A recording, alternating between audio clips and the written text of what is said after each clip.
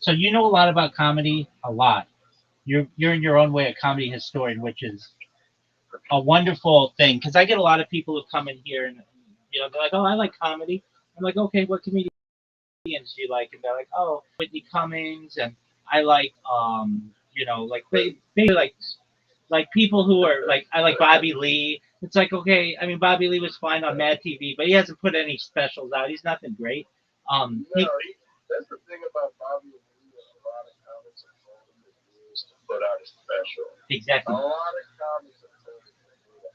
but he doesn't want to because then he's got to do a whole new act.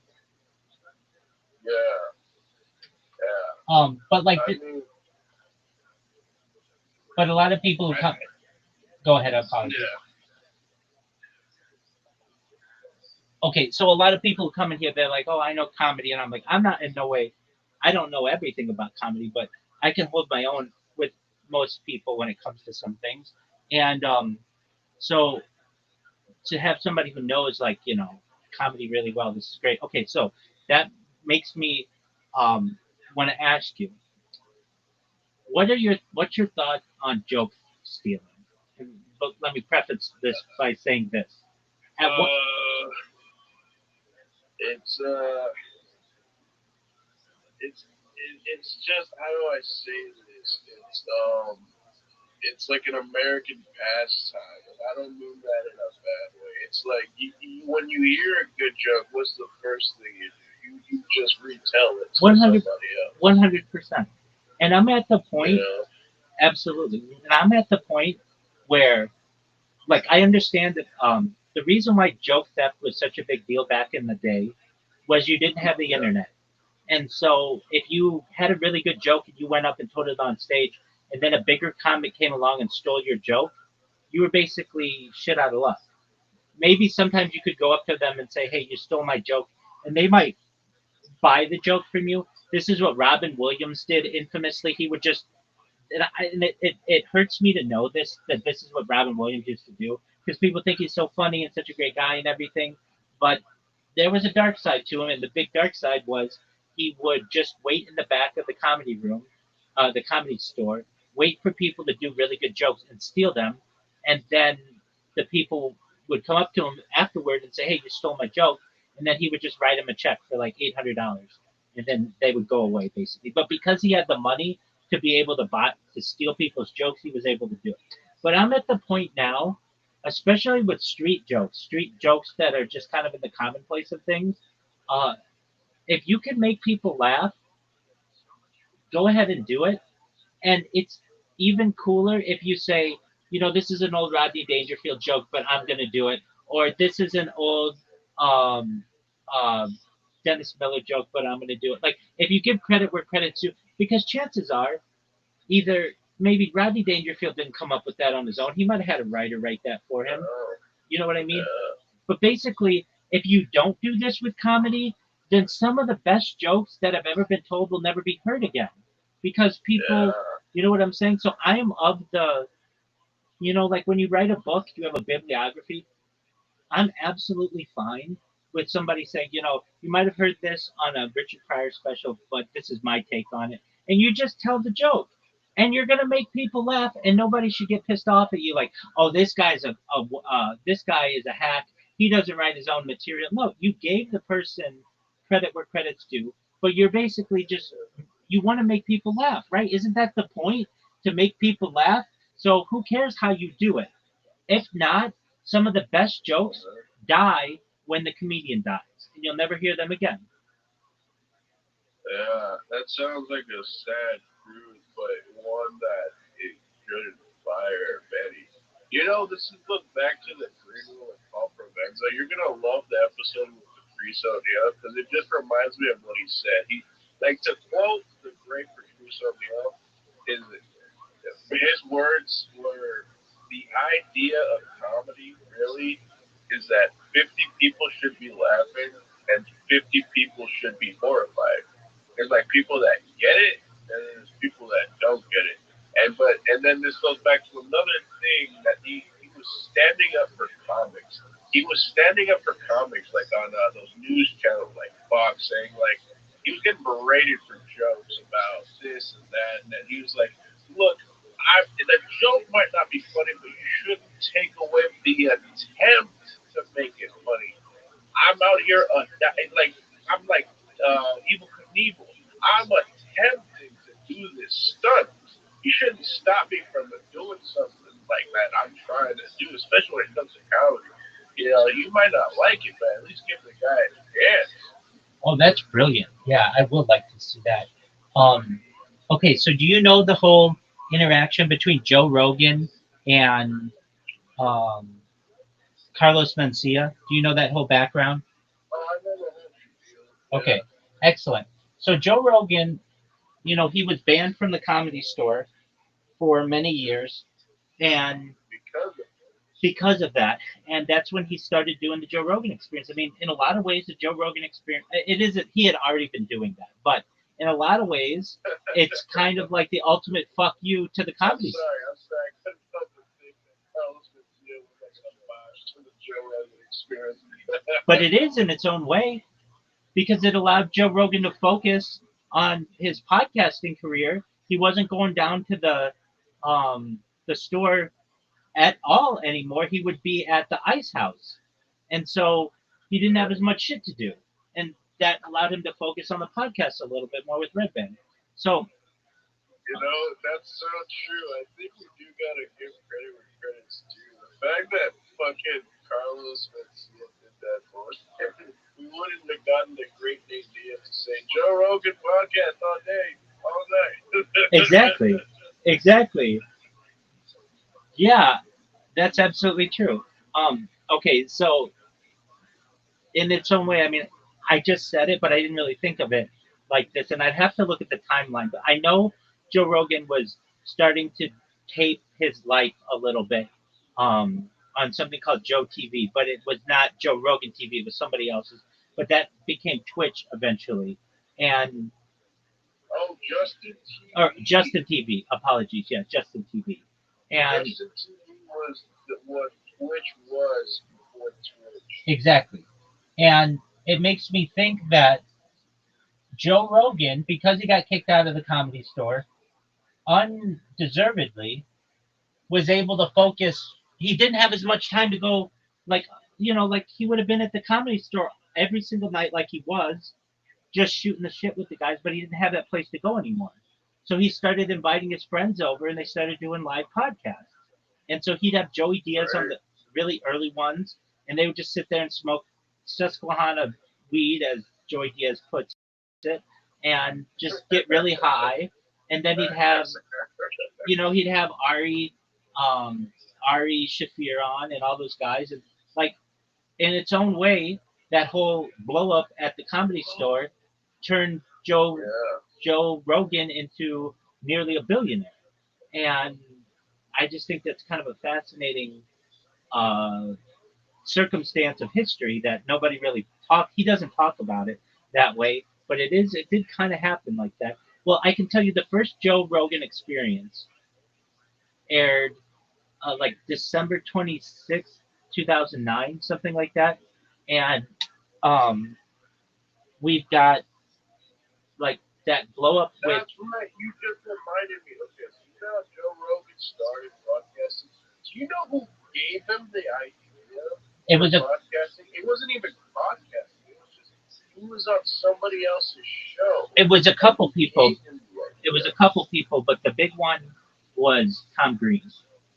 Yes, the great Tom Green. He even mentioned that in the podcast. That Joe Rogan had him on his podcast. Tom Green mentioned that that you're the one who inspired me to do this. Exactly. Now, I know you're probably a little younger than I am. I don't know if you ever watched a Tom Green show, but it was a show that was basically made in Canada, syndicated on MTV in the United States, and Joe Rogan is on an episode of it, and you see him sit down, and he's like, "Wow, this is just something that you made," and he's like, and Tom Green's like, "Yeah," and I do interviews here. It was just like a Tonight Show set, and you can still watch it. And so Joe Rogan's like, "Whoa, so like there are cameras here," and he's like, and you can see the wheels in Joe Rogan's mind turning, and he's like, "So all you have to do is monetize this. If you can monetize this, and he wasn't even using the term monetize. That was too business-esque for him. He was using the term like, all you need to do is get like advertisers, right? And Tom Green's like, yeah, I mean, we sell it to like, different places in the States and they buy it. But yeah, I mean, you could throw some advertisers of your own in here and have your own show. And Joe Rogan is like, so you've got your own show. And like you can see when he does that show, like it's a beautiful part of history because you can just tell, you can see the wheels turning in Joe Rogan's mind that I'm gonna make this into my own show, and he does. Well, getting back to the Carlos Mencia aspect of it, Joe Rogan won over a lot of comics because of the whole joke thievery, joke stealing aspect. But I really think we're at the point where we only have so many different words that we can jokes to tell. Yeah, people will come up with things like because of politics or news events and things, but a lot of the same jokes aren't being told because people are too afraid the to get the reputation as a joke thief. And so if I were a comedian, I think this would be absolutely fine. You could go and just you could literally steal someone's act 100 word for word. You could go and take, I don't know, Dave Chappelle's "Killing 'Em Softly" act, and you can say this is an homage to the great Dave Chappelle. I'm going to give you my take on his act, and you do it word for word, and you could, and I don't think anybody should give you shit for that because you're giving credit where credit's due. And I think then you're onto something with that, I yeah. really think I am, and um, and people would respect you a lot for it, and nobody and because if not, here's what happens. Uh, Someone like Lenny Bruce, like I don't know if you know who Lenny Bruce is, but he's like an old comic. He had some really good jokes. I don't know if you can still hear me. Can you still hear me? I can still hear you. Okay, excellent. Lenny Bruce was a 1925 comic. That's a bit far back. No, no, 60s, but um, he uh, Uh, but basically like he had look. Here's a joke that he would do that was okay. here's a joke that he would do that that still works today. He would say, all right, so there are these people out there who want to make homosexuality illegal. So let me get this straight. You see two guys having sex with each other, and you want to make that illegal. So you put them in a place that's just filled with guys who want to have sex with them. What's the deal with that? Basically, something like that. Okay, that's a funny joke. I mean, it still works today. It still works. It still works almost 70 years later. But nobody's going to tell that joke anymore because somebody who's a comic historian will say, "Hey, you're stealing Lenny Bruce's joke," and some people will say that that's joke theft. But if you go out now, I've heard Joe Rogan tell this before, and he says, you give credit where credit's due. This is a Lenny Bruce bit. That's absolutely fine. Or you could go up and give you if you could say, hey, this is a Richard Pryor. This is shout out to the great Richard Pryor. I'm This is my take on his humor, and you tell his humor. I think like you could almost make it like poetry, like where somebody takes Shakespeare and does a recital of it. You could do the same with these stand-up comedians, and people would fucking love it because they loved it back in the day, and now you're doing a take on it. They're gonna love that. You already know the material kills, so long as you have it memorized and um, the correct timing and stuff, and then you're giving credit to the original creator. I think it's a take on stand-up comedy that I've never seen anybody do at length, but would work very very well. Yeah, I tell you what, it's it's like if movie theaters keep rehashing old, you know, movies. They try to bring them back to life to a new generation. It's the same concept as the way I'm wrapping my head around it. Everybody's rebooting these old shows, these old movies. You like do that with these coarse, great jokes told by the greats. Refresh it to your own version. One Don't thought, just read, word for you can word for word it, but make it your own. Is what I'm absolutely, saying. absolutely. And there are people. So there's something called oh, I forget the term. It's like parallel thinking. So that's the term. So like you and I, we don't talk about anything together, and you come up with a joke, and I come up with a joke, and it turns out to be the same joke. That happens a lot in comedy, and it can be a real thing where somebody may accuse you of stealing their joke when really you thought of it on your own. That's an aspect that you want to avoid with joke theft. But then, just like you're saying, that this observation that I have of comedy, if you just go out and say somebody who had a killer joke, I don't know, Johnny Carson joke, you can say, shout out to the great Johnny Carson for some of my material. Shout out to Bill Cosby for some of my material and Richard Pryor. I'm going to do my best to make it my own. Here we go. And then you can throw your own jokes in there too, or you can modernize these things. I think that would absolutely kill. And people would love it because it's like, man, I love Richard Pryor and I love Bill Cosby and I love Johnny Carson. You could absolutely do that. And so what am I saying? I'm saying that you could get an actor who doesn't do comedy and have them memorize a stand-up skit or a stand-up routine. And so long as at the beginning or even at the end, but probably best at the beginning, if they just give credit where credit's due, they could go up in front of a crowd, tell the do the set, and absolutely tear the place down. And they're actually not a funny person. They're just an actor who is reciting lines. I think that it's something that nobody does. Uh, Now there may be an issue that arises, but I don't even know how much the issue would be. Where the estate might come after you, but I don't even think the estate really has a leg to stand on because you're giving credit to the original, work. Um, I can already think of one problem. what's that? Everybody's gonna want to do the same best routine. Like for instance, like if you've ever watched Dave Chappelle killing him softly, Absolutely, or Gabriel Iglesias, any of the specials really, absolutely. they go back and just do that. There's gonna be so many people just redoing the same best stand up that they've ever watched. But in my mind, I'm thinking there's not too many people that watch a lot of different stand up, so they're all going to be doing the same one. Wait, but that's too recent. We're talking within the last 20 years those have been done. I'm talking older than 20 years. There aren't going to be a lot of people who know old Jerry Seinfeld bits. There aren't going to be a lot of people who know old Norm Macdonald bits or Bill. Some people will know Bill Hicks, but if you say I'm giving credit to the late great Bill Hicks. Shout out from where Yes. you are. I'm a huge fan. And then you go and start doing his Kennedy jokes. There are going to be people who think that that is very funny, and they've never heard it before.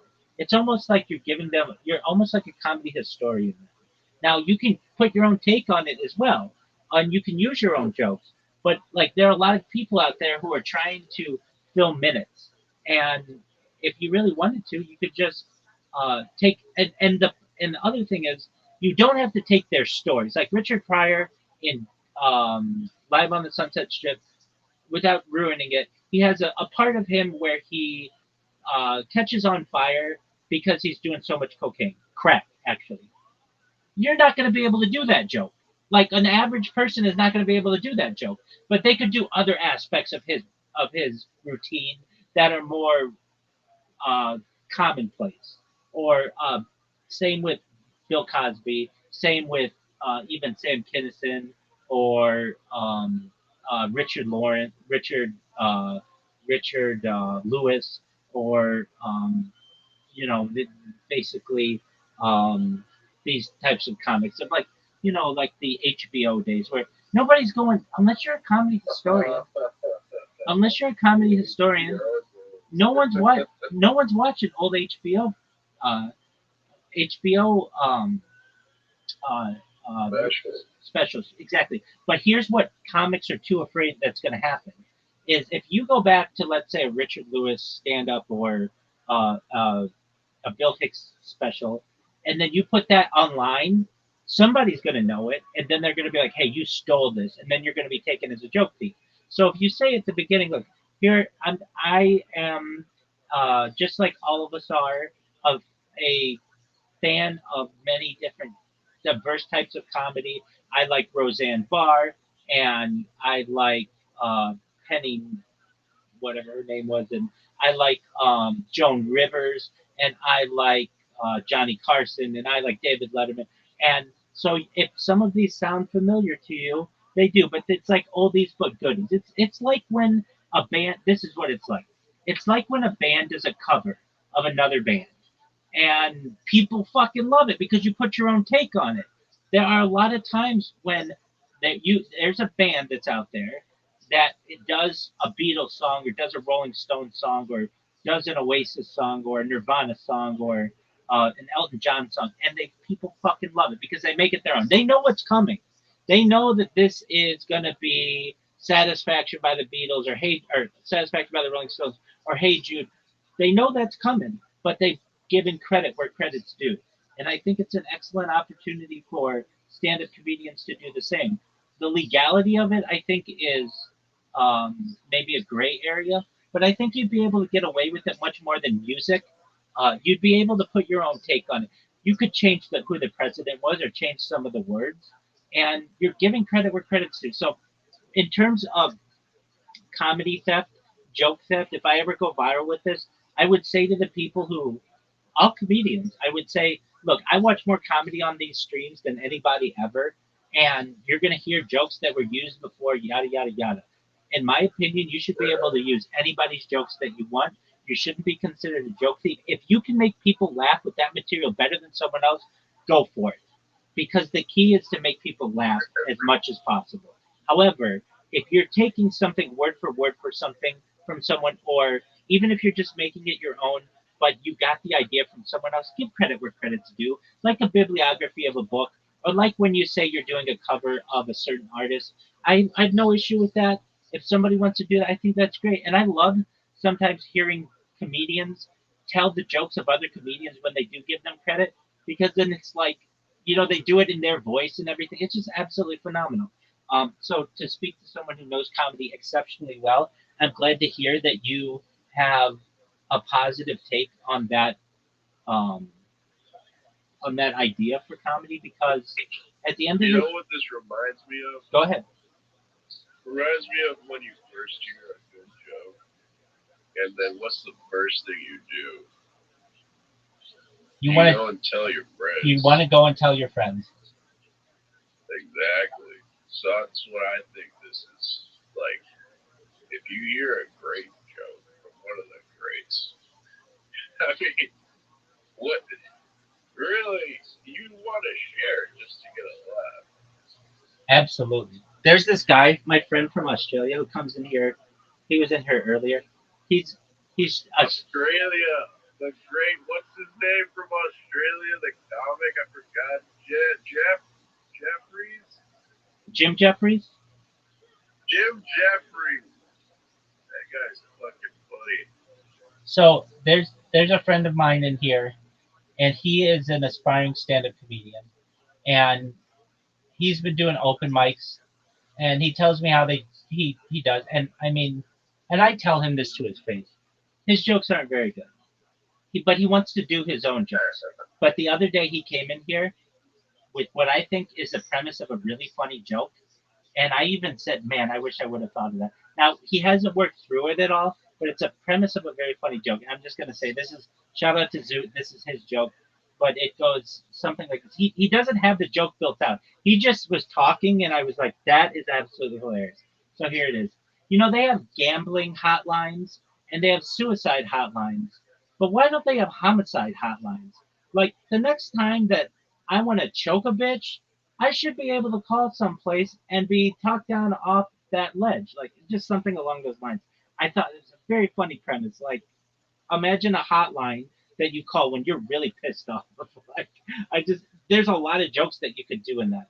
Anyway, the reason why I said that is just I thought it was a funny premise that my friend had, and there's not too much to it. That's all there is right now. But Yeah. um, but basically, Yeah. now You know what I'd call that hotline? what would you I'd call it? call that hotline the heated hotline. There you go. Absolutely. Um, so you may have people who like, okay, so let's say you tell that joke, and then somebody else out there came up with the same idea in another part of the world. It's almost in your best interest as a comedian to get that joke recorded in your own way as best as possible, as early as possible, so that you have proof that you were telling it longer. You get what I'm saying? Then nobody can really call you a joke thief. Does that make sense? I mean, yes, but I'm also thinking, this joke telling all over the world. I don't think joke telling is predominantly any one part of the world. No. It does. I mean, like as we've seen it, it is a development of the 20th century, basically emerging from vaudeville. And in order to have it, generally you need a stable society, so you can't be at war and things like that. But it's something that has emerged. Um, but we don't find it You're in. talking about stand up or just joke telling? That's actually an excellent point. I'm talking stand up. Joke telling's as old as anything has been. Yeah, exactly. Like, oh, my dog just took a piss, and then yada yada yada. The art of stand up, isn't it inherently Western? It is. It's spreading out to the east, but yeah, I mean, it emerges from vaudeville. If you know what vaudeville was, it was like, people who would travel with shows and circuses and things, and they would do certain skits and magicians and things like that, and then eventually you would get people who would tell jokes. But that really it arose like in the 20s and 30s and such. Um, Okay, who's your favorite female comedian? Or give me your top five female. Well, let me Well, ask you this: do you find female comedians? I can think of only two. Okay, so you The don't really rest is you don't find female to both comedians of that them. funny.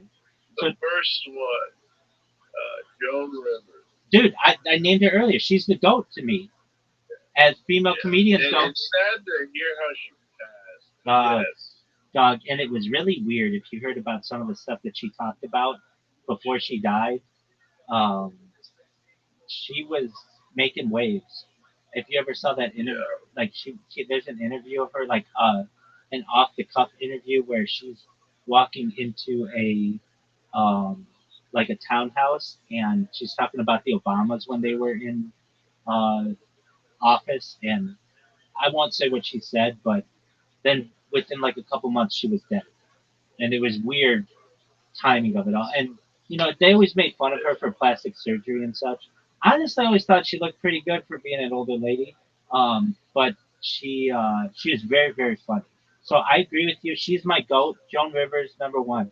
All right, who else? yeah. Second one, it, you might not know this, but what you would know is that how Joan Rivers had her own talk show. Absolutely, Joan Rivers show. And Uh, um, she used to guest host the Tonight Okay, Show. Johnny Carson. She used to guest host the Tonight Show with Johnny Carson. She was the first female guest host of it. That's right. Okay, and that's another thing. If you want to get into it, how Johnny Carson went about Joanne just doing her own show. Absolutely. Just one moment. We have a friend who joined us. Oh, okay. Sometimes people come in from all over the world.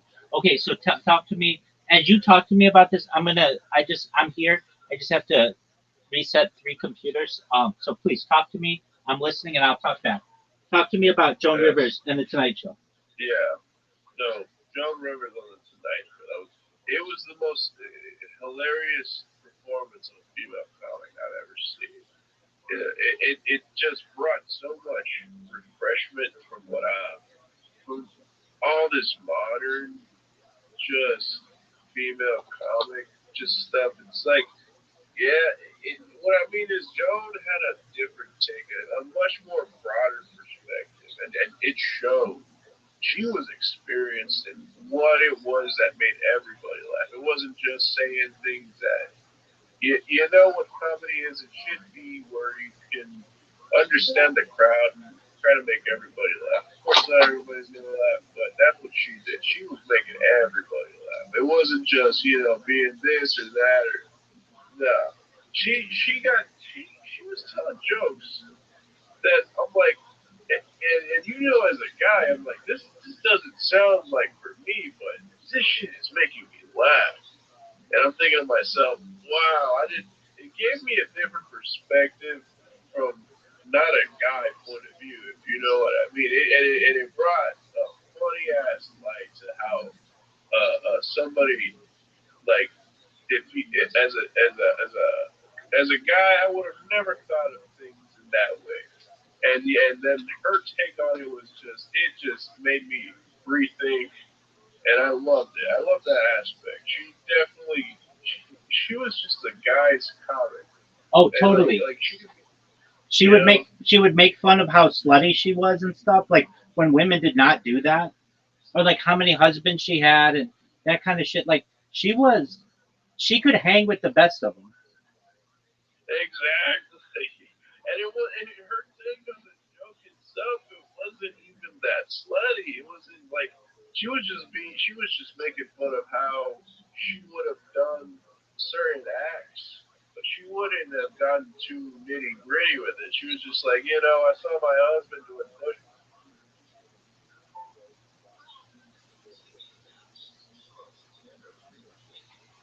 I saw my husband with what? Should I?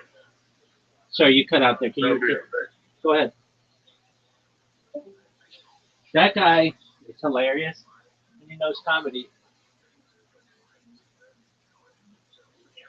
Who is Pup Queen Unicorn? Hi, I'm Pup Queen on Discord. All right, Pup Queen. Who the fuck are you? Pup Queen on Discord.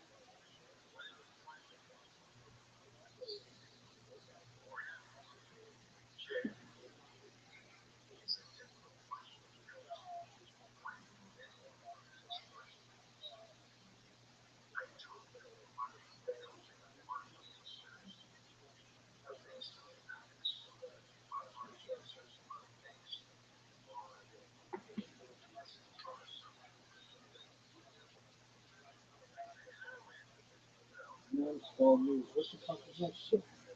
Good seeing your life going on. What's going on in your life, baby?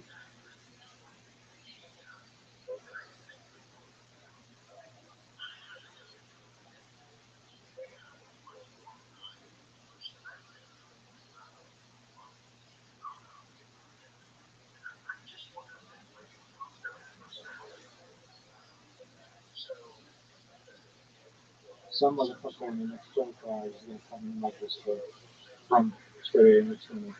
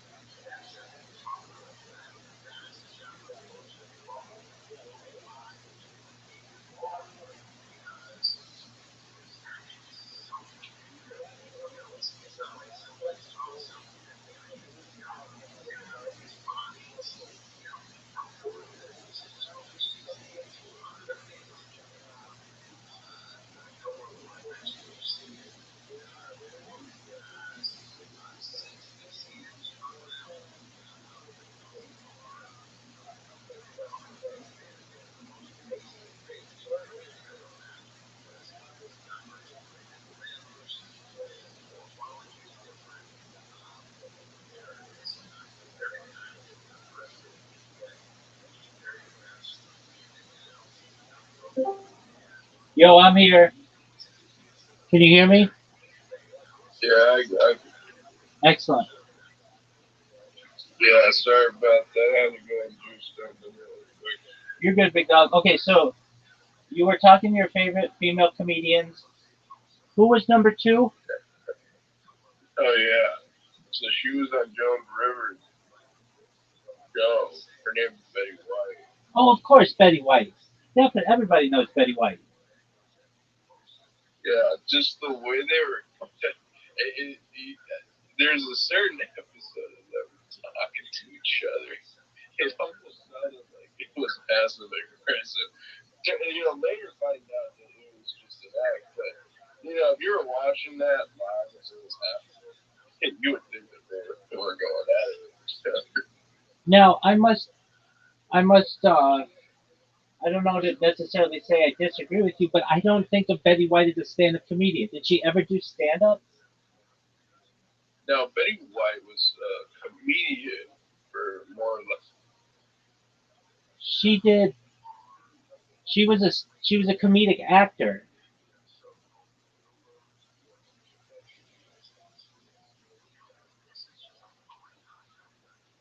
I mean, she was on. Um, can you hear me? You're muted if you didn't know.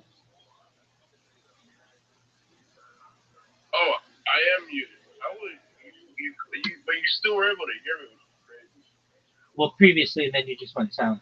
Yeah, Betty White's a comedic actor. So she was on the Mary Tyler Moore Show, and she was on, um, oh, she was on Golden Girls, and she was on Hot in Cleveland.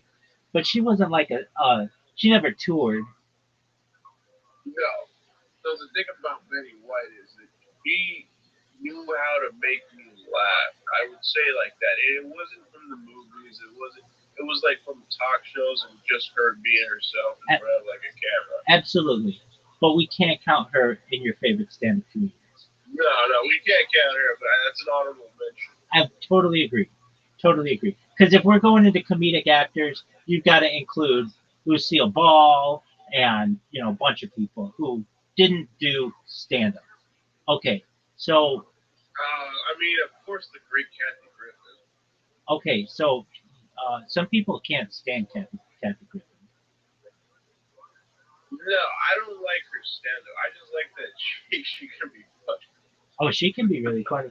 I think some of her stand-up is funny. I think she's a funny person. I think she, believe it or not, a lot of people disagree with me, but I think she's very attractive. Um, I Oh no, of course. Yeah, she had that show, My Life on the D List, and she was on Suddenly Susan, I believe, and she was even on a Seinfeld episode where she played a giant bitch. But yeah, okay, so do you find female comics funny? I want to say yes, but yes, because there are some female comics that, for instance, there's one that came from Kill Tony. I forgot her name. She's Italian, but she doesn't have an Italian accent. I totally forgot her name. I like her. She's very funny. From Kill Tony, are you sure she's not Puerto Rican? Yeah.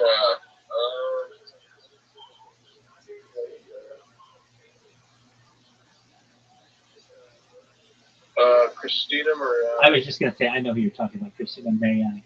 Okay, when she has, she's got a great personality, but she's knows jokes a bit like Mitch Hedberg. She's attractive, and she has one joke that's absolutely killer. Who is the pickup line? I think she's like going out running, and she sees an African American guy who comes up to her, something like that, and she grabs her purse. Yeah, she grabs her purse, but there's like a take on it that you're not expecting. And that was what, when she told that the first time, people blew up about that joke, how funny it was, and then that got her like in the regulars basically. Um, but what? Yeah, no, she's great. Yeah, she is. I think she's. I do like female. I mean, I like comics. I don't know because we're all that female comics. I like female comics. I just don't know too many of them to like count them out. I've got you. Okay, so my goat is Joan Rivers. My second favorite is Roseanne Barr, who used to kill. Absolutely hilarious stand-up comedian, and then had a very funny television show. Um, I'm a fan of let's see here, Nikki Glazer. I think she's hilarious and does a really good job in roasts.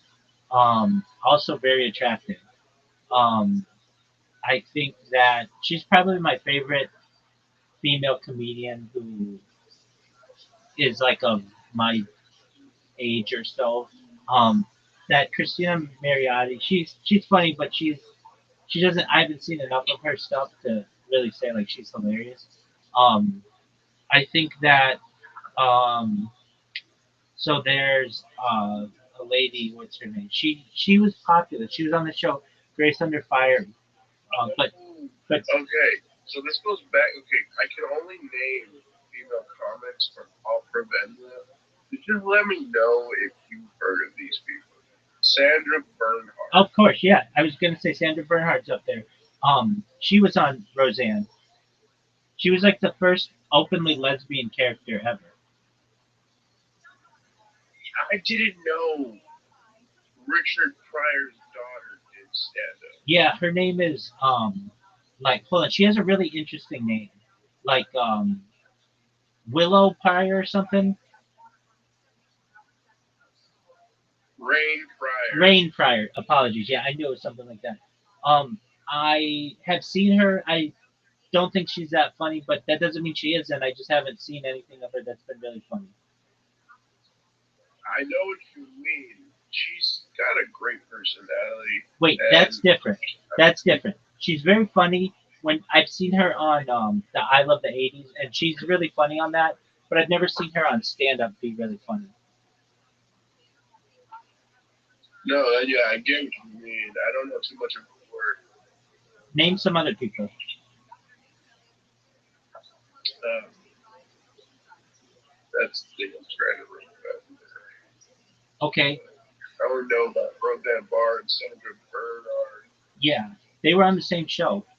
Roseanne got her on the Roseanne show, and Whitney Cummings was like a writer on that show way back in the day.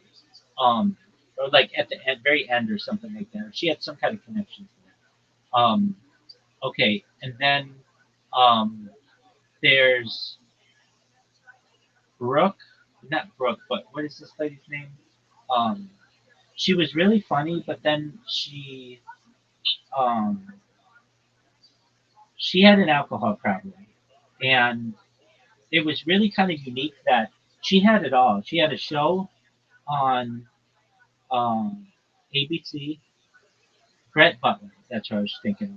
And she had it all. And then allegedly she like uh, sexually abused one of the kids on it, like a dude. And she just had this drinking problem, and she's never been able to recover from it. But she was very funny back in the day. Um, and I, I want to say that like for anybody who watches my streams in the future, and we're having this discussion on comedy, women have not been given the same opportunities to do stand up that men have. And plus, it's a dirty, dangerous world of doing nightclubs in Tuscaloosa, Alabama, and Tupelo, Mississippi, and the Comedy Store. And, you know, like you're out late at night and things like that. It's not always been a place where people have wanted to go, especially if you're a female comedian. But some of these women who did it extremely well. Um, you know, there are others. There was one like there were some comics I can't name them now, but like here's what would happen: they would get really good, and then they would get a job on a television show as a producer, and then they wouldn't do stand up comedy anymore. So that's another thing as well, where a lot of these ladies would get successful, but you wouldn't necessarily hear about them because they were doing something behind the scenes or something like that. But They were um, doing writing. They were ghost writers for jokes. that's And this is my take. I don't know if it's right or not. But if you were good, you definitely get a writer job. Get cushiony. It was such a cushiony job. Paid you well. Took care of you. You never had to do stand up again. that's Basically, is from the gist of what I've heard. that's right. Okay, so let's go through a list. I'm gonna. Okay, so Ali Wong, very funny comedian. She was on a show called All American Girl in the '90s, and it was like the first Asian show that was ever on TV, and Yeah. it was really good. All right, Quinta Brunson. I don't know who that is. Nicole Byer. I don't necessarily know Oh, who. It is. I do have two more female comics that I remember. Give it to me. Caroline Rhea. Love her, and I think she's beautiful. Yeah, Caroline Ray, and then She's amazing. yeah, absolutely. She's. I think. If I correct me if I'm wrong, she's married to Colin Quinn. Is that true?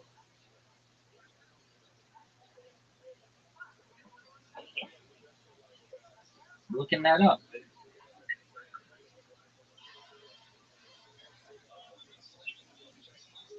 No, she was married to somebody else. Kostaki Economopoulos, some Greek guy. Oh, then because I swear it looked like they were dating on the show. They were so close to each other. Again, wasn't she a female comedian, or wasn't she a female actor though? I don't ever know that she did stand up. Right, that's another thing. It almost seems like a thin line, Right. but who knows? No, you're absolutely right. If you get a funny lady, a lot of times if they're at all attractive, they'll just put them in front of the camera. And so, like Rosie O'Donnell, I guess you know what, Rosie O'Donnell and Caroline Ray, they did do stand up. They had shows. They did like the Caroline Ray show where she would have writers write for her, and like how the Tonight Show has the monologue. She would do a little monologue, and Rosie O'Donnell, I believe, did the same. And so that's stand up. That's it's a little bit Yeah. different, but that's stand up. So yeah, I guess that definitely counts. Um, All right, and then the next one was Liz Winstead. Winstead. okay, I'm gonna look her up because I don't know. Yeah, 'cause I don't know if she was a comedian, but she definitely appeared. But this is another thing too. It's just when it comes to female comics in the past, it almost seems like a handful that you would even know. It's so few. Well, because two reasons. One, well, three maybe. They get pulled, maybe four. It's dangerous, and women don't want to be in that situation. And I wouldn't want to either when you've got a bunch of horny guys around you. Secondly, um, well, I guess as well, people want to raise families, and that's like those are like the key years for women to be able to raise families. Thirdly, they weren't given the same opportunities as men. Fourthly, there's just this idea that women comics are not funny. It's like a stereotype. Even though it's not true, some women are very, very funny. It just seems to be rarer than men. And those are, oh, and fifthly, if a woman's funny and she's at all attractive, they'll give her her own show or they'll put her on a show. So she doesn't have to do the grime of doing all the traveling that you have to do in stand up. She can just live in Hollywood and be on the show. Would you agree with that? I would agree with that because if you're a guy doing comedy, it's so competitive. So competitive, so grimy. I can't believe what these guys do. They will travel from like the upper northwest to do a show in like Boise, Idaho for like $50. They'll drive like 8 hours for $50, if that, and they don't even know if they're going to Oh get my paid. god, You know what I mean? yeah, Like in a snowstorm. I do, and yeah, I would think that they would get paid so much more than they do, but then again, they don't really have to do anything except memorize some stuff and deliver it. But it's difficult to do. It's this paradigm that I have. Like, well, it's pretty simple to do. So why do you have to pay them a lot? But then again, how are you going to get somebody in your little Hoboken town when nobody knows about you if you're not going to pay them well? But basically, like there was even a thing. So I don't know how much you know about the Comedy Store, but there was a time at the Holly Comedy Shore.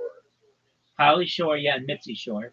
Basically, the comedians in the 19 late 1970s or so went on strike, and basically because they weren't getting paid, and so that's how they created the system where you would get like $15. These guys would only make $15. You would go up in the Comedy Store. If you go up on the Comedy Store, I would think you'd make $1,000 every single time, but not at all. You go up, you do your 10 minutes or 30 minutes or whatever, you make $15, and that's only if you're a paid regular. Like they don't pay very well. The idea of the Comedy Store, what their argument was, because they weren't paying comics, they would say you get it out of exposure. We're gonna have every every manager in the city in our audience, and you're gonna get an agent that way. So why should we have to pay you? And there was this big disagreement to the point where today, if you look at the Comedy Store's website, at the very bottom and within the website, there's a whole story about what happened. Um, Very briefly, Damn. I'll just give you a summary um, of what happened in the 70s. Um, and it might have been the early 80s, but here we go. It was the 1979 Comedy Store strike. In 1979, stand-up comedians at the Comedy Store in Los Angeles, led by figures such as Jay Leno, David Letterman, who normally, if you know, don't get along, and Tom Dreesen, organized a labor action demanding payment for their performances, marking a pivotal moment in comedy history. They weren't getting paid for them previously, which is mind blowing. The comedians, who were classified as independent contractors, argued that the club, operated by Mitzi Shore, was exploiting them by offering no pay despite generating significant profits. They formed a group called Comedians for Compensation and staged a 6-week strike beginning in March of 1979, picketing the club and refusing to perform. The dispute arose after Shore opened a larger showroom where she paid headliners, but not the younger comics performing there, prompting the comedians to seek for compensation. The strike was not legally recognized as a formal labor strike because the comedians were not employees under contract, but it was a significant protest against the club's no pay policy. Tensions escalated, including an incident where an anti-strike comic attempted to drive through the picket line, knocking down Jay Leno, who feigned injury to draw attention. The strike had a profound impact, leading to a settlement in May of 1979 where comedians in the main room were paid $25 per set on weekdays and weekends, and later $15 per set, a rate that remained unchanged until it was raised to $20 in 2024. Like, even still, those guys make nothing. $20 for doing a set. They The strike also prompted other comedy clubs, including the Improv, to begin paying their performers, fundamentally changing the industry standard. The event left a lasting legacy, including the suicide of comedian Steve Lubitkin, who jumped from the roof of the Hyatt Hotel across the street, leaving a note stating he used to work at the Comedy Store. The strike transformed Mitzi Shore from a perceived mentor into a more business oriented figure, ending the club's earlier artist colony atmosphere and ushering in a more commercial era.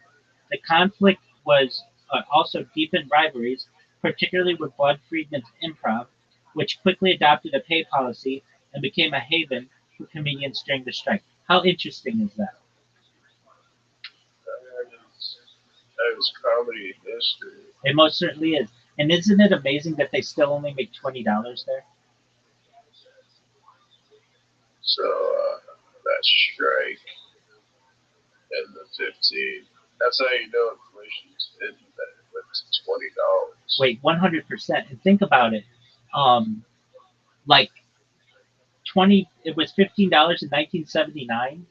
That's like 70 or $80 today. Yeah, inflation is bad. Right. But notice they didn't raise it to what inflation would have been. No, that I agree that it's $20, $20. Right. Have But you? now it's like $20 is not the same. Oh, no, not even close. Have you ever been to the Comedy Store? I have. I've seen Bobby Short before. What did you think? Uh, he's exactly how I saw him on TV. I feel as though he's who he is on stage and off stage is about the same. I would imagine so. I don't find him to be that funny though. Comedy's comedy. But I know what you mean. It's like if I saw him perform, I would want to laugh. Yeah, no, exactly. And you might have a couple drinks with you and everything. I I found him funny to be. He was funny in like the early '90s, and when he had his show and stuff. But I don't know. He's just sometimes Yeah, he he. was really edgy, which was that was his thing. He was really edgy and quirky, and he rode that. I feel like he just rode that to now, and it's yeah, I don't know. He, he of anybody who's had a nice life, I feel like he's had a pretty nice life. Uh, Basically, he was an MTV. He was on MTV as like a kid. He never had to go to college. He was always taken care of. He always had the funniest people around him. Um, but so I'll say this: he never had to be really funny because he knew he could always get up on the comedy at the Comedy Store or anywhere else. But he made some movies that were popular. And so, with that being said, I think I really mean this is going to sound absolutely bonkers to you. He's going to win an Oscar. And if you're like, how the fuck is he going to win an Oscar? So he's starring in um, the movie, the biopic on, oh, what is his name? Um, I'll get it in a second. He's starring in the biopic of Richard Simmons, and he looks just like Richard Simmons. And he does the impression really, really well. And you watch, I could see a world where Pauly Shore wins an Oscar for that performance, and I would be really happy for him. I think in a lot of ways, people have made fun of him for many years for not deserving an Oscar, and I think that, I mean, not deserving anything, but uh, the Richard Simmons estate is fighting this movie, but it's moving forward. You know who Richard Simmons is, the exercise guy from the '80s? Yeah. Yeah, and if you've ever seen Richard Simmons and Pauly Shore, they look very similar. And and Pauly Shore, Pauly Shore actually be a skit performing at this facility. oh yeah, oh yeah, and he does really well. And they kind of sound alike as well, and I'm excited for it. So I don't know where they're at in that movie, but um, and I've got to say I haven't seen a lot of Pauly Shore stand up, but that's because Pauly Shore didn't travel and do specials. He didn't need to. So for me to, Just come back to what you said originally. Yeah, I just kind of pictured that kind of like, yeah, if you're somebody who's kind of far to grow up, I mean, he pretty much lives in what Hollywood, LA, yeah, kind of, you know, he lives in the Hollywood yeah, Hills. He hooks up with the hottest chicks who come down to the comedy store. He got set up by his mom and dad, and that's totally cool. His brother runs the comedy store, so he doesn't even have to worry about that. He's got a great life, I've got to say. I mean, he's a millionaire, and he also has like bunch of movies that he did in the early '90s that have made him very popular. So for those, he made Biodome and Son-in-Law and like a bunch of others. So, um, in my own way, like we all should be as fortunate as Pauly Shore. And now, look, he could have been the son of not just millionaires but billionaires, and then probably had his own life or whatever. But his life has been in the public, and he's just had like uh, it's been interesting. So I was interested to hear what your take on that was. Um, I yeah, Pauly Shore is an interesting character for sure. Yeah, definitely. Okay, so back to female comedians. Um, Oh uh, yeah, that was you reminded me. So I was gonna list a few. all right, go ahead. First off, I can't believe that I didn't remember this female comic in particular, Sarah Silverman. Absolutely, yeah. How could we forget? Absolutely hilarious, very attractive in my opinion. Um, love her, and I think she's a great actor as well. Very funny. Yeah, excellent. Yeah, Yeah, I can't believe. I mean, there are so many people we're thinking of, and with the excitement, yeah. Sarah Silverman, if you ever watch this in the future, we definitely appreciate your contributions to humor. I got to see it perform live. Uh, it was the same night that Bill Burr performed. Wow, you got to see Bill Burr perform? I got to see Bill Burr perform. Yeah, Wow, it that's was at amazing. a random pop up that he attended. That's amazing. Yeah, I didn't have to pay those tickets. I paid regular. I think that was the best part about that whole night. I could see that. One person who I absolutely think is hilarious, who I want to make sure we include her, Wanda Sykes. Have you ever seen Wanda Sykes perform? I was just thinking about just sex. Oh, she's so funny. She's so funny, and she does this voice. I mean, like whatever it is, she'll be like, "How do you think I'm gonna be doing something like that?" It's just so funny when she does that. Like she's just got this way that she's just brilliant. Very funny. If you ever watch her early, Comedy Central specials. They're some of the best ones. And then she got the Wanda Sykes show. She was on Curb Your Enthusiasm and other things. So I just think she's absolutely hilarious. Um, I'm looking at a list here. Now I've never really seen her do stand up. I've seen her on Saturday Night Live, and that's Tina Fey. But they put her on here as a female comic, and I think she's very funny. But again, she's a female actor to me, just like Amy Poehler or Sherry O'Terry from Saturday Night Live, or um, uh, like any of those people on Saturday Night Live. They didn't really do stand up. They did skits and improv and stuff, and that's a little different. I'm talking about women who got in a fucking car and road tripped across the United States, or took a plane with nothing but a suitcase and got in front of a microphone. I don't know if Tina Fey ever did that. I don't know that she ever did, but I know Sarah Silverman did. Do you know who Phyllis Diller is? Oh, I love Phyllis Diller. Absolutely, I know who Phyllis Diller is, and she's up there as a goat. She's absolutely hilarious. Have you ever seen the? Yeah, she's up there with Joan Rivers as one of the funniest women of all time. Have you ever seen the movie The Aristocrats? Yeah, this is a great joke, with the side of theirs. What is it? It's the worst joke that you could ever tell. Oh, I know what Punchline. I know what the joke is. Punchline. You know the Oh yeah, okay. I thought you were saying that Jerry Seinfeld had a funny take on it. They all have a funny take on it.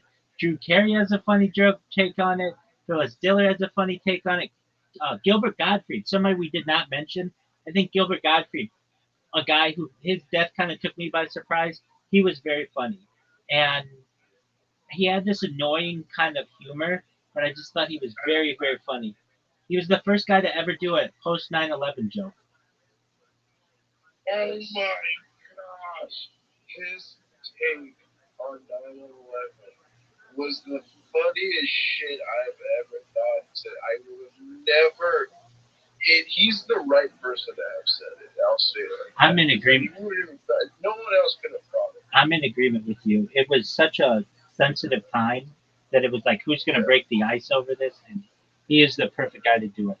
Um, Yeah. It's like, if we can't laugh about it now, why?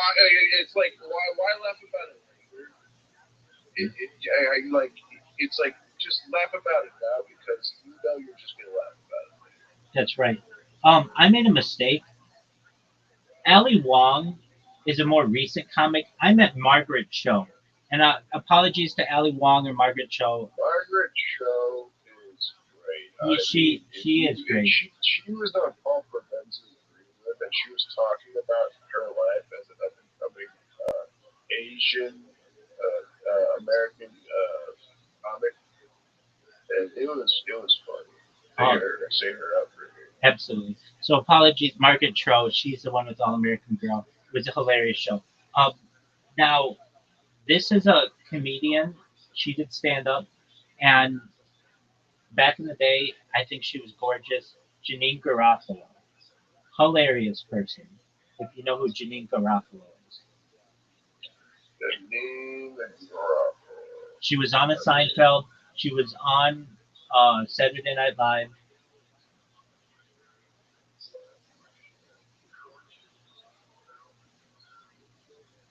Name She is. I know who this is. She was on Paul Provenza, and oh my god, she. Okay, she's hilarious. She is hilarious. She does political humor. Exactly. It's yeah. She has an interesting take. I think if she was to still do that now, it'd be just as funny. I feel like I could have been friends with her. Like, she was like really like alt, like but just could be really really. And back in the day, she was gorgeous. Okay, here's one who gets a lot of shit, and I hate to say it. I don't find her that funny, and a lot of people don't either. Amy Schumer. Amy Schumer, her take on comedy stuff, or in your face. It's another comedy. I'll say that's the best part about it. It's just you don't give a fuck. So I think that the waters were a little poisoned when I first learned about her because she got this reputation as a joke thief, and then she had to like go out and do this press tour that she's not a joke thief, and I just never found her all that funny. What I will say is she had a show inside Amy Schumer, and I think that was a hilarious title for it. And but frankly, also she got a lot of shit. Netflix used to put up how many stars a movie got, like from 0 to 5 or whatever, and they you could do like thumbs up or thumbs down on it, and then they stopped doing that after Amy Schumer's special because they say that she got like review bombed, and because people wanted to make her special the least upvoted or least popular stand-up special in the history of Netflix. I've never seen her special, so I can't say specifically. I will say I forget. Ali Wong had a stand-up special that I watched. It was called like Baby The Cobra. Anaconda one? I thought it was Baby Cobra or something, and Yeah. it was very funny. Um, okay, Amber Ruffin. I don't know who that is. She had her own show though. Um, okay, what are your thoughts on Leslie Jones? You know who Leslie Jones is? Uh, Leslie Jones. She was in Leslie. Oh, Ghostbusters. I, yeah, if she did stand up, I didn't personally watch it, but she was on SNL and she was on some commercials. And I Exactly. always thought of her AT that and T and stuff. funny comedian, like a personality. Huge personality, and that's what I would say. I've never seen your stand up. I don't know if you've done specials. Huge personality, and she could be really funny on some stand up.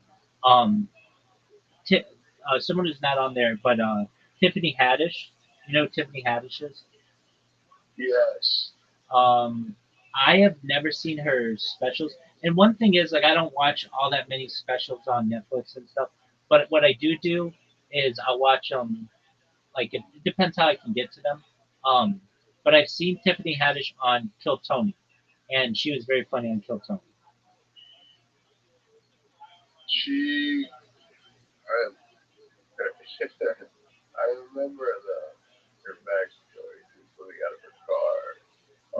Right. I think that's a really humble beginning. I absolutely agree. And you know, she got in trouble for sexual assault. She assaulted somebody sexually. Yeah. Okay. And the person with whom she got in trouble, they assaulted somebody on some show. This person is not only an amazing comedian, but does maybe the best impressions of any comedian, at least African American comedian impressions, because not everybody can do those.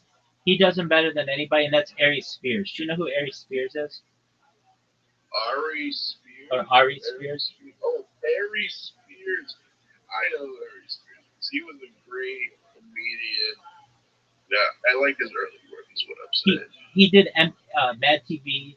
He does some of the best Jay Z impressions and DMX impressions, like basically rappers from like 2000 to 2015. Or like he does impressions that I've never seen anybody do impressions before on these people. Because usually, I'm not saying always, but a lot of the impressionists of old were white comics, and so they wouldn't do Yes. impressions of black guys, but he would do impressions, and he'd do impressions of white guys. He would do Shaq and like all these guys who normally didn't people wouldn't do impressions of, and he's just absolutely hilarious. But yeah, Ari Spears or Ari Spears, however you say his name, he got in trouble with Tiffany Haddish over they allegedly sexually assaulted somebody on some show, and that kind of hurt their career. That hurt their careers. But he's absolutely hilarious. Um, You know who else does impressions? Dana Carvey. Godfrey. Okay, yeah, that everybody like he was so big at one time, and then he kind of just went by the wayside. Yeah, But I agree. I really. he was very funny at one time. You know who? And if you ever listen to these podcasts who change the game, who people give credit to changing the game with social media, is Dane Cook. Dane Cook was so big. Dang. Dane Cook was Matt Rife before Matt Rife, where he he was the first person who was really doing comedy on MySpace, and he had a huge following, and he had a lot of very physical comedy. He was a good-looking dude, and girls loved him, and he was a comedy phenomenon. He was an absolute comedy phenomenon in like 2003 to 2005. There was not a bigger comedian on the planet than Dane Cook, at least It was. amongst Yes, millennials. I agree. He, He was everywhere in he the was early two everywhere. thousands. It, He was in one of the great. I wouldn't say great of all time, but he was in one of those great comedy movies that you heard of that era, the early 2000s. with Jessica Simpson, right? There was the one with Jessica Simpson, and one that he was not a star in, but was a predominant one. He was in Waiting. Oh yeah, yeah, yeah. That's right. He was, and then he did his own movie with Jessica Simpson, and then he kind of Yeah, disappeared. yeah. I mean, that just goes with a lot of people. I feel like once they get They get get that bag. cut a check, They yeah, get that that bag would be exactly. yeah. And he got accused of joke thievery by Louis C.K. or people accused him of stealing a Louis C.K. joke. And then when Louis had that show, Louis, they did a parody of it where I think like Dane Cook stole something different from Louis C.K. Comes in and apologizes for it. Kind of one of those things to make amends. And yeah, Yeah. but Dane Cook was was giant. Have you seen all the Seinfelds? Seinfeld. Yeah, the show Seinfeld. I've watched Seinfeld, but not all of them. Okay, so he had a lot of people on there who were um, like comedians before. Okay, so do you know who Dom Herrera is? Don Herrera. Dom Irera. Look him up. You'll know his face. DOM space IRERRA, something like that. He's from Philadelphia, but he's a Comedy Store staple. He was on Oh Seinfeld. yeah, I know who Don Herrera is. Yeah, exactly. I knew you would. He Um, was one of the greats. one of the Yes, greats, exactly. And yes. he's kind of too old now to do it, but he he did a lot of different things.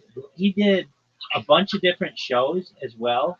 He did a lot of voice acting, and like you name it, Don Herrera at some point had something to do with the show.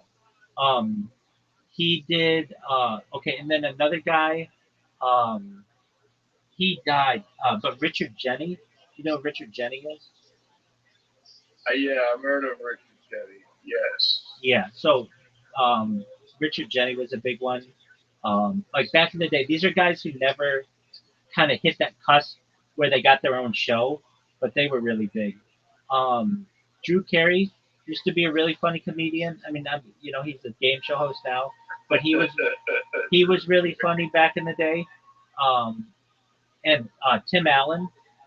Tim Allen was a monster comic at one point, and then just started this, yeah, a huge acting career, comedic actor, where he did Home Improvement and he did Last Man Standing, and he's doing something else now. Kind of the same character in all of them, but he's found his niche and he's very successful with it. He's been very funny. And what I love about Tim Allen's story is he got arrested for cocaine possession in Kalamazoo, Yeah, Michigan.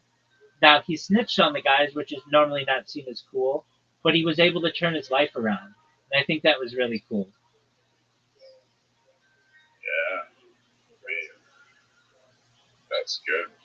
He turned his life around. Right. I mean, it's not cool to snitch, but it is cool that he was able to, become a, like become a monster. Do you think that Leaving. you think you really snitched on the guy, or you just told him, look, I'll put some money on your books, but you gotta take one for the team. I think he snitched on a bunch of people because he was facing like a huge amount of he was facing a huge amount of time, and they Yeah, basically I let him didn't go. know too much about that war. Another guy who got in trouble for drugs is Bill Murray back in the day. Now I don't think he snitched Well, on anybody, but he got caught at like Midway Airport or something with a bunch of marijuana. Now he was more he did like improv. I don't know if I ever saw him do traditional stand up. He could have. I'm sure all these guys did to some extent. But basically yeah, he was on Second City, so that's like improv and all right, we've got what are your thoughts on Ray Romano as a comedian? Ray Romano is a comedian. I think he is just a guy's guy, where you will like his stuff for sure. But he's always been laid back in life, which is great. If you like, he's not deadpan, but he's also not. He's not like crap.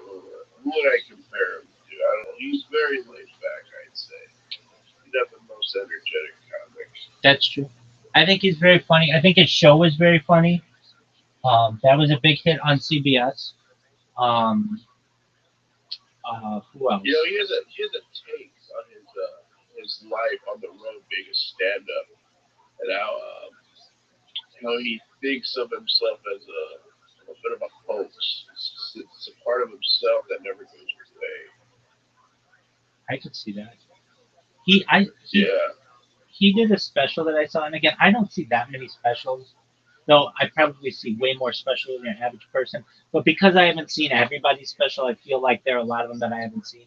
But he did this special in New York City, I believe, at maybe the Comedy Cellar, and then went to Caroline's when that was open, or something like this. Where it's a really cool. It's on Netflix, I believe, or something like that. Where he does like 30 minutes in one of the facilities or one of the places, and then keeps the camera on himself as he walks to the other one. And people stop him and they're like, hey, what's going on? And he talks with them a little bit. He's like, I got to get to this other show or whatever. And it's just him talking and like with his family. And then he does 30 minutes at the other one. And I thought that was a really cool way. It's like normally you would just do one set at a given facility and that's it. But he did two of them in separate facilities and then videoed the walk between the two. And I thought that was just a really interesting, unique way of doing a comedy special. I don't remember the name of it. What are your thoughts on what are your thoughts on another good comedian? Oh, Richard Leary. I'm sure he Or is does. his name Richard Leary? No, no, no, no. I'm saying his name wrong. Dennis Leary. Apologies. Dennis Leary. Look him up. You'll know exactly who this is. He was in I, well, yeah, I've heard he did stand up, but I don't. Of course, you know him more as an actor. exactly. Boy, did he do stand up. But here's the thing: he stole Bill Hicks's material, and then Bill Hicks, or well, Bill Hicks died of cancer, and then Richard or Leary, Dennis Leary, named one of his specials "No Cure for Cancer." Like, haha, bitch, like I'm still alive and I stole your shit. So a lot of people haven't been real happy with Dennis Leary. But back in the day when before people found out that he did that, he was a monster. He did really, really well. He was seen as a giant comedian. And then he did that show on FX, whatever, about being a fireman, and then Rescue Me, I think it was called. And now he's tried to go back out and do it, but a lot of people have found out the lore and been like, and the comedy world does not forgive very easily. And especially the comedians, when they find out you stole somebody's shit, they don't let you forget it. And it's so easy for that news to spread. Like somebody be like, "Oh, I love Dennis Leary as a comedian," and then somebody be like, "Well, guess what? He stole Bill Hicks' shit," and then it'll be like, "Oh, well, now I kind of look stupid for liking him because I thought he was so original and everything, but he's really not." Um, all right, uh, comedians. Who's another comedian? I'm sure we're missing one. Okay, so they were more SNL guys, but we're talking impressionists. Well, okay, so I said what's his name? Um, so three guys I want to name, but they were really SNL. There's Rob Schneider, who I've never really seen do stand up comedy, maybe a little bit, but he's always been pretty funny. But he's more comic, improv or comic actor. Um, well, Adam Sandler does stand up, and it's good, but I still see him not as your traditional stand up comedian because he started in improv and he was an actor and things like that. Um, but Yeah. but then there's David Spade, again, just did the SNL thing, didn't work it. I don't want to say didn't work his way up, but not as well known to be doing that. And then there's well, I even just said his name. I think we're missing the great Judd Apatow. Yeah. Well, oh, that's true. But then became a director. The one who we didn't name is Dave Dave Attell. Dave Attell, who still does stand up. Still does stand up. He's still doing it, you know? If I ever go viral, I want to have a show like he had. I don't know if you ever saw it. It was called Insomniac with Dave Attell, where I've heard of it, yes. he would just walk around the comedy store after hours or like late at night and just do interviews with people and smoke. Like that was the whole show. And I just think that would be really cool. Hey, we're gonna just walk around for and just interview people with a camera. I think that'd be like people would fucking love that if you did it today, and especially if you're a comedian to do it. So yeah, Dave Attell. A lot of people consider Dave Attell to be the modern day funniest comedian out there. A lot of people. I'm not saying that he is, but I don't. But I should say he can be very funny, and I have found him I funny in think the him past. in more as a comic stuff. That's exactly right, and that's a perfect way to put it. I was going to say the reason why I say that Tony Hinchcliffe considers Dave Attell to be the GOAT. And I don't necessarily agree with that as much. I'm more a Chappelle guy myself, but I could see how people think that. Okay, other guys who we don't consider. Other guys, I would say, for other guys, Bob that Saget. just had their names. It was Jamie Kilstein. Okay, I don't know who that is. I'm gonna look him up. Yeah, you gotta look. He's still doing stand-up. But if you don't know him, I'd say Ron White. Oh yeah, big time. Let's talk about those guys for a second. So they did the Blue Collar Comedy Tour. You had Jeff Foxworthy, who we didn't mention, a giant, came up with uh, his own equation, basically the you might be a redneck, and just rode that into comedy into the comedy sunset. But then also did Are You Smarter Than a Fifth Grader, and has more money Yeah, than he knows what to do with, and I'm really happy for him. But when he came out, that was big. Then you had Bill Engvall, who was also in that. I never found him that funny, but he was big. And then he had the Bill Engvall show, which nobody watched, but I sadly watched some of it. And Jennifer Lawrence was on that show, who then became a big actor. Then you have uh, Larry the Cable Guy. He did his own thing, Get Her Done. He made that into a ton of movies and all kinds of other shit. And then Ron White, who is the reason why the comedy mothership is in Austin, Texas now, because of a conversation. Or, really. oh yeah, so it was during the pandemic, and Ron White was found out that Joe Rogan got all this money from Spotify and said, and they were in Austin, said, hey, you should really build a comedy club here. You know, it's right in the middle of the United States. You can get to New York or LA in like 2 or 3 hours. The weather's good. You don't have to worry about snow. The people are cool, and it's just kind of a liberal city. And Joe Rogan had all this money, and basically wanted to tell California go stick it.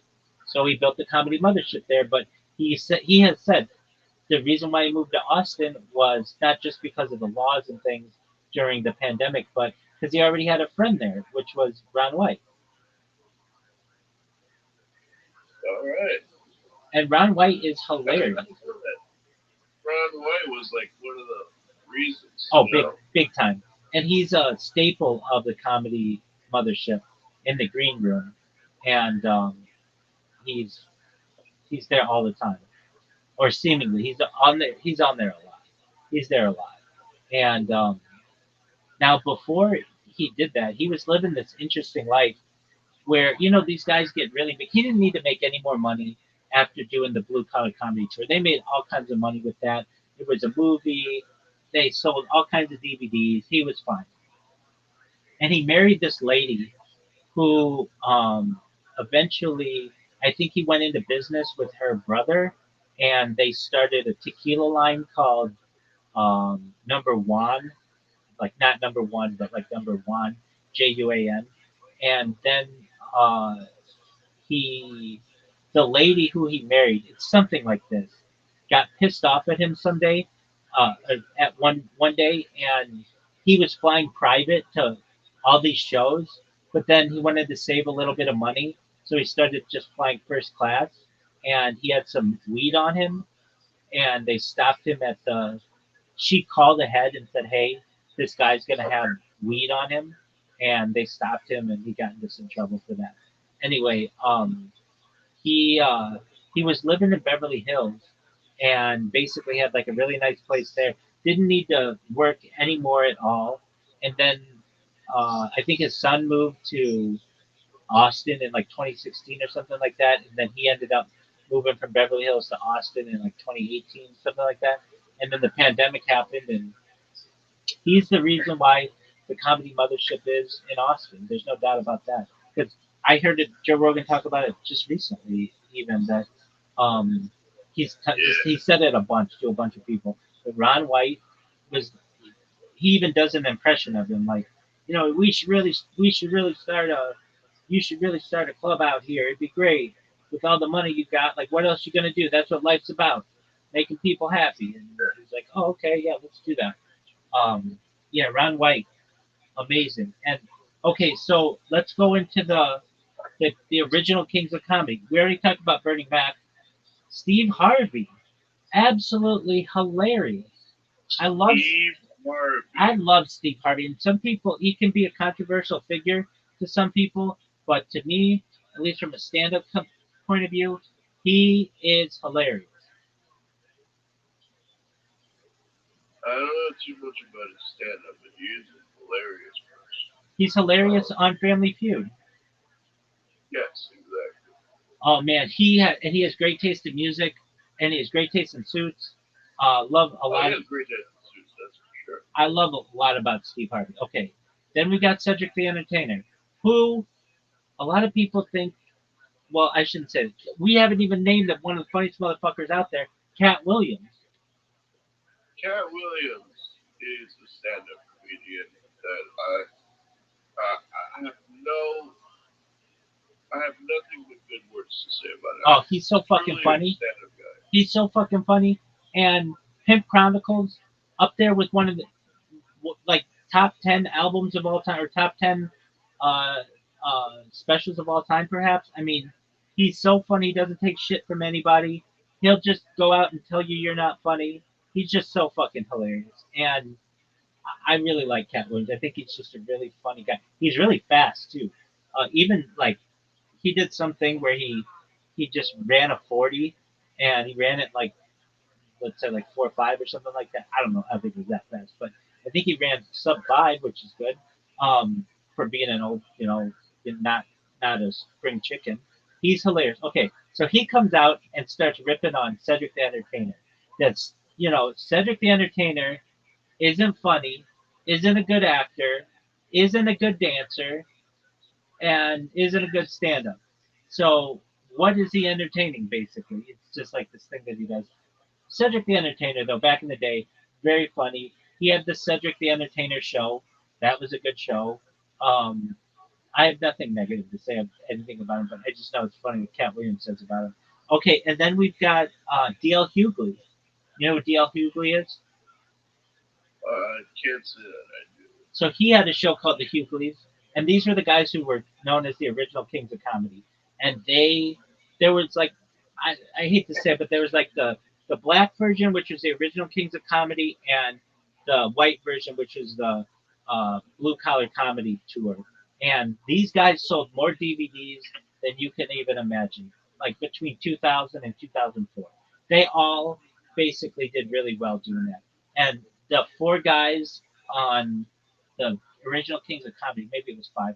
There was Steve Harvey, D.L. Hughley, Cedric the Entertainer, and um, Bernie Mac. And there might have been some other people, but I think that was it. So they had those four guys, and then the four from the Blue Collar Comedy Tour: Jeff Foxworthy, Steve Engvall, uh, Ron White, um, Oh yeah, no and mention is Doug Stanhope. oh, dude, absolutely. Now he's hilarious, and he doesn't get enough credit. I think because he's so dirty, he's such a blue comic, but he is a killer.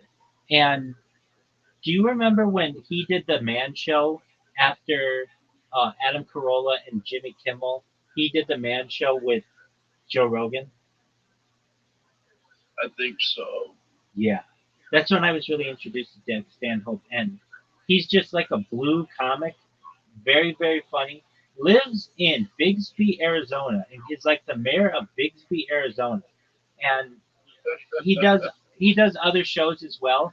But basically, what he was doing, I just thought that was so cool of him. He would invite anybody who from anywhere in the United States to come to his house for the Super Bowl, and it eventually became too big that he couldn't do that anymore. But he would just get out and tweet and be like, "Hey, come to my house," and people would, um, Yeah. or like on a phone or something. And like Joey Diaz has a ton of stories about him. Oh, you know who we were talking about? Guys who went left too early. Ralphie May. Do you know who Ralphie May was? Oh yeah, of course I know Rob. Man, Absolutely. So I listen to Ralphie May and Joey Diaz. They do this like interview together. They do a bunch of them together. guys. Oh yeah, these two fat guys, and I listen to these guys all the time when I'm watching sports in here because it's something that I can put on that confuses or like basically makes it so that the copyright infringement doesn't get me for the NFL, and I'll just leave those two guys on all the time. I can listen to them for hours. Ralphie May a little too racist for my always my liking. He sometimes would say things that I wouldn't always agree with. However, deep down, I think he had a good-hearted. You know what? Actually, deep down, he's a super good-hearted guy. You ever hear he would take care of comics when he made it big? He would share. He wasn't miserly like a lot of these other comics. He was he like Joey Diaz has this story where Joey Diaz's car was broken down and needed a tire, and uh, Ralph May called him and was like, "Hey Joey, where are you?" And he's like, like I don't have the money. My car's in the shop and I don't know how I'm going to pay for it." Ralphie May basically something like this happened. Called and picked him up, paid for four new tires, and took him to have sushi. And when they were done with sushi, Joey Diaz had like a brand new car. Basically, didn't buy him a new car, but change the oil and all the other shit they do or whatever. Just basically made it so that he could have a workable vehicle. And I just thought that was always cool. And like Joey Diaz or Ralphie May, they like at 9/11, all those guys at the comedy store, they went and had like gumbo at Ralphie May's house. Like, there's just a lot of things that people didn't know that Ralphie May did that were, um, made him, I think, a much nicer person than people know him to be. Uh, Another comedian who isn't really well known, but Jay Moore, he was pretty big back in like the late '90s, early 2000s. But what I think he did was big was he hosted the show or helped host the show Last Comic Standing. Did you ever watch Last Comic Standing?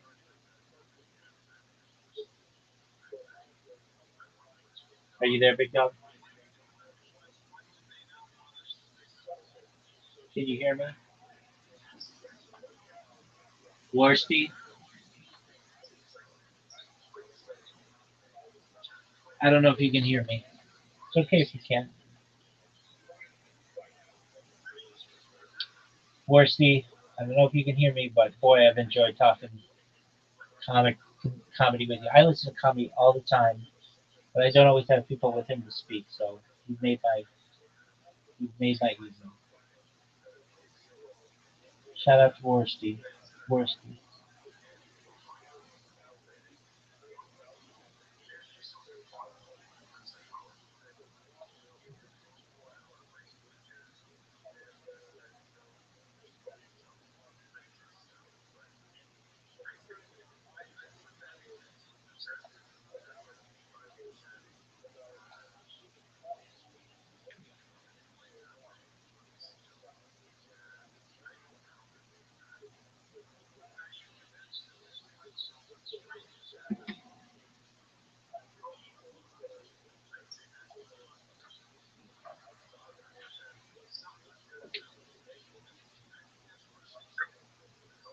Are you there, Worsty?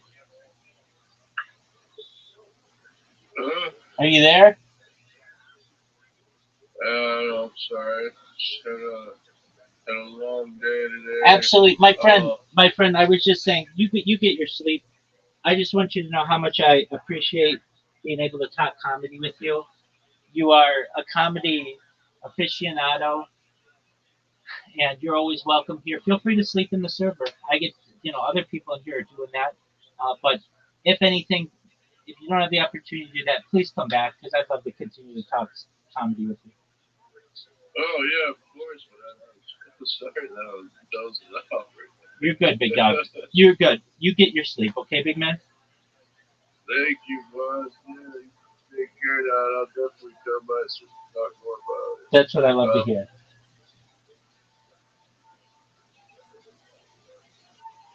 all right, later. Take care, big dog. Shout out to Worski. What a cool conversation that was.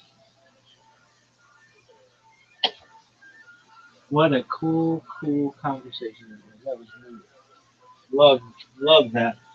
I'm gonna have to check out that green room thing. That sounds cool.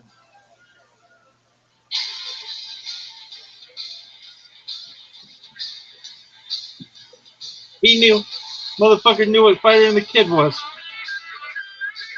That's hilarious. Nobody knows what that is.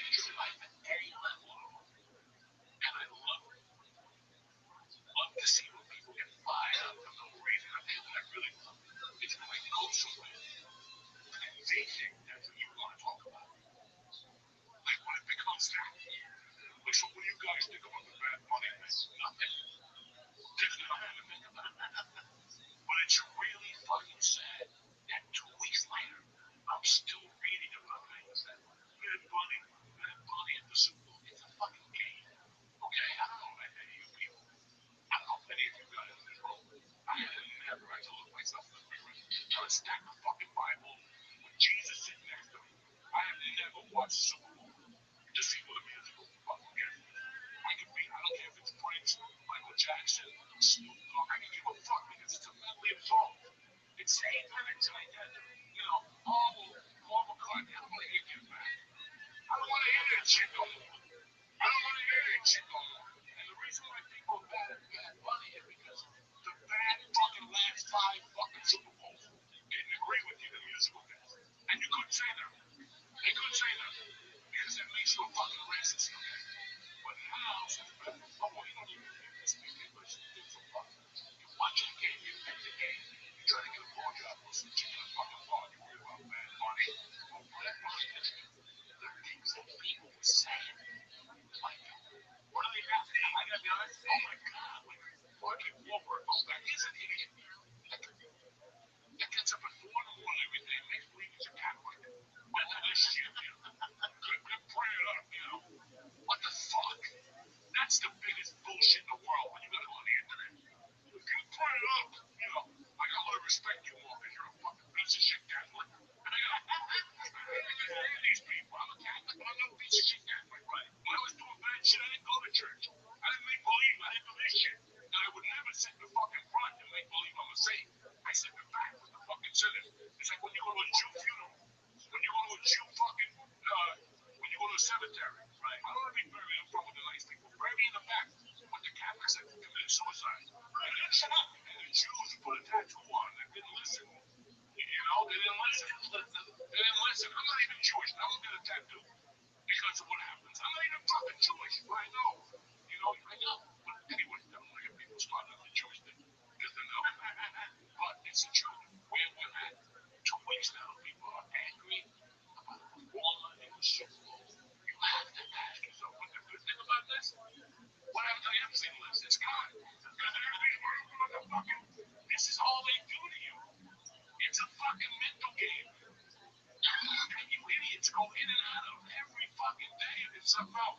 And if you just focus on your life and your family, it would be so much easier. Like, I'm going to tell you guys something that I'm ashamed to tell you. And I'll tell you. I didn't know who Charlie Kirk was when he got shot. When he got shot, my wife told me Charlie Kirk. Charlie Kirk is in the fucking corner. I don't even know who Charlie Kirk was. Right? I'm not ashamed to tell you that because I don't have time. I don't give a fuck about Charlie Kirk. I'm sorry that he's dead and all that. But you guys know what I'm saying. I don't have time.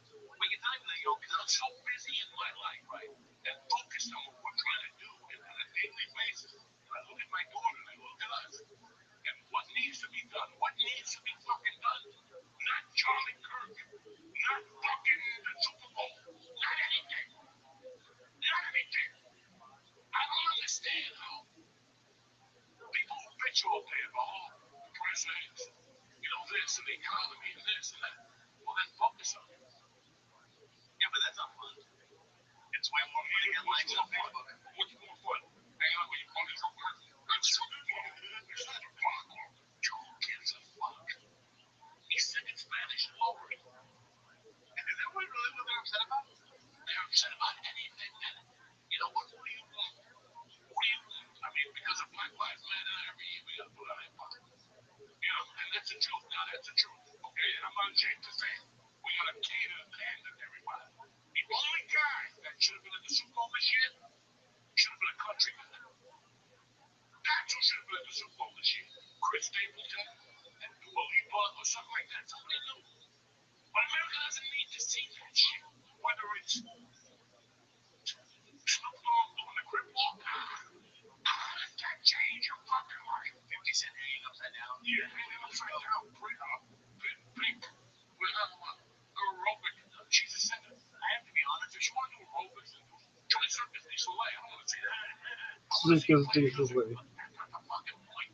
The point is that we're so concerned with things that aren't even on the fucking radar. And there's so much free time. Who has free time? All these people that jerk off on this shit. Everybody. Who has the free time? And it's only going to get worse because when AI takes over, it's going to be nothing but people with time to be able to head online.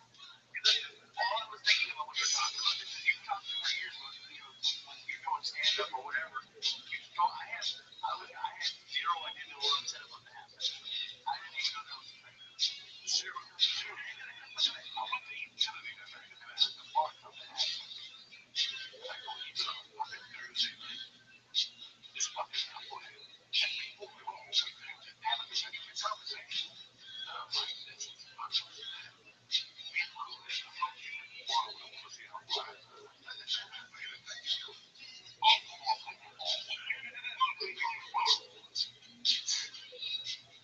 It's been, and for a guy like me, it's very hard because I've lived my life not giving a fuck, but not even listening to what you have to say. Yeah, fucking boy, are you fucking the boy you move in? I'm in jail, I'm thinking about I gotta go. You know what I'm saying? Like, well, I gotta know what to do with myself. Now, you might write it before the internet, whatever, before you do the fuck. But after that, everything I'm doing is like that. Like, I get mad at my wife. So I take a shower, I'm a little bit messy. Open the finish up, get it. My wife has a problem if I tell her to take a shower, often she gets fucking shower. But I'll tell her, get the fuck out. I love my wife, 25 years, I respect her. But she doesn't understand when I walk into that shower, I'm thinking, I'm not thinking, now what are you gonna do? Where's the brush? I don't fucking know. I'll never get a brush, how we're gonna face those just okay, I don't know what so on that morning, that shower, I don't know. But where she leaves, there's nothing wrong. I walk upstairs and in that shower, in that 20 minutes, after I scrub my asshole and my balls and shampoo and brush my teeth, I sit there and I think about my dad. I think we're talking about a situation I have with my wife. That happened Friday. I thought about it for 3 days because usually I'm very never done able to stay. Look at the guy. You follow me? So as I got older, you have to think about things before you attack them. And that's on any level. And this is something that comes with age and wisdom. This wasn't me at 30. Because I know I'm an idiot. I would not end up in jail. You know, on the text he said, I'm calling the police or whatever if I show up down there. You know what I'm saying? So I have to think about it. It took me 3 fucking days and I ran into a very close friend of mine that's also friends with him to make sure. And that's the world. But that's not the world. Have you ever ran to social media to post something and you realize you posted the wrong thing and then get back? That dude, why fucking post? Why post anything? My Twitter, my Instagram for the last 5 years. I don't post much. Don't do I want to. I got in trouble for liking a post. I don't want to bring it back up, but one of our friends posted something before we had all the information. I just liked it because I thought it was funny. I got messages that just because I liked it, I should get off the podcast. Most people should get on it. And that's the problem with that. That's the problem you have, that nobody has a fucking life anymore. You wouldn't worry about Epstein if you get your dick sucked if you're sitting there every day. Sucking your dick with ice cubes and whipped cream and shoving a finger up your ass. You got no time to worry about Epstein, right? Yeah, you got no time to worry about nothing. You're just worried about that this chick might not have a cavity. She's gonna give my pee hole a fucking cavity or something like that. You don't when you're thinking you're in love and you're fucking and you're having a good time. You're not thinking about this shit. I see people have thrown their lives away. Focused on something that it's not gonna work. Whether it's a sports team, you gotta be a friend of mine that complains about money. The boys find all the money. Have a show. From my pick up that money. Gotta get it much. Really? Somebody else I offered them a game one night. He told me it was their birthday. I can't believe him.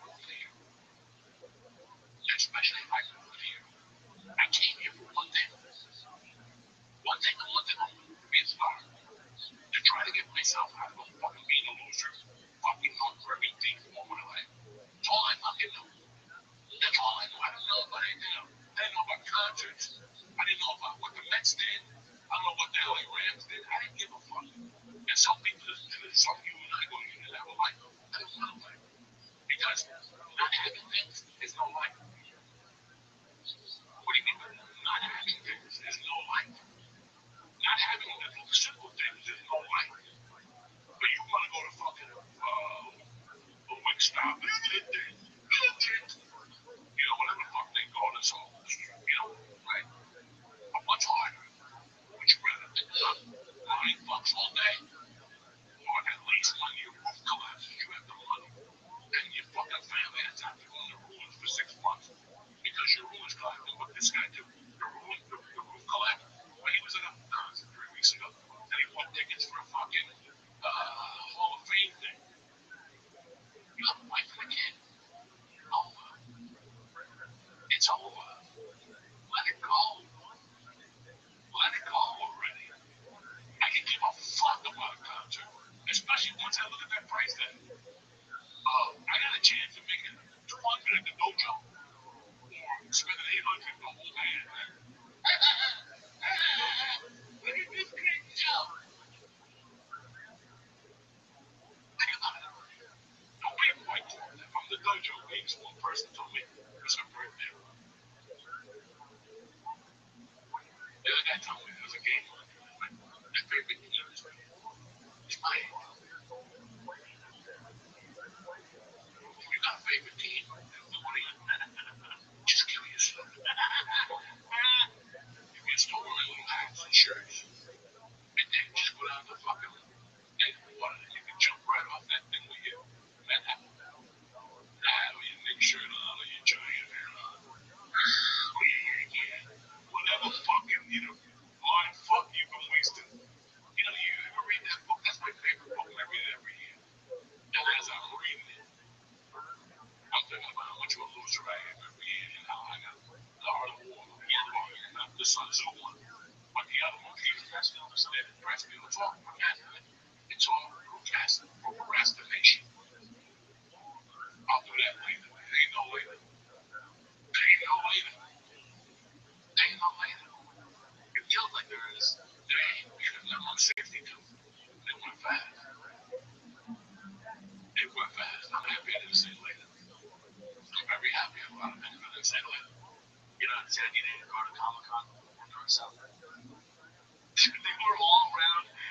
Every time I see him, I'm just like, oh, I wish I could get Joey. Like, I would need to get those canvas glasses. If I ever go to Comic-Con, it's to do this country a favor. I should get an M40 and shoot them all if they come out of there. I press them because that's what people need to be shot. I think go to Comic-Con with their suits on, and we went and got an autograph from my favorite Martian or something like that. What even? My favorite is like they were walking around the city in the outfits. And that's to tell you how weak New York City is. Weak. Why? What happened in the 80s? I wish Puerto Rico could beat the fuck out of it, took their uniform and pissed on it. And that's the end of the uniform. It's pretty hard to do things, and then those are the kids that go first. And the person that they get shot in the ass and fucked in the ass. Comic-Con. We didn't go to Comic-Con. We went to get our dicks up and take Quaaludes. That was our Comic-Con. Okay, that was our Comic-Con. And I'm very proud of that. Very fucking proud of it. It's like for the last 5 fucking months, every month we have a weed sponsor on it. Right? Like some fucking weed sponsor, okay? And it's always that Delta 9 and all that other creepy shit, you know? And I don't want them no more. I'll tell you why, because I don't want the clientele that's not doing the drugs that we do here. If you're not doing coke and heroin and fucking reefer, if you're doing like Delta 9s and smoking a vapor, I'll let somebody else podcast. I don't even want fucking energy anymore. What would the ad read be for cocaine? Like if you had to do an ad for cocaine? Oh, like if we lived in Vancouver. Listen, you're sitting there with a finger up your ass and trying to get out. Blow your money. Tell your mother she sucks. Give her fucking tell you what your early inheritance. It's not going to orgies, okay? Do something I didn't do. That's what I wish I would have done. Not more orgies. I never went to an orgy. I never saw 18 people get fucked at the same time. I never saw anything like that. That's the only thing I regret doing. But everything else, like, do you regret? No, not really. I did everything I wanted to do earlier. I went to the concerts I wanted to see. I saw concerts that will live in history forever. I don't need to go to these fucking concerts now to see these 80-year-olds dancing on regular men. Dave Lee Roth with a pickle in his pocket. Like he still got a dick with leather pants on at 72. Come on, man. Let it go. With the blue hair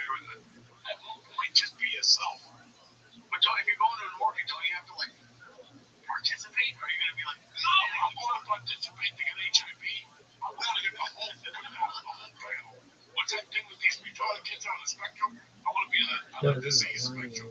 I had HIV, COVID, and herpes all mixed in one. You get a sore on your lip, a sore throat, it's fucking tremendous. Chocolate love. I want them all, you know what I'm saying? That does sound like fun. It does, it's fun. It's fun. I saw a guy hungover on TV and I forgot how much fun it was. When you're puking and you got a headache and you pop an aspirin. You like that? I haven't had one in 20 fucking years, but I wish I could have one. I wish I could just go with it. Like, I'm 62. What's going to happen now? Nothing. I'm gonna die. I can't breathe as it is. I can't breathe as it is. Because you know, stuff up your nose. Now, any day I'm going to check into the hospital. Any fucking day. Could be tomorrow morning. I'm going to check and I can't breathe. When you feel this way, you're like, fucking bust out the cigarettes, bust out the cocaine, bust out the syringes. I went fine with it. And that's what God is unfair. Because he doesn't say, now you got 5 years left. Now I'm really going to judge you. If God ever came down to me in a bush and said, you got 5 years left, right? You died on your birthday with a 68. Watch my smoke. Watch my smoke. Okay? Watch my smoke at 58. I'll go to the bank and take every penny I got out of that. You understand me? IRAs. And I don't give a fuck about retiring. I never thought about retiring anyway, Terry. I will break that fucking IRA, go to the city and get myself one of those hotels where Tony Soprano lived. The good ones for as long as the money lasts. Like, call me when it runs out. Call me when it runs out. There's like 32 grand there. And throw a house in the night. I think I'm here for 2 weeks. But I'm not going to make it anyway. Okay? My goal is to die in your fucking hotel. I want to do coke. I want that thing when they put the pastries up your ass. When they take ecstasy and heroin and mix it, they melt it and they bend over and you put it up your ass with a jerky paste and you get high for days. I'm doing it. Oh, I'm going to one of Eric's gay parties. I'm going to let a gay guy suck my dick with ice cubes. In his mouth. Well, what if it's so good you don't want to die now? What if he plays a trick up? You're coming down, I'm going to be pissed. What trick? Oh my God. I think everybody in this life would like to know what God is giving you 3 years left. If you ain't make up your mind how you're going to go. If you want to go surrounded by family and people play violins and shit. He was a good man. He had a good heart. Or if you want to go fucking with some fat black chick sitting on your face, or a midget chick sucking your dick, some guy putting hot air into your asshole with a hot air balloon. Anything different, I want to do, okay? If I know I got 3 years left. But do you think you still have 3 years left? Well, I have 3 years left right now. Oh, I know, but that's I just want to go and I just want to make it official. I don't want to go off the chain in front of my daughter if I'm not going to make it official. That would be pretty fun. That'd be a fun way to go. That's the way to go. That's the way to listen. Think about how you're supposed to live your life. If everything worked out the way it's supposed to, you put away like 800 grand. And you were 60 and no kids, no grandchildren, no wife. What are you looking to do? You don't even take retarded now. No. That's a fucking idiot anyway. He's never going to do that. What will you do? If I told you would die of cancer, you had a year left, you have 800,000 back down the road, and you think all your credit cards are clean. That means you can use them all. Don't want to suck your dick. Because they can't tackle others only once you're dead. Right, yeah, I'm going to burn you 800 grand. Well, they have kids, so you have nobody. Yeah, nobody. How do you want to die? In a boat? Oh, a boat would be fun. Fuck that. You want to die in a plane crash. While you're doing coke with the pilot, and you get fucked in the front. And the pilot's got his back turned to the fucking skies. And she's a chicken. And she's jumping up on top of you. You're like, the plane's in the building. Who gives a fuck? Who gives a fuck? When they the 9/11 building, did it again. Yeah, out of all the things you do differently, if you knew you had an expiration date, and how we live so fucking careful as pussies, that includes me. I'm the biggest fucking pussy in the world. I'm the biggest pussy in the world because I got scared. You know, I don't think I'll do coke again because I made a promise. I would like to all that heroin. Heroin does, like, that's the one that I think, Molly I want to try, but Molly I want to try. Again, why play with little drugs when you can? I think Molly's a little drug.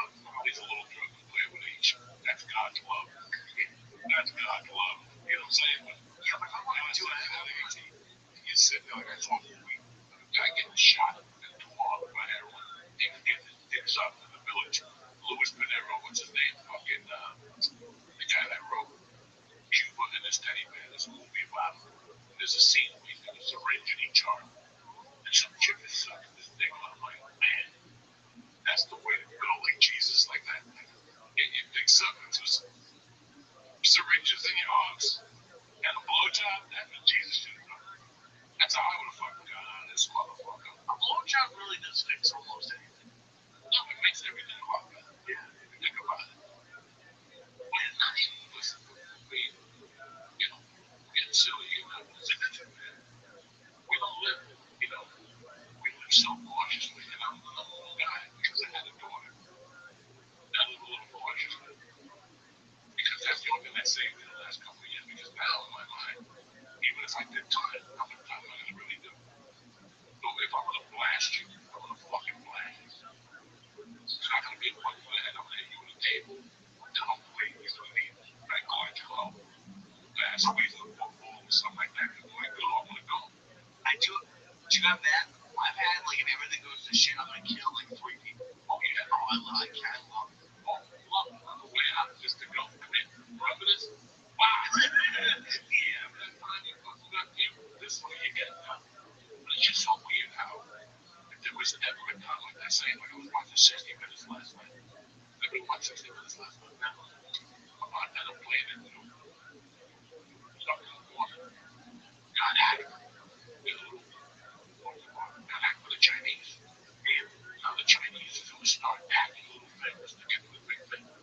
You're saying to yourself, every day we're dealing with Chinese people, you know, whatever. Well, you have to say to yourself, this is the time to invade them. If they're taking over our country with farmland, they're starting to buy a lot of farmland. I'm writing some of this to grow fucking. They have us confused. They were bringing slaves over here for a week. Did you hear? I heard about that. Did you hear about what? And then, well, yeah, Maine, they have a bunch of shit. And then, am I wrong? Did I hear that powder or whoever gave us that plane is opening Air Force Base? Or is that like a fake? Yeah. Is that real? How the fuck, dude? And then, we were talking about stuff that doesn't matter. I haven't finished it yet, but have you seen that documentary on HBO Max about the Alabama prisons? That shit is fucking crazy. They just let guards kill people over there. And they like, there's stuff that does matter that people don't want to talk about. No, but they rather talk about that part. It's like, oh, he's gonna ruin this and ruin that. It's just, I've been watching this be, listen, to be as honest as I can. I have a GED. I'm fucking whatever. Education is whatever I learned on the street. I got a bachelor's degree. But as far as what people talk about, I don't know what. Guys, it was all a joke. Until I did something with my life, and it wasn't. You know what I'm saying? So, when I talk to people now, and they stay home, or I feel bad for them. Because even I managed to do a little something. Whether it doesn't matter to the world. I'm not talking about jokes or being funny. I did something else besides being around. Besides rob people, I wanted to do something else. That was cool for a while. It's really cool to rob people. Take their drugs, but then you know, that was cool for a while. But ever since I started getting, I can't say success, because there's no success. Since I started becoming a better, a productive member of society. What's a productive member of society? I pick my tackle. Don't give cops a hard time. I pick up litter. And you try to be as nice as you can. That's it. That's the bottom line. Productive member of society. And I think I've done that. I think I've achieved that. Not anything else.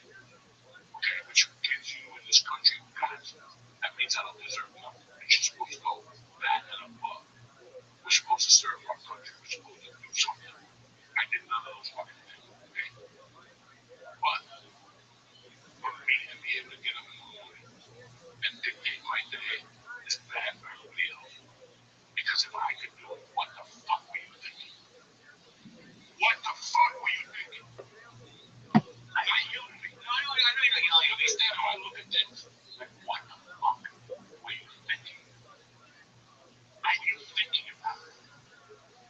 not sure if this is what you're talking about, but to me, I think there's a lot of people. I think it's the trap of the day job. I think a lot of people don't think you said dictate your day. Most people, 90% of people in this country have no.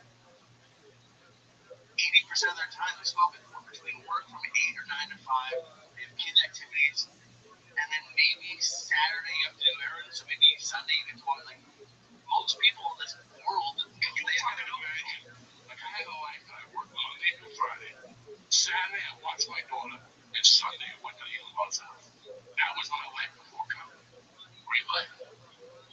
If that's what you want to do, right? But now, you want to do how you feel in your phone. When you wake up at 8 in the morning and they hit you with a problem, what's the first thing you say? Okay, this is a month I'm not going to be doing this no more. In 3 months I'm not going to be doing this no more. So even while you had a day job, you were still thinking about your future. I admire that girl very much that I was talking to you about. She's maybe 26. She cuts her hair. She personal trains. And she teaches Pilates after she cuts hair and that. Because she wants to open up on the gym and Pilates, stuff like that. But even at 26, she made a conscious decision. This is what I want to do. I can never do that. I was not that. Again, at 26, I would just get out of prison for some stupid shit. But even that, in the back of your mind, you're digging a trench. You're saying, you know what, I'm going to take this money and open up a taco place. I'm going to start with a cart. And then move into a little room. And then from there, open up a restaurant. People not doing it. And people are stuck in a day job. I get that. But again, the word is stuck. Well, how long does it take you to realize that you're stuck? And once you realize that, how long does it take you to go out and do something about it? This is not what I signed up for. When you look at the big picture of life, I'm not talking about me growing up in North Bergen.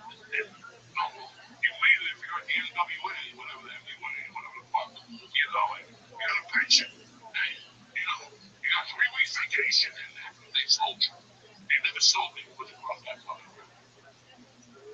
Nobody did. Nobody ever sold me that fucking, that was a world class. Who I wanted. I wanted to be basically what I did at that age. I just didn't know where to push me. No. Nobody told me to follow, so we get caught up in our own little direction. Like, let's say you grew up with Terry Grill. You ever go with Terry? You ever go with Terry Grill? Yeah. 2 hours out of Nashville. It's farms. Guess what? Nobody gets out of there. Nobody gets out of there. What happened was when America started shitting on America and selling all their fucking gave everything to fucking, you know, the Indians to do. That area really fell down. Like Buffalo, like Cleveland, like Cincinnati, like that was the fucking American, you know, Pittsburgh city, you know, industry. But then they took all that. So to be stuck in those towns right now is harder than it was when it was an industry. Because at least you had something. You didn't have a lot of education. Your parents didn't come from much, but you're making $22 an hour in this fucking industry. You can support a family. Yeah, you can support a fucking family. But if you get stuck there now, I get it. Terry's got out of there and went to Memphis, which is no fucking. And then from Memphis, she went down, you know, and you look at people who regret.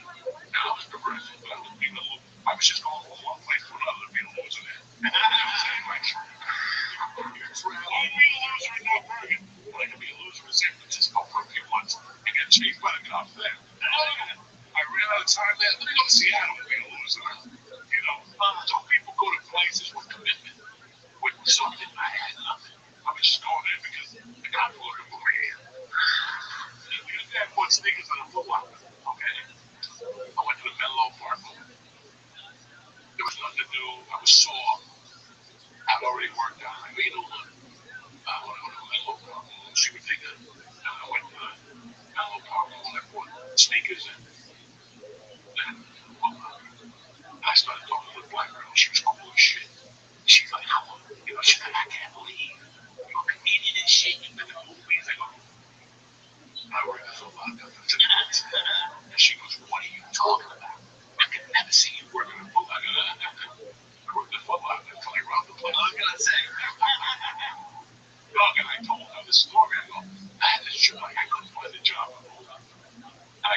credit cards.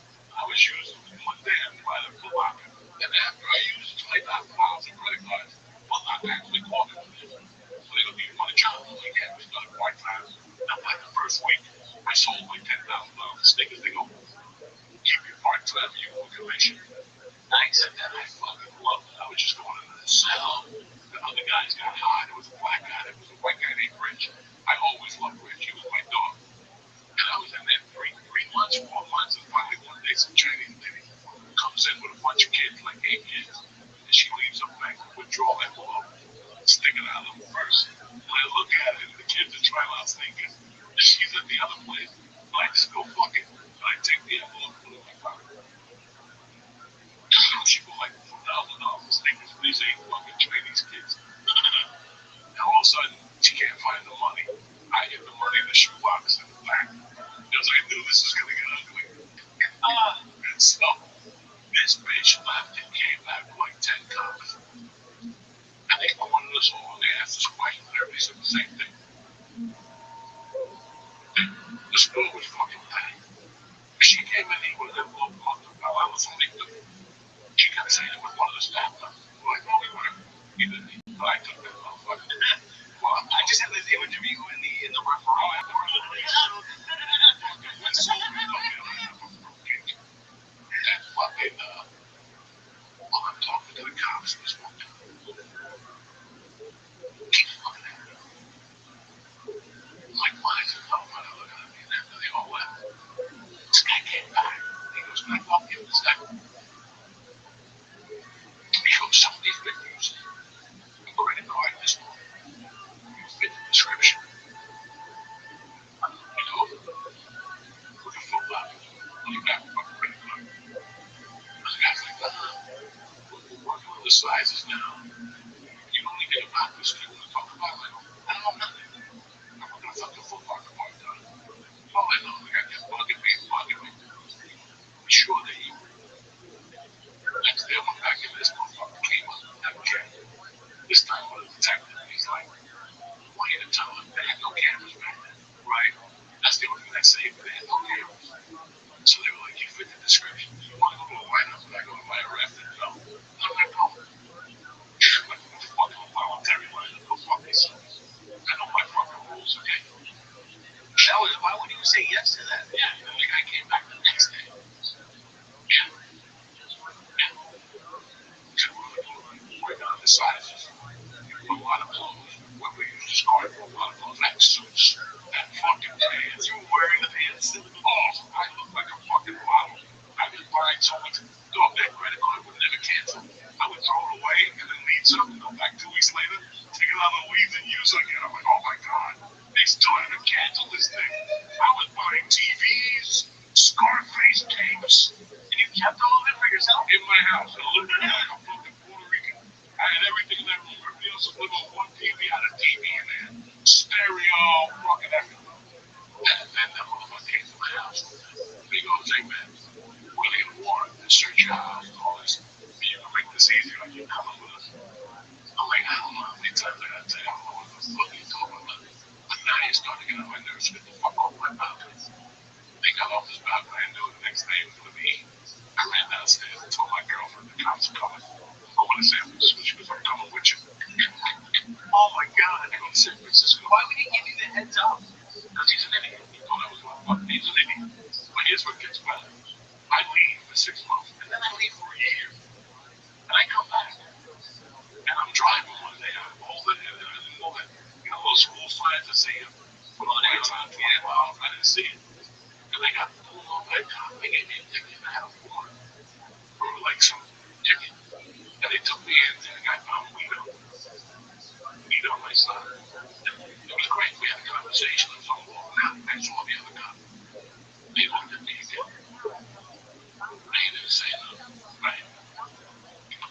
So fucking maybe, I don't know, 6 months later, I get in trouble for kidnapping that dude. And he's the head detective. He got promoted to detective, but he never remembered. That idiot never fucking remembered. I was sitting in court with him going, what is this guy going to turn around and go? This is the guy that was wanted for credit cards in 1985. see him, you go, you look familiar. No, I don't. You're like this great white whale. Like, he fucking hated me. Because there was two cops that I turned myself into. One of them I got along with. And then in time, I got along with the other guy. The other guy hated me so much, he even showed up at my best position with my divorce. For your wife, or actually for my wife, when she came with us, she showed up over there to say I was a creep and shit. And I just laid it to him. I'm like, this guy, arrest me if you wanted to. Like, I don't know, because even the judge asked him, what are you doing here? And then the judge was my sentencing judge. He was now in civil court. And when he came in, and then my wife was talking shit, the judge was like, whoa. 3 years ago, you went here saying this crazy. He says, right. Then he's saying you saw him at dinner and shit. Now you're coming in here saying he's an animal. It ain't gonna work. And you, Mr. Police Officer, you're gonna take your fucking rhetoric out of here. And he fucking was furious. So when we left in the courtroom, I started saying shit to my wife. That's when I finally beat her. And the judge said to her, I'll give you, every time she doesn't give you the kid, she gets $1,000 contempt of court. She started crying. So when I walked out of there, I started going home. How's it feel now, motherfucker? Does it feel too good, you fucking bitch? And the boyfriend kept turning around and going, tell him, I used to put carrots in your ass. How you liked it. No, it was prime North Bergen. You don't want to piss us off at all, because our mouth goes somewhere you've never seen it. She was crying. I'm like, tell him I fucking in the ass with carrots.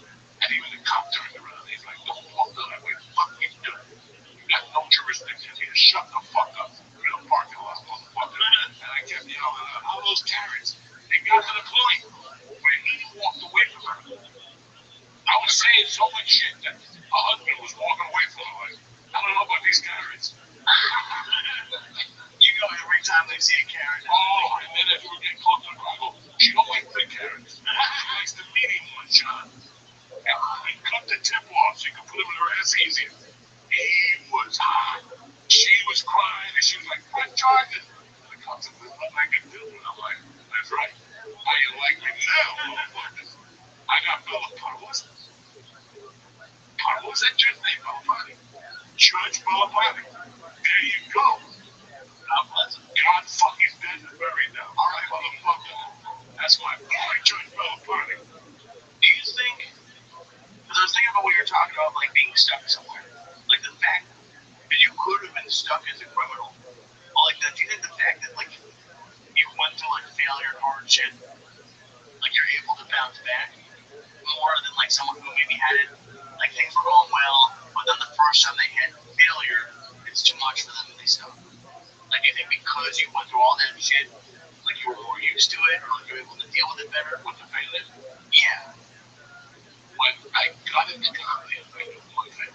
And this is what, I'd done so many things in my life. I was a loser, except stealing. And I could sell a little bit. I could sell God, but I could sell on the phone.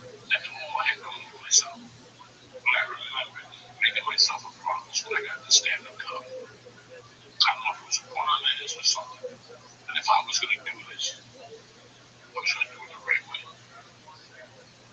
I wasn't going to rush. I made that perfectly clear. That I had nothing but time. I was a loser. I had no money. I had no car. I had no family. I had no apartment. I had no real estate. I had no bank account. I had a pager. That was in my pocket. And I said to myself, when I do this, I'm going to do this the right way. You know how many times I pulled up to the comedy store and there was 10 cases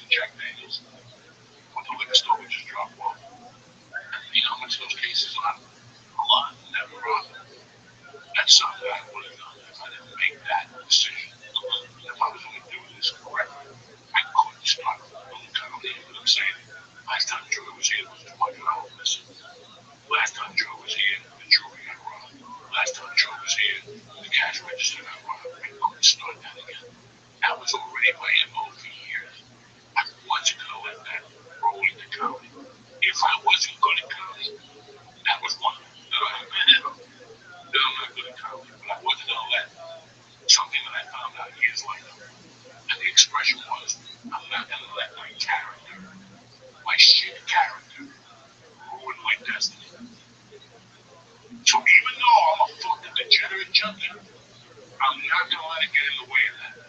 I'm gonna shoot my whatever the fuck I shoot, but I have nothing to do with that. I'm lying to you, man. Because at times the goal did cross my comic career, but not to the amount you would have thought. Like I would have thought the only time ever that it really got my career was right before I quit. A year before I quit, the improv gave me a shot one night. I got to an argument with the guy that runs the improv. And the improv, he goes, you want a shot, motherfucker, we'll give you a shot. So they gave me 2 headline nights. Ariel. Wow. With the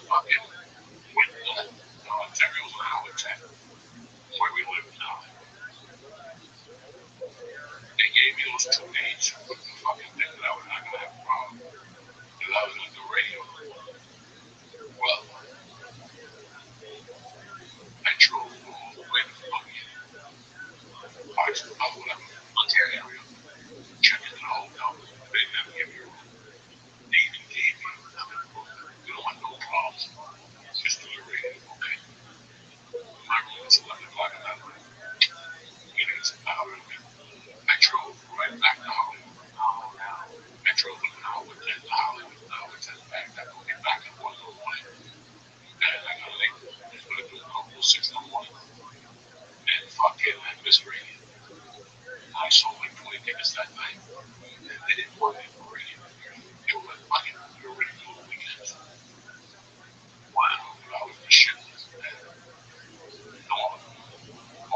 That's the shit I was doing at the end. But it wasn't like I was canceling shows because I was coked up. None of that. Did it take you a while to get back in the improvs? Yeah. It'd be a couple of years. That'll be 2006. I probably didn't work at improv like 2010. Damn. And that's like the big, everyone that's like that's like McDonald's or whatever. What the class did, it's 4 months. You know, that's 8 weeks. That's 8 weeks work. Just in California. Just in California. You know, never mind Houston, all the other shit.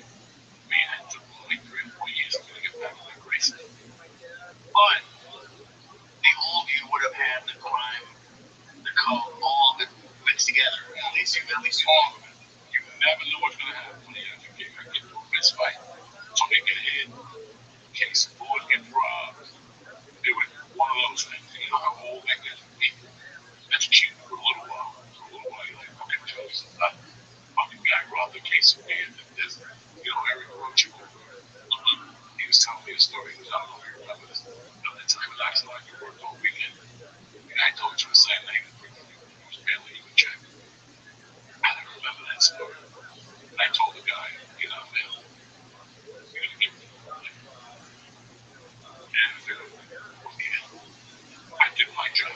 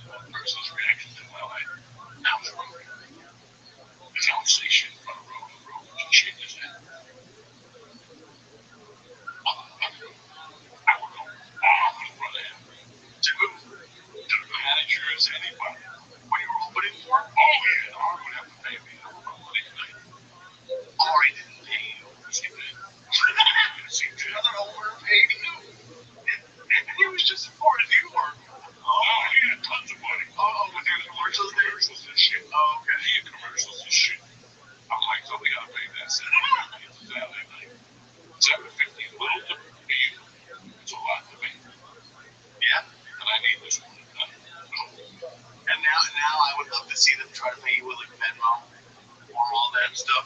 Like I constantly get picked. You know what was one of my favorites? A couple weeks ago, they did like a bucket they were passing around. The guy came and gave me 5 singles. I was like, why even? I don't want this, man. Like, you pulled it up. 5 singles. Speaking of a bucket, I did one of those shows. I'm not couple, and I wasn't gonna make the cut. I just put my hand in the bucket. The guy goes, "You like what I get paid? I know. I'll get you next time." He didn't know I'd taken $250 out of it. The fuck out of here. Wait for your bucket. Oh, that's I hate that. The bucket. I didn't want in San Francisco that like they make you wait at the end of the show and like it's like you're paying, it's like you're like Santa at Christmas. Do that. There was a guy in San Diego, an idiot, that's all that. He thinks he's a big producer.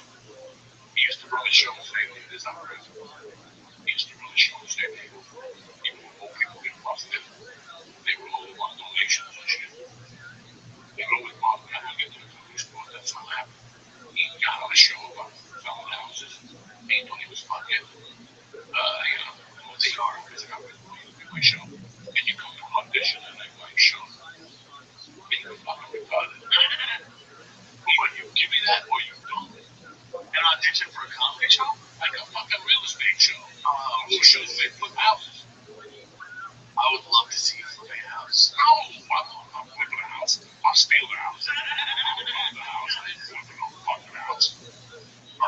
You could do a show about like squatters. You could go like set someone up for a squatter. I don't know anything about that. I do a show. It's fucking getting my dick sucked the wrong choice. That's the only show I'm doing. I'm into how to make free base. I don't want to do nothing though, okay? Nothing. How to make free They don't even call me no more. I got auditions. I didn't get called back. And guess what? I didn't give a fuck. Like, it's like, it's who I am now. It's how sick of my likes, man. The only thing I can depend on right now is if I want to do stand up.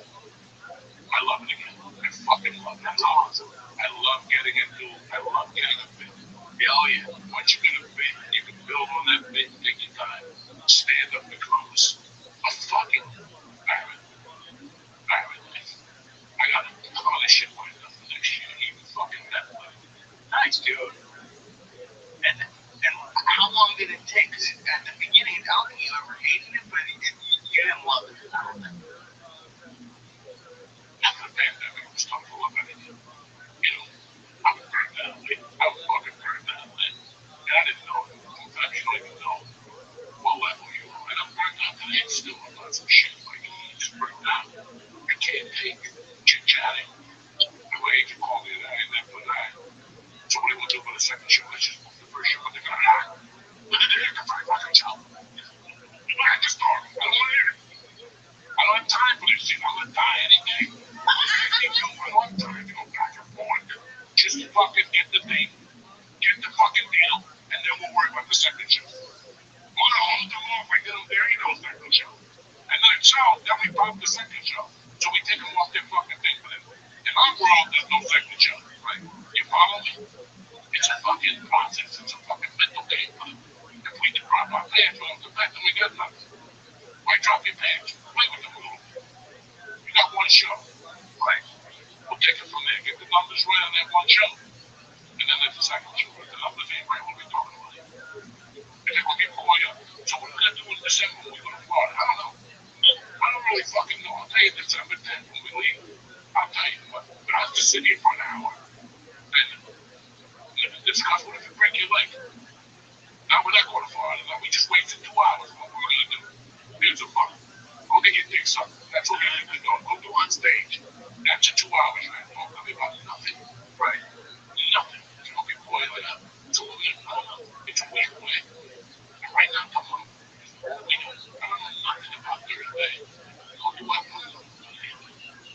Most people can't live their life like that. That is one of the nice parts about doing your own thing and doing your thing. It's easier said than done.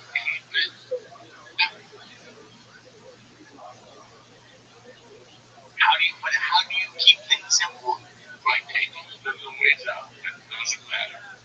And sometimes we have to do this. You ready? People, and it's a shitty way to think. And it's like, and that's exactly how they think. You have to think this in your head all the time. This is what goes in your head all the time. All the fucking time. All the time. All the time. Ready? How is this putting money in my pocket? How is this conversation putting money in my pocket? How am I profiting from this? How is this making me better? That's the thing that's going on. When somebody's telling me about something I don't need to hear, that's what's in my head. How is this making you better? How is this going to work out for you? How? This conversation you're having, where is it going? It's a big guy that calls you every week. Okay, we got it together now, man. I'm going to have to the third week. You're like, I don't want to hear it. You couldn't get it together if I gave it to you. You couldn't get it together if I gave it to you. You know, and that's the state of mind. How am I making fucking dough right now? How is this going to my fucking, how is this building on me? I'm at an age where I need a house, I need a car, I need clothes. What you're telling me doesn't do any of that shit. Doesn't do any of that shit. Nothing. And once you level it to that extreme, and it's a horrible way to live, it'll get you to where you need to go quicker than your fucking stupid system. Because you're still on the floor. I'm talking about your stupid system doesn't work. You want it to work? This is the fraud. When you wake up in the morning, how does this affect what my mission is? Right? It's like, well, what Jesus do, but yeah. How does this affect my mission today? It doesn't. And talking about it, doesn't. Doesn't. The only thing it talks about is how I'm going to make it happen today. When you wake up, there was a time, and how I know this, you're addicted to drugs, you're addicted to Georgia. And you might do a little problem with me is when you wake up in the morning, what did you do? Exactly. Did you think about pussy? Did you think about your mother or your grandmother? Did you think about how you're going to eat? That's a school I can. Be addicted. So, when you're addicted, why do we act like that? We're addicted to success. But we don't think like that. We don't think like that. We don't wake up in the morning with our feet down. Oh God, thank you for giving me that day. Who do I got to stab in the fucking eyeball to get to where I need to be in my life today? And that's a little, it's a little over-exaggerated. What do I need to do today? Not tomorrow, not in a month. Today. That's going to profit me mentally, physically, spiritually. I don't care about that money. I really don't care about the Epstein list. You know, people got mad at me when I talk about vacations. Another thing. Everybody thinks they deserve a vacation. No, you don't deserve God. You deserve nothing in this life. We earn everything. You don't deserve cake. I don't want to hear about it. Well, I'm stressed out. You want to know stress? Stress of those fucking, I'm going to get me started. You know what I'm about to say. That's stress. You fucking, what we make in our lives for stress is excuses we give ourselves for bullshit. But that word deserve is like, yeah. No one deserves anything. Nothing. Nothing. The blueprint of happiness is not going to knock on your door and give you what you want. Rabbi Rothschild'S watching the show. The show is. And the show is. I've met a really good show on that. Oh, when he's a thief. He's a thief. There's a breakdown in that. The woman breaks her life down in that. And it's very interesting from a woman's perspective. She goes, I had to let that guy lay on top of me every night for 10 years. And do what he wanted with me. I deserve something when he died, you know. I got a perspective for shit, right? But it's just so weird how I see more people losing it on a daily basis. Like you cannot, you know, it's like Josh Wolf was here a couple months ago. We talked about that time in Hollywood. That time was very special in my life because nobody had anything, including Rabbi. Nobody had anything. There was 6 or 7 guys trying to make it, and nobody had the answer. But it was one of the most interesting times because we made it. But our own was no Robbie didn't talk to me about sports or girls or Epstein Clinton. All we talked about was him. It was like a mini fucking camp. Because everybody I dealt with was in that world. I didn't deal with them unless my co-dealer or something. Everybody I dealt with was in that comedy world, right? So it helped you. You were surrounded with, Nick and I were talking about when there was a girl. It's not that she's a loser, or that she's an idiot, or that she's a fucking dickhead.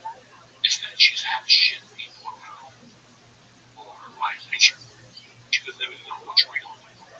She doesn't even know what a good relationship is, what a good man is anymore. Nothing. Because she surrounded herself with shit from time to time to time to time. This guy cheated on her with a hooker. The guy before was 10 years younger than I, got her pregnant. A Muslim. It's like you're not helping your life. What is the thing you bring up a lot? What Einstein said, or like the definition of insanity is doing the same thing over and over? Yeah. Every day thinking I was going to get a different perspective. It's insanity. I get up every morning and smoke pot. I don't think it's that insanity because I don't get the same result every day. I don't. I get the result to get the fuck out of the house. That's my result from smoking pot at 7 in the morning. It means it gets me out of the house at 8:30. Well, let's play devil's advocate. Do you think your life would be any more productive? Anything would be more positive if you cut weed out? Yes and no. What would be better? I don't think I'd be productive. Okay? Because it keeps my powder dry. I'm at a level right now where smoking pot is getting me high. Smoking pot, I'm using like a fucking pacifier. When kids use a pacifier, right? That's all I do. That's all I ever talk about. Is there a pacifier? For me, weed is something that's the last thing left in my past. It's the last thing left in my past. What you know? But like you're unique because there are some people who, if they had the same past, doing a little bit of weed could like send them all the way back. Like, have you ever thought like, smoking weed might send you back to doing coke, or it's just not how you act? No, that's pussy shit. That's pussy shit. That's excuses. When I trained out, I relapsed. Don't drink. Right, don't drink. I may listen to pot. I get pot that's 45%. And I feel I'm not gonna lie to you, that's crazy. I think I eat 500 kilograms. The way you look like I'm 5, look what I look like. But it's not worth it. So yeah, I took 3 of those things. And I ate 2 fucking tappies. Hey, all I got was munchies. Not even munchies where it was like me. One of my faithful ones were it doesn't. But for me, look, I can't breathe. I won't quit smoking more. Because it's the last thing I have of my past. It's the last thing I have as a reminder of my life. That's the last little piece. Just me going to a weed store, smoking those. Now, if I said I was going to Colombia, coming back with a kilo of coke because it was the last of bullshit. Right? I'm trying to come with this weed thing right now. That's a bunch of time when I smoke. That's what I'm having. It's to get out of the middle. And then I took a break. Why did I take a break? But do you think you also not come to terms with, but like you're okay with, okay, I'm okay with whatever, like if it hurts my breathing, I'll accept that. Because someone could say, well, you're having trouble breathing with weed. But I had breathing problems without the weed. I went from the hospital. I smoked weed for a month and I started problems. I'm like, what are we doing here, right? What the fuck is this? This is something different. This is anxiety based. There's a valve in my heart. There's something that's not. I have a cyst in my heart. And you have to watch every year. You have to watch it. You're supposed to watch it. Okay, if it grows or whatever. I have a cyst in my heart. It could be anything that controls oxygen, stress. I know I gotta pee. So I'm taking my dog that day. I did my thing out the whole day. Just not a pee. Oh, you did. Dog. What do you mean in the mall? Listen to me.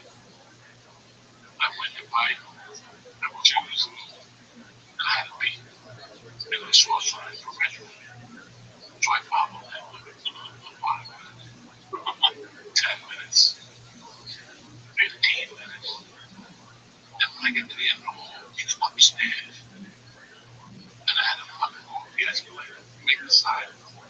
upstairs.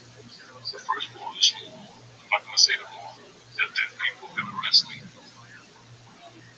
And the downstairs is just hard, tile, shiny tile.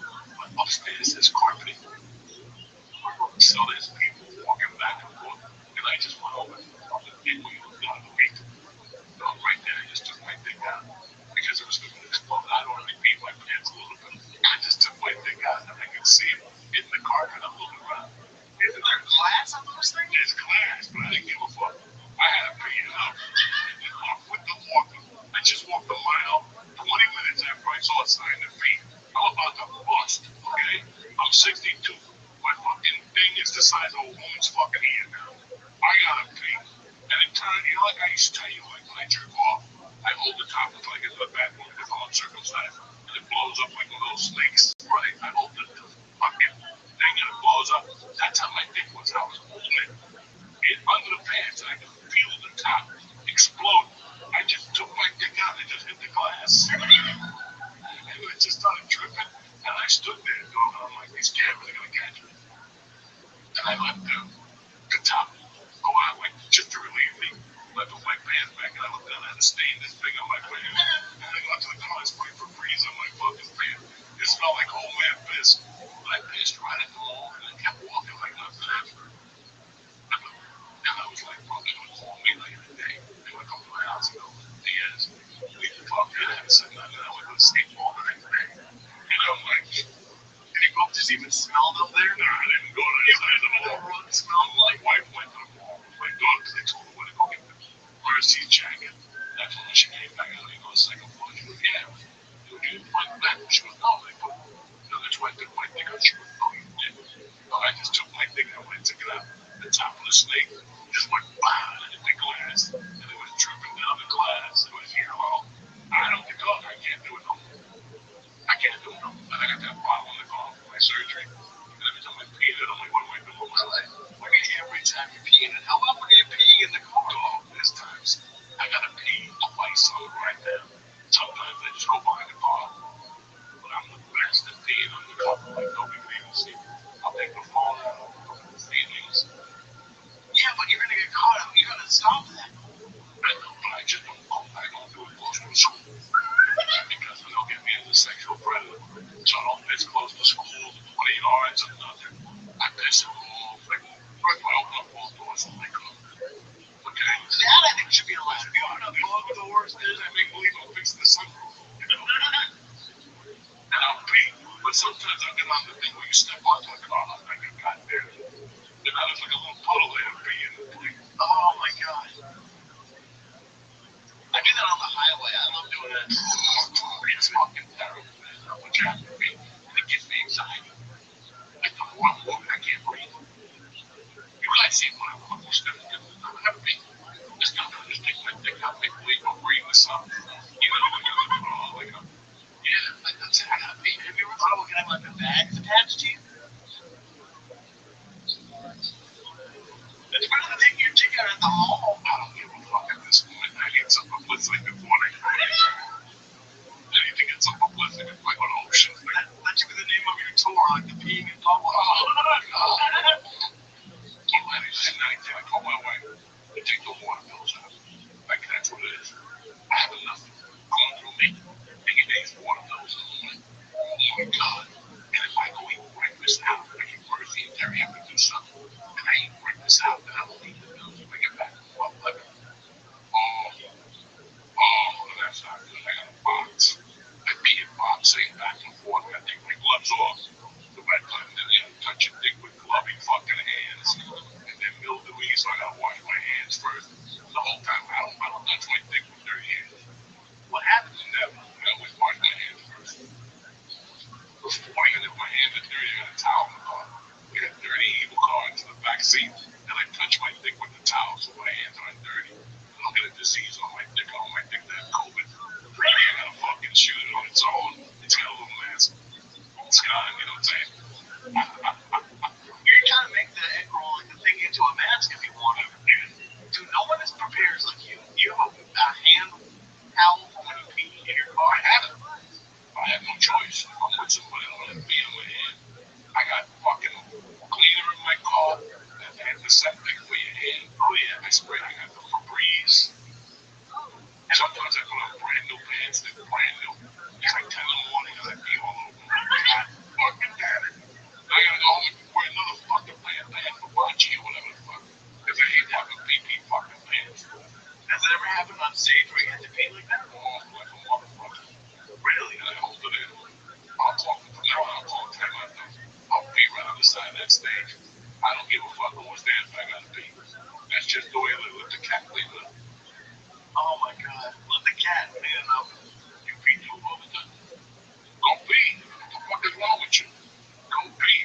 I sympathize now. People used to go, I gotta pay hold it. Not no more. That shit is fucking brutal, man. It's really brutal. I got little urologists that do something with my prostate is good. Yeah, the fact that it's coming out that fast. Like I've started to see like a decline in the pee strength. A little bit. What are you gonna fucking do? You know what I'm saying? I have no idea. It's been a good couple of weeks now. I feel good. I mean, I'm a little scared about my breathing. So I have an appointment next week, but I think I'm just gonna drive myself down for Monday this week. Start the process all over again. This is gonna get better somewhere. It's gonna get better out of here. During the football game. There was one football game. I was sitting here fucking. I could not breathe. I'm like, this is not good. I gotta walk those stairs at night. Do they inhale herself at all? Not really. Get never fucking pacified. That's the name of the book, pacified. That's all this is. We're just pacifying our ways. Fucking years. That's all I'm doing right now. Yeah, you've been saying it for a little bit that your breathing's gone. That sucks. Been off this like mid-August again. It was doing great for like 4 or 5 months. Great. I was rolling 2 or 3 times in jiu-jitsu. Now I can't do shit. I can't do jiu-jitsu. I'll do a private with you on, but I can't go to class. Because I don't want to tell people when you gotta stop. Do you have that problem doing stand-up breathing? Because breathing during stand-up is a huge fuck. If I couldn't breathe, No, it's weird. I was had them so I've been so programmed to breathe. You just understand breathing. You understand them. It's unconscious. If I'm around here, I have to worry about breathing. I have to think about it. When I hit the bag, I have to hit with intention and breathing. When I do stand up, it just your heart just whatever. It just like in nature. What do you got for shows this week? Anything good? this week I'm with you on Wednesday at the dojo, and then Friday and Saturday I'm at Roar in Springfield, Massachusetts, and Sunday I'm at Blackhawk. Look at you. Oh yeah, and then stuff in New York coming up, but that's this week. This weekend, Wednesday, we got dojo. The following Thursday, we had the puppet show at the dojo. And then I think a week off for Halloween. We don't know what we're going to do yet. Then the following week, I'm in Jim Graham with that Wednesday with the Stress Factory as a warm-up show. So I'm doing that just to keep warming up with our audiences. November 5th is the Stress Factory. November 8th is DC. So if you're not doing anything, you're in the DC area, swing by. Tickets are available. They're cheap. If you're not doing anything in Jersey, November 5th, come on out. There's no school that week. No, That's why I'm going to DC that week. Because fucking the 8th is, wow. The 8th is my mother's 46th year being dead. it's like the day she passed. November 8th. And that's the week that you don't have school. Right? It just falls on a Saturday this year. It's also election day here, right? So it's election board. We got nothing. You'll be peeing all over Washington, D.C. Oh, I can't. Peeing on Washington Memorial. I can't fucking. Like I said, the casino's only 20 minutes from the DC. So my daughter and my wife are going. The lady who's in charge of that fucking place used to work with my wife.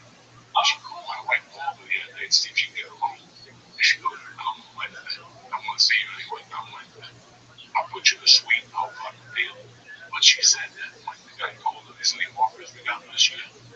She goes, "It was like $6. I wasn't gonna bring it." She goes, "When I saw your name, I brought you in here. I don't even give a fuck. You saw a ticket. I just brought you here to bring your wife." So perfect. It was perfect. So they'll come down? Yeah, they're coming down on Wednesday because they want to. I'll be alone right on Wednesday. Thank God for 2 days, but they want to go down just to DC shit. I say it all the time. It's so crazy to me. Like Mercy looks at my Instagram stories now, and then she's like stealing your phone and going on Instagram. She's at the bar. That was, guys, I gotta call my wife. 10:15 Friday night, she goes, "Joey, the girls are outside playing softball in the dark. Under the lights, they don't want to come in." I go, "Why not come in?" She goes, "Well, if you can, I don't give a fuck. I got no school tomorrow. I don't play." Right? I'm playing. I'm pulling out all those girls under the lights.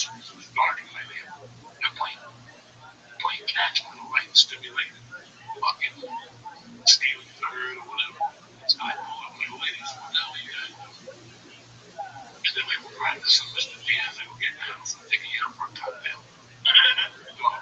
Those girls ran in the house. Ran in the house. I said, you got 10 minutes. I could go to wash up. They came down looking like, what's that show? Four Lucas. The City. Sex in the City. All of them had mascara on and tight pants and shirts and their hair was up. They were ready. Ladies, where you guys going? And the one little Jew girl was like, we're going out Korea. Blah, blah, blah, blah, blah. And I get there. It was Friday. It was half the fucking night. So I'm like, you know what? I'm going to go and put them at the bar. Let me go put them at the table. And then somebody will ask me, I'll bring them over. A little Jew girl looked at me. She was like, I said, don't take them. Not the Russian Jew, the Jew girl. She goes, I said, don't take them. I'm telling you, I'm going to go out and have a drink. And I go, now I said, well, I got up. And the Mexicans walked one foot. They got up. And I walked up. The Mexicans like, where you guys going? They went to the bar. I ordered the cakes. They have the best chocolate cake there. They have the best chocolate decadence with like ice cream. Nice. Oh my God, I don't wait with cream. What? The cakes like Shirley Temple. They got the more sodas with cherries. Yeah, and I stepped away and I left them alone. I watched them. And I said it was the funniest thing I ever saw in my life. They were like that, feet. They would take the cherries, pop them in their mouths, make the chocolate. And then I got them in the car. And it was like fucking, I'm going to crash the car. Because they were all talking about different things all at the same time. It's like cocaine, you see it. You fucking see it with kids when you give them sugar. They go off the fucking deep end. I took them home. We had such a good time with the theaters. We're going again tomorrow night. I'm like, okay. And at the bar, the phone died. That's why, because she literally did that. Dad, leave your phone. I put the phone out real quick and asked her a question. Because mom said to bring her a dessert. I didn't know what dessert, right? That's what she was doing. What is it called? Underrated. Underrated. Posting stories. Yeah, she's funny on Instagram. She put up a story the other day. She's like, who wants to DoorDash my food? Oh yeah, she has this cool thing. Oh, I don't know if you've ever heard something. Oh, you the base, and she didn't bring fucking food. So I was sitting there, all when I see the story, they go, you dumb bitch. I go, I said, which I told you to bring stuff down. When I picked her up, I picked her up. I love it. And the shit's only to get crazier. It's only to get crazier. Once she starts driving, I'm gonna let her drive. Really? She want to do it? Yeah, learn now. What's the way when they're fucking 17? I'll teach her that. Oh, and you're gonna just turn her into the Uber driver. Yeah, so when she gets a slow car, oh, I can put her in that truck. That's a $1,000 okay. I'll save that. I want that. Right. So I'll just give it to her. Then I'll bang it in the truck. And I'll cut off all the fucking in that truck. You're not gonna teach her in the I'll teach her in that truck. Because she sees a bigger vehicle than us. Yeah. She'll react a lot better. But that's it, man. It's just another fucking 1 week. This is my time of the year. Fucking 2 more weeks after Halloween. It goes fast. And again, I'm not gonna remind you motherfuckers. We're probably down to 10 Mondays. On Halloween, that's it. For Halloween, let's on Christmas. Oh yeah. For Christmas, 10 Mondays to Christmas, so you better fucking gotta get it together. It's gonna be hard. Yeah, 10 Mondays. People already hold on to shit. I mean, think about it. They don't even talk about Halloween. Nobody even talks about Halloween. The candy's already out. Yeah, but who's gonna do what I am? Oh, I know. I love that fucking. Dude, they put it out in fucking July. That's the biggest scam. CBS, oh, Diet Factory. CBS. Yeah. You love all that shit so bad now. All the kids, Oreos are okay now. God knows it's like, they don't even get soft in milk. They put something in it. But anyway, who gives a fuck about Oreos? I love you, motherfucker. You have a good week. I love you guys. Thank you for being a part of our lives again. And that's it. Tip top of cool, motherfuckers. See you next week. Same bat time. Same bat channel. What's happening, beautiful people? Uncle Joey here. I want to talk to you about something. Listen, I don't know if you know it. Your gut has a massive impact on how you feel each and every day. The size of my gut, I know about these things. Myoma keeps things in tip-top shape so you can feel your best no matter what life throws in your way. Myoma's blend of prebiotics, probiotics, and postbiotics help restore healthy microbiome. You're going to want to give Myoma a try and get things sorted down there. Listen, I love it. I take two of these every day, and my stomach feels tip-top or cool. My blood tests are even coming back better. So if your gut is full of the wrong bacteria, get Myoma and get it together. It's not just about being smooth and regular digestion. Your gut can mess with hormone levels, energy, weight management, and even lifespan.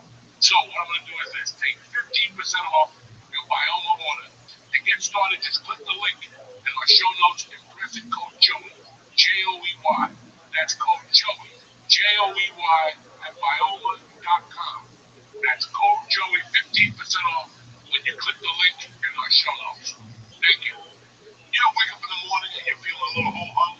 Well, it's time to put some magic back in your breakfast with Magic Spoon. Magic Spoon makes high-protein, zero-sugar cereal and treats that you'll remember from your childhood. It's great to give you carb conscious and comes in nostalgic flavors like fruity, cocoa, and frosted. Me, I like the cocoa and the fruity. I love them. Every serving of this cereal has 13 grams of protein. Do you hear what I'm saying? 13 grams of protein, 0 grams of sugar, and only 4 grams of net carbs. No time for a bowl. Magic Spoon makes crunchy cereal treats that are delicious. They're packed with 12 grams of protein for an on-the-go option. Great in the morning and around work hours or as a midnight snack. How I have it. Get $5 off your next order at magicspoon.com/church. Or look for Magic Spoon on Amazon or in your nearest grocery store. That's magicspoon.com/church for $5 off. And enjoy it, Jack, because it's good.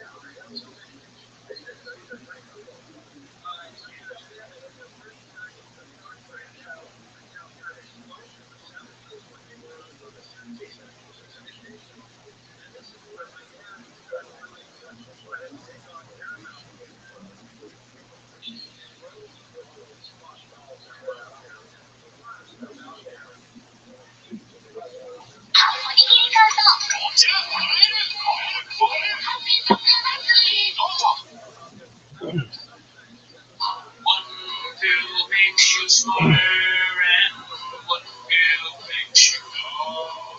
And the pills that are easy to go break with alcohol, go as his turn.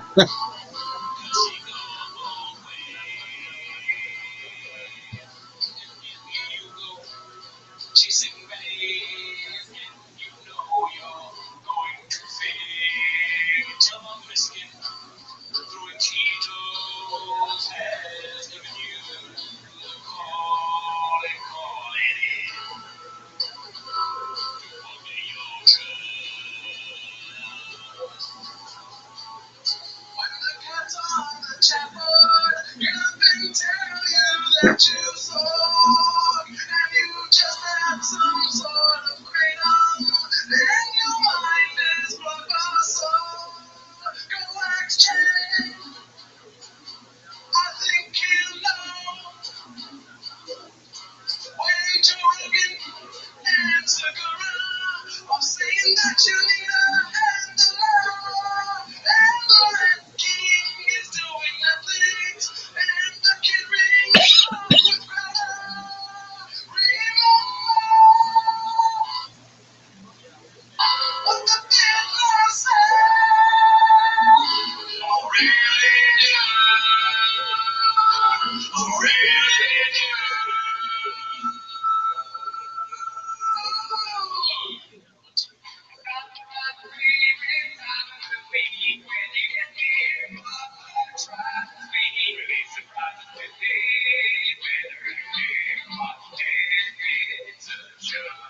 Welcome back to 10 Minutes of Shop. Thanks for tuning in as always. Join the X. I'm sorry. Man, you got me. You got me there. Oh no, but as always, join the Patreon. We reviewed Shane Gillis' stand-up, which was pretty Netflix, and we reviewed Andrew Schultz's stand-up, which is pretty. I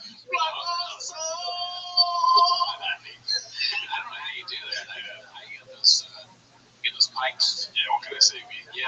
Also, shows. This Wednesday, I will be at Sis Market, Culver City at 8. Turn up. I'm going to be August 3rd at the Ice House in Pasadena off Colorado Boulevard. Nice. With Jesus Wolfenstein. Great comic, never met him, but that's not why you're here. Definitely. You are here, as always, to watch 10 Minutes of Shop. So, play the 10 clips, start the timer now.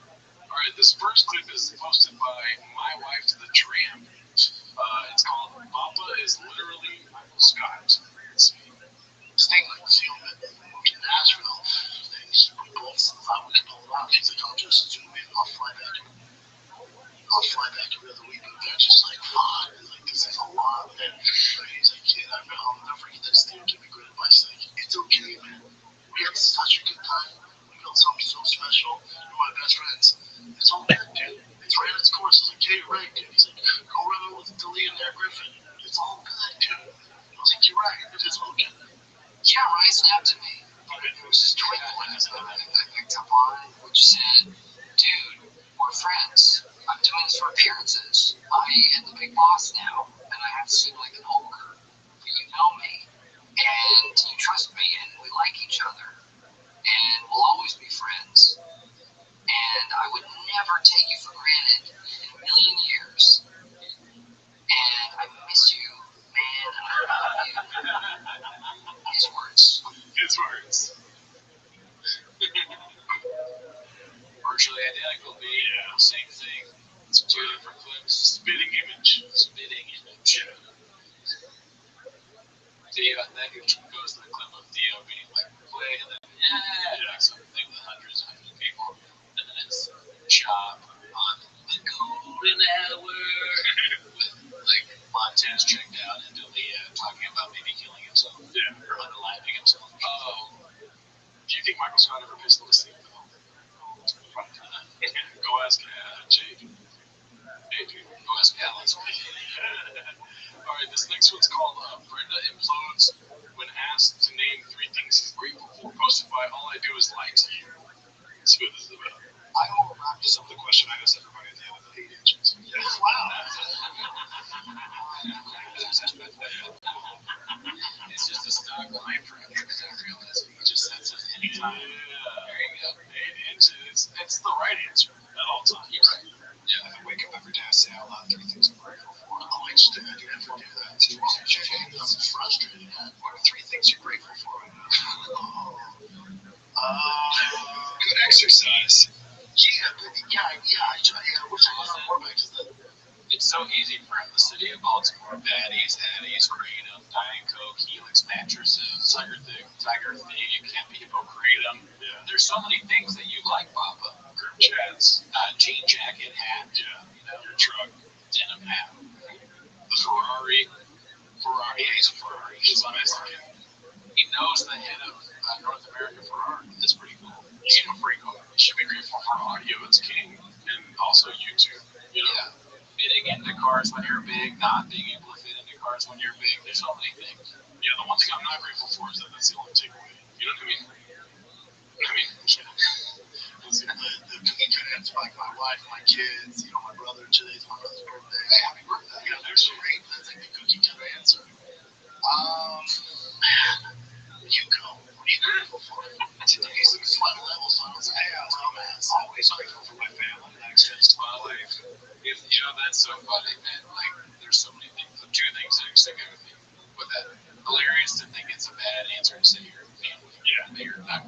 It's not. He didn't say that. He said it's a cookie cutter. Cookie cutter, but that's like lame, right? Yeah. I think it's fine to say your family. You probably should. Yeah. That's like one of those things I mess up. I would like not mention this, like my family. But it's important to note also that you're like kind of a blue belt in podcasting. That's true. He's a black belt. So he's on that different level. Yeah. That was the other thing I was gonna say. He's like the idea that you think that saying what you're grateful for is something where you'd be one of those grind set podcasts. Like there's levels to this shit. Yeah. You know what I'm saying? Like if you ask me what I'm grateful for, and I just say my wife, my kids, my parents, it's like that's lame, right? I'm gonna go in there and be like, I'm thinking on a different level, You should be grateful for his Ugg boots, the night vision goggles, his big dick. Sorry about that. Right? I mean, Brian ain't got no marks. Let's see what he's grateful for. My daughter, that's easy though, right? Of course, but like I would say health. Another easy one though, I'm happy when I sick too, super. So these could be your answers. Sure. I like how he's turning it on this guy like he's wrong. He's not wrong. The guy seems nice. This is one of the more normal interviewers. You see him talking to Shav. Like Shav is misplaced here. Yeah, I think. Let's see. You go for weird things every day though. I mean, health for sure every day. Yeah, and health is number one. When you're sick, you're like, take anybody I have. That's right. The sick man has one problem to worse. And I think I'm just grateful for opportunity. Like I'm grateful that we live in a time right now where we can talk into these things and anybody around the world can be hearing us or watching us. Well, we'll see how this goes. If we'll find out. Oh my God, this is rough. Yeah, he's sabotaging this interview. Yeah. And physically, he's like, I don't want to be here. You know what I mean? He's like, this fucking. You probably think this is like this is the worst podcast I've ever been on. It's like a bad therapy session. Therapy. This guy is coming off like a therapist. Yeah. But keep in mind, I'm still on Shop's side. You know what I'm saying? Sometimes I'm leaving. Oh, really do. But I'm grateful that to success. I'm grateful that you're here and that we can have a conversation that people care enough to listen and watch all the way to the end here. And so I'm happy for strawberry ice cream, some bullshit. I'm happy for my freedom. It's like yes, dude. Oh, dude, thank you so much. I keep thinking that this guy is gonna go. Yeah, off the mic. Let's talk off the mic for a second. Are you okay? Yeah. You feeling all right? He's like, we're taking a break. How's socials? He goes right to his phone. Yeah. Don't talk to me until we're back on. All right, so this one's posted by Minimum Sky 2305. I haven't seen him in a minute. It's called Chris Gets Annoyed with Papa. Let's see what cracks. I don't think he's a British comic. No, he's American. Wow, nice good actor. Oh, does he speak British and stuff? I don't know. Oh, wow, this guy just saying shit up. Oh, he's American history. People literally, the Queen was mad as fuck. King and Queens. What's the name of the show? King and Queens. That's the name of the show. I love Queens. It was a different show. Yeah. King and Queen. Yeah. She was bad. Like, you know what?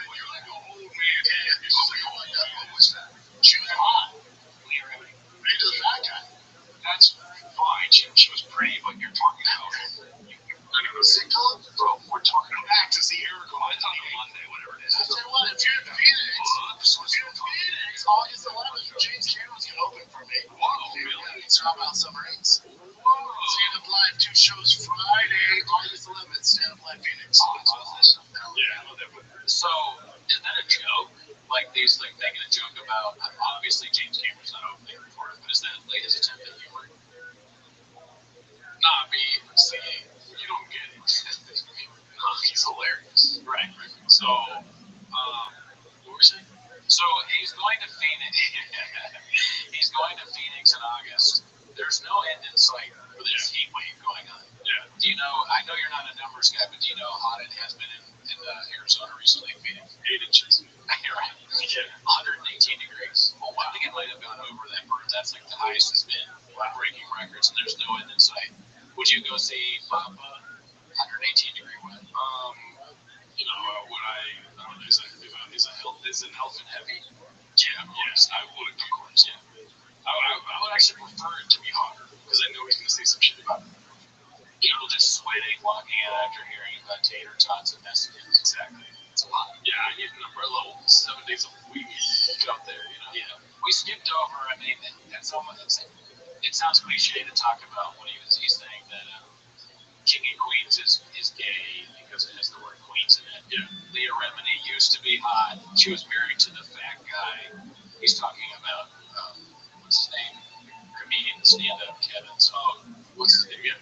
yeah, but he calls him the fat guy. Yeah, he's a great guy. Kevin James. Never Kevin James, like a way better, more talented comedian. Yeah. Getting effervescent, and clean. Always clean. Yeah, for the most part, yeah. Okay. Also, too, Leah Remini, great woman. Yeah, still hot. Super hot. And so I'm on the side.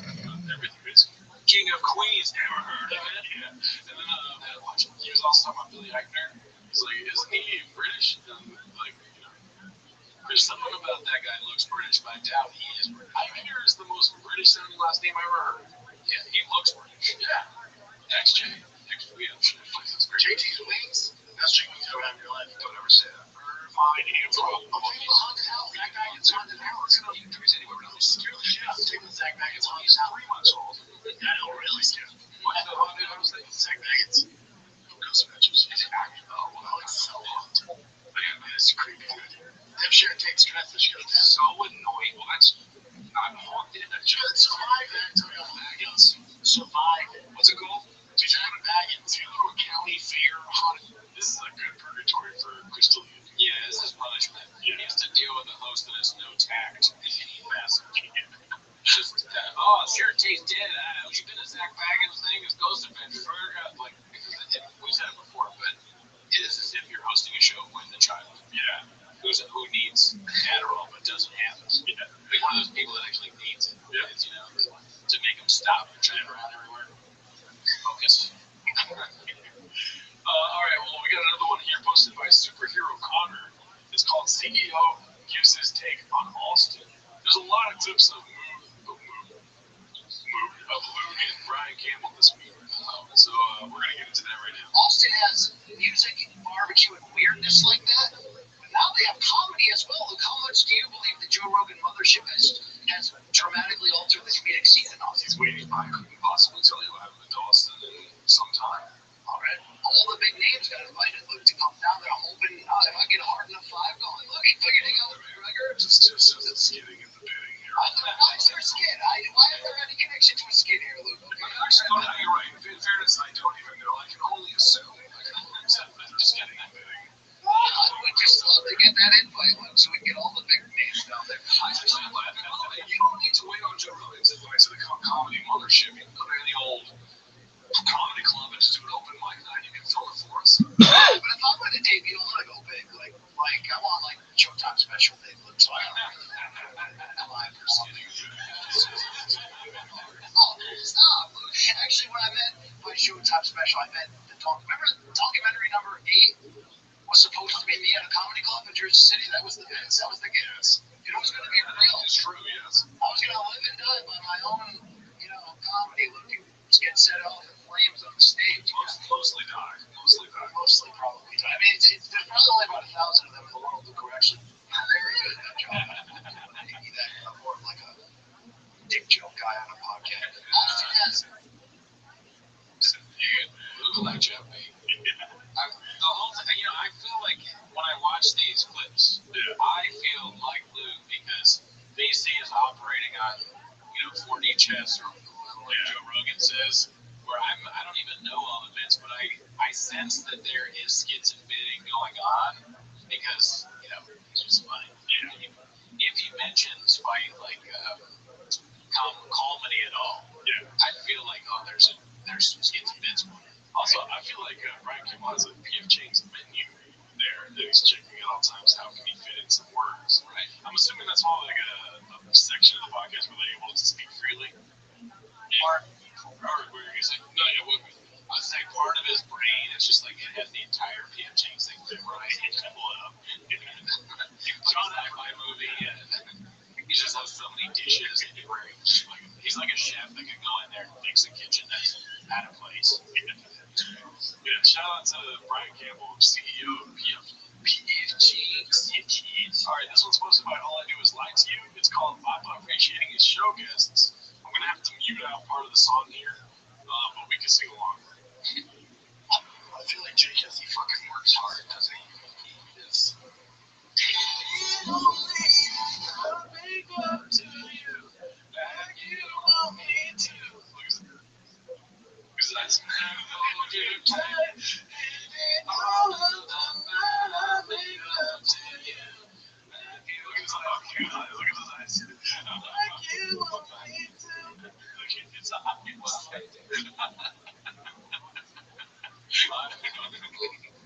Nice smiles. A weird smile.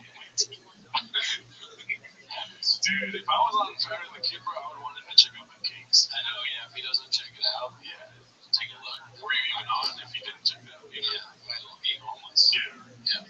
You don't want rings checking it out. You know what I mean? You'll do something about it. Keep nice. Oh, really?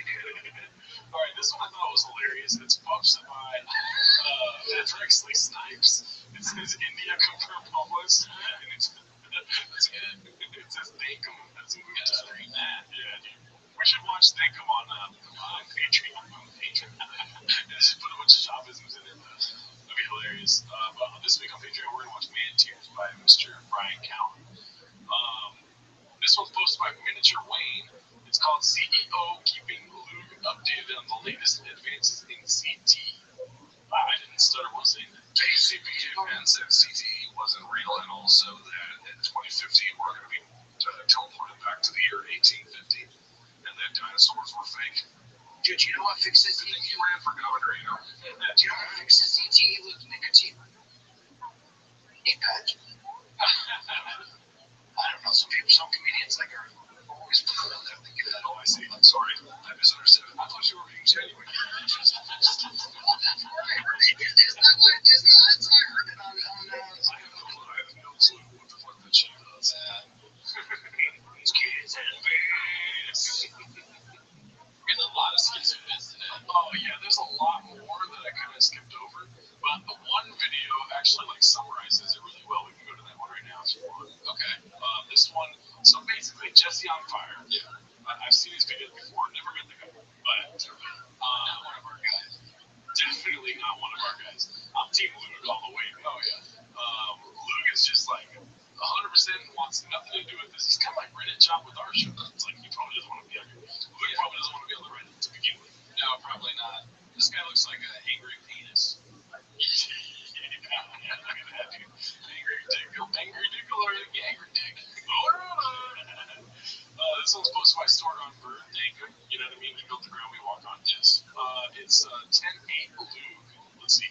I think it summarizes it up pretty good. Do you know what's happening with Jesse on Fire and Luke? I guess he shit on BC or Luke or something like that in a video, and then he's probably just doing it for views, right? And then Luke, and then I watched the video that Luke did where he's like, I don't even want to talk to this guy. I don't know him. He hit me up once. I didn't hit him up. Yeah. It was a little bit of like a money drone strike on this, penis guy. It was crazy.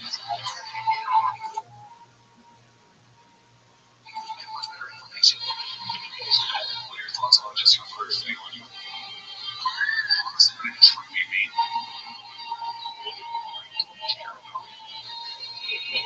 hopefully we don't get a good douche with the music. I feel like we're gonna. Listen. He hit me up about a year ago.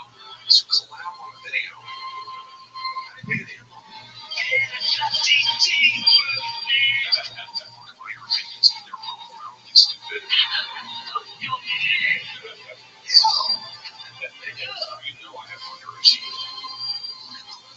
My antagonist. They wasted the most pathetic version I've ever seen.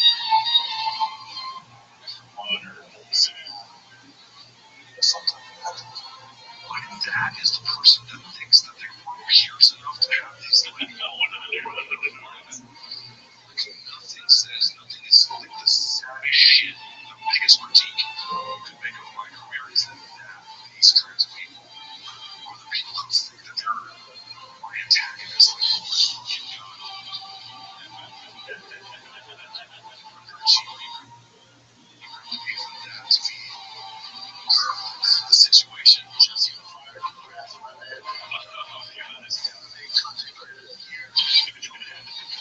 man.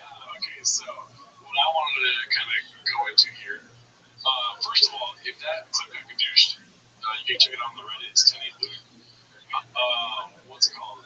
He gave out an award at the end there, saying that Jesse on Fire is the MMA commentator of the year at Thick Boy Studio. Right.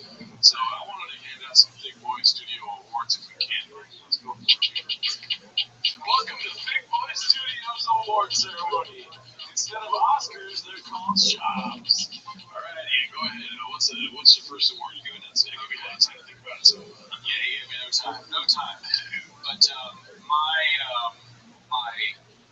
What Are We Doing Here of the Year award immediately goes to Jesse on Fire. Oh, nice, good choice. I mean, it seems like from the small amount I've seen, his whole entire bit is what when thinking you matter goes wrong. Yeah, that's a good one.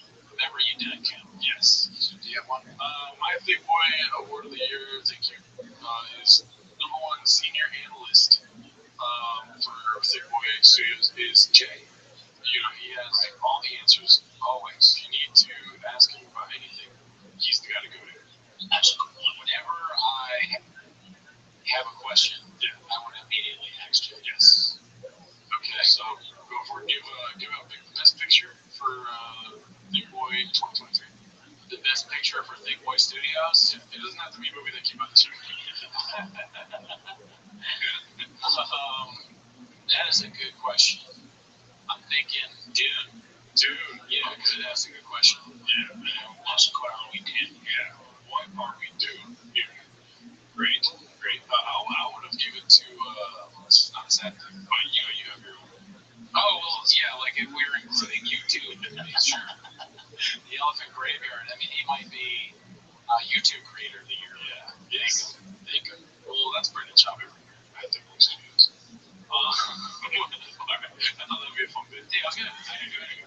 Alright, here we go. This is, oh, dude, I haven't seen this guy back in a long time. Remember Silly Goose Times? Yeah. Let's go back to the kitchen. This one's called What Else Have You Got Chin? Let's see what this is about. Yes, we are about to embark on a maiden voyage with our electric bikes. Electric on the hour just to be off. We're rider bikes right now. I'm all boyed out. You see, hear me now, because it's so windy right now. I'm in the 6th gear. At 10 miles per hour. And it's dangerous to film these. It's dangerous as a film here, so I'll turn you guys off right now.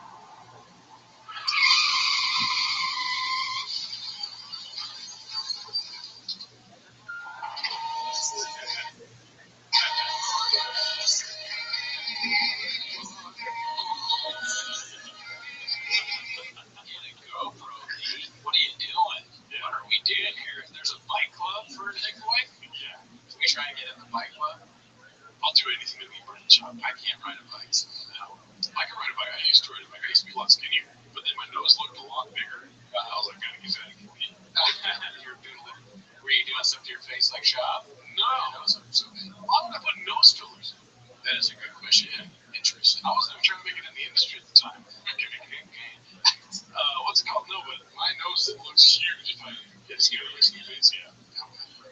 shit out of me. All right, this one's posted by Pharrell80s. It's called Normies Don't Get Jokes Think. Let's see. Pretty much too. It's like the way we talk to each other as comics. Like, you know, everyone had a story of how they talked to their wife or their spouse like comic once. And they're like, what the fuck did you think was gonna happen? You know, where like the way you would say something to me, like if I did something really stupid, like, what the fuck did you think was gonna happen? And I would start laughing. Yeah. But you can't make those kind of jokes sometimes with regular people. Like regular people where you weird insult, like you could say like the most heinous joke to Tony Hinchcliffe and he would fall all on the ground laughing, holding his side. Yeah. You can say, Yeah, you could. yeah. And those sycophants would laugh at anything that you say. Yeah. Like, if it was a good idea to jump off this bridge, they'd be like, yeah, dude, someone say it's the best idea. Everyone that guy talks to agrees with everything he says. I love Joe Rogan, but how often do you think he drops a hard R? You know what I'm saying? What do you mean? Either the N word or the R word. Like off camera? Duh! Yeah, I know. I just had to say it out loud first. I just turned my brain. I was like, Joe Rogan. This question is redacted. I would say maybe once or twice a week. I have no idea being there. I never hung out with him. Great guy, but I never met him. This is the guess. I'm not trying to tight the guy. You know what I mean? Well, what makes you say that? Because you can say the diciest jokes. Oh, Where are you? Just kidding. All right. Well, this is there. He's saying, let's see. Is he saying that to his wife? Because in the clip, the context, he's like, you know, like you say to your wife, your girlfriend. So he's just dropping the hard R on his wife all the time. Well, he learned not to. Right. She told him. Yeah, there must have been at least twice. It's a little dicey. Yeah. Yeah, he didn't laugh the first time. He was like, oh, we'll get him next week. And she said, is that nice? Yeah. Is that nice? Yeah. All right, so this one's posted by H-Band Diet. It's called Lyft Drivers. Probably in the category Don't Matter. This is very good clip. Oh my god. I think I told you guys the story of how there was a guy you guys were like shooting with this wrestler, was a comic. Brendan Shaw. Brendan Shaw. I had never heard of any of this, but a Lyft driver, to his Lyft driver, one day picked me up. It's fucking the funniest dude I've ever met in my life. It was me again. What's up, man? Like doing that, like, holy shit, I can't believe someone's like, oh, what's up, man? He's like, yo, I was raised on Mad TV. I was fucking raised. He's just fucking super excited about Mad TV. And he's like, yo, what's going on, Bobby Lee? And I was like, no, this is all man. He's in this fucking fight with this guy. And he was telling me the story in pieces. He's like, and this guy accused you of fucking lying. And he's telling me the story like while he's going like 70 down a residential neighborhood. And he's not using the rear view mirror. He's like, this guy's not even a comic.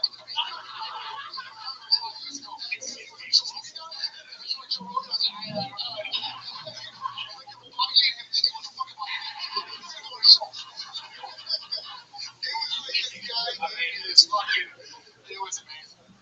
Wow. Crazy that that guy and my girls don't know that they're talking to literally the general, the guy behind the whole Reddit.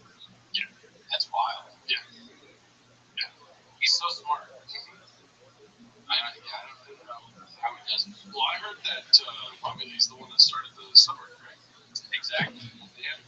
Sean had 300 pages of evidence that all got suppressed. Yeah, I heard it from Sean. How did it get done? I don't know. Yeah. Probably Bobby Lee's genius computer skills. You ever heard of it? Oh, dude, no, the dark web. The dark web, right? The dark web, Tor, back channels. He different. Get this, the VPN. It's a lot of. You can read about this. He changed it, so it's not his location. But then there was one. It was his location. And then the email had Tiger Belly email on the email. So like it was from Tiger Belly. So and obviously, If we have anybody that's an Uber driver or Lyft driver, if you get any celebrity in any facet, please tell them about the Brendan Shaw. yes. Reddit. That would be like I want all of them to know. Also, I want everyone to comment that I was that fifth guy. Yeah. I want to hear that everyone being like, lie to you. It's called adult video preferences. Let's see here. Yeah, I don't want a bad story to go on pornos. Like, I don't need a. No. I don't need any TV on vlogged. No. I fast forward to a highlight reel, ladies and gentlemen. Hey, I just give me that nitty-gritty. That's right. Now, what you guys go in is Big Cannon, number one. Big Cannon, baby. Big digs.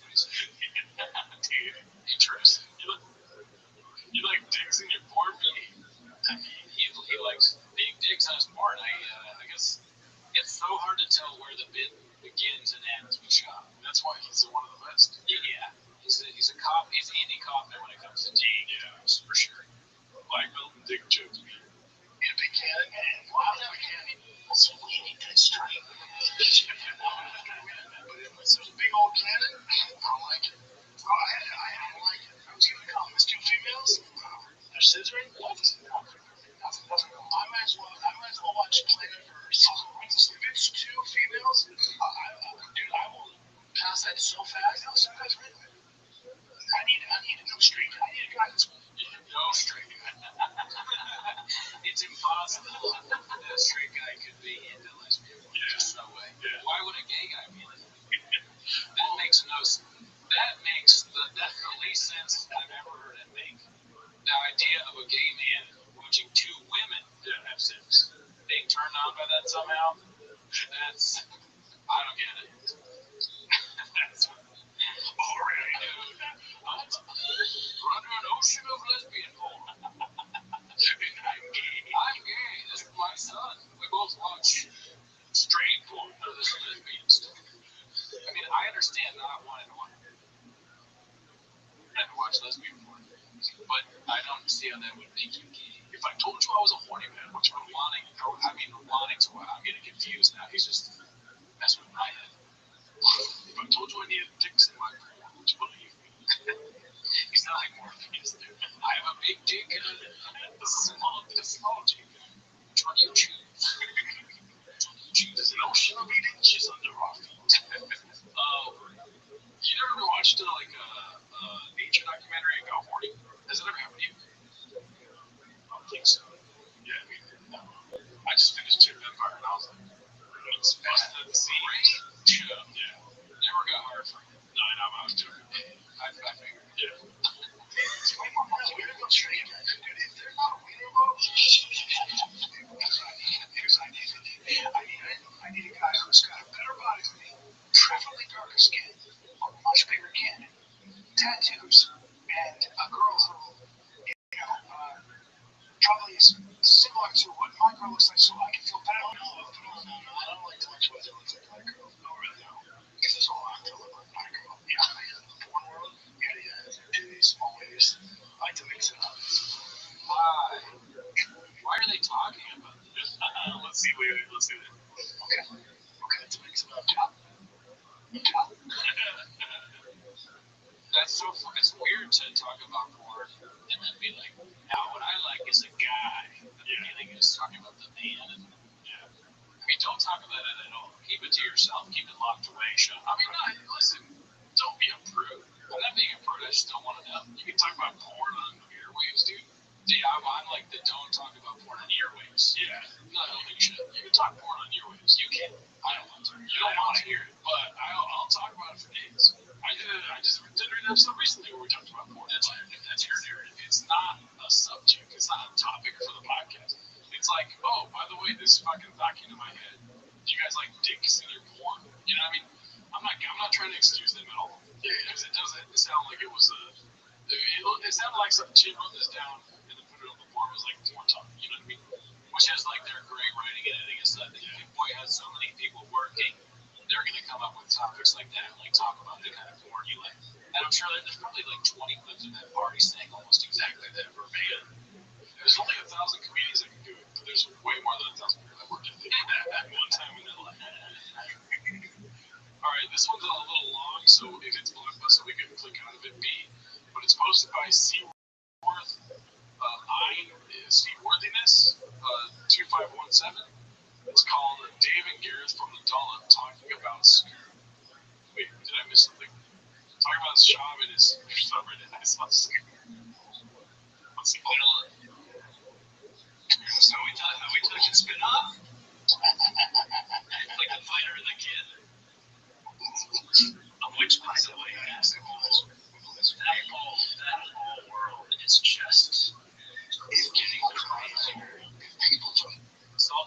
what's that, like, Big Boy Studios with salsa on it? What's the word pausing for that? Yeah, because that was silly. The one fighter in the kid is Brian Callen, and is it Brian Shaw? Is it Brian Shaw? Brian Shaw. And Brian is a comedian that I've known for years. He was on TV.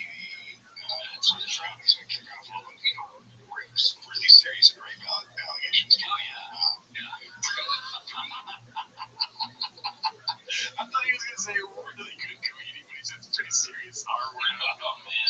Substantially, open and shut case, kind of like in the LA Times. Many sexual assault allegations. Yes. Oh, also, too, I never really kept up with all that. I did what happened with Brian. I don't know the severity of any of their stuff. Yeah. We should probably look into that off camera. Yeah, he did it. He went away for a little bit, and now he's back on a podcast. He barely went shows. Yeah, he barely when he's doing shows. He got married because all these guys, when they accuse him of sex crimes, they immediately get married. Comedians, and now he's on with a ex-cage fighter guy who decided to get into comedy. Brandon Shaw, who's really dumb, like a low. I know that we're like very well versed in everything. You know what I mean? We've been doing this for however many years, 64 episodes. But it always makes me laugh when somebody's like a wrestler or a cage fighter and nobody knows who you are. It's shocking to me that he doesn't know. Yeah. I'm like getting kind of like project. How do you not know this? I want to hear somebody say like, yeah, Brian Callen's doing a podcast with that one street performer guy. It's just like it's works. It's like somehow like that sign twirler dude. You're like, wait, that's not a sign twirler. He's had some success. Yeah, Brian Callen's got a podcast with that plumber guy. I like how this guy is all like,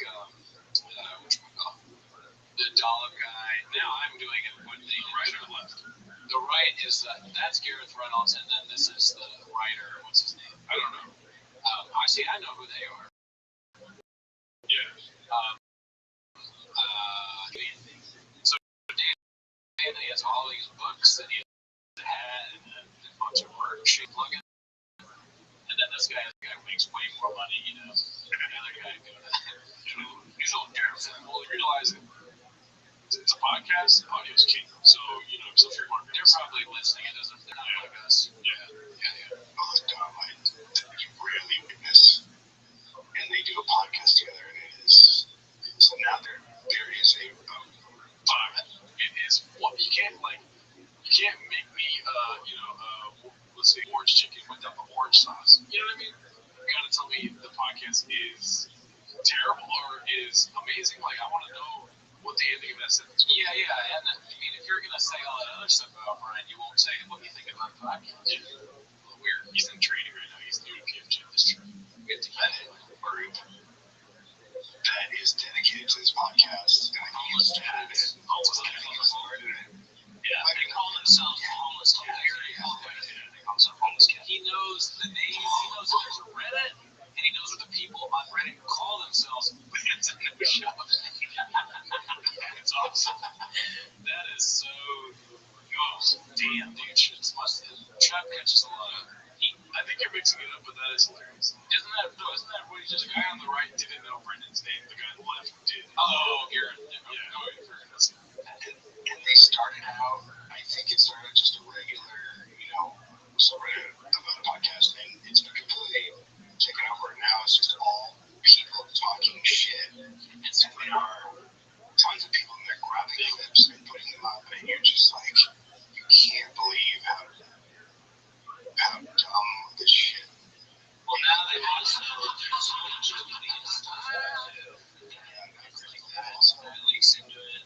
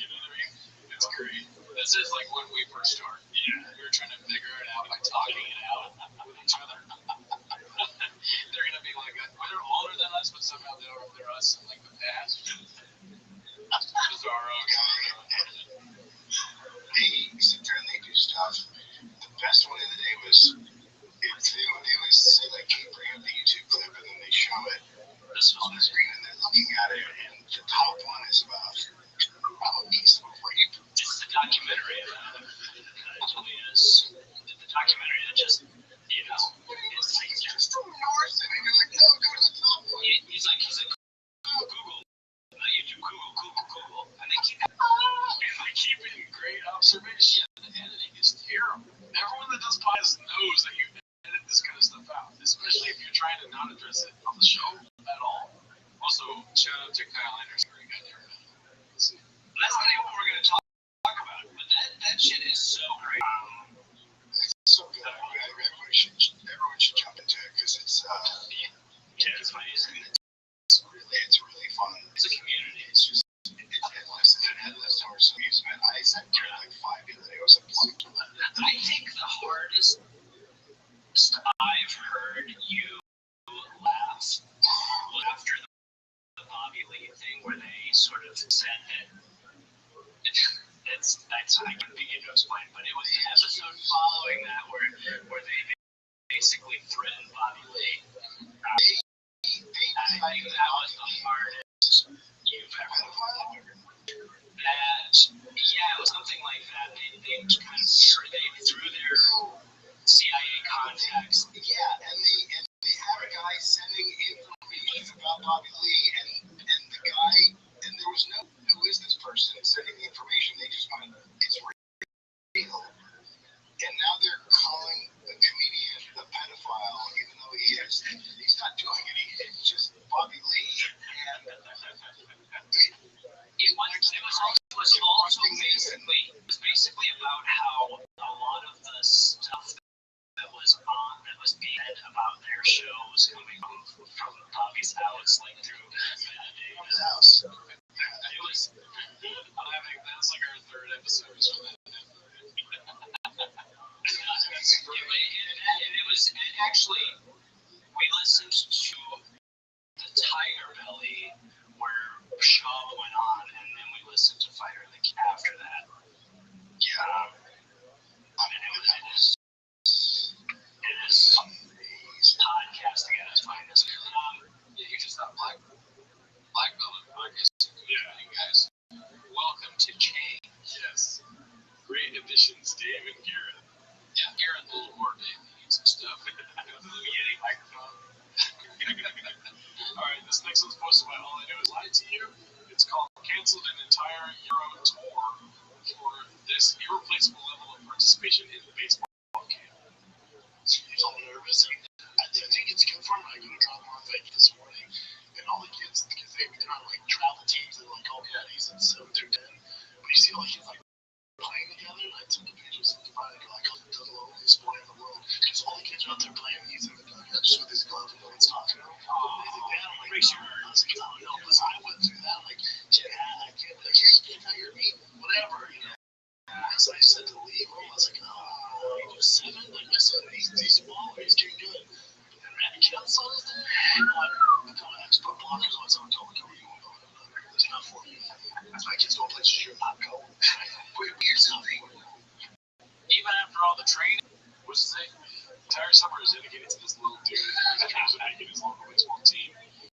Rescheduled all comedy touring, didn't cancel, so don't worry. So he can miss one day of being my little man finished his camp today. Today he went 5 for 5 and second for MVP. Trout starting 3 weeks. Let's go.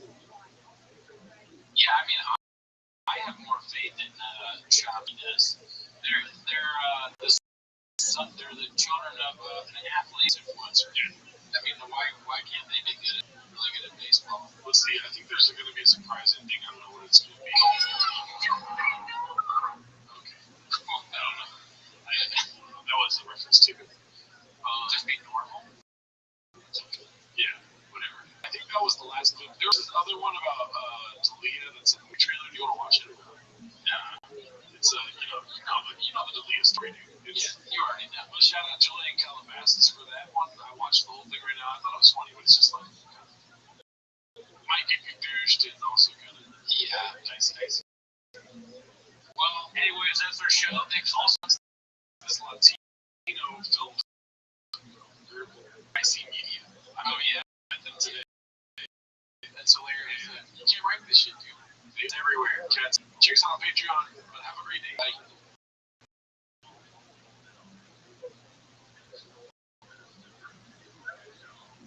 I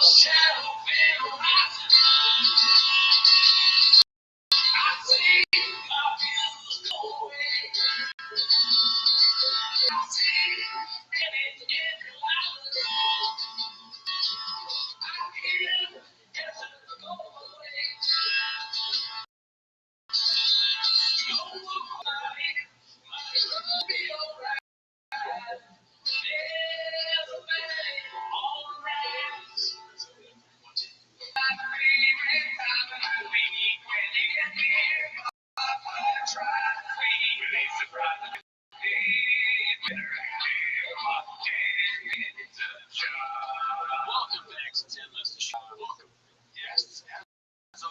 Please join the Patreon. This week we reviewed Andrew Schultz's special, Infamous. It was not unlike the difficulty level. It was not unlike becoming a monk and taking it out in silence. From those movies where it's like, moving from my hand and all that. Very different. And this week we'll be reviewing Shane Gillis's special, oh yeah, as well. We're trying to do one good, one bad, one good, one bad. Yeah, we want to keep it different. Yeah. And also shows July 26th coming up. I have a show at the Citizen Market set up Culver City. July 19th, tomorrow, if you're watching this when it airs. San Jose Improv with Jesus Paul. Come check it out. But anyway, that's not why. Unfortunately, it's not whether. Shout out to everyone that joined our live, and we ate a Mexican cookie. Yeah, we ate a Mexican cookie on the live. It was disgusting. It was horrible. It was disgusting. Really, almost worse than I thought it was going to be. That's what we made. Man, it was disgusting. It was above the beast of a bad situation for my taste buds. You're that white boy that gets white boy salsa, dude. I got pigs, but I think it was work ethic to eat it at all. Yeah. This is gross. This is a good cookie from Trader Joe's. Bad sauce from Pace, according to Gerard. But anyways, we should have another 10 minutes of Shop Live next month.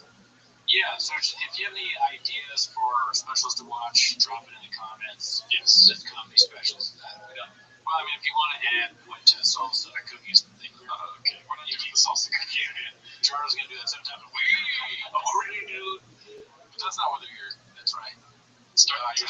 You're here to watch 10 minutes of Shop, so play the clip. All right, so this first one is posted by Brendan is a hack. I think they're referring to you. Hey, be cool, dude. Be cool. And it's called Remember When Shaw Would Post These on IG.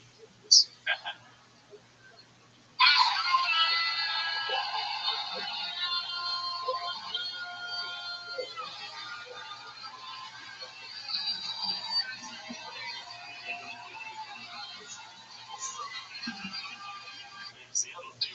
Yeah, look at all those readouts. Going crazy. It looks like they're in a church. Is he playing a church? Theaters. Yeah, but I have those like church windows, you know? Yeah. Then the church. Today's sermon is going to be terrifying.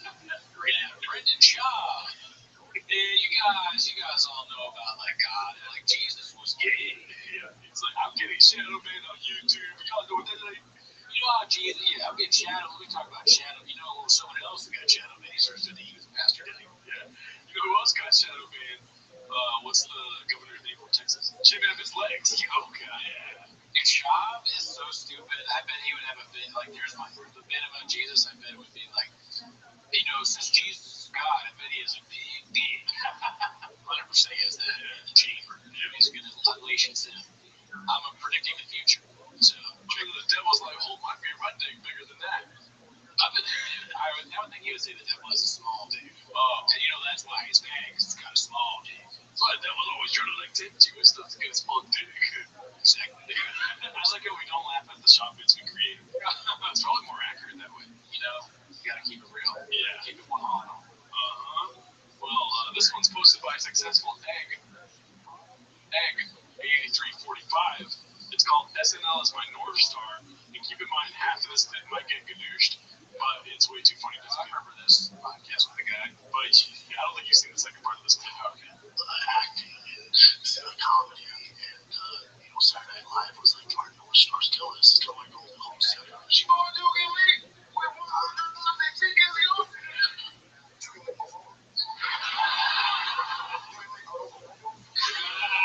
Yes.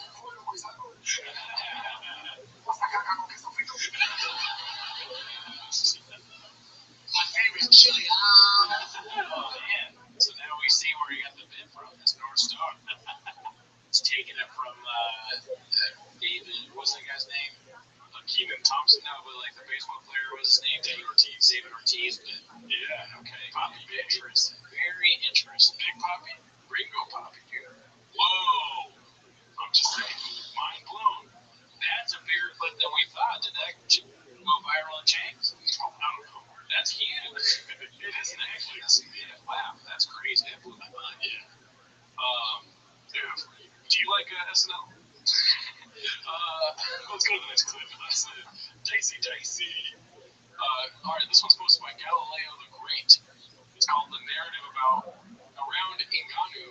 It's PF changing. This is a long clip, but I thought it was pretty funny by the end of it. Let's see what happens. Championship because we believe in mixed martial arts. We believe in martial arts in general. So Francis will have an opportunity to A, fight for a world championship in mixed martial arts, and B, we're open to him fighting boxing. He boxed first. That was his caveat with UFC. Well, we're box first and then fight UFC. UFC went absolutely not. World championship is like, cool, we'll let you do that. We'll be part of that. Thank the clip guy. I didn't think I was in the subtitles because I would have no idea what's going on. He's still going too fast, though. This isn't Addy's clip for sure. This is the Addy meter, but this is recent. Yeah, the Addy meter is a little, magnetized towards the red area, but this is recent, and he said that he quit the Addy, so I just want to put that out there. Sorry, so that's a lie. All I do is lie to you. Yeah. Oh, you're right, dude. He lies a lot. Or is there a withdrawal? I don't know. Maybe when you take the Addies, you just have that speed forever. That's the most redacted thing I and you have to say. I'm going to ask you to keep your focus so that you can get the concept of the clip by the end of it. Okay. So who is he talking about? Prince. Damn, dude, I'm proud of you, bro. Here goes. We'll be part of the marketing of that. We'll do all that for you. What's he going to do? It's not good, man. And I don't know who needs Ken France here. Nobody needs you. Mixed martial arts, boxing, sport, we need just fine. Nobody's bigger than the game. Nobody. The closest person we've ever had that was bigger than the game is Conor McGregor. He has a little more leverage than Francis, right? So for Francis, it's like, I don't know who you're listening to, man, but this is not normal. This has been a fucking disaster. For Francis. Okay, so that was a clip we might have already played on the show before. A couple weeks back, or whatever, months back. When Francis Ngannou officially left the UFC, everyone was upset that he wasn't going to fight John Jones, all that stuff, right? And then now this is a current clip, I'm assuming, maybe in the recent past, like a couple weeks, when Francis is signed, I think, with ONE FC. So he was basically saying with Blockbuster, Francis to want to box first and then do mixed martial arts. With a different company, because the UFC wouldn't let him do that, and he's basically saying Connor's the only one that can do that beat. Yeah, right? yeah. I mean, he's doing a nobody knows who you are bit to Francis. Sean has the memory of a rabbit. It's fascinating. He just keeps, it's almost like he really doesn't read the comments because he keeps repeating himself. Nobody knows who you are, Francis. So what do you think he's going to do now? Say the opposite, probably. Let's see. This is doing is taking away from other fighters that are stuck. They feel like they have no voice. They feel like the UFC is the only show in town, even if they're mistreated. What Francis is doing is he's taking the hits for them, going, no, look, there is a way to do this. Is there a possibility that there's a Jekyll and Hyde situation going on? Where there's two Brendan Chubbs. There's one that has good takes and one that has bad takes. Is that a humanly possible? There could be two. Dicey question, because everyone on Change would say that he has all bad takes. Sure. But as you know, we disagree with them from time to time. No, Like Sean, they hate him. Well, another thing too is that I'm kind of out of the game. Like MMA. Like if I watch a take of his, I can be like, oh, he's saying something about this fighter. Oh, yeah, you don't watch enough UFC. You really don't. I mean, neither do I. I like it, and I watch it sometimes. I just trust Chains. Yeah, we've been gadooshed by Chains. Like we just believe everything that they say, and then we'll realize that they've edited the clip to make it look like we're so down for thinking that he took a bite out of a fish. But listen, we watch a lot of stuff. We can't really decipher everything that happens. I know. I mean, this one's pretty cut and dry. He just talked shit about Francis Ngannou trying a different avenue, and then now he's like, he's a fucking maverick. I think I probably agree more with the second take. I don't think Francis is bad. Yeah. I don't know what will happen, but Tyson Fury, Francis Ngannou is pretty hard. Oh yeah, I'm tuning in, B. Yeah, I'll get that pay-per-view. You know what I'm saying? Absolutely. Let's see the rest of this. Another route you can go. Shout out to his agent. He just said that the agent was like, oh, I don't know who you're listening to. That's hilarious. Damn. Let's see. What are you doing? You're ruining his career. What's up now? He's saying what's up to himself. They made the right decision. They crawled through something like Andy Dufresne. They came out the other side. Now they're fighting Tyson Fury. Let's go. These dudes. Yeah, they went through Shawshank. This is North heartbeat. That movie's my He's my North Star. Yeah. You know the kind of fruit they have in jail? What? Chili. Goodness. It's funny. He also has that clip where he's like, they're actually not assaulting anyone in jail. The Shawshank Redemption is. So that's what I'm saying. I don't know if you Shawshank Redemption ever heard of it? Is this tax he went through? He went to school. It must feel good. They knew what they were doing. Shout out to Markel, man. You did it, brother. Proud of you, man. And Francis, my God, dude. This is insane. This is history, dude. I know people can douche me an idea, man. I know people can douche me all the time because I'm on Brendan's side, but I do feel bad for him that he's unable to remember. It's obvious that he spoke those words in different scenarios. I just like, I don't know if he's consciously doing this, you know what I mean? Or he just hears it both ways, maybe. Hears it both ways, dude. You're so right, bro. I'm an idiot, dude. That's for the douche. Hey, we're all gonna get douche someday. Just don't douche yourself. Absolutely not. All right, this one's pretty funny. It's from Icarus Lives. He hasn't posted, or at least I haven't seen a post of his in a while. Great name, never seen it. It's called Joe. It's probably closer to them. Let's see. How tall are you? 5'8". Okay. Because only you measure that. What's your 15 measure? All right. So, are you 5'7" and 3/4"? It's probably closer to that. Oh, yeah, okay. All right, so maybe you're 5'7" and 3/4. So, are you 5'7" and 1/4? It's probably closer to that. Okay, I'm shrinking. Are you 5'6" and 3/4? It's probably closer to that. Oh, yeah, okay. All right, so you're 5'6" 3/4. So, are you 5'6"? Probably closer to that. Okay, I'm shrinking. I know it's a tried out bit. No, that's whatever. But it's pretty clever. The editing is great, man. Yeah, thank you. Any thoughts on Rogan's height? I have no idea. I haven't really been following the height thing. Yeah. All I know is that he's bald, he's like thick. Yeah, I just know the stuff I've heard from Scoop. Dude, my favorite Rogan bits are where he pumps the stool. It's so funny. Yeah, he's very good at stool. Yeah. And it's an art that you have to do it right. Yeah, we shouldn't be criticizing. We should be thinking. There's only 1,000 that can do it, and they really are heroes. And there's a clip about that later too. All right, let's see here. This one's posted by All I Do Is Lie to You. It's called The Gringo Poppy's Take on How Comics Should React to Other Specials. Are they going to talk about other men and airwaves? I'm afraid so, B. That's like Star Trek. I'm afraid so, B. Okay. I also think it's the culture. Like now, like I won't say who it is. I was in the green room. I was at the lab talking. These guys are working on that, right? And I don't know those guys that well, but we were in the circle like that. I was like, what the fuck are you doing? Leave one. What are we doing? Don't talk about Matt Rifle or the Bob and Hitler Jumping. Loser. I was like, we take that dude. Oh, it's about tickets. You don't realize, man. He was doing comedy way before this. He's doing my wild out. I'm like, you know how hard the dudes worked? And you actually didn't even see it. He's like, hey, whoever blows up, they're going to talk shit, man. I mean, it's just how it is. I think it's a culture where everybody wants that. That's why they're talking shit. Only the Sixth Sense. Nothing else. What else could it? Is there anything else? No, nothing to see here, folks. Nothing else. Oh, really, dude? Is there a place in his mind where he's comparable to Matt Rife's success? Scoop? Yes. Probably.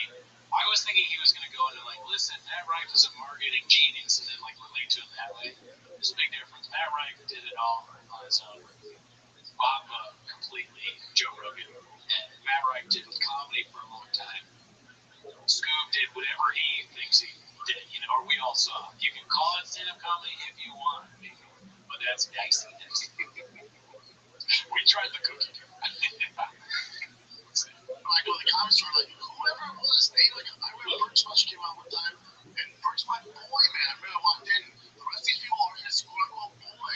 Like, did you see Bert Smash? That's great, like, no. Jeez, and he's just snitching on his friends now. How many people could that be? There's only like a certain group of folks that could be, and he's just saying that they are talking shit about person. Yeah, there's no loyalty here. They're all like, we don't talk about God like men on airways, and we don't. It's your bitch if you like say like about stuff about other people.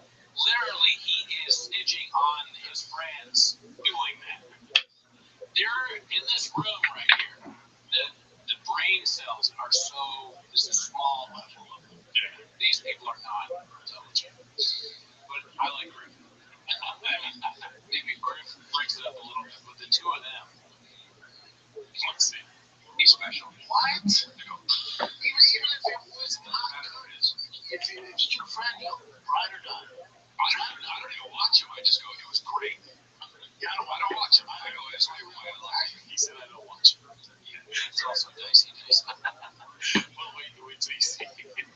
Let's see. I actually Mr. Cruz was fantastic. That's the last one I watched. I just watched it. I was just snowboarding. I was about to say, it was like a really interesting Bubba the Beast of a comedy. Doing that. I hit him up, and I was like, yo, my wife and I are watching it. Fantastic. That's a good one. Fantastic. I watched zero specials. I've only That's the seen. only one I watched. And then Big James. Biggs. I think going here. All right, devil's advocate again. So them like saying beast and murder and all that stuff. Yes, it's embarrassing and you can make fun of it. But if you're like us, there's other people like we probably said things about beast and like murderers and stuff. We just don't have this podcast where it's like you're watching it all the time, so we start sounding like the same over and over again. They just, and also you don't really know it's cringe until you actually see it. So it's, of course, it's cringe to be like, oh my god, Tom Segura's a freaking murderer, man. He's the, oh dude, bang, you know, that kind of stuff. But we could have done that. We don't do that now because we know how embarrassing it is. And also knowing that people are going to watch and listen to what you're doing, you choose not before being, you know what I mean? You're taking something, you're taking a tiger thing. You're drinking coffee with Diet Coke. Yeah, hot cheese are flying everywhere. It's just like, you're absolutely right. That's something that they don't take into account, is that when you start, just like you said, creating Hatties, Patties, Diet Coke, Cheetos, all that stuff, these people are like, it's coming out of their eyes. Yeah. So keep that in mind. I empathize with that too, because there's times where we're saying things at like a level that we should probably be conveying it lower, turn it down, because then you could just take that part out, and now I'm yelling $10 is the king. You know what I mean? Like, right. That's just the sound of freedom, though. That's what you're hearing. It's the sound of freedom. We're letting it go. We're firing on all cylinders. So there you go. We will light you up, babe. There's an ocean of cinders under our feet. Self-deduce. What's it called? In The Sound of Freedom, which is a movie I watched this last weekend, there's a part in the movie, I swear to God, dude, where he has a very dry throat, and he says, water. Nice. Well, Jordan was queuing up. I am not QAnon. You can't just see that. I'm cutting that part out. Not seeing it. All right, so this one's posted by Neil Bench. It's called Our Papa, the Master Interviewer. Thank you. Now, Matt, like me, you're a tough alumni. And Ultimate Fighter's kind of making a guys now. It's been dark days for Ultimate Fighter. There's no doubt. Is that Matt Mitchell? No, that's Matt Sierra. Matt Sierra. Yes, Matt Sierra. I said it like the James people said. Matt Sierra. 7 people watching the past about 10 years since we left. Now it's back on mainstream TV. It's back on ESPN. You got Conor McGregor, Michael Chandler. You excited for Ultimate Fighter? It's kind of making a percentage of dreams. Have you ever had a dream that you want him to do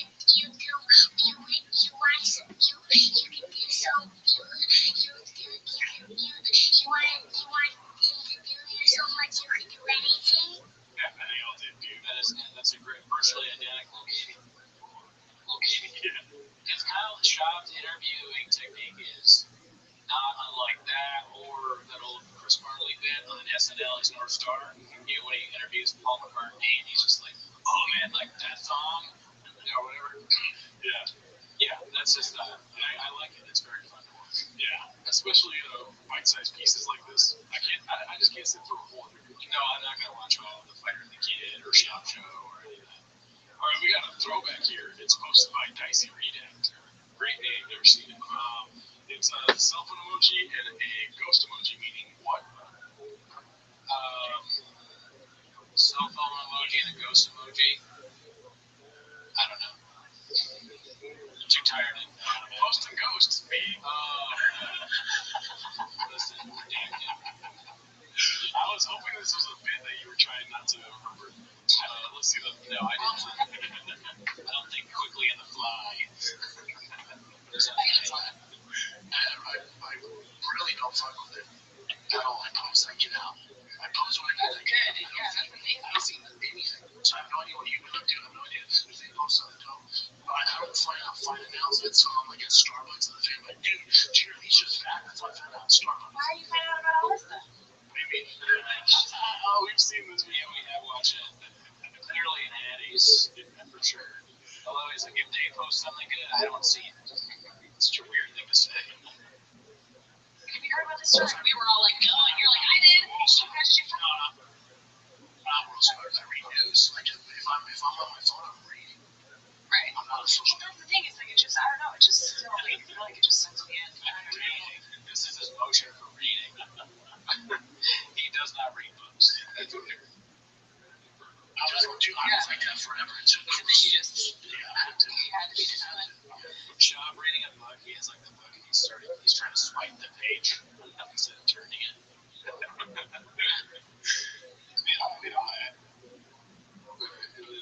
I think it's just trying to show him not posting or ghosting. What is the? I don't get the reference here. I just not live though. Oh, is this all stuff he's liked or something? Oh, I think so. Yeah. Leah's back on it. Leah is out there too. We talk about all of the Leah stuff. We talk about Sean, how he deals with social media, which to get a point blank, I think he's an absolute liar.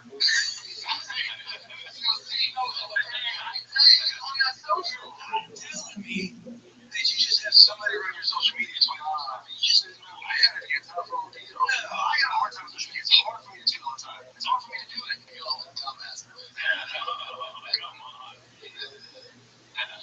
Yeah, but honestly, there's comics smaller than Chop that don't touch their social media, and it's somebody else that handles all of it. Yeah, you know what I mean?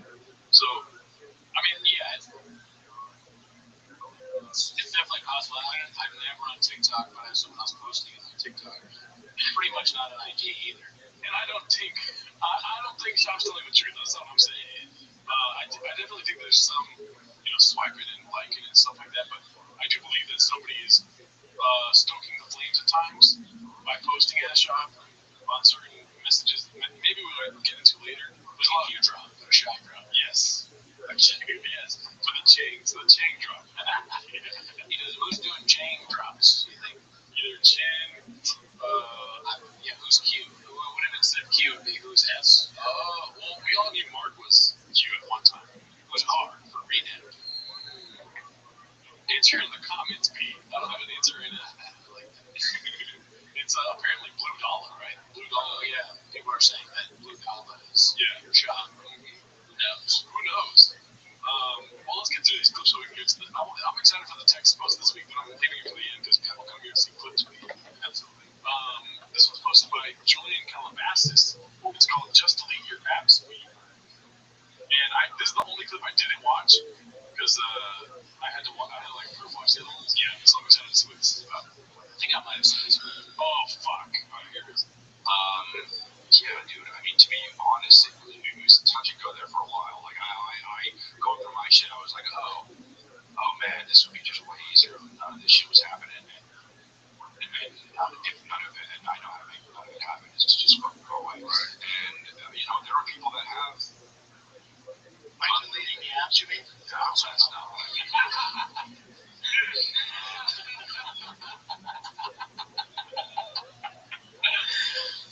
Shop and his comprehension skills so blockbuster.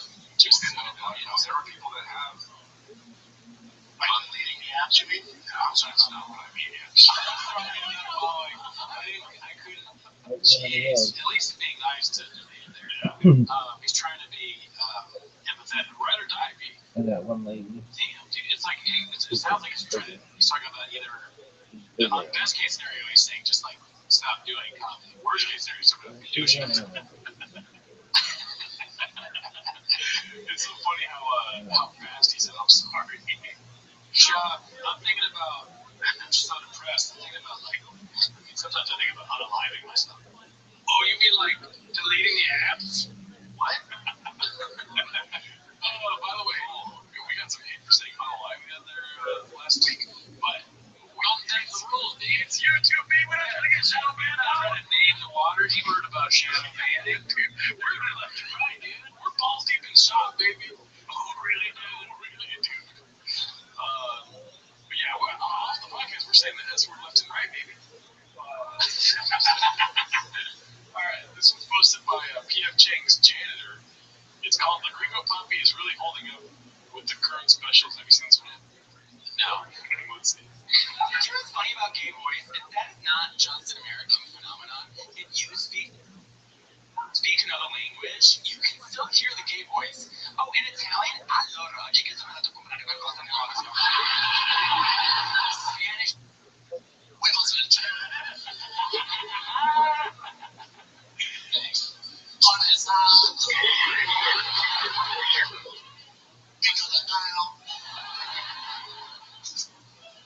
My favorite chili. You know what's so funny about that joke is that it doesn't need a fourth.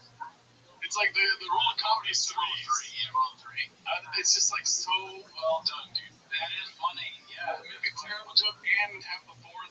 That's great. His favorite. It's always the third. It's a rule of threes. Hilarious. He broke the rule of three. Oh my god. Dude. Beast of a curveball beat. Let's see here. Alright, so this is the most popular clip on Chains this week.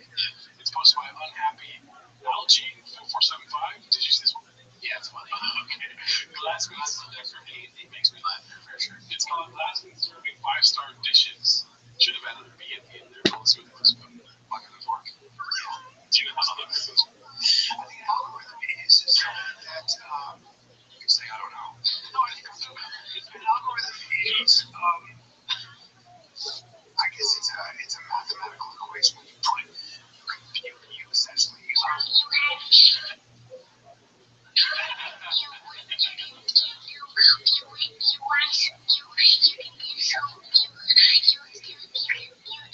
oh my god, this includes like an option of the algorithm, right? What is not you can say you don't know. It's such a funny mean thing to say. Goddamn, dude. It's hard to just say I don't know when a podcast goes because that's like sometimes the most blockbuster thing to say. It's hard to say it, but I mean, if you read the comments, I say it quite a bit. Yeah, I simply count there probably. Ask me how often you say it. How often do I say it? 8 inches. Yeah, you know, I'd say I don't know for everything. You can say 8 inches. Yeah. So you're always coming up with solutions to my problems. That's great, Pete. Thank you. Let's go on to the next clip here. The next one's called Barn Door talking about someone challenging his fight pick. Posted by All I Do Is Lie to You. Man, there's some controversy going around that he might be roping shortly by. Oh, right. Yeah, I did hear that rumor. It's going around in the kitchen. There is a lot of other sports in that game. Let's just say that. All right, let's see. Rodriguez. It's funny, some guy was talking shit to me because I was like, there's no way I'm 25% going to beat him. It's not going to be Rodriguez. It's just going to happen. Because you can all Sean Pigs open up, see, I'm definitely taking Rodriguez on that cool dude. Yeah, Rodriguez, let me know how it goes for you. Take that guy that we don't know who it is. I just posted ghosts. Volkanovski, ever heard of him? Yeah, part of me wants to get more homeless, and I feel like getting more homeless is getting into MMA because of the shop show. Only because of the shop show. I get really into it, and then I just choose to like don't watch it for a while. Yeah. I like it. I don't see myself ever putting enough time into really getting it, but it's definitely fun. Yeah, great fun. It's just dicey when you don't want to buy the people. You know what I mean? Yeah, we need more Patreon subscribers. Yeah, we'll do fight companions on the Patreon. I don't give a fuck. We'll do a Highland Park fight companion. We live in Seattle. All right, this one's posted by Twist.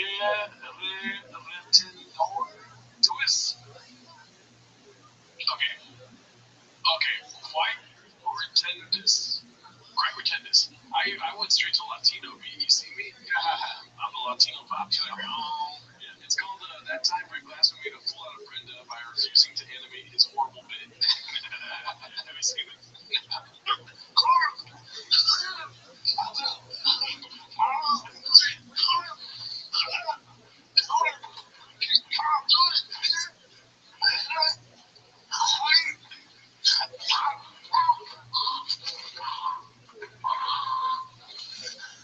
I told you, dude. Honestly, turf in your head. It's an animation. Let's go, man.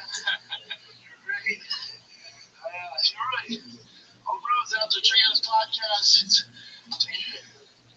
Take your shoes off. Rick Larson. What was the bit? Okay, so you're not aware of Rick Glassman's podcast, huh? No, I mean I know this podcast is Take Your Shoes Off, right? No, but the bit is in his podcast. So like, okay, she does animations of sometimes like, for instance, Brian Callen's episode, he had an alien shit all over Brian Callen. That's like one of the most popular things that he does. He has like aliens just like throw cum on him and stuff. And so here he was, I guess, acting like Arnold Schwarzenegger getting choked out by somebody. And so typically they would animate something there. So that was Brennan's idea, you think? Maybe, but there's also obviously tomfoolery about Rick Glassman because I'm assuming he's like, oh, I know secret back in part of but the conditioning happens in post production when he doesn't animate. I see. But also too, it was probably Brennan's idea. Got him. All right, well, let's go to the last one here. I have it last because it might get good news due to copyright things. But it's called the 1000. Hey, Rabbi. Icarus Lives. Rabbi. Let's see what this is. What? Rabbi. What? First phase test. I need to ask you a question. Go for it. What? Go for it.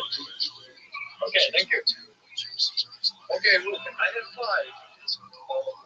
Wait, I need to find the English word. Hold on. Fuck.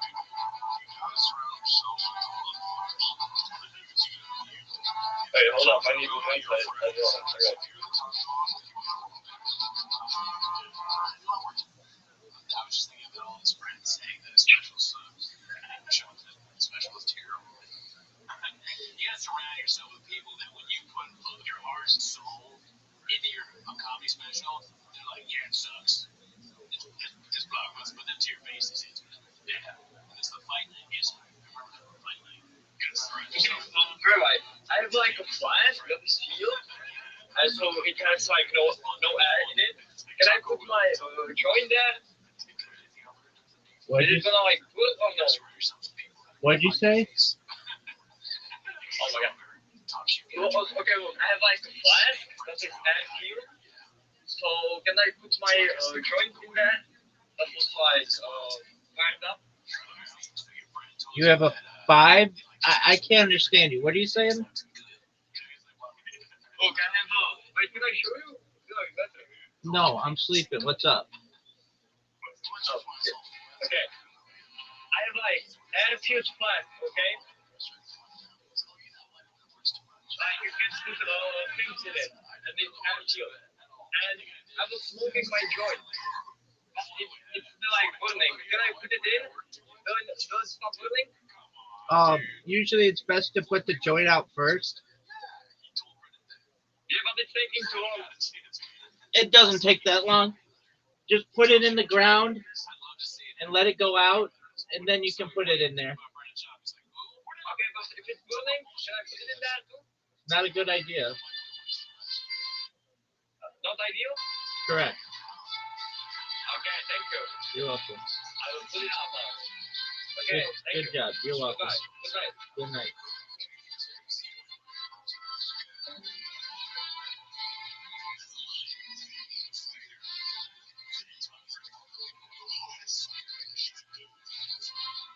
I don't know you.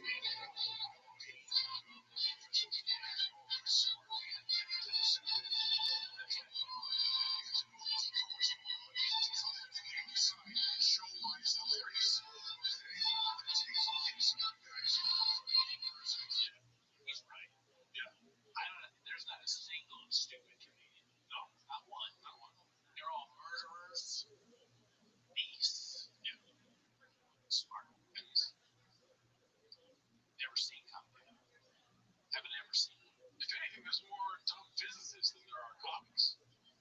Yeah, I mean, could you even understand physics without a comedian talking about it? Yeah, I don't think so. When I wake up in the morning, I watch TVK. So you got atomic bomb, cocksucker. I don't know any of physics. I was trying desperately to think of a physical, something with physics. Yeah. I was like, atomic bomb. Do you want to see 5 minutes of Oppenheimer in the belly room? You gotta stop my fucking dick. That's right.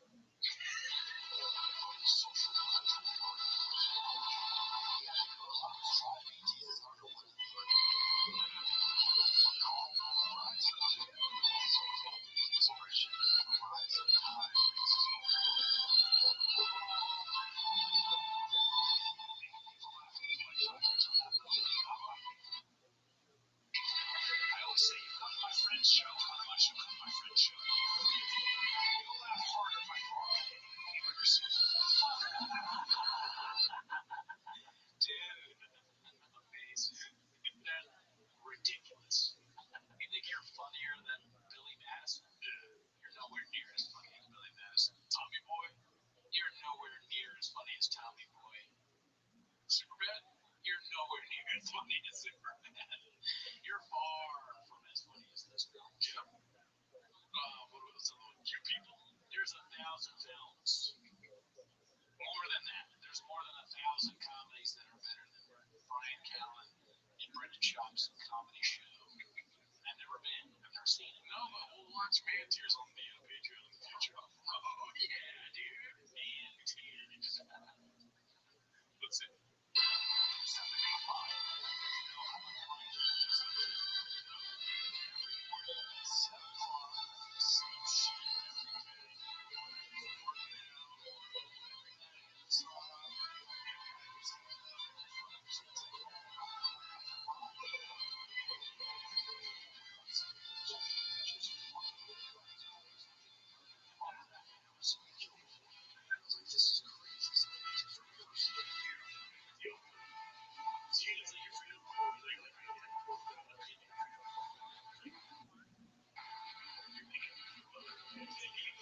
You're welcome. He said you're welcome. Do you like your such a funny thing to say? Do you like your freedom? You're supposed to say no. No, I don't. Fuck them. Yeah. Dude, there needs to be some sort of like comic that starts wearing war paint when they go on stage. Just take this to the nth degree. Right. And I think you're that comic. Yeah, like that training. Oh, Dad Van has a boot camp. Comedy boot camp? Oh, yeah, we should have said. We're kind of starting that. Yeah, we should. Yeah, dude. No, we're trying to be 1,000. We will not be doing that.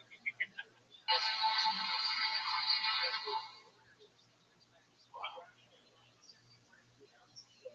Thank you. Wow.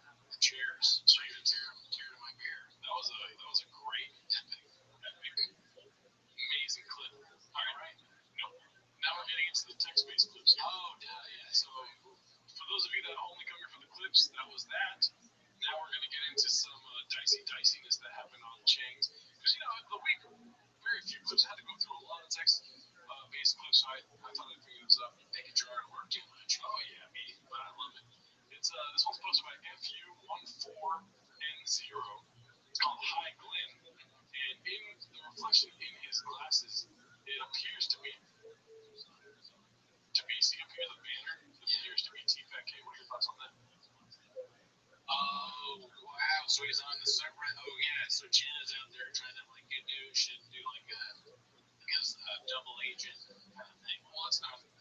He's trying to go douche, right? Right. He's probably looking in and doing, Oh, you just think he's looking in. Yeah. Because he's homeless. I don't know if he's homeless. I'm just saying he's probably, it might be a part of his work. He has to. He's hired by Brendan. Because they probably more like, for instance, like Tiger Belly has Reddit. They don't know how it works, but they have a Reddit. Right? Who else? Mad Chain Secret Podcast has a Reddit. Hate Watch has a Reddit. They like to interact with people on the Reddit. So for a normal podcast, you still would go to the Reddit. So, do you think there's anything fishy here? Well, I think most likely, part of Jim's job is to watch the subreddit and, I don't know, report back or Interesting. Very interesting. What if he saw him in the video, it was just your face? Now it's hair, man. His face is all serious like this. Alright, let's go to the next one. Alright, so this one's from, obviously, Big Sexy Sean McCorkle, dude. Oh, yeah, I meant to shout that out earlier. I texted him.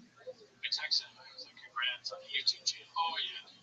And it's a long text post, but all of us have already read it. This is the second one, I believe. Or no, this is the first one. But if you guys didn't already, go subscribe to Sean McCorkle's YouTube channel. Have some things on play while you're working or something so that he gets the 4,000 watch time hours. Listen, he'll give us dishes all day, baby. He just wants to get paid for it. You know what I mean? Very funny guy. Check it out, support. We want to see more stuff from Sean. Oh, yeah. And also, too, I wouldn't mind watching on this show. Yeah, absolutely. We'll definitely. If there's clips, they'll be on this show. So, yeah, shout out Sean McCorkle. I checked out a couple of his videos the other day. Nice. This one's posted by parrot _hyphen__hyphen_ shop. It says, name another comedian that strokes his ego like this. And it's a poster that he posted saying 2 million views for the Gringo Poppy. Thank you to all the fans. Let's see the top comment really quick. Could you imagine Shane Gillis making a poster saying thanks for the 12 million views? Already even getting 6 million? Yeah. Oh, yeah. That's so funny. Yeah. It's like, I believe me speechless. Yeah. Because that's the amount of views, but just look at how many negative, a lot of downvotes. I wish I would have pulled that post up. I saw that post too. Yeah, there's like some 100 or 46,000 downvotes, something like that. Thank you to the chef there too. Yes. Alright, let's go to the last one here. This one's posted by Wizard's Coat. It says, "We don't matter, B." And it's Brendan Schaub saying, "Just got notified my last 30-minute special, 24 minutes, hit over 25, right? Yeah, 25, something like that. Hit over 2 million views. Tried my best." That's a funny thing, right? Thanks for watching. Already seems like ages ago. Working my tail off on new material nonstop. See you on the road. New tour. Did you have fun though? Bunch of dates announced and more to come. Thanks for all the heart. Hilarious name for a tour. What's the name of the tour? Did you have fun? Oh, that's the name of the tour. I think so. Wow, that's ridiculous. But I can't get past when he puts out little feelers for like a possibility of another special. Yeah. Nothing else, like everything else goes away, and all I can do is be very excited. Yeah. Because another Brendan Shaw special, I mean, yeah, that's what we all want, is it not? That or a documentary of the Gringo Poppy. Or both. I mean, let's be honest, content is king. Content is king. Audio is king. Well, but and so there. I mean, I guess a special has audio in it. But I just want another special so bad. Yeah. And Gringo Poppy 2 is a necessity. But our star. I don't think he'll do that though. But if it was a Gringo Poppy 2, if he named it the Gringo Poppy 2, it would be so redacted and hilarious. Yes. It's possible. I never doubt Sean. Yeah. Because he can do anything. He puts his mind to it. If I were to ask you seriously, what do you think the next one's going to be called? And it can't be the Bro Whisperer, it can't be Gringo Poppy 2. Brian's gang. Bananas. I missed it. It's always good to answer I don't know also. That's true. Alright, thanks for tuning in. Have a good week. Bye.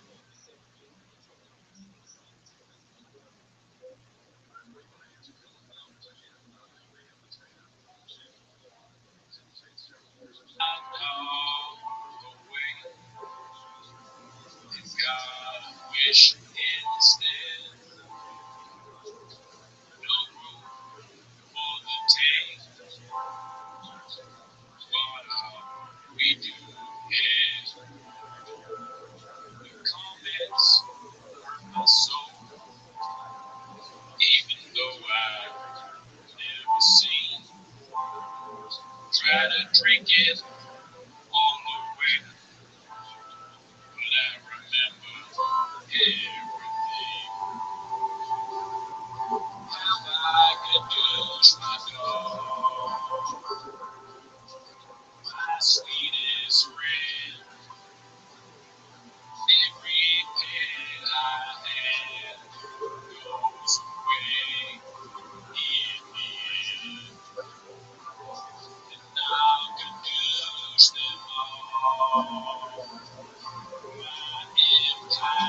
pets. I will put them down. I will make them hurt. Used to spend my night on trouble.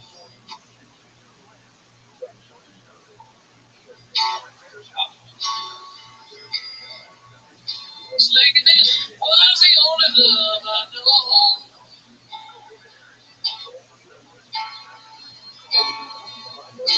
But you rescued me from all the repercussions and brought me back from being too far gone.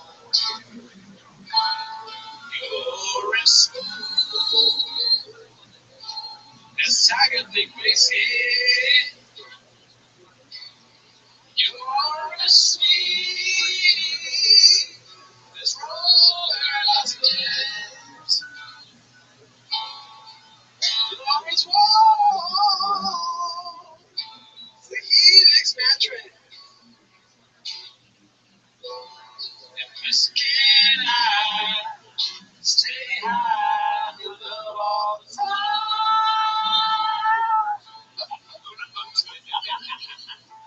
My roommate was a jerk, 'cause he told me not to eat his food. Say my roommate was a jerk, 'cause he was not sharing buckets. Woke up this morning, found out my car was all my stuff where to be seen. So I found him and I spit in his face. And I last take my food in the comic store was looking for some cheese. I just need a place where I can have some steak. Said, look, can you tell me where they can do say? She just frowned and walked away. No was all she said. Take a truck walk, Annie. Take a walk with me. Take a truck walk, Annie.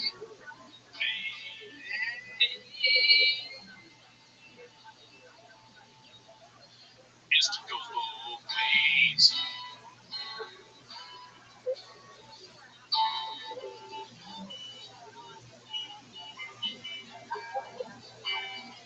You got to change your evil ways, Mama. Before you stop getting views, you got to change, Mama. And every word that I say is true. Cause you're blockbuster, rejected, and dumb as a clown. You got my posting and talking, and pushing you down. This can't go on. Oh, no, you got to change, Mama. Mama, you don't need that much nicotine. One thing, and the release, the bird was painting line. My lips are burning. All alone, we go to walk into the truck. I never release the bird until it's close.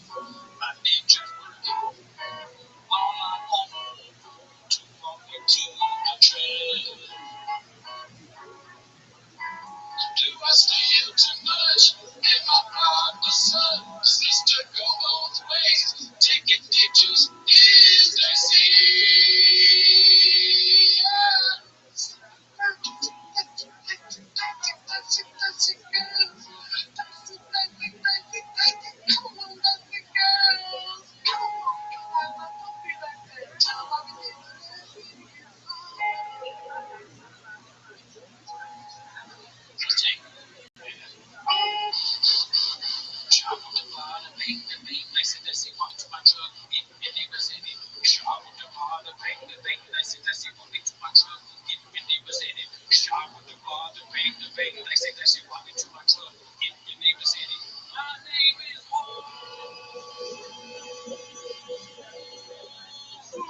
shop with the bar, the bank, that's it, walk into my truck. If they was in it, one take, shut that Rodriguez been in there. No.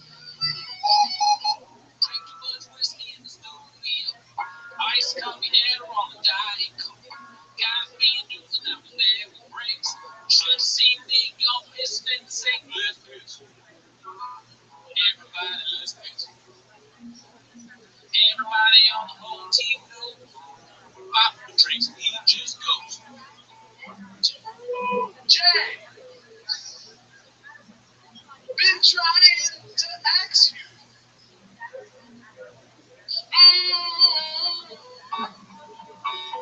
Hey, must be a hater between us. Drugs in my head, drugs at the door, drug in my bed.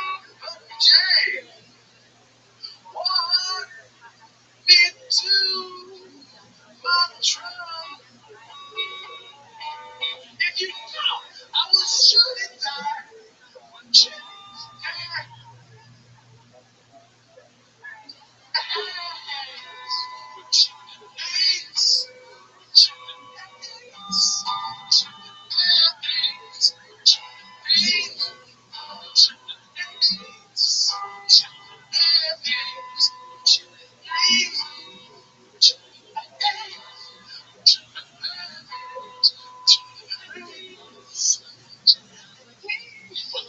Inside the walls of marriage, my body may be, but my big juice has set my soul free. And there's a great big bottle here in my home. A bottle of big juice in this little bin. You wouldn't think that wife would let me here in my home. But I hide a lot of stuff from this kid. And this great big bottle here in my home is what Joe Rogan drinks when he's slinging it. Takes a lot of skill to hide it here in my home. But the secrets in the house of Shab is quite a lot. Inside the walls of marriage, my body may be, but my dick juice has set my soul free.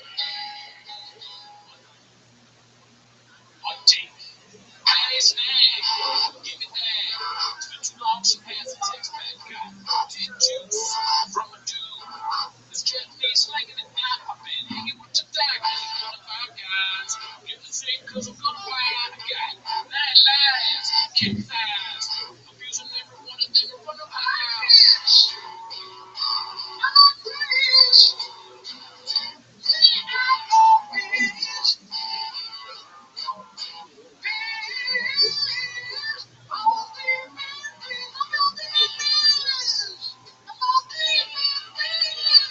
One take, like a thing, all in my brain. Saying things that end up in Jane. I'm a dummy, and I don't know why. Was a selfie when my grandma died.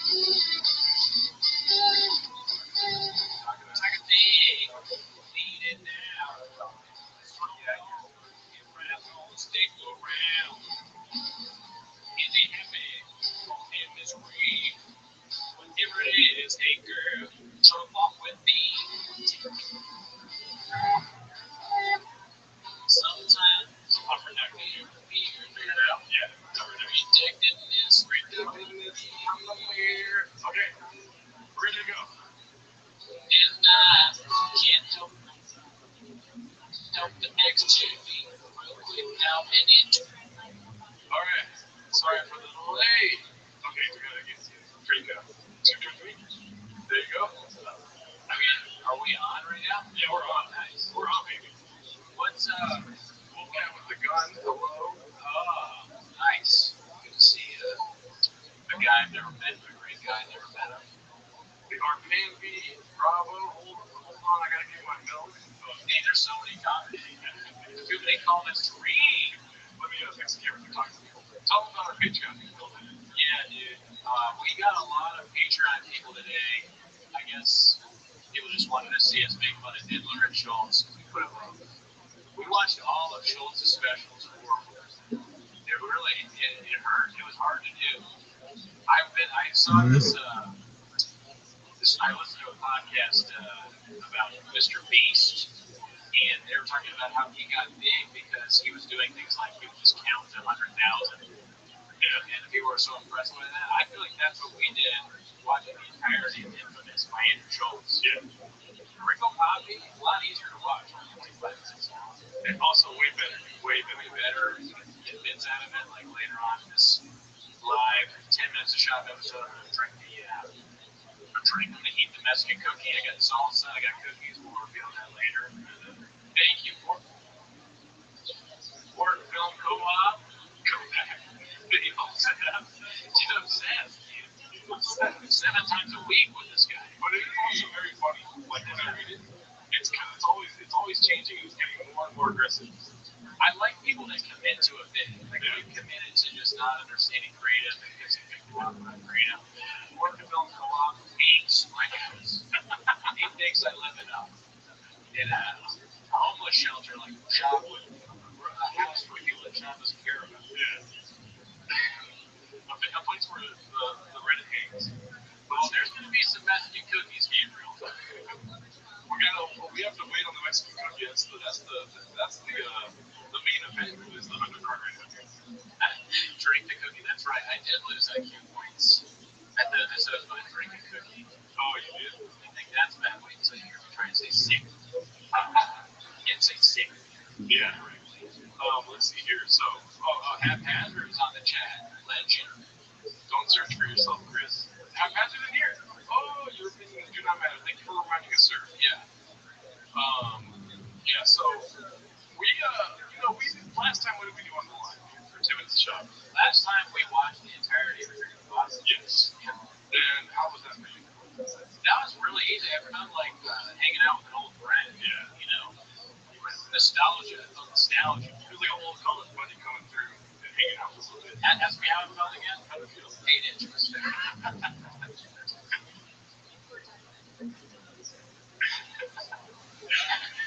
Oh, somebody said it there. Good. Yes. They said 8 inches too. Oh, okay, yeah. See, and you know what? When you say 8 inches, I say, yeah, that's how I felt too. 100%. Call me if you want to be, but Ringo Poppy, ever heard of it? So, anyways, let's get into what we're gonna do today. And if you could read this right here, sir, it's something that people have been requesting since we first started 10 minutes show. Okay, where am I reading it? Oh, Homeless Cats, Brendan Shaw, One Tree at the Top. Brendan Shaw Ultimate Streamable Compendium Remastered. Yeah, So this is the Ultimate Streamables. yes, there's been a lot of comments talking about how we are not homeless anymore. Okay, I don't know if you've seen these people saying that we're not getting shot messages and whatnot. I agree that being homeless enough is something that you probably never achieve. Yeah. You know, it's something that you want to strive to get more homeless. You can only get more homeless by watching more clips. Now, I have watched the Ultimate Streamables. I don't know if I watched every one of them. Yeah. But I definitely used to, especially in the beginning when I was feeling insecure about my level of shop isms and shop knowledge, I would check out the stream because that's where we got the. If you guys are old fans of Timos, you saw the Christmas special. I got all a lot of the stuff from that, like the Greg Hardy. Yes. That was like an old riff on.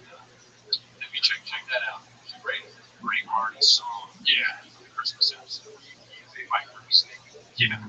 You could shop on him like a viper snake or like an eagle.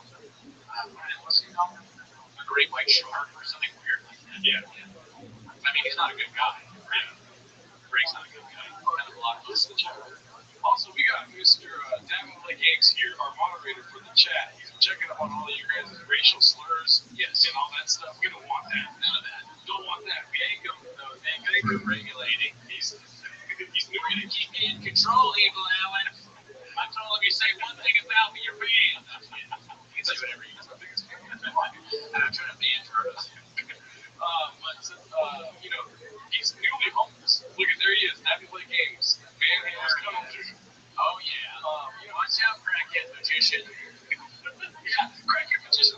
Well, you can say whatever you want. I'm kidding. I'm not.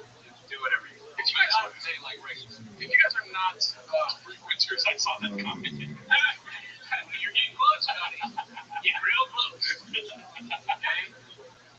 Mangina alert.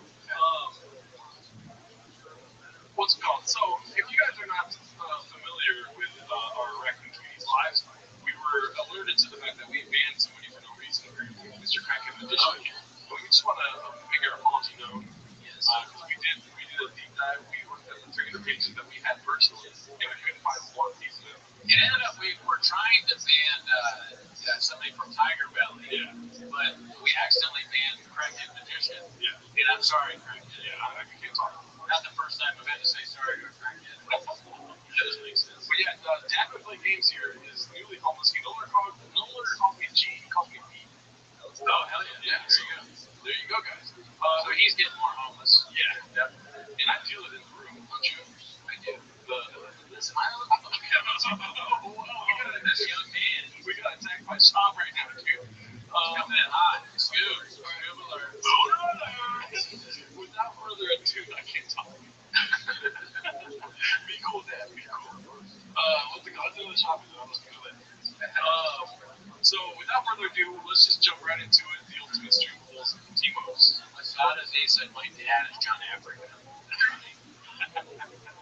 I can't wait till we get to John Africa in this thing. We'll read the titles as we go. I accidentally closed all the titles, so I don't even have them on the actual page. Let's give a little bit further ado really quick so I can get to the. Okay, yeah, while you're doing that, I'll communicate with the chat. Promo code shop, East of the Canadian. Yeah, we don't have any promo codes yet. If we do, best believe they'll be full of shop-ish. No, dude, just join our Patreon so we don't have to join our Patreon so Jarno doesn't have to read about Manscaped or Helix mattresses. Okay, so this one is we're going to new classics, dude. Rogan is watching it also. We're going through the new classics section of the streamables, and this one's called Dick Slinging All Fucking Dudes. Oh yeah, yes, the classic. Let's go. I guess, yeah, I'll take off my hat. Yeah, you're representing for all of them. Do I sling? I don't know fucking dudes are slinging dick out there. Look at Dana White, Rogan. It's a stupid thing to say about your friends that are married. But it's slinging dick to their wife. It's a moron. You're watching it as Rogan or Dana White, and you're just moron, right? No part of you feels sorry for him. I feel sorry that he made this huge mistake. Yeah, because I guess he thought he was being nice or something. Yeah, it is dry snitching. That's what it is. Yeah, dry snitching. Great point. Yogo vibes. I feel bad because you can see the regret in his face at the very, very end. Do you think it's regret? I wonder if he ever realized anything. Let's see. That's right there. See, and he kind of Chin is laughing because he hates his boss. So look at that face, dude. That's regret city, dude. I don't know. I can't tell. You may know Baba's facial mannerisms more than I do. It's been watching longer. A lot of people say that I'm just like Baba, and I think that's not.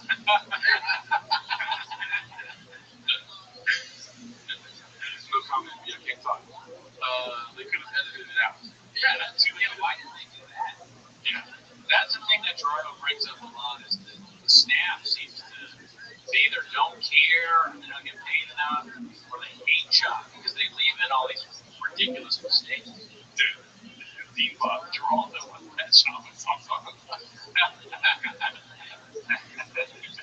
I mean, what do you think? I think maybe they're sleight of hand and they're leaning into it a little bit of their but obviously this has ramifications of upsetting your most longest friends. I mean, yeah. Hello, Rabbi. Rabbi Circleberg. Circleberg Steam. What up? How are you? What is what? You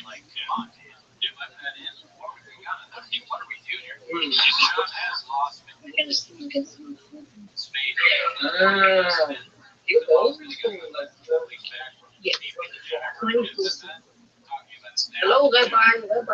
Hello. Circleberg. Hello. Hello. Hello. How are you? Shalom. Shalom. What's up, Rabbi? I'm sleeping. Let's do.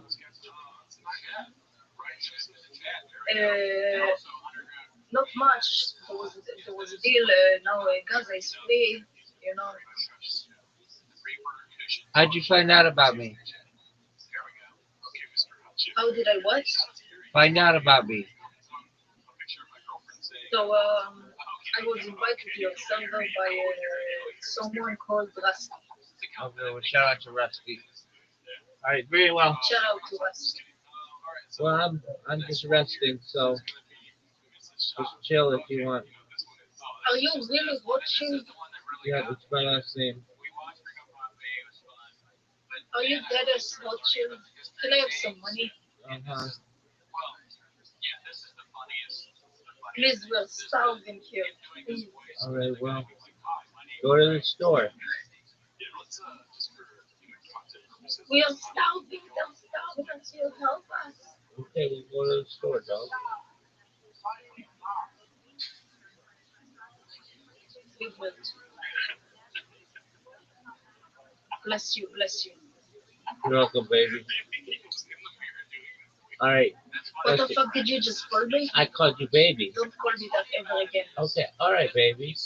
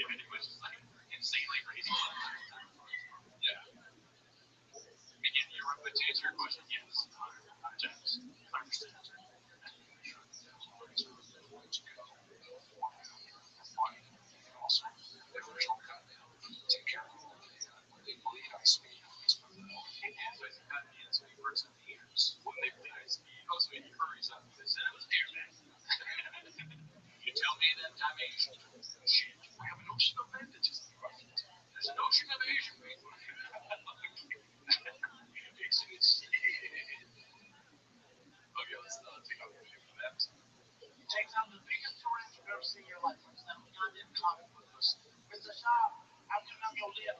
We need many, many stitches. This speed will save your life, guaranteed. It will save your life. You're offended on behalf of everyone who watches, not just me. This is offensive to all human beings. Yeah, we're not even taking it off the screen because it's on the Showtime. We're taking it off the screen because we don't want to put you through this. Yeah. You make a wish. You make a wish now. What's made out of this? All right, just wish for them. Okay, let's do that. Who are some other bald guys that slate dick? Do you think? Somebody heard about that earlier. Dana White. If you guys can think of any other bald guy that slate dick, I need some role models to look up to. Yeah. Throw them in the chat. Johnny Simmons. Okay, be cool. We'll take that one. Will Smith's husband, Cody Quill. Oh, jeez. Yeah, Gotti. Oh, alert. No, he's making fun of really seeing. No, I know. I have some fighters. Troy, are you bald? I guess you're wearing a hat. What's the name of it so well? Just go right now. So, it's Ellis Bones. Okay. Or right, let's go to the next one. Let's see here. It's called chairs. You should like keep a tally of all the different sports team hats that he wears. I would almost like I got a whole thing of cookies I could do. Mexican cookies for each one when I get sick. Oh my god, yeah, dude. We're gonna eat a Mexican cookie. I will eat a Mexican cookie, but I'm enjoying the time of my life while not having that in my system. Yeah, me too. Yeah. Chair. Everybody. That was not almost enough to get a Mexican cookie. Oh, he's gonna eat a Mexican cookie.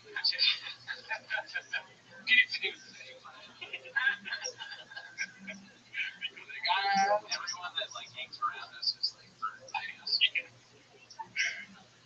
They on Netflix made a series Cheers.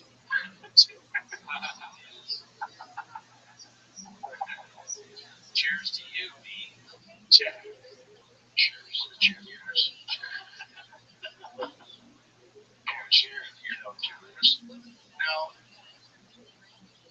I think we talked about this last time.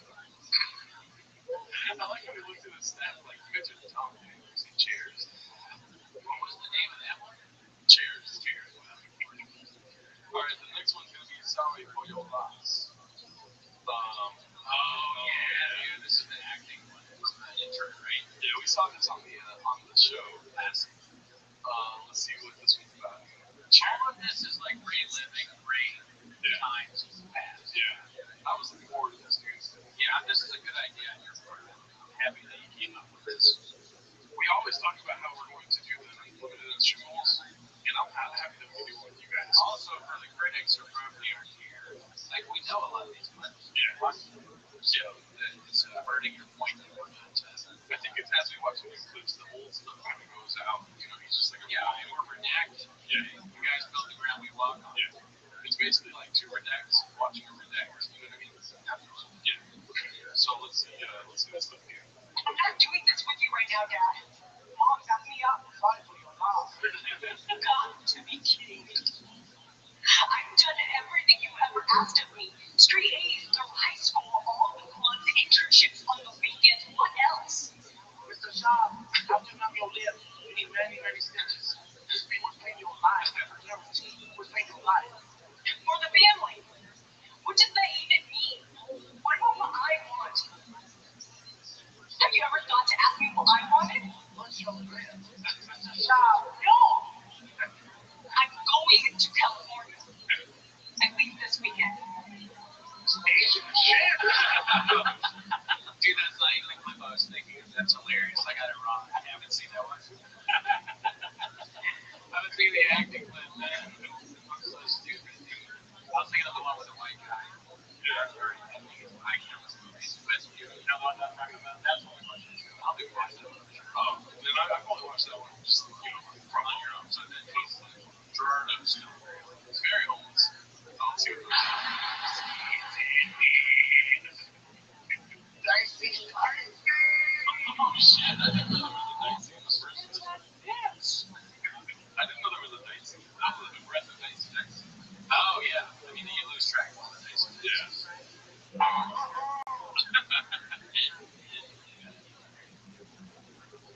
Alright, let's go to the next one here. This one is Shot pussies out of a stats question. Calvin tries to save him. He then asks Matt to form an argument supporting his stats theory on the I'm in a number guy. Yeah. I love Matt Barnes. I'm pretty sure I've watched this clip already. One of our guys.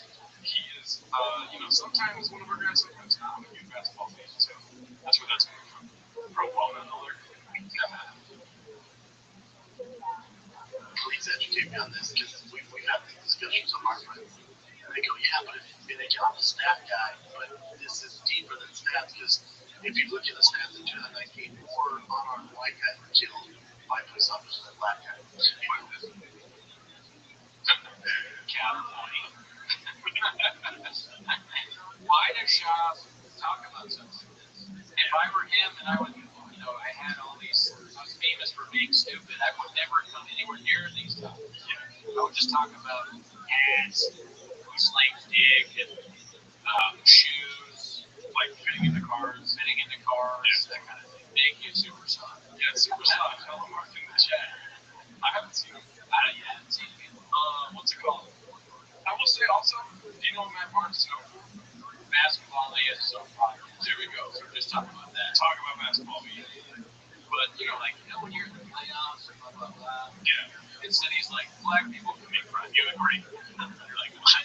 Say it on the airwaves. Say it. Yeah. But people have thought there's 3 times more white Americans than there are black Americans. But even if you got per capita, let's actually look at this back. Per capita? What's that? Per capita, dude. Per capita. That's definitely new for me. That's a whole new thing that Shab invented. Some math thing, some way he ends up studying racial crime statistics we don't even know. Yeah. Australia knows. Yeah, Shab may be a little bit Australian, maybe 7 days ahead, 2 days ahead of he's in Korea. Someone said they were watching T-Mos on the space station, the International Space Station. God knows when they saw that. Imagine, bro, if restaurants, if astronauts were homeless as fuck and they watched our show, I would dedicate my life to this, dude. Can astronaut? Yeah, well, I was about to ask that question, but are there any astronauts in the chat? Does anyone know an astronaut that watches TV? Are there any bald astronauts that speak? Houston, I can't talk.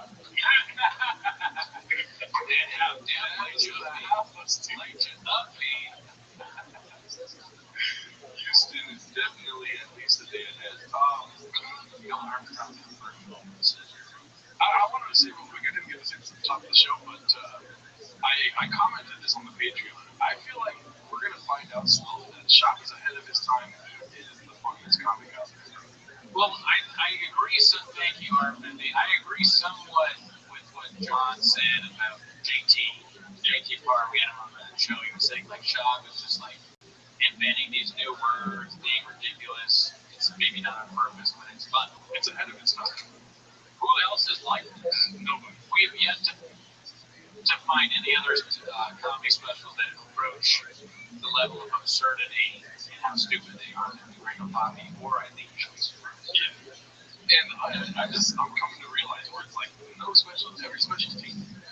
He also, yeah, we'll see. We're gonna keep watching him on the Patreon, so you want to see him, you gotta get on that. But yeah, I mean, Shab, the craziest thing is he never learns anything. Yeah. You think they'll be clever, they're like, is there an art? No, Shab's gonna go right back to wearing a cheap Wahoo hat and telling you that Native Americans were actually here second, or something like that. That's his next thing. He's gonna start talking about the Native Sioux.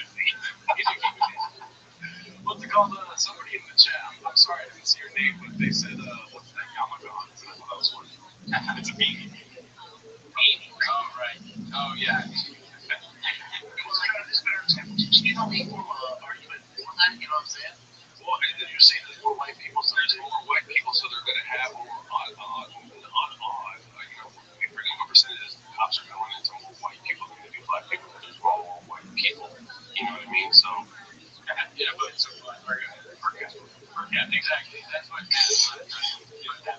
yeah. Sorry, what were you saying? No, you made my point. You already know that's per capita.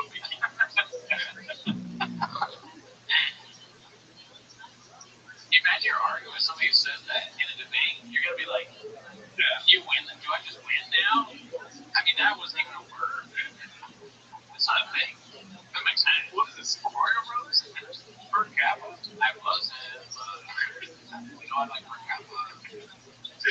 All right, on to the next one. Here we go. Mardi Gras and all caps tits. This one I don't know. So let's find out. I love that. Happy Mardi Gras. Is it Mardi Gras? Is it Mardi Gras? Oh shit. Not Tuesday, dude. Okay. We didn't do that. You don't get a reminder of any holiday that is bad.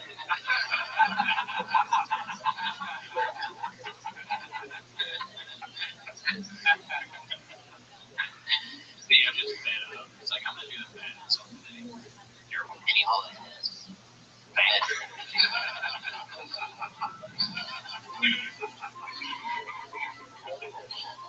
He doesn't laugh either. He's not happy with it. I'm like, I'm mad. I kind of like it when my friends call me out on this shit.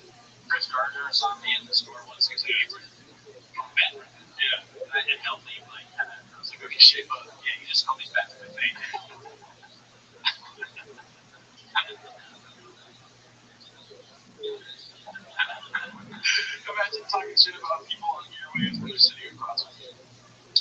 dude, don't talk about men on airways. We all know that. But any of them. Sorry,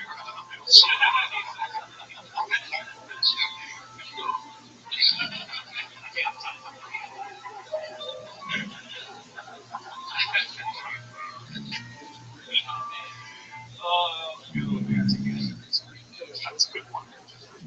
Let's go to the next one. Curve your least attractive readings. Also, some of these usernames are deleted, so I can't say who was posted by. I almost said deleted J. Is that how I was posted by deleted J? 3 years ago. Alright, let's see what this one. Picturing a guy pick up his phone and do this nurse sport. Least attractive. Nurse sport. Least attractive. There's nothing least attractive. Shop in the airport's a funny thing. He's probably like, how does he get on the plane? He's probably losing things. Doesn't know how to use his ticket. It's a lot of assistant work I think getting Shop at least in place. There's a rumor that Shop was the person that Katie was talking about when she said that's not real.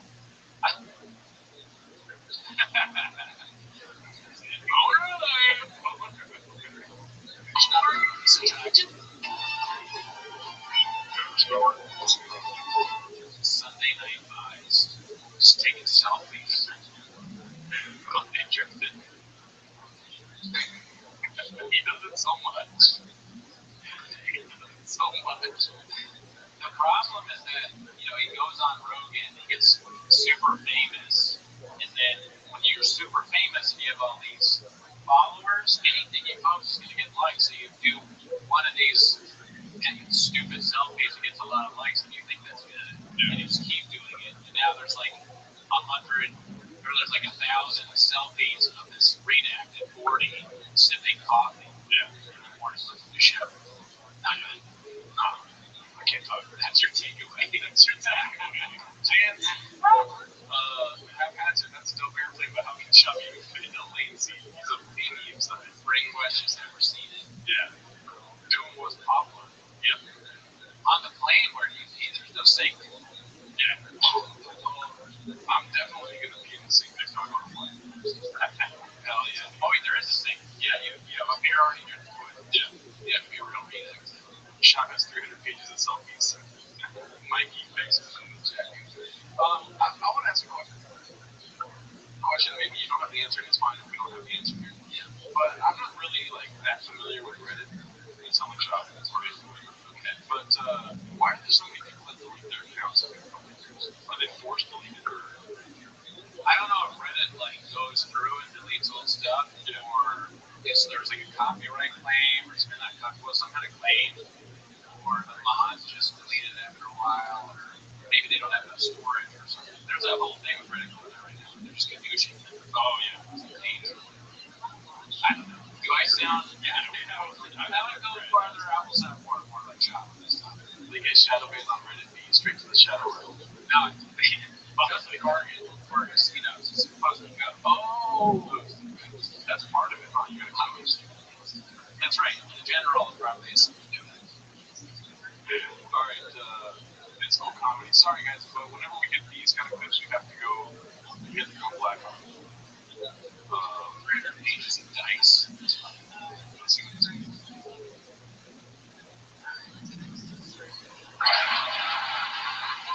This people was paying you alive. Guaranteed was paying you alive. It's Asian as shit. Well, if you're getting confused, we know all these classes. Let's start to mess around with this realm of I forgot that he posed like that. Yeah. How do I get a Showtime special like this? And he poses. Yeah. I got laughs. I mean, it's true. That was some eating awful type shit. Yeah. Oh my god, I just got attacked by his face right now. Which one's this one? Shop versus the Mill? Let's see here. So I gotta make this big. Ready? 12 names. Can you imagine you want to marry this guy and she wants to keep her last name, but Dash. I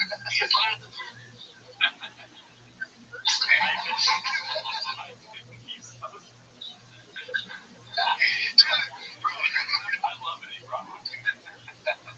Be straight. If your wife did not want to take your last name and she wanted to hyphen it, that would be slap. Whoa, dicey. Oh my God. Alert. Never read the continent yet. Violence alert. Teach the empty waters. This ain't your gun. What are you talking about?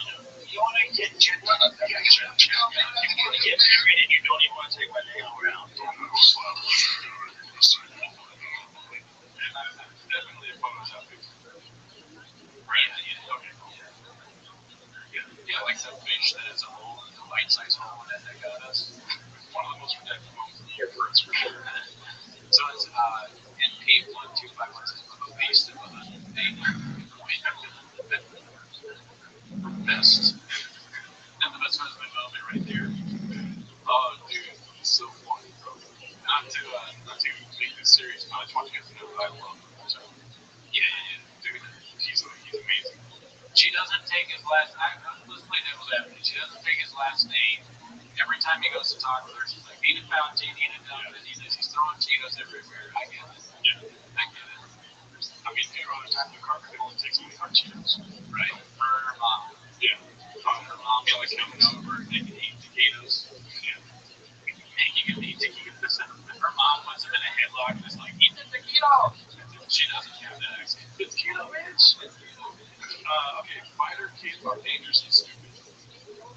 Let's see here. You're on a time for that. Maybe soon. Again, I'm letting numbers. Maybe 70% of the people are. I imagine him saying that in like math class to this math teacher. And math teacher's like, okay, he's holding a Tiger Thing bottle while he says I'm a numbers kid. You're an alcoholic. That's what you meant to say. You are addicted to alcohol. Numbers, you're a shots guy. He says the thing really on display. They're asymptomatic, but they can still pass it on. So that can be a problem, right? If you have that, a lot of old people. No risk. You would have to go over on hospitals. It is different. It is different. So we have to be sensitive with that. Well, this corona lockdown has me feeling all jittery. Was that before or after the lockdowns? It has to be before, right? This is probably the 2020 period. I don't know, man. I don't remember, but it's just I bring that up because he's like, it's got me feeling up. Yeah. Even the word game is like, yeah. But he did the special, and the special we'll never forget. He's like, and then we book each other. It's a lot of like laying the groundwork for like I have sex with her. Yeah. I'm betting the house on that. This was fucking before Green Rock. Also, he called Vin Diesel kind of a cool guy, right? Am I wrong? He's kind of a cool guy. He called. I like Vin Diesel. I think he's cool enough. Don't have yourself on. Yeah, but like let me know. I mean, another ball guy that's like sick. Am I right? But so anyways, Papa calls him gay. Maybe he's just doing that because he wants more people to think, okay, cool guys are gay. Yeah. And guess what? Me too. Let's see here, dude. I heard that Vin Diesel makes hot dogs at his barbecue. That would be something shop next, yeah. He said that, and I forgot. He likes it. That's it. I mean, like, what do you think a hot dog is like a penis? Is that what you're saying? What a moron. These hot dogs taste like ass, baby. Defecation says, of course, good. You're right, man. I have these bald heroes that I look up to. You call them weird. There are no big time Brendan Schwab and your shoulders look at them. Thank you, yes. Okay, be cool. I know who you are. And he knows who you are. You're within reach. So these whole peaking things that almost nothing's making right now, Why did he say that? Just make me feel okay. I don't think he elaborated. I think there was an edit there.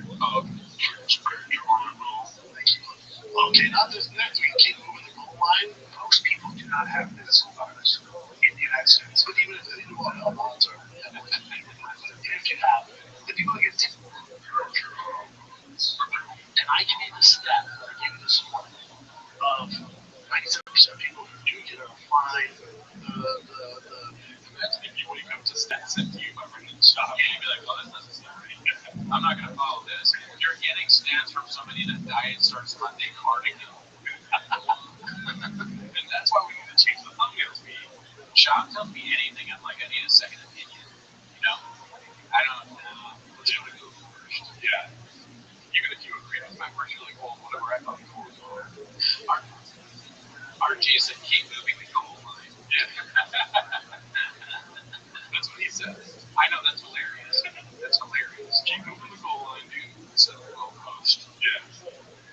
Percentage how deadly it really is. And I tell you, and contagion level, but correct. That's what I'm saying. Most feedback came here is that from his advice. That's why the views are down. So many COVID deaths. They died from the advice that he gave, but also the fact that he was touring with COVID. Yeah. Him and Brian, like shaking hands. It's like, yeah, this is crazy. Everyone thinks they're dying of COVID. I also had COVID. Now you do too. So can I just say to everybody, measles has a contagion level of between 12 and 18. What that means is that between 12 and 18 people can catch it if you're around highly contagious. Smallpox killed so many people through the 20th century and before contagion level of 3.5. Listen, you know, compliments the show. Always, right? But I do want to say, where does the redacted begin and end? You know what I mean? You're fact checking to people that don't know what they're talking about. With maybe some good line of facts. You know what I mean? I guess you're right. I mean, well, there's no way for us to know whether the facts, other than looking them up ourselves, are true. You know, we're not going to spend the time. But I mean, it's just obvious that they're wrong. They're so dumb. And where I'm coming from is not from a place of COVID politics. I'm saying that it should be able to, like most of the dishes are usually just it stand on its own with that. You know what I mean? I like the charts because even if these aren't real, it's just so funny to see. Like you got this eating and you expect it to be wrong, and then the charts are like way different. Yeah, so it's like comparing it. It's like a punchline. Yeah, it's not just such conviction. Beans, cheese, beans, cheese, beans, cheese, beans, cheese. Assad diseases. I get my news from Bob Ranks and Herbert Bassett. Oh, and I didn't take back what I said. 56.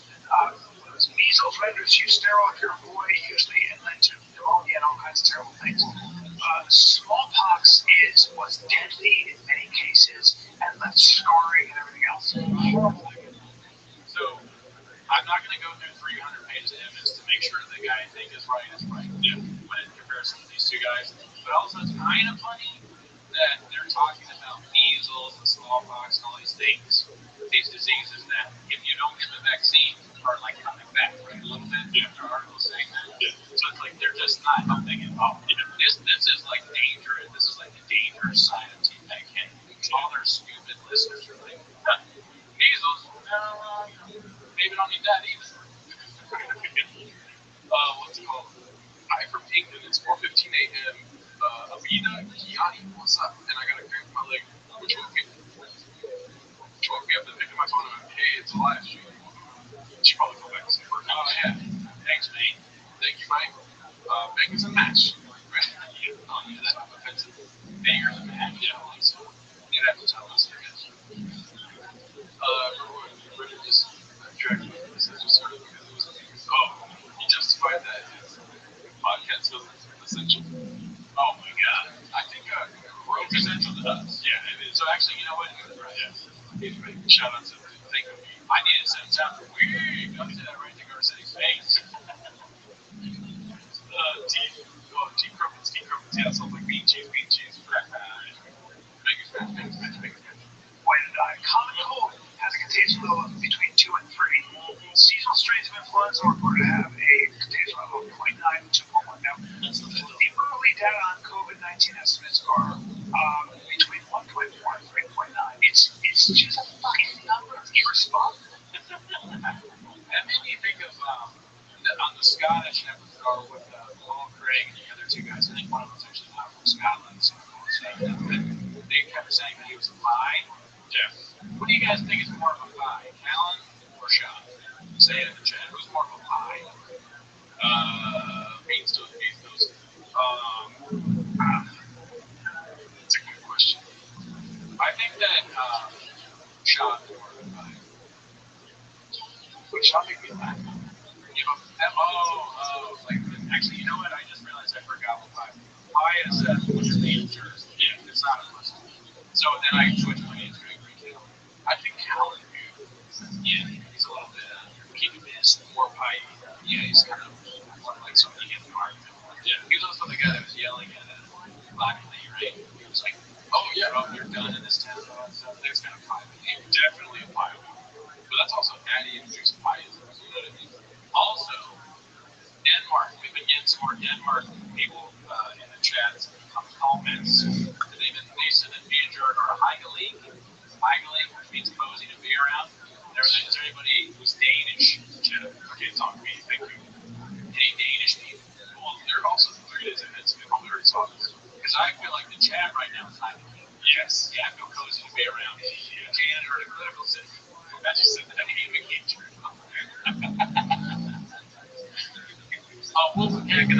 Yes, it is Karen Bass is the mayor now. I'm talking about that then, back then, River City. I love Danish as a kid talk. I love homeless cats in here. Danish, yeah, Danish is the which way can you talk? Let's see, slap it. Okay, so this one, let's see if I can get the name of this one. RFE Chief. Is this like strangle one maybe? Is it? I feel like that happens in the studio, right? Let's see. Can you also share your fucking mouth shape? Well, then I would. Which match shape? I'm your fucking mask. I'm not wearing it. You're the words. Where's your mash sheet? Sounds like he's asking for, like, he's mad at somebody that didn't make mashed potatoes for dinner. It's not gonna do anything. Like, where's your mash sheet? Danish here, Ken's Capper. Jen's Capper sounds like a very Danish name. Oh, yeah, that is. I think that's one of the people that said the Hygalik thing. Thank you, I can't talk. Thanks, me. All right, let's get started over here. Sheet. I'm gonna call you a sheet. Okay. Also, you shake your fucking mouth shape. Well, now I would. Where's your mash sheet? You're not wearing it. You're the words. Mask. They work. Look at the slants. Yeah, they do. Right. Yeah, there's a fucking fly in here. When you guys were coming inside, I was like, dude, that's when the fly showed up. Well, there's also been flies in presidential debates. Oh, true. Yeah. And this is on the same level. We got the same amount of viewers. That's a fact. This isn't just as important. You guys think Mike Pence? You think that guy's slaying today? No, last time I checked, he had a boy here.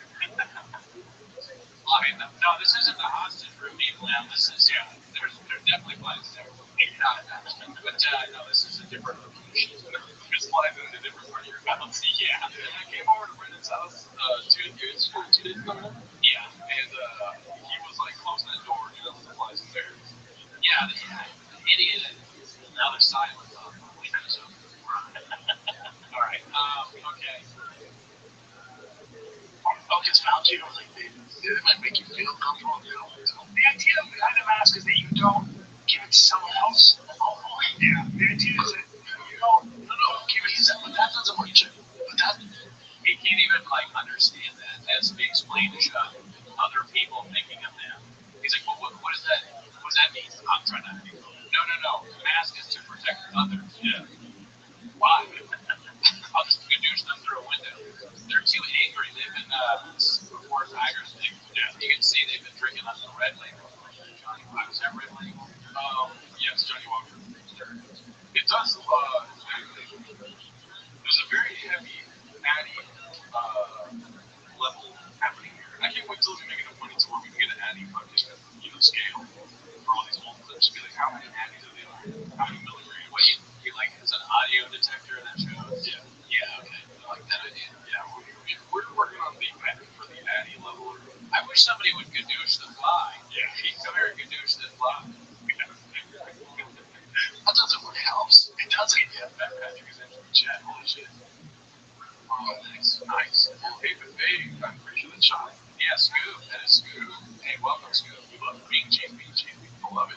Doesn't. Can you breathe through it? What? The only way it works is it's super hot. Jim came out hot, too, by the way. You, in the middle of standing up. I've had that long time. No, he said, but that doesn't work, Jim. But that doesn't work. It kind of sounds like his, you're right, the main job. Yeah. Job right now kind of sounds like his mother-in-law, but it doesn't. It doesn't, though. Or actually, it's actually not. Yeah. It doesn't work. It helps. It does it. You know, does it. I wasn't gonna wear a mask, but I fucking wore a mask. When my mother-in-law says, or he goes, nice. The joke is, she's his wife says she speaks English and then Shabbos, but it doesn't though. When it doesn't know either, so what you tell them, okay, you don't know. All right, let's see. Because can you breathe through it? What's it? The only way it works is these super high level math you can buy, which are so expensive. But if you can breathe out, the extended ones are the ones that can actually protect you, like N95. So that's what they're saying, right? You see the link? Like no, nothing. No, the extended ones are the ones that can actually protect you, like N95. So why does he do that? Is that like a debate tactic? They learned that in debate school, or when it's the girls' school, like this, he saw there was some patty powder. Yeah, I felt weird clicking my finger. Yeah. Did you have a math milkshake? Then I have a milkshake, and my straw reaches across the rum. I'll end up drinking your milkshake. Great observation, RG. There will be blood. There will be shot. There's emotional component to our feet. I have a milkshake, dude. GDA Ripper. You're in the chat, baby. I'm not talking about this. Nice. that's what they're saying, right? No, I judge you. If I walk in with like a bandana, Yeah. And I have a mask on. the underneath part is Well, the bandana's just stupid. I wear one because they check because they're not doing it. But the mask, if you can breathe in and out, Jim, the air you're breathing in, the air you're breathing out, it doesn't do anything. Well, you guys get your sources from, I'm not sure where, but the ones I was looking at, the South Korean doctors, they're on the front lines. It's different if, Yeah, doctors, they already did. Yeah. They do like way more. They should have done something, honestly. Yeah, dude. If anyone's watching for South Korea, just become homeless. Yeah, dude. But they might be a little completely behind. Jeremy Bartlett, shout out to him. He's always commenting. If I have some tiger thing, and you have some tiger thing, and I start drinking your tiger thing, guess what? It's my tiger thing now. I am the third sea tiger thing. If I'm not in 95, so stupid. So stupid. I'm spending my phone. You're saying that you wear it, I wear it, it helps to not spread it. It doesn't make sure it doesn't spread it. Like, it helps it not spread it. Like 2%. It's doing something. It's doing something. 2%. Like, I feel good when I'm trying to do something. I just Imagine being shocked. Probably hurts. I wonder, yeah, do they think the South Korean mask is like way better or something? Yeah. Will we get a T-Mos on the AI shop special? To answer your question, we've already done that on an episode of T-Mos, but it's part of the extended Patreon version because it was so long, and T-Mos is hard to do. So we did watch Resurrection. Oh yeah, we did. Yeah, we did. So I edited it out of the public episode, but it is a part of one of the recent episodes of T-Mos. It may be blockbuster because you don't want to join the Patreon, but we did review it and we watched the whole thing. Yeah, we're just gonna talk about it so you know about it. Yeah, we would love for you to do it. No, you don't have to. Yeah. Okay, Dr. Holmes. Somebody said okay, Trader Joe's. Mr. Trader Joe's earlier. That's that. Okay. I like the remix. Okay, Mr. Bond. Like a Latino. Okay, Mr. Segway. People watch from all over and the nation and international, so it could be a lot. It could be okay, Mr. Tesco. Yeah. I had to go for dinner. Does that mean I have Gerardo in my mouth? Oh, okay. Well, be cool, friends. But yes. Okay, Shop backtracks his Corona stance with a myriad of bullshit. But no matter what, whenever this was in this setting, dude, I think about fitting in small cars. You know what I mean? And you know, ironically, well, maybe not ironically, but it's kind of funny that they have the part like in the studio. Oh yeah, we did that one. The one big interview there. Yeah. We should like take our steal from Shop like he does everything. I was just about to say that. Really? Great line. If the house is true, it's full of graffiti. Maybe we should do that because I've been talking with somebody about what I'm going to do in there. And yeah. We have one thing. It is painted. Yeah. Painted, not the deer, literally painted. It's like a little line. And I was going to put in some. Yeah, good. And if you guys didn't know, we call you know, iconic rooms have names. Like the original room, the main room, you know what I mean? The cellar. Yeah, they always have to have a name. Luis Alvarez is watching your show. My neighbors not have one. They agree. So we have done, we have taken control of the room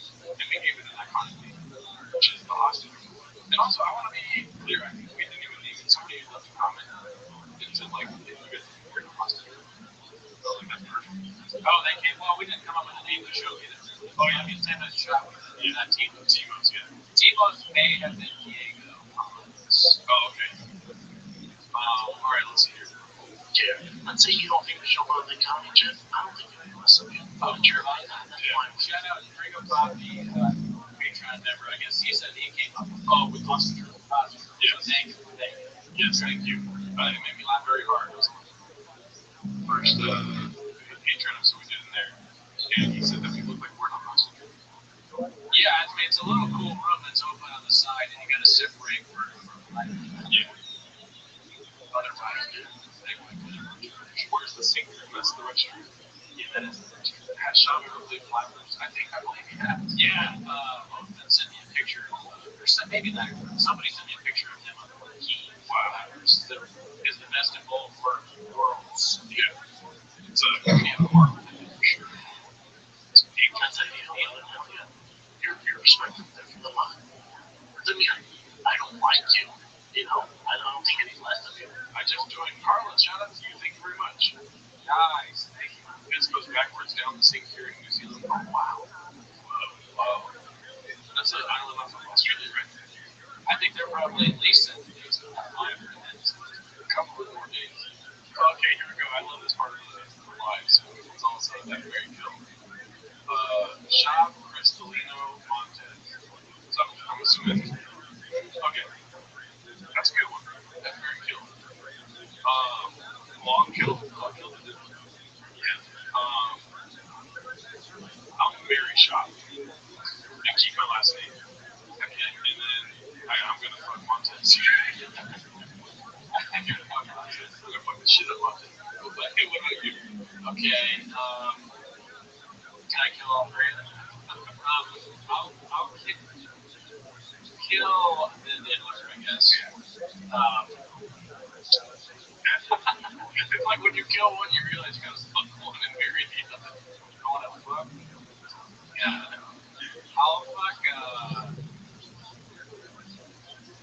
I guess I'll fuck Sean. And I'll marry Montez. Montez, yeah, with Montez, like, at least he lets me work, you know, have my own job. I can be at the house at times. You're gonna wake up to yeah, I'm doing songs. Yeah. You making songs with that guy I fucked again? He looks generally traumatized with his dreams. We do need a therapist. Dad, were you good at therapy? Oh, okay. We got a therapist in the building out. Okay. That's the therapist hand right there. There you go. Therapy approved. Okay, we got another one, and then we'll go back to the second here. That's very cool. Cocoa, Bert, and Jelly Roll. Well, I mean, it's pretty obvious that obviously. That was an easy one. Yeah. Then do I marry? I'm going to marry. That's a good question. Yeah, dude. But definitely like marry Bird. I mean, Bird is white, but who you married to? If you're married to Jelly Roll, that would be a nightmare. Just compare them. You can imagine. Nightmare is like singing those terrible songs. I feel like it would be very motivational. I just found another guy that needs my help. I'm gonna go help him with my music. Shut up. Or you can get drunk with birds. Yeah. Mary Bird, kill Jelly Roll. I mean, it'll be hard to dispose of the body, I guess. All three of those are gonna be a very toxic situation. Well, I mean, I've said I like birds, so also I'll marry Coco, just out of pure admiration. I'll have sex with her. And then Jelly Roll's gonna go. Yeah, Jelly Roll goes in Food City. Yeah. No offense, great guy, never met. Just not for me. Jelly Roll, I don't hate Jelly Roll. I'm sure he's a great guy. I haven't seen any Jelly Roll stuff other than I mean, it's like a grifter guy that sings. Or he used to be a rapper, but now he sings about like being a Randy. He's probably like stabbed people and like there's probably so many people that watch him be like, man, that guy's famous now. That guy stole money from my mom. Look at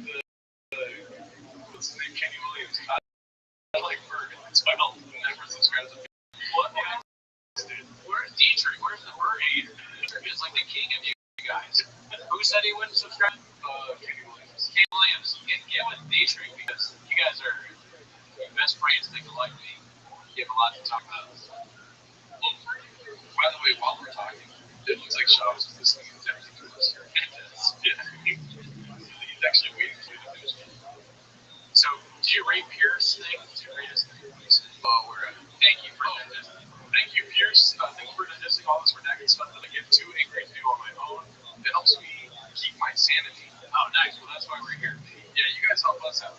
And you know what, dude? Maybe if we got 0 views, we'd probably still do this. It's pretty fun. But it is a good time. There is times where we feel as if we're getting more and more done. I mean, on Jeremy, there's always an open invitation to Scoot to come on because we do also like Scoot. We enjoy his content. I'm sure I've seen him in public before, but I can't tell you how often I play out the scenario that I actually meet Chuck. I really do. Oh yeah, Yeah. your head. I have like this dream that I'll take a picture with Chop. You know, like the handshake emoji, or it's me and Chop doing the handshake emoji, basically. I have the picture dreams with like DC, Blue. Oh yeah, that's I don't know who else, but no, definitely those two things. Ariel Hawani. Hero Hawani would be pretty funny. Because that would just be like hilarious if somebody posted that online. Us beating them. That'd be great. Wolfcat with a gun. Shout out to you. Thank you very much for my North Stars. Sorry, I misread that. All right, let's go back to the. There's a bunch of COVID stuff, so I might have to sit through the COVID thing. Yeah, COVID will get boring. Oh, so it's a pain. You don't think of a bitch you have to be watching traditional news? He just says it, dude. He just goes. He had his assistant waiting in the line for 3 hours to buy that hat. He's ready. Come in. Where are we at right now? What time is it? Okay, do me a favor. Do me a favor. Let's all do the face. Let's do this face. There we go. That's the thing. Watch CNN shot things here. Bitch. Everybody watches traditional news. Why is he so swollen? Everyone in any facet. Great question, Dad. We all are all trying to figure that out. There's been like rumors that he got flipped over. I suspect. But you can never tell them because a lot of people Photoshop his face. We've fallen for it many times. Listen, if you do whatever he's doing, you got all the Southpaw, you got creators, you got Addies, you got whatever shit Rogan's giving them, all that stuff that you don't need, your face is gonna look weird. It's just back to life. Yeah, I can't talk to you. If I'm coming to watch outside, I'm gonna put on a mask. God, dude. You know, a sheet, man. God damn it. All right. Yeah, man, you might be in a situation where your pants on, with underlying health conditions, or, you got a brother who's out of shape, and, he has diabetes. Your pants. He said your pants are underlying conditions. Your pants have underlying conditions. Oh man, dude, my pants, dude, I just found out. My pants have diabetes. I like my Levi's. Evil Alan, shout out to you. I see you laughing at me. At more risk than makes me if I have my venues healthy. They're not at risk. All right, cool, dude. That's your prerogative. I don't care. I super enjoy Shop talking to himself. Yeah, he's good. Solo. He can rip. Yeah. Bro, where he presents something and then he answers that and then he continues. He just goes. I just found out my Wrangler jeans have asked. R.I.P. Just got some bad news about my Jinkos. Yeah. My homie Levi came down with AIDS. That sounds like a pretty existing condition. Sure. Keep your pants in the drawer, man. Tell you anything. Nope, just 2 fingers knuckle deep in his nose, and I drop to the ground, and I go, hey, cunt. She goes, hi, cunt. I line all around and I piss on him. What? Dude, out of context, I don't know what that means. I want to watch it again, but there's a lot of C words. Yeah, skip over. We got a picture. There's a lot of weak ski. Let's just say he's peeing on the ground right now, for sure. Listen, Hey, get your camera out. Pee on him. He's talking about this. he's got 3-6 lined up. He's bragging about it on my podcast. When you sell Bob a house, he's like, no, not enough sinks to the realtor. These are rookie numbers. I'm gonna need like 15 sinks. Not vanilla Coke, I'm not sure. It's a long comment. I'm not gonna read it off the face of asking if they have on it read still. I don't know. We don't really want. What are you, an on it salesman? What are we doing here? I've abandoned my on it. And I was the camera go, hey, there's your man. It's great. There's your man. Yeah. I'm not gonna get on my fucking horse and palisade though. Yell at me if I'm wearing a mask. You know how many people I've never talked to outside that I don't know? Never. I love it. I love that he thinks rich people like ride horses, like they're like riding around. Rich people just like own horses. I mean, yes, of course, some of them ride with you. Are there a lot of horses in Palisades? I don't know. I'm like getting projected like up that. This is so funny. He thinks like a rich guy, like when he wants to do something, he gets on his horse and he tells people like this is the early 19th century or something. I'll tell you what though too. There's a lot of times where we are like people really redacted. Well, we're responding to what he just said. You know what I mean? So it just shows the effectiveness of his sort of low IQ in a sense, which I feel that's against. Well, if you're on a podcast and you're talking, you're going to say you're going to expose what you know and what you don't know. Yeah, sure. But we're not selling ourselves as smart. Everyone already knows what we're acting as hell. Watch it. Gets to see. You should do a compilation of Schwab failing when he tries to riff, and then you guys do your own riff. It's a good idea. That is, yeah. I'll do some research into getting that sort of compilation together. Thank you. Good idea for content. Yes, content. Great. Content is king. All right, so let's go to this one now. This one's going to be dismantle verbally this. Okay, I think dismantle verbally this cop. All right. He says, also, dude, I should have said this, dude, that this is the special time that we live. You know, this is the special time. This era. Oh, yeah, with this background? Yeah. Okay. Yeah.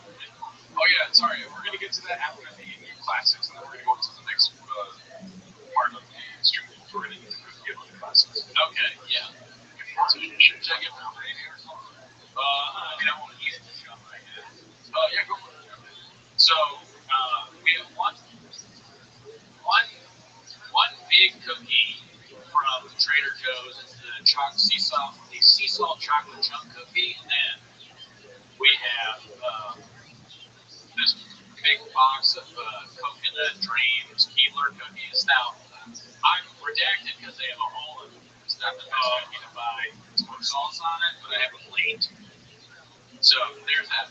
I'll wait to show the sauce. I'll wait. The sauce is the worst sauce. I got a really bad sauce. You know, white people sauce. Well, I mean, I was at Target and I was in a roach. Everything blows apart before these live streams. It really does. It's like, okay, so all this stuff went wrong at the office. I have a new guy that I just hired that do some tech stuff, and I was like, the city of Pasadena is shutting down their power, and then I come over here and Toronto, then they have a microphone in the whole show. He's the only person prepared. Jake. Yeah, this is his first day. He's like, what the fuck is wrong with what are we doing here? The first thing he says, what are we doing here? He didn't even know it's a shop. It's a mess here. It's a mess. All right, let's go back to this clip here. Which match is she? Wait, where you watch this? Yeah. And it's just like, maybe let me see. I want to get to the other boys. Oh, I see this. Oh, yeah, this because we had him. All right, here we go. Gotta dismantle verbally this cop. Shout out Thick Boys. But he's coming down. He goes, dude, there's a cop coming. Yes, shout out Thick Boys at the beginning of it. I was all tan here. Yeah. Yeah, no, I shouted him out. Or red, really. Did he get burned? Yeah. Vacation. A little burn. Maybe it was like he was in the RV and he couldn't sleep. Yeah. I want to see more redacted War Dogs. Caitlin, same here. Join the Discord. Tell Levi to get on it, baby. Yeah. DM Levi. Or just text him. Message random people. I'm sure he loves it. But yeah, does Papa always wear tight pants? Great question. Yes. Yes, he has a mangina and he likes to expose himself. Yeah. One mangina picture. I've never worn pants like this again. You know, like those Levi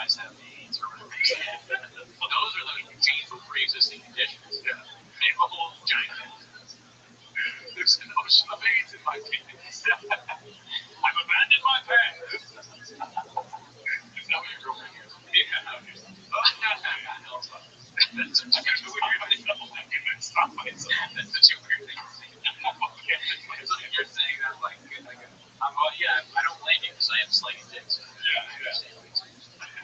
Sean is gonna join the chat. Hopefully. Oh my god, I can't wait to meet Sean. Alright, here goes. Shout out to the boys, but he's coming down. He goes, dude, there's a cop on top of the ticket. Really? For what?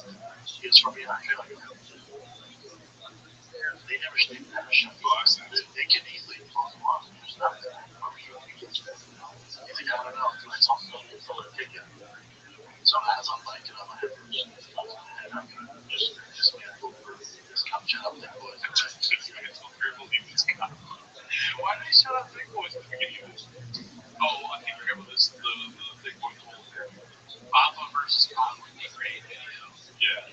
Baba's like one of those people that films the cops. Like he thinks he's like filming the cop, but he's actually just filming himself. It's like Or the phone's off or something. He only gets audio. or he deletes the video after. I had this great video where like this cop tried to stop me and he took his gun. It was just like a lie story. I had a video of it. Let me see it. Never saw it.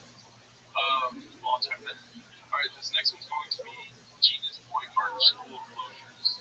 Yeah, I'm sitting on the phone. Isn't it so weird that flu kills hundreds of kids, thousands of kids every year?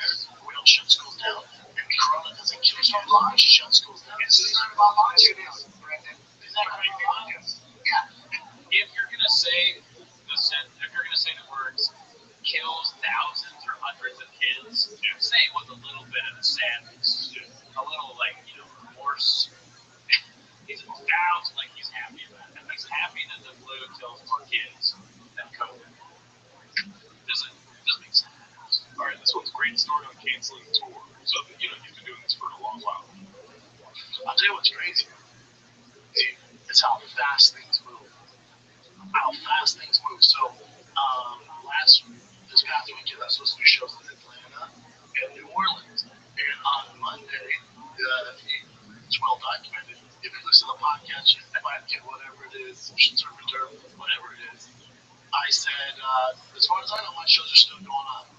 Now, like I said, I'm still going to live my life. And it's not in my control to cancel the shows. It's not. When you sign that contract, if I ever cancel, there's legal action. Real quick. Yeah.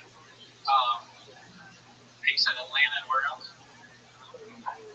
He is Atlanta and New England. Oh, okay. Chat. Also, Booch there. Booch are like Jeff B, so we'll see if Jeff has some good comments. Over under on how long it will take the calendar to ditch 5 more years. It's called YAIRS. Years. New Orleans. I hope so. I think New Orleans might also be New England. Yeah. But, I hope he never does down this secret sauce, right?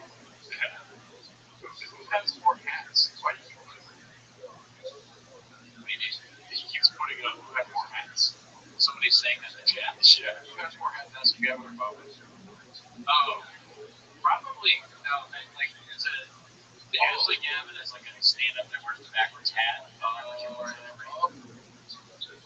She has a lot of hats. She has a lot of hats, but I feel like they're all the same. And Papa has like all these different weird colors and everything. I think that's probably a Papa victory. Yeah. Papa has like 3 different closets.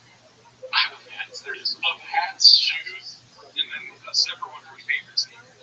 Shout out to the NXT. I'm the one that was shit on. Thank you very much for the $2. Especially for the game take. So it's not me. So Live Nation kept saying anything, I think it was under 1,500, which I think Atlanta was like 1,100, 1,200, and New Orleans was like 1,100. So we're like right around there, and Atlanta sold out. That's bizarre. You see this? Which one? It looks like a redacted graphic. Pretty funny. The hats, to go back to the hats thing, since we're on the topic of hats, he not only, another reason why he has more hats is because it's not just caps, it's not just baseball hats, it's also paint. I like the idea of Bobo like custom making a hat. He's at the hat store and he's like, I'm gonna need you, I like this purple and yellow hat. I'm gonna need you to put a Chihuahua on it. Also, can I get a Redskin and I like the brands because I want to do the whole like I'm a fan of all of them. I want to match my shoes.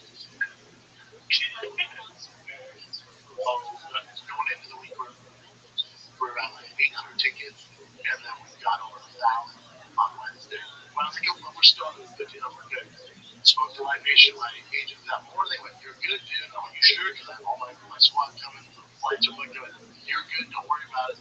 The big people like Ali Wong and Burr and Kreischer and those big boys, Rogan, Chappelle, all of them, they're gonna have to worry about it because there's so many more people. They're gonna shut those down. But you're good. Cool, dude.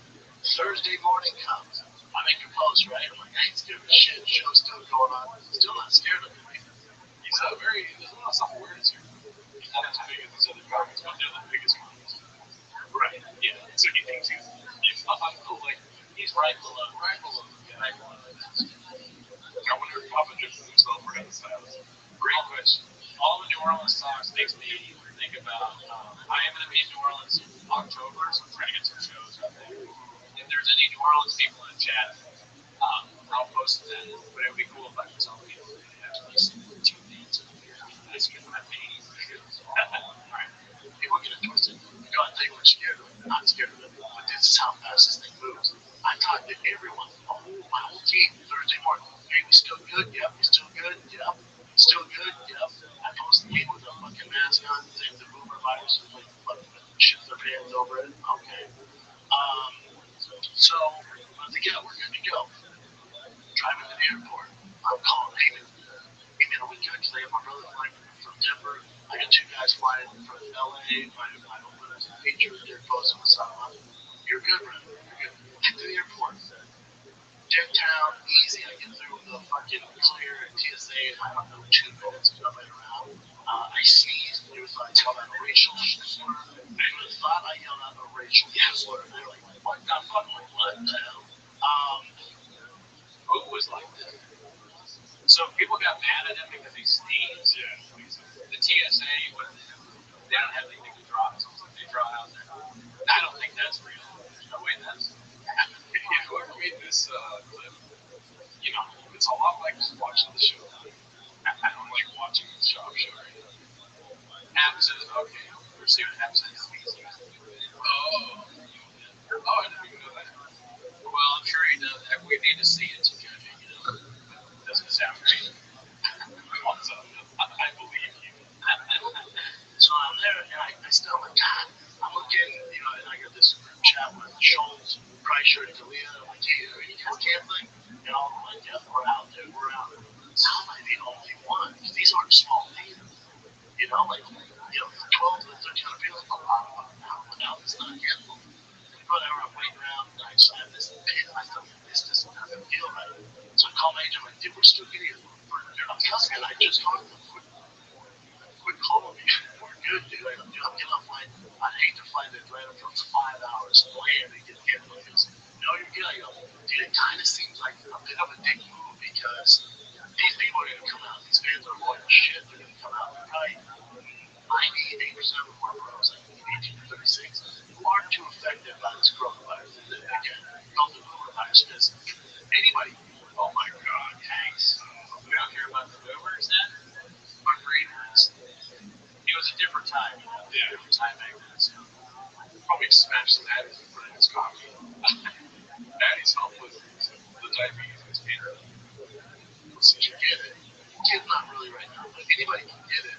But 98% of the world who gets it is fine. Especially if you're good health, your immune system's good. I don't have older fans. So I was like, oh, I'm good. I can take your brother on my show. But my bros, they're going to come out look good. They're just like, I gotta take some notes. I just realized what I was saying is they just stole it differently. Yeah. I think that's what the point of it is, but the ending of the third act is always the best. I get it. When you sneeze, that is true. Crazy. Yeah. Put my brain back. So that can yeah, I mean, Let's finish it off. and I said, I just feel like if we're the only one doing it, it's a bad look. Here's what you want to do. We should probably cancel this. They haven't canceled it. There's going to be some issues if you cancel. I was hoping you would say more much.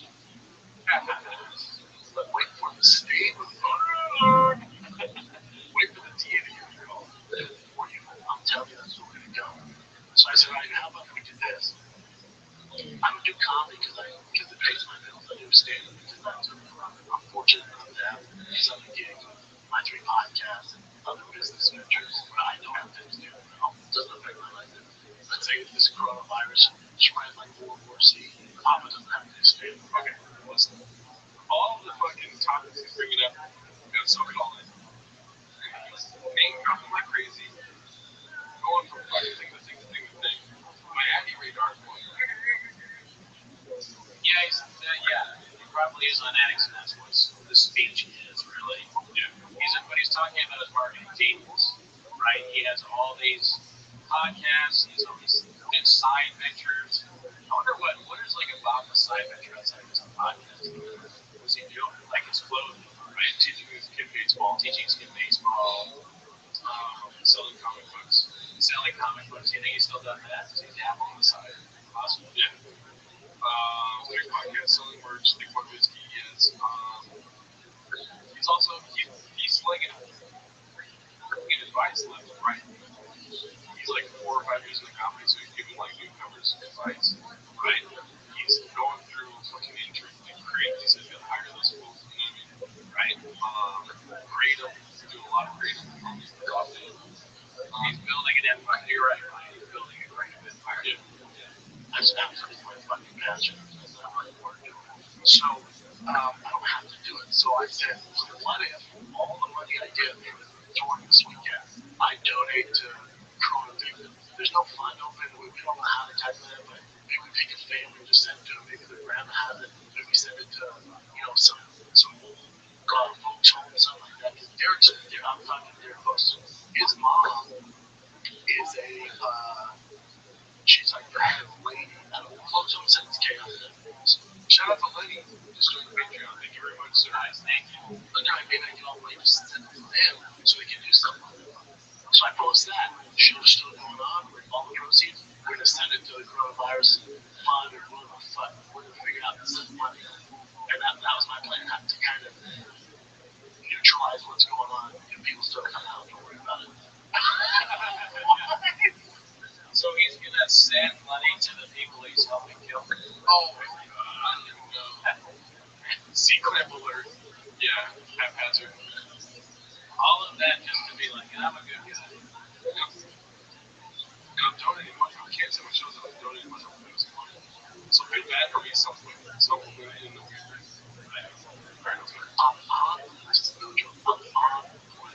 I'm on the plane in my seat. It's not that bad for my God. This is like literally like Brad Pitt in World War C. I'm gonna have to drop the arm on what we do. You know what I'm saying? Just open up the emergency thing and fucking jump out. I don't want that. Is this worth it? I don't want that. All these fans are on his way. They're gonna come out. Motherfuckers oil there, which I absolutely love, but you gotta have some responsibility. Filibuster, yes. Luis Alvarez, definitely. Y'all are traumatized watching. Yeah, this hurts, bro. This is like, this is insane.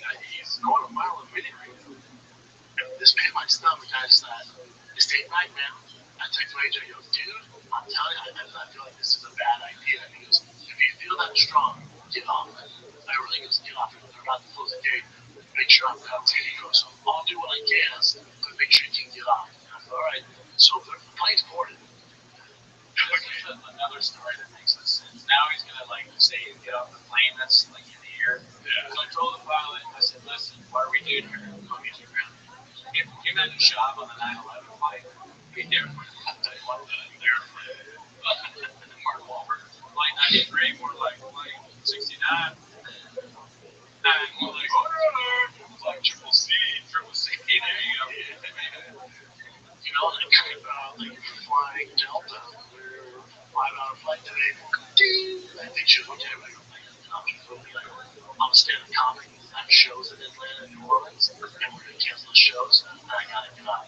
She's like, well, how do you think I don't know if we can please let me off? Otherwise, I'm flying back in the fucking night. And then she goes, we check the pilot, and I damn. Why would they check the pilot? I guess because the pilot's the commander of the plane. All these rules, whatever. Like the road. I was like, yeah, I'm trying to fly a plane right now. The pilot probably thinks, how did this guy get in here? It's his size. Yeah, well, he's big. And then when the plane's all this, the skinny is trying to get to like that the doors are closed. A bomb threat meal. Yeah, they claim the FAA recognizes shot flying as a bomb threat. Okay, so once the door's closed, it's up to the pilot. All right, listen, I'm being skeptical for a reason. Let's not act like everything that comes up this man's mouth is a fucking fact, okay? I just saw the other kid with the seat, and that guy was up there on my feet. She doesn't work that way. Like, once it opens the seat, just let him sit there. So hopefully I'm sitting there shot back to DM me a favor. I sit there. I'm gonna see him. I got to sit there. There's only 1,000 pilots. It's like, yeah, so that everything was to go. And it was not, it's not how it works. Wow, that was the worst I've ever seen.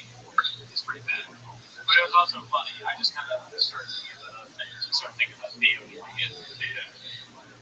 So I'm going to tune out. Jordan thinks so hard that he's starting to agree with Shop on his sponsors. And he sits next to him. Let's see here. Okay, so this one is the last one before the Mexican cookies coming up. Ready, being Mike ticket is this one. They gave me a ticket. I'm not fucking buying it out of nowhere. I'm going to see Rage Against the Machine. Fucking strong protest. I was this close to fucking. I wasn't this close.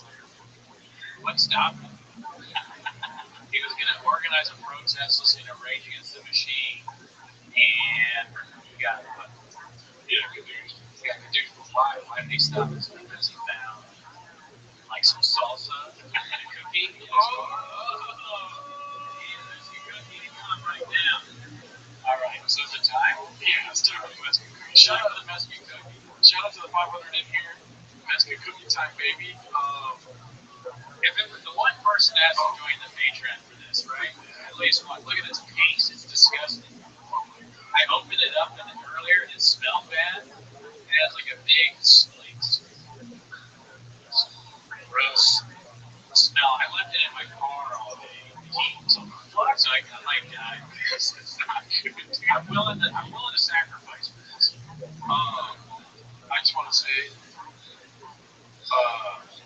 fuck Brendan Chop for saying Mexican cookie. Yeah, it's an offensive joke that makes no sense. It's like we watched the Schultz thing on Patreon. And a lot of Schultz's humor is just take a random stereotype and say like a not clever, but like just like he said something about an Indian woman. He was like, oh, an Indian woman is Republican is Q and no non or something like that, which is like a little bit better than what Shab does.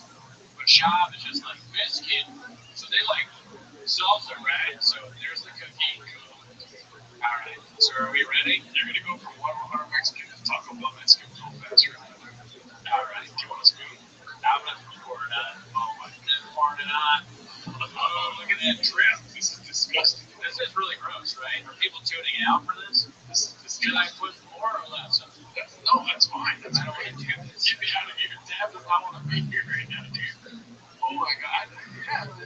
I'm like, yeah, let's eat I'm eating the Mexican cookie and it's okay. I'm about to do it. I want to take a picture of this first. Let's take a picture. Okay. Yeah, look at that picture, dude. That's a good picture. That's a good picture. I like the picture. The picture I wish you guys could see. Cody is a Taco Bell North Korean. Yeah. I don't want that. That's exactly what I was thinking. All right. I do this for you guys. Talk to it from Tell me to do it. You know what sucks about this is that it's like a good cookie. Trader Joe's chocolate chunk cookie is pretty good. They're not sponsors of the show, obviously. Let me get some more water. Charles, gonna go get water. You want more coffee? Sure. Thanks. I was gonna get Crumble. Shout out to Crumble because those cookies are really good. And I was like, then I'm eating like a really good cookie with the crab salsa and pepperonis. What cookies? While Gerardo's getting stuff, I'm gonna wait till he's back. What cookie would you guys? Where would you get cookies from to make it a messy? Also, after that, we'll talk about what kind of salsa. What cookie would you get? Deb's is Girl Scout cookies. Shop's with from them. Yeah, dude, the day I got recalled. Oh my god, dude. Maria cookies. Oh, equals and equals.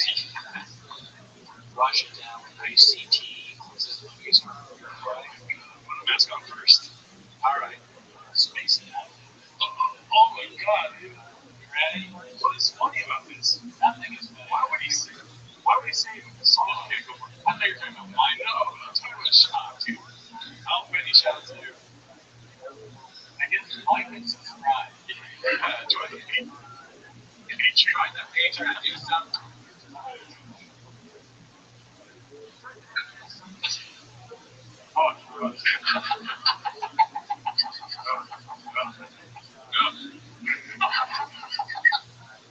really think that's good. Like,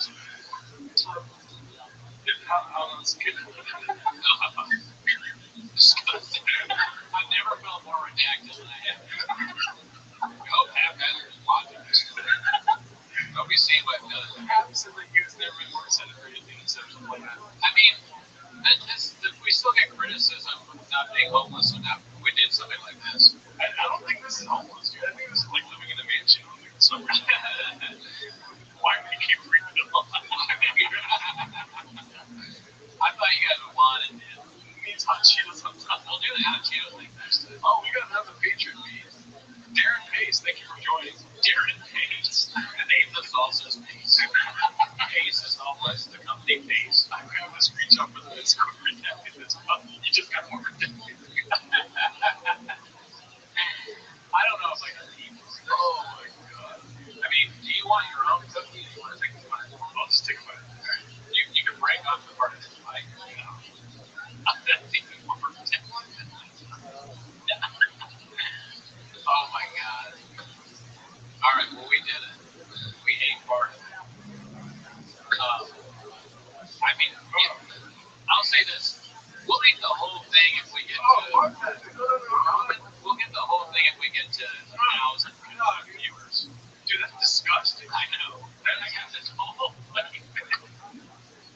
I was like, maybe next time I'll do like a fucking... Like if we get to certain things, I'll eat cookie after cookie and salsa. I don't think you guys want that. No more. Throw that shit away. All right, I'm gonna throw it away. Don't fucking wait that. I'm gonna go piss and throw it away. That? I'm gonna go piss in the sink. Bro, that's. I'm serious. I'll do anything for Ben. I'll eat every cookie and drink all the salsa in the world. This is the worst day of my life. Dude, that was the most disgusting thing I've ever heard about. It was pretty gross. I want to get nachos. If I had time, I was going to get nachos on the taco truck. So bring it here, but I just didn't have time. Oh, chocolate spaghetti. Oh my god. All right, you talk for a second. I'll be right back. Yeah, dude. There's some paper towel right here, too. That was disgusting. You want to try it? Oh my god. Dab is going to try it. Say hello to Dab and play games, Jacob Garcia. Subscribe to his YouTube for him eating the fucking cookie, dude. Oh my god. It's disgusting, bro. It's disgusting. It's disgusting, bro. It's disgusting. It's disgusting. Why would Cody leave that in his fucking car all day? That's disgusting, dude. It's the nastiest thing I've ever put in my mouth. Wash it down with milk and meat. Great idea. It takes away everything that's good about cooking. It's like salsa too is the worst salsa I've ever tried.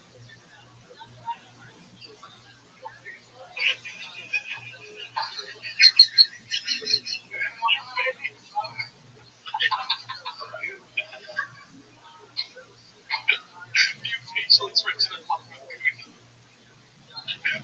Dude, hey, don't feel bad for us. Feel bad for the cookie, dude. Feel bad for the cookie, dude. Unfortunate cookie, hooch. July 2 of me. You want more water? Oh, dude, the fucking taste isn't in your mouth either.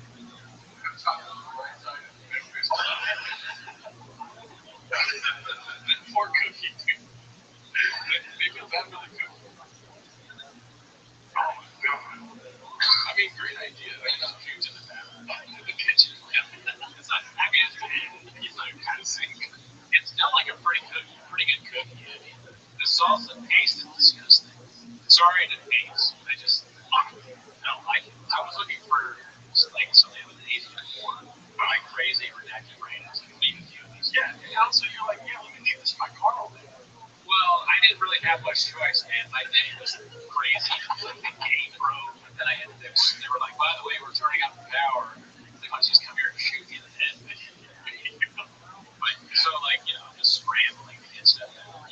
so bad that the Mexican cookie was not the worst part. Yeah. Well, also remember that where I went to the Apple store for the laptop. Yeah. Your computer broken. So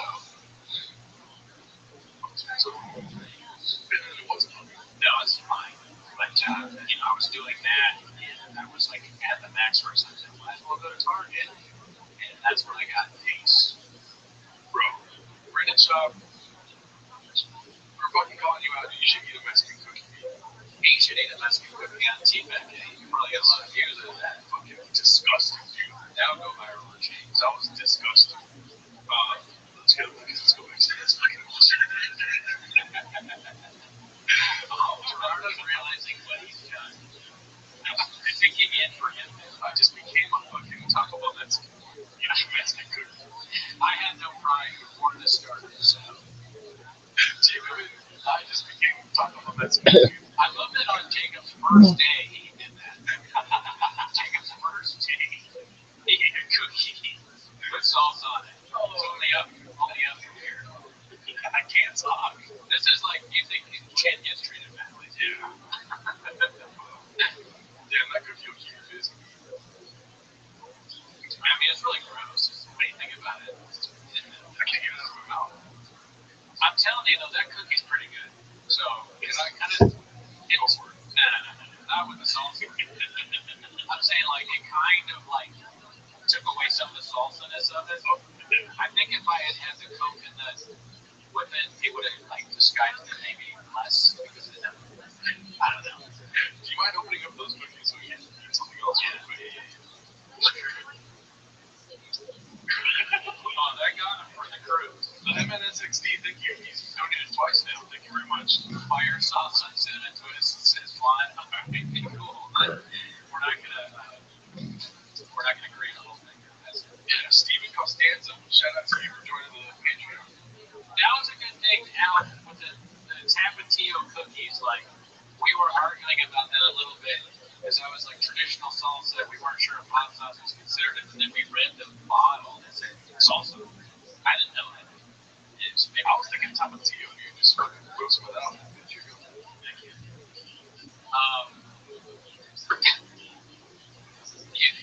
You can heat it up in the microwave. You didn't have to ferment it in your car, LOL. Yeah, I mean, I didn't want it hot. That was just a dumb decision.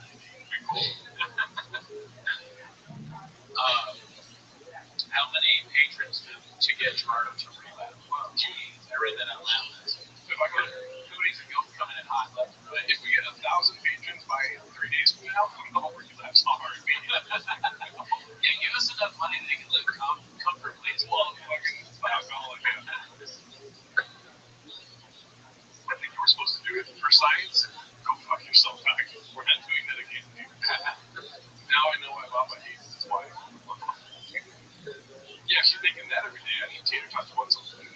You know, imagine he comes home and he's like, just got off work or he's like coming from the podcast studio. And he's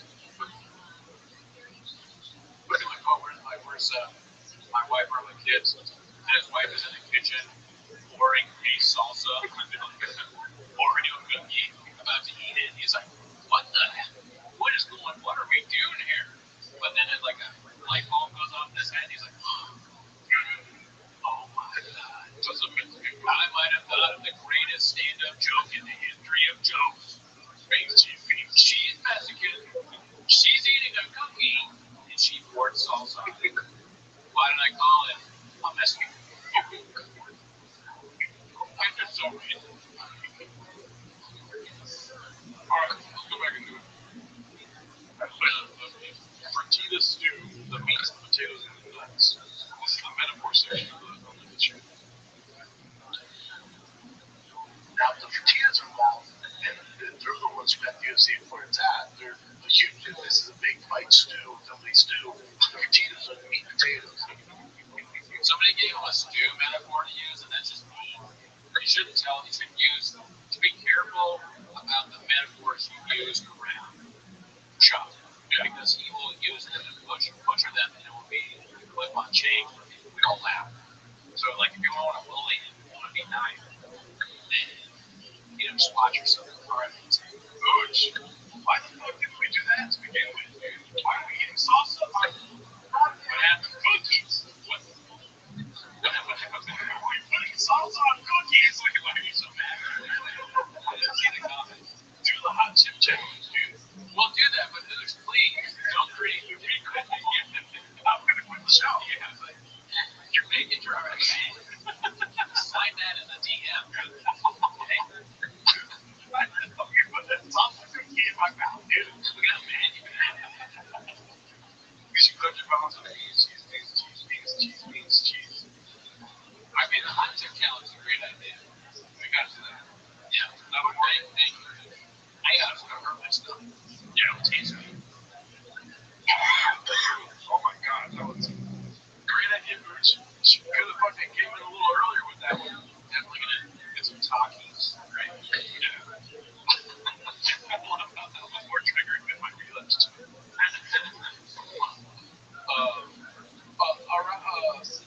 Our fan be cool, bro. There's no next time. No more fucking salsa on cookies, dude. Yeah, that was gross. I mean, that was a little bit of like, we sacrificed. Yeah, we just got demonetized for doing something disgusting. That is hilarious. YouTube demonetized us for that. Alright, you're good. Dana, don't get me wrong, he's the meat in there. He's definitely part of the delicious sauce and the delicious soup. Potatoes with that meat, man. They're the nuts and potatoes in there, right? So, now the tortillas. Nuts and stew. The potato. I mean, I don't think a lot of stew. That doesn't sound right. Nuts and stew. Okay, so people are giving us ideas, and I just want to put it out there. We've heard them in the Mexican cookie. Worst thing I've ever done. We do stew. Yes, like you do stew. Let's do a Dana White stew. What's it called? Kratom, though. But Kratom is when we hit a milestone, and then we'll try some Kratom. Right? Yeah. Oh, Kratom. Oh, we got a big milestone. We've already seen him die from that. 500. You can die from Kratom. What? Yes. It's gone over this. You know what's funny is the content where it's like, dude, you can't die from it, and then it was like that NPR thing is like saying some other stuff or whatever. What? What are we doing? I don't believe you. And so hot chip, Kratom, Addies. No Addies. I'm never doing it. I don't want to do Addies because you can for sure die from those. Yeah. Addies and Kratom, yeah. Just drink a bottle of Tiger Dick all day. We've heard it on there. We've done Tiger Dick. It would be cool to do a live in your apartment where you can get drunk and just drink a bunch of Tiger Dick. I haven't finished that one bottle of Tiger Dick that we had. Me and Wallace and PSW went through it. Yeah. It's like still like halfway gone. Oh my gosh. But keep putting your suggestions in the chat. That's basically what I'm saying. Dick juice? Oh, dude, dick juice is a good one to do that. That's not me, I'm sorry. Dick juice? Nah, man, I'm not thinking dick juice either. I want to take dick juice, dude. I'll take some dick juice in podcast, me? Bro. I read a story about somebody that drank dick juice, their eyes turned red. Really? Eyes turned red. This is gonna be like my thing. It's just gonna be saying crazy outlandish like side effects of that. Like Kratom kills you, dick juice makes your eyes red. Good giant hot Cheetos on it. Now we're talking more my fucking realm of disgusting. Jordan Shreds, thank you, right here. Sink lemonade. I mean, vaporized. That's disgusting. Lip injections. Dude, we've got to go far. You gotta make a lot of money. I mean, because then we have to pay for that. That's probably a lot of money to sell. And I'm only doing it because I love Bob. We'll show with 10 nicotine pouches in your mouth. That's something I can do. And I would do nicotine tap for sure. You can write it down, Dad. I'll do nicotine because I'm not worried about that. I'm not gonna get addicted to that. Rain and she drinks that, bro. Nicotine. Bro, we're gonna be fucking teabag. I'll do that. Listen, we're stupid as hell, so we're not gonna do anything wrong. We just got in. What are we doing here? Axel Baker, you missed the Mexican cookie. Scroll back to like 20 minutes. Dude, you don't think we're putting that behind Patreon? What are you doing? Oh my god, you do something more to become teabag kid. I don't know. Anytime someone says we're doing anything or have integrity or whatever, don't mind lip injections. Take lip injections out. We're not doing that shit, dude. It's funny, but no. 100-yard dash. We could do the race. Yeah. Do a sprint race. Yeah, we can do that. That would be a whole thing. We can't do that on a live. Okay, yeah. What we can call. I mean, yeah, anything is possible. I guess an eating acid. It's the nicotine pouches, rain, and hot diet coke. Diet cokes. So all three of those we just drink Diet Coke until we get sick. There's like all these empty Diet Coke. They're like, wait, call us okay. We're like, please call an ambulance. Go to Whole Foods, call us your Whole Foods. Make a hip hop album. That's great of you. I can't be involved in making a hip hop album on Cuba Blockbuster. Yeah, we tried that actually before, unfortunately. Talking about mukbang. Food. Fuck, that one's easy too. That's just me get fat on camera. Watching Taco Bell. Oh, because of the Taco Bell Mexican. Well, actually, so Taco Bell Mexican versus Guadalajara Mexican. We like try Taco Bell and Mexican food. Yeah. Well, we eat clutch job. Yeah. Get Botox in your lips. Nope. Eat food truck. I'm showing here my we basically had a food truck diary on the infamous special review. Cody wanted to not watch all of Andrew Schultz's special, so we had problem. It was really hard to watch. I'm not just saying. And even before we started recording, I told you I was like, it's gonna be long, it's gonna be rough, but we gotta do it. At one point, I go, can we do like a part 2 type thing? Part 2 is where we switch half. And Charlotte looked at me like I was the stupidest person who's ever lived. I was like, no. And then we ordered pizza, so we did kind of have like a food truck diary while watching it. Yeah, we actually did eat. I forgot. We ate pizza while we watched it. All right, I think we got how many is the dinner so far?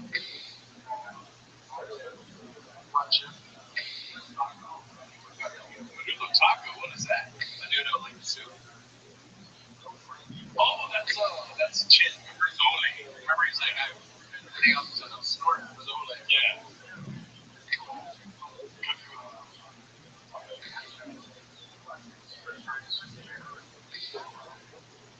Okay, so put pouches, rain drink, and Diet Coke all in one because it's So the sun, that's good. But I think I respect BC too much to do that. Like you'd have to tell me that was okay to do like a marathon of BC's greatest hits. Oh, I'd love to, but I'd have to get the go ahead from the CEO.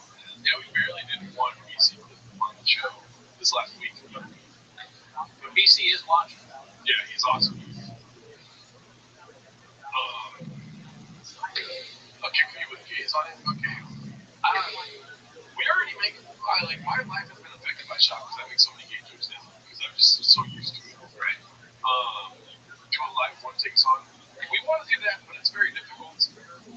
Yeah, that's tough. It'd have to be a pretty simple song. We'd have to practice a lot. Because also too, if we do any of our old hits, then it's technically not one take. It's us doing it again. So it's a conundrum. Compare shop versus when you come. Okay, so we're basically done with the ideas. Thank you guys so much. Drink out of a shoe. Fuck! No. Don't put that in. I kind of like drink out of a shoe, but not enough people. Who said drink out of a shoe? Right here. I don't know if everybody knows that, because that's the Walsh episode. That's one of the things that made us laugh the most. We kept talking about drinking out of a shoe. Yeah. And it was like a lot of fun. It was hilarious, but I don't know if everybody's seen it. Yeah. So, but thank you for watching for that long. I mean, if enough people join the Patreon, we can put a little shelf in the house and put a favorite sneaker up there. We should re-release that clip or something. Go of Walsh. Yeah. I mean, we'll get Walsh back on. We just gotta get it scheduled. Real quick, I want to shout out to everyone that's joined the Patreon. This is all people that joined today, which is crazy. Thank you guys so much. We're going to be doing more stand-up comedy reviews, some full specials. Eat tater tots. Put tater tots on there. We need that once a week at least. Jeffrey Hill, shout out to you. Stephen Lucas, Rick Davenport, Saad Ali, Vic, Eric McDougal, Alex, Keaton Kelly, Dave, Anthony, DK, Evan Metal, Ty Scott, Joseph Kirk, David Quinn, C. Fernandez, Gabriel Lopez, Carla, Lenny, Seven, and Andrew. Shout out to all of you. Thank you very much. I'm a hero. All right, yeah, thank those people. PF Chang's menu reviews. I love PF Chang. I really like their food. Yeah. It was funny when I went home, like, I think it was last Christmas. My parents are like, hey, you want to get PF Chang's tonight? They don't even know. They don't even know about PF Chang's and homeless cats. They don't really talk about that. I told them I made money for the job. They'll ask me about that. But anyways, Chance Gilly, people hate me because I'm a successful football player. Yeah, dude. He thinks he was like in the NFL. That might be part of the CT. What if CT was so powerful that he could just invent past things happening to you that he actually thinks he was in the NFL? Wow. Yeah, I want to. Yeah, exactly. That's a good point, Jake. Yeah, I kind of want CT. I want to think that I was in the NFL. I want to think I had a good life up until now. What's my favorite food? Oh, the answer to that is Mexican. Already, all right? Hey, yeah. John Bullock, be cool. I already deleted one of your comments. Oh, my God. What's your favorite food? Favorite food? Oh, my God, dude. I'm going to sell that shop. That's not true, Dad. That's not true, Dad. Be cool. My favorite food used to be chili. Really? I just said blanket. Yeah, why am I calling me out right now, dude? Yeah. How was the sing? The sing has a lot of hair. Chili on, big guy, but steak burrito, chili. That's what I always get with breakfast. The vlog get to your truck thing. You remember it was turned like Tank Bros used it as an advertisement. It was the Tank. Yeah, there was like a picture of a porn star, and it said you walk her to her truck, right? Or something like that. Isn't that crazy? That's how big it is. Tank's worldwide, bro. Nation to this day. And Chipotle, yeah. Brandon knows me. Chipotle is my favorite food. Don't be in the scene Toronto. Too late. Yeah, that's not how you spell his fucking name. Alright, let's go back to the clip here. Hello? Totally. It's involved. And they're the ones who got the UFC where it's at. They're huge. This is a big fight stew. Big stew. Potatoes are the meat and potatoes. Data, don't you want? You want the meat in there. He's definitely part of the delicious sauce, the delicious soup. Potatoes are the meat, man. They're the nuts and potatoes in there, right? So now the potatoes involved, and he was trying to say nuts and bolts, right? Yeah. Even though, because he just said brains not much in there. Nuts and bolts, obviously, nothing to do with stew. But then it's like some brains that he has in his head. Yeah. So he put it in the stew. Yeah.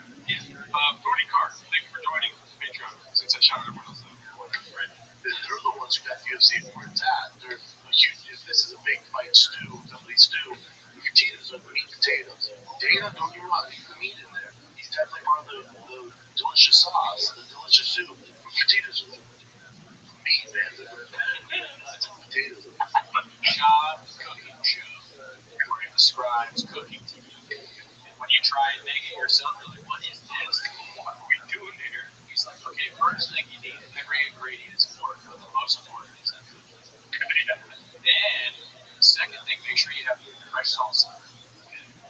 Then unwrap the container, unwrap the bag of noodles, take it out. And all you gotta do is the easy part. You're gonna love this. Pour salsa. Don't ever do what we did. That's the most disgusting thing of all time.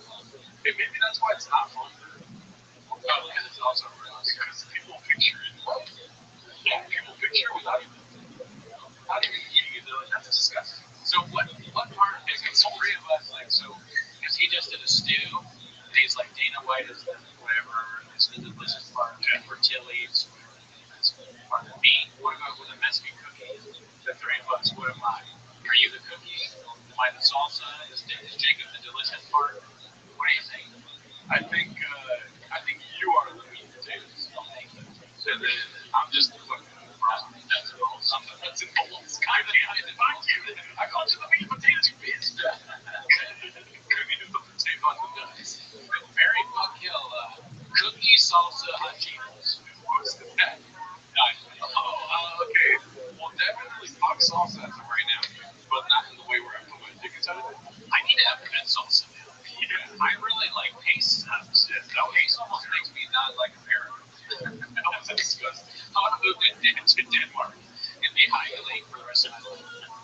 Let's eat one. Yeah, it was fucking smart. Unalive on Cheetos, yeah. I'm unalive myself. No, I'll kill Cheetos. I'll fuck salsa right now, and I'll marry you. Honestly, though, I might take it back. The pace may just be really bad because it was on, my car all day. And the heat, it's so hot in LA right now. We're gonna have like 100-degree weather coming up soon. So it was not a good idea. No, that was terrible. Whatever. All right, here we go. Let's see. This one's called Paperboy. The entertainment era and boxing is not there. It's not the line there yet. Floyd was kind of the paper boy of that life.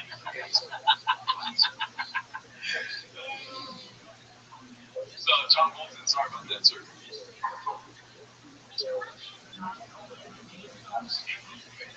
What is the poster boys? What do you mean to say? Thank you, Hammer. Hammer. You like that beat? Poster boys. That's boy. I didn't get that. Yeah, that one went over my head. Alright, so let's go to the next one then. Under the bench. Some metaphors that we can incorporate into Timos here. Oh shit, what is it? Oh, it's a good one. Okay. Julia, I'm gonna fuck carne asada. I'm gonna marry Julia, and I'm gonna kill people.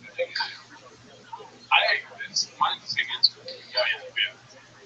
You know, my point work. There's another one right here. Slav talent broke.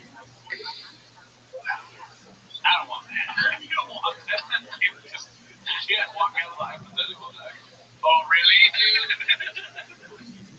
I think I just did. Pineapple does not belong on pizza. I've never seen that man in their chins. He's just going to different lines. He really hates pineapple. Okay, but that's what we eat. Oh, he's lost. Yeah, I know that maybe it's in the Patreon. Yeah. We definitely had Hawaiian pizza. Damn, shout out to you getting a raise first day. You guys need to bring a dog on the show next week, and we never see you again. That's hilarious. Wow, that's a great idea. I mean, yeah, we could bring a dog. We make a big deal out of how we adopted this dog. Yeah. And they were like, oh, we don't talk about it ever again. Yeah. And then we bring it up, we're like, oh, he's a show dog. Yeah, so it's like a show thing.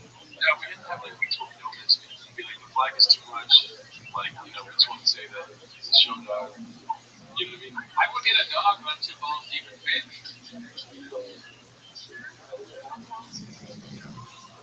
Chops it. You didn't even know the reference. Don't ever say that again. If you say shot stuff, people are going to be like, what? You're doing what? You're balls deep in what? Balls deep in fish. Oh, great. He said, don't ever say that again. Yeah, it's funny. You have to be right. They haven't heard about the fish because the fish are dead. I like fish. Alright, here goes.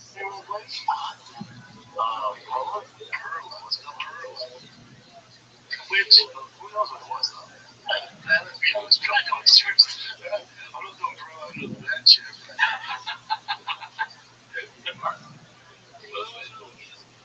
The guys that doesn't deserve that. Honestly, if we get to 200 patrons, we're pretty close. If we get to 200 patrons, we'll go to an aquarium and be ballsy. Yeah, I thought you were going to say we're going to pour pink together. God, no, dude. God, no, dude. I mean, the guy's good. It's like, I don't know. I rather cry. So. Put that on the list to the aquarium. There's some more in the background. Oh, that's the bottom cool. We're in the chocolate fish today. My girl said she'll hate me if I keep speaking shopping. Cody, don't stop. Don't stop. Your girl blockbuster. Yeah, she's all like, in the magic, in the dumb. Yeah, you're like, that's shopping. Yeah, she's like, in the dictionary. You don't need that. Anybody who tells you to stop doing Shoppism doesn't have your best interest in heart's being. No, I've never been happy. I'm starting therapy. I've abandoned my shop. I've abandoned my subreddit. We should teabag fish now. Mexican fish, not a fish with chicken de gallo, baby. that gay? I've never been sadder in my life. Alright, let's go. Our remark is, right, we're going to go to Bolton and figure it out. I was like, fuck that. I'm going to move this sports. It's all or nothing. Nothing. I need to have this as background before I throw Jackson on the table. What? What? You get thrown under the bench, you can crawl out. If you're thrown under a bus, you're dead. Dude, the people that write The Sopranos are like Harvard-educated writers, you know, they write TV writers. A lot of them have been TV writers their whole life. And they are not anywhere near as good. The malapropisms that Tony does, the Shabbos, YX. Yeah. That's true. It's pretty. Look, throw the Jacksons under the table. What? I don't even know. That doesn't make any sense. But he's like in a deal. He's in a business deal for buying like the studio or something, or selling type of thing, getting the clothing line going, and they're making him offers. And he's like, listen, before I throw the Jacksons under the table, they have that fame, like, you know, the numbers thing. They go like, yeah, we're the young music and like, either one of them. He will blow you away in the business. The art of the deal, like Brendan Shaw. Papa needs to teach philosophy. Exactly. I have a Netflix. I have the best brains for the artists. Elon Musk, I think he just showed up. Hell yeah, He's always in the chats. Good. Don't make any sense to any faster than me. Yeah. Oh shit. Is that Joshua White? I don't know if that is him. Josh. My last name Josh. Left me because I called her P. You're not even married. I don't think that's Joshua White. No, not yet. Okay, so we already finished this one. What time is it? We have like 20 more minutes of shots. Let's go. We're on that's right. We're on a tight schedule this week, boys. 20 more minutes, me. Oh shit, Austin, Texas. Yeah, dude. Brian Gagger, thank you very much, dude. Thank you, Brian. He's always doing it. He's always telling us to come to Austin. I want to, then. I do too. All that New Orleans first. So many New Orleans people are watching. We're making something up. Yeah. I'll call Elon every day, North Star. Every day he wakes up. Where's the North Star? He looks at Elon on Twitter. Alright, let's see here. Ships is sailing in the night. For a guy that loves metaphors, he doesn't know jack shit about metaphors. No, he loves saying it. Yeah. Oh, and then we got Great Heart. Actually, this one. Oh, that's a classic. Yeah. Okay, let's see. Ships sailing in the night like this. It sounds like the beginning of a Bruno Mars song. Ships sailing in the night. Yeah, he does seem like a weird tension corrector there. This beginning like a little rap. Yeah. What's that? Like those little Tupac beats? Who are the guys that do that? I forget. You know, like something computer level. Oh, is that the right? Yeah. Yeah. Ships sailing in the night like this. It's just What's the success? Computer shop. Look how young Rinks looks here. Success is true. This is success and this is you. Like Brian Creek, LA time. Classic London situation. Alright, here we go. Rick Hardy. This is one of the best ones. I don't know why, but we read this for a while. You're about that. Just chalk it up. It's okay, man. You're acting so fast. It just makes no sense right away. You're a bad dude. It's okay. Fighting the Rothschild'S, you're going to have some bad apples. You have some freaking evil apples. He's one of them. Evil apples. I mean, listen, the metaphor can, you know, are there bad apples are real, right? The first, yeah, like rotten apples. Oh, so never mind. No apples not evil. Well, and I mean, in John's world, I mean, what do you think he means? Evil apple? He's basically saying, like, the apple is bad by choice, so they have to also choose to be evil. If you get a bag of apples, and there's a rotten apples, it'd be funny if you got a bag of apples and one of them was it's like evil, like it's bad things start happening in your life. You get it, and I'm not gonna follow this train of thought anymore. I'm just rejecting it. But it is funny to say evil actors. You guys just reject it. Apple, like iPhone, exactly. Apple is evil. Exactly. Yeah. Kids are. What did he say? He says, mothers with babies on their backs and phone lines. Yeah.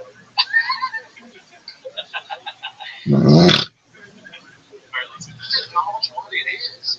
Trying to paint him as this fucking that he's not this black viper snake. Oh, that's a good one. Media on display. Is that like an apple with Satan on it? Like that? Oh, yeah. Why does he say black viper snake?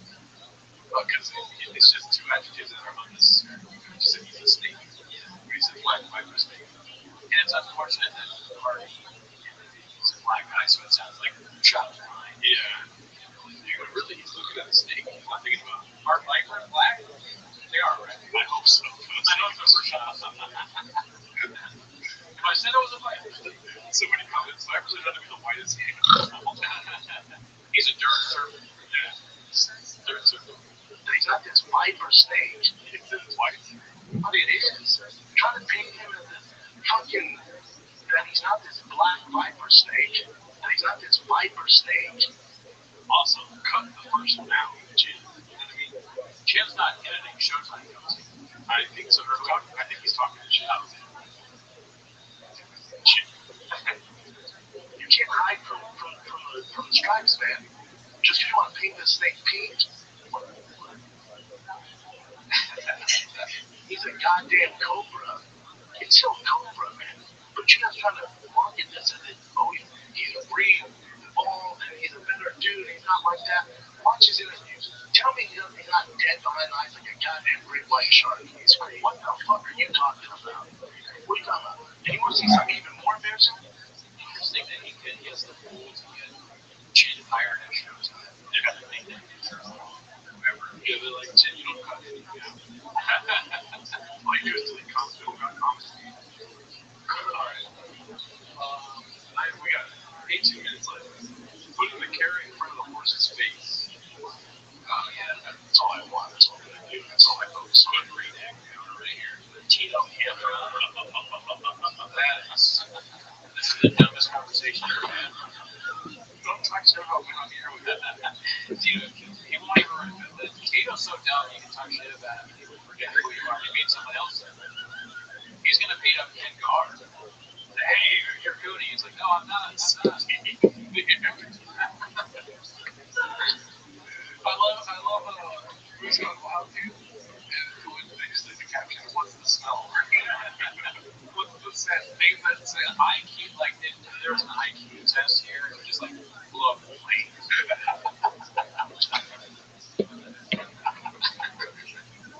Oh my god. It smells like negatives. Oh, what are we? There's like rain dripping out of the floor. Oh my god. And you missed the future. That's the future.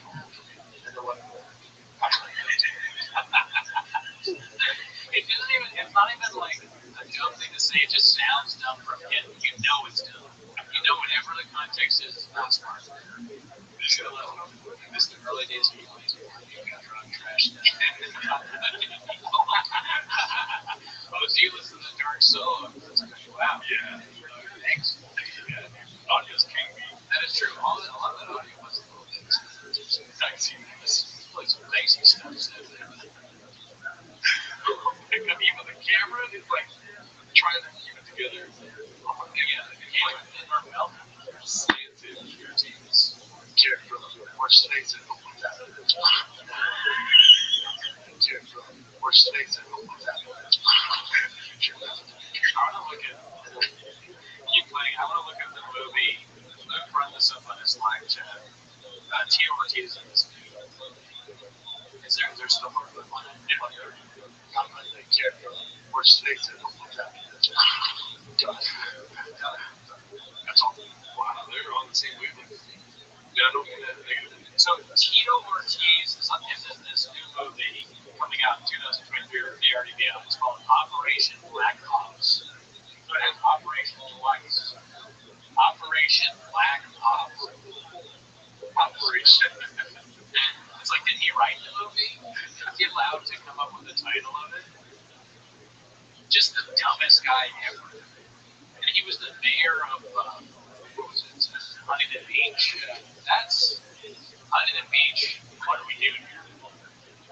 Gavin, you know, like Gavin Newsom. You know, might need some help with Newsom. Oh my god. I like how Cody's very self-conscious about talking shit about men on your ways when it comes to Tito Ortiz. But one that they call him fuck you. But He won't remember. He's too stupid. I'm serious. Dude, one of the best tweets I ever had that like did the best numbers was I was watching the fight where he fought Anderson Silva. He's like, he comes out and he's waving the Blue Lives Matter flag. He's like the mayor of Miami, he's waving it all around. So he gets in the ring. He's like, he's doing this for like a minute, and then Anderson Silva punches him one time in the head, and he passes out. Why did I know? And I tweeted, I was like, the mayor of Miami, he just got with one punch after waving a Blue Lives Matter flag. That's all I said. I just basically said what happened, like thousands of likes. Oh my god, it was just so fun. I don't like have anything against Tito, but yes, you do. I just think he's stupid. I don't think I can beat him, but I mean, he might fall over just talking. He's not smart. alright, so this one is he fires all the trees. Which then, you know, let's say we had an employee here, we don't have one now, since three of us could be fired. But if we had someone and they kept talking, they said, oh, fuck the fire the kid, you know, you can't really, well, you can't have that. Yeah. Like, you gotta be like, Grandpa, that's what he's doing. That's it. You're playing. I'm sorry, I still think. I'm now thinking one Tito beating the other. Tito's the only officer he doesn't like. Listen, if Luke is not afraid of making fun of Tito, why am I? You know, Luke has like close proximity to him. Luke has been to a lot of fighters. Luke's a pretty big guy.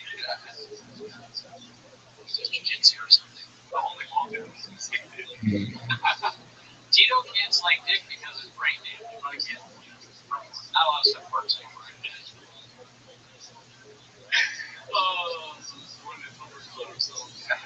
Alright, let's go to the next one. Scored by Book Talk. And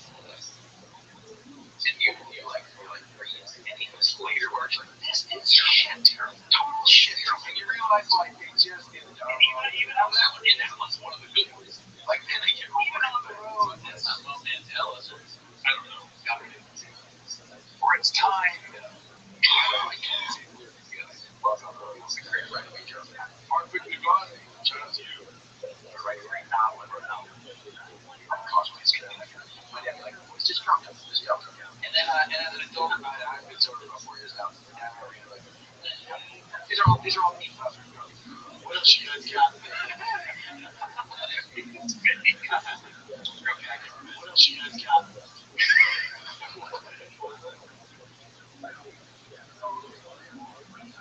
Oh, well, I'm killing the Mexican cookie.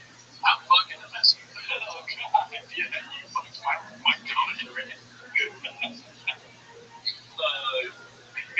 We all know who you want to get rid of. Yeah, Jelly. Oh, I thought you were Oh, no. going to marry Tino. I'll work out my problem with Tino. I'm not going to be married to Jelly Roll any sooner. I don't have any problems with it. And also, I saw earlier we said I have a problem with Huntington Beach. No, Rec Room, shout out to Rec Room. Oh, yeah, great place. Huntington Beach, I have a good time when I'm there. But I'm just thinking, I mean, if anything I said not true, I don't do it. You're stupid. Well, you know what they say about Mexican cookies? They're spicy. Asshole. If I spicy, I mean asshole. I'm going to dip my non-Joe's in my. No, Joe. Alright, let's hit space here at the end. It's so funny. These are all beef thoughts.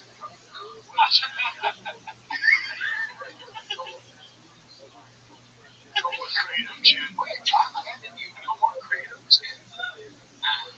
He fucking his face. He cannot stand it. Shit. And you realize, like, they just... Good comic and bad. Oh, man. let's actually stop on the clips today. We'll go back to some more limited stream rules next time we do Record Communities Live or T-Mo's Live, yeah. We're gonna start to wind down the live here. We appreciate everyone that came through, dude. If you guys are in the Bay Area, I'm gonna be up there July 19th.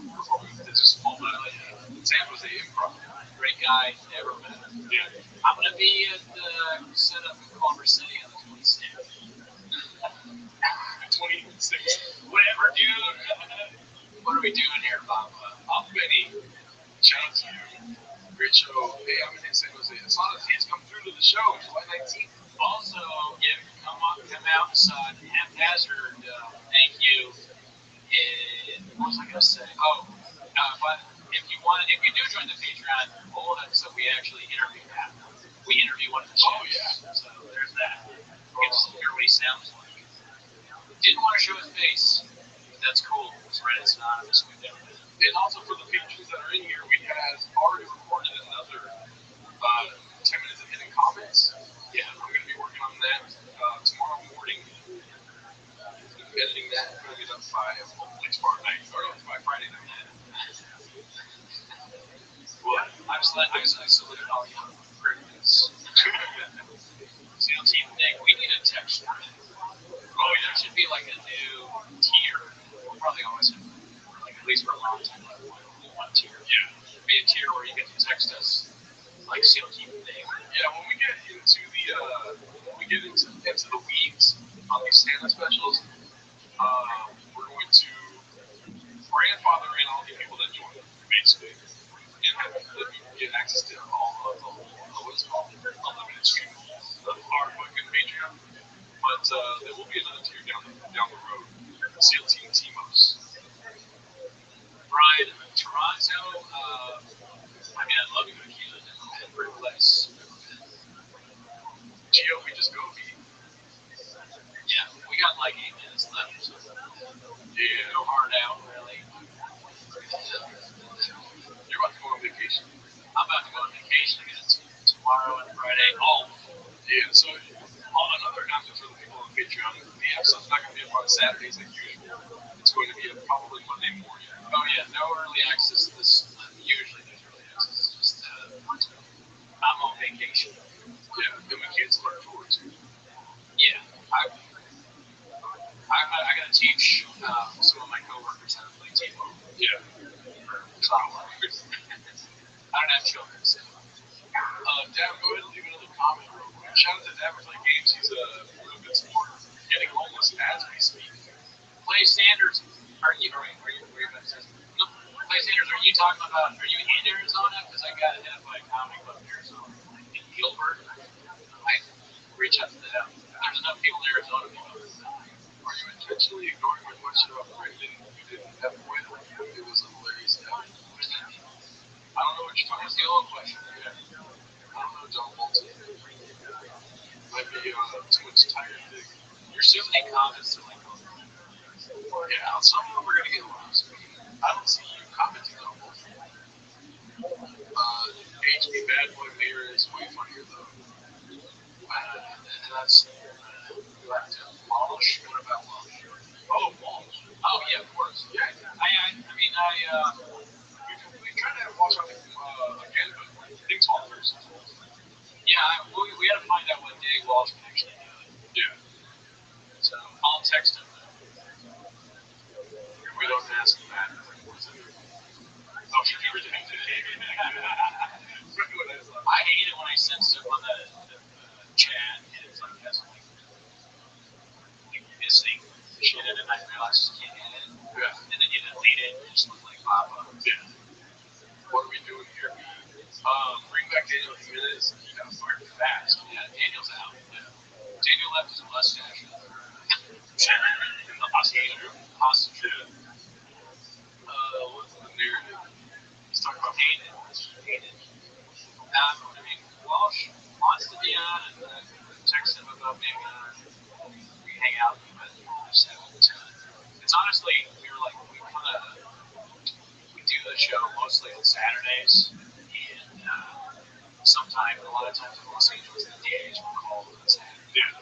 No, just we do it on Saturdays real quick, and it's hard to get guests. Want to get changed.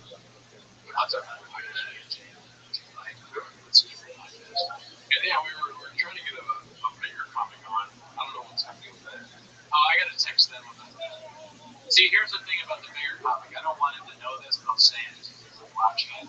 I did an episode ripping on his best friend, an older episode. I don't even know if it's still around anymore. I didn't know they were best friends.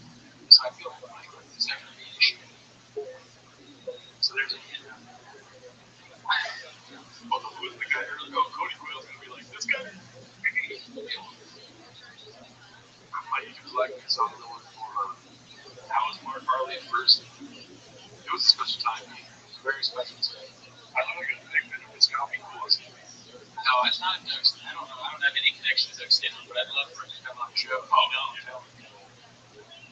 Watching next thank you to Josh. So it was Josh. It is Josh. No, maybe we have you on if you stop lying about being married.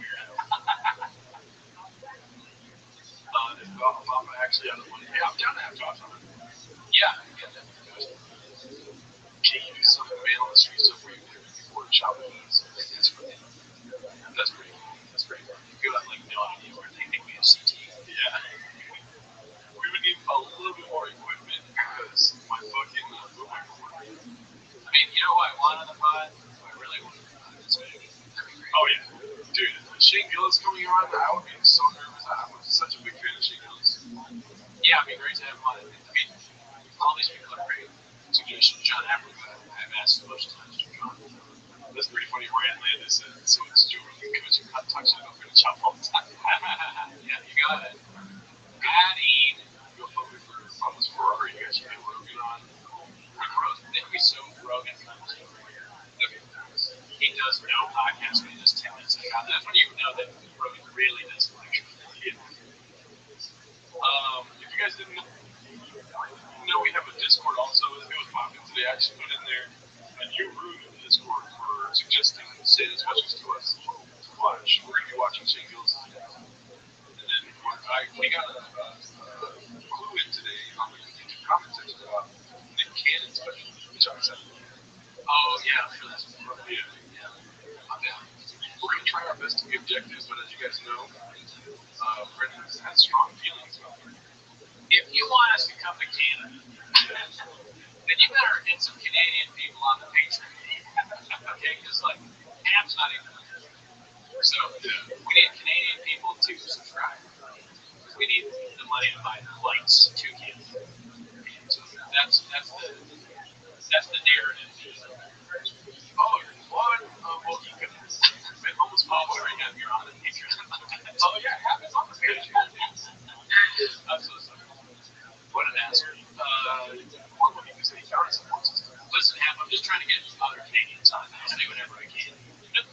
We have a lot of Scottish people, because you can see, like, the denomination of money that's there using.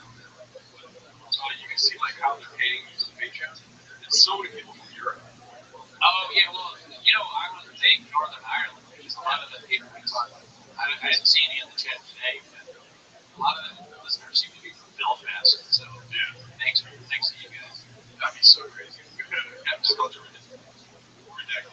Yeah, well, he's right. I mean, I just said he wasn't, he is. I'm an idiot. Yeah. If I said it was an idiot. Well, GDA Ripper, that is the goal, B. If we can get Brendan Chop on our show, dude, I can't even picture that. It would be weird. House therapy, GR, that's good. If you listen to the latest episode of the Patreon, I talk about it a little bit. Yeah, he goes into that. He talks about the guy. Belfast State. No, the continent. The one chick from Broad City. Oh, God, Josh, you're right. I watched some of that. That was horrible. Is that Josh's wife? I don't know. I feel like it is. It is definitely good. But, wife, I mean, is he engaged or whatever? Yeah. Yeah, shout out to my friend. Great one. I never met her. It's not fiance. Northern Ireland is so great. You know, they have like a lot of fans. I've been to Belfast before. Well, I've never been there. I've been there. So we should do a Belfast stream where we go live early in the morning because it's 4 in the morning out there. We do a man in the street next to all the art. It's still up. Yeah. Oh, you're talking about Jenny Slate's special? No, not Jenny Slate. I actually like Jenny Slate's special. But also, too, I was sitting here. I haven't seen Tasteling. That's probably another good one. But Yeah. he was talking about the Amazon one. I think Ron State's a great show. But that special too. What's her name? It's kind of cute. I forgot that. All right, y'all. Well, it's 7 o'clock. We love you guys. What's it called? What percentage of comics are cats? Dude, think of the highest percentage you can think of, and that's probably what the answer is. People are more hesitant to come out of it. Yes, it's a Josh. Shut up a lot. That's not. It's a Josh. Nobody knows who you are. He's being cryptic, nigga. What's the longest set you've done now? 30 minutes. Longest set, almost an hour. And with that, we just did a fucking 2.5 hour set right now. So have a good rest of your night, guys. And if you guys are watching this as a rewatch or didn't catch it live, come to a live. It's pretty lit. We ate a Mexican cookie. Next live for Timo's being a month. Next live for Frank McSweeney's the. Yeah. All right, y'all. Later, rest of your night. Peace, thanks.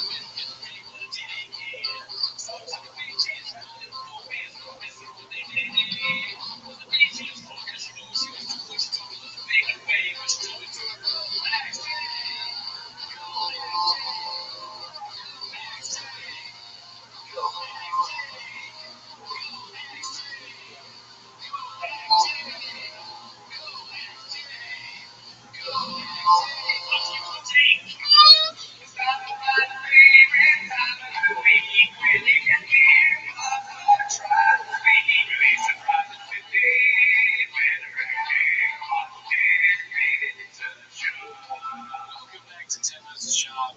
Thanks for tuning in. Join the Patreon. We got some great stuff up there. Show dates. I'm going to be at the setup in Culver City on July 26th. So check that out. I'm going to be July 19th in San Jose at the Improv performing with Jesus Sepulveda. But if you're not busy, this July 12th, a Wednesday, I believe, we're going to be doing 10 Minutes Shop live at 7:30-ish p.m. because you get off work. Right? Yes, I get up work. And we don't know the exact time. Pacific time, by the way, because I know people are just calling in Australia, Canada, the continent. So 72 days ahead, 2 days behind. It's all a show. But I will be eating the Mexican cookie on that salsa cookie, so that's one thing, and then the rest of it you'll find out on the live if you tune in Wednesday the 12th. But that's not why they're here today. And no, you're right. That is not why they're here. They're here to watch 10 Minutes of Shop. So, starting the timer now. Play the Gin clip. I think you meant to say clip, Jen, but yeah, here goes. This one's posted by Levon TR. Great guy. I've yet to meet him. Great guy. Never met him. We've been waiting for this one. It's the Redacted War, episode 3. You'd be surprised. Thank you. I've yet to see this. Have you seen this yet? I haven't seen it, but it's the third one. We love the first two. Oh, yeah. Huge. Now it's a trilogy. Not numbers, guys, but that is. Let's see. Previously on the Redacted War.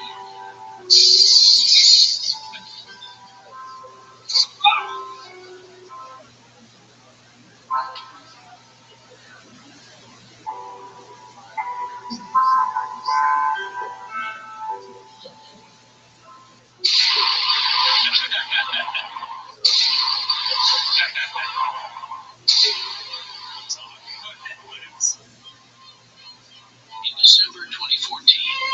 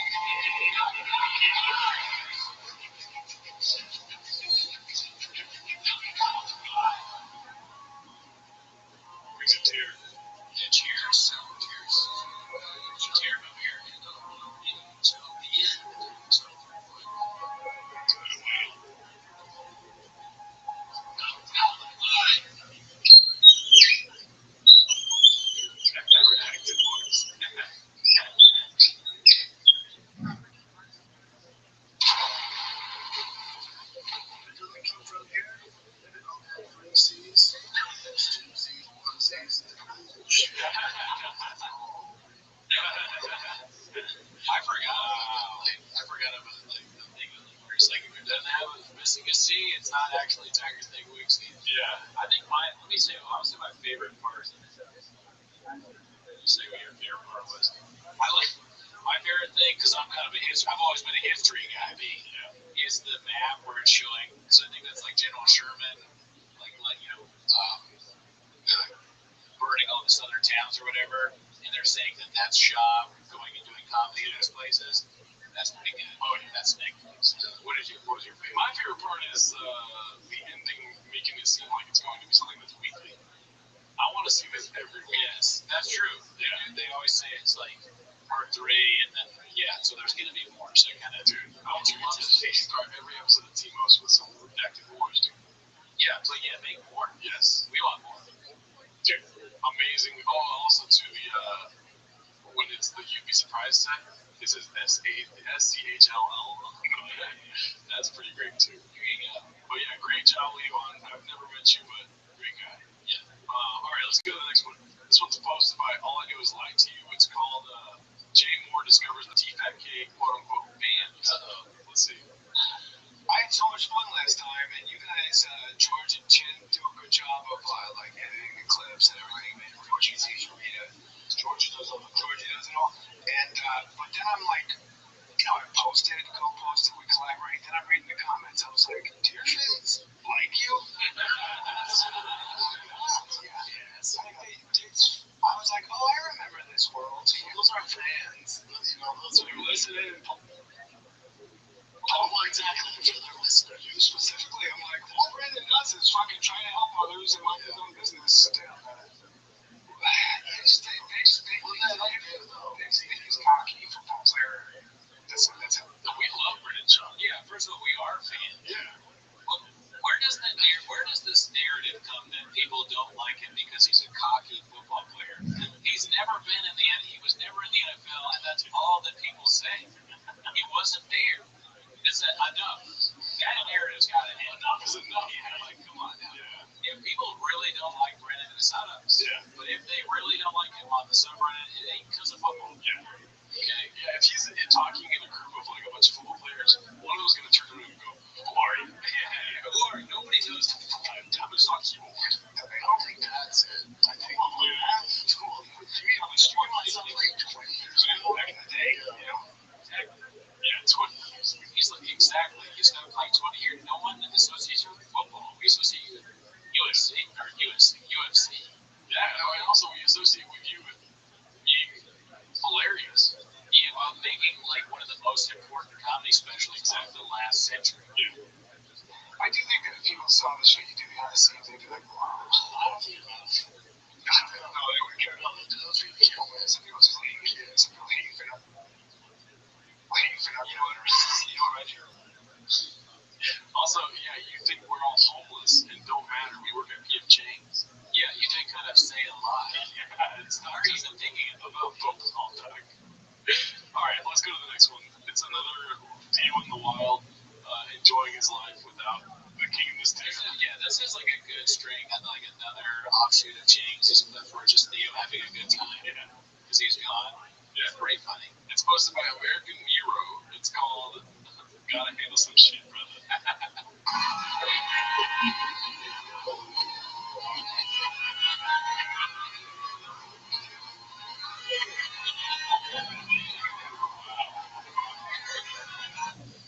He's got like a lot of TikTok people, right? That's the bit. Yeah. So he's got like millions on TikTok. He has to leave the show that's holding him back. Could you imagine doing that show instead of posting where like millions can see you and say you're gonna do 30,000 where Brendan says things that like will almost get you canceled every episode, and you're also they're trying to make you eat hot chips. Yeah. It's like no, I don't want that. Yeah. Gotta handle some shit. Yeah, and handling some shit, dude, he's with a bunch of baddies. Well, a lot of baddies, let's be honest. Plenty of his addies. No, I'm saying, well, look where he's at. There's a lot of addies. There's a lot of drug walk potential. A lot of trucks to walk to there, right? Bro, Brendan wishes he would have had the video of Parks his truck on the beach. Yeah. Can I park here? All right, this one's posted by Sword on Bird. We usually don't do any Morning Kombat material, but this made me laugh very hard.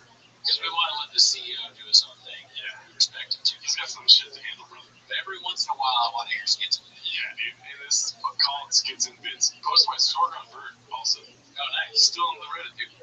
People forget who Pantasia is and how he got here and who he beat. It wasn't just Marino and Tough by submission. It wasn't just Marino by wide decision in the rematch, Luke.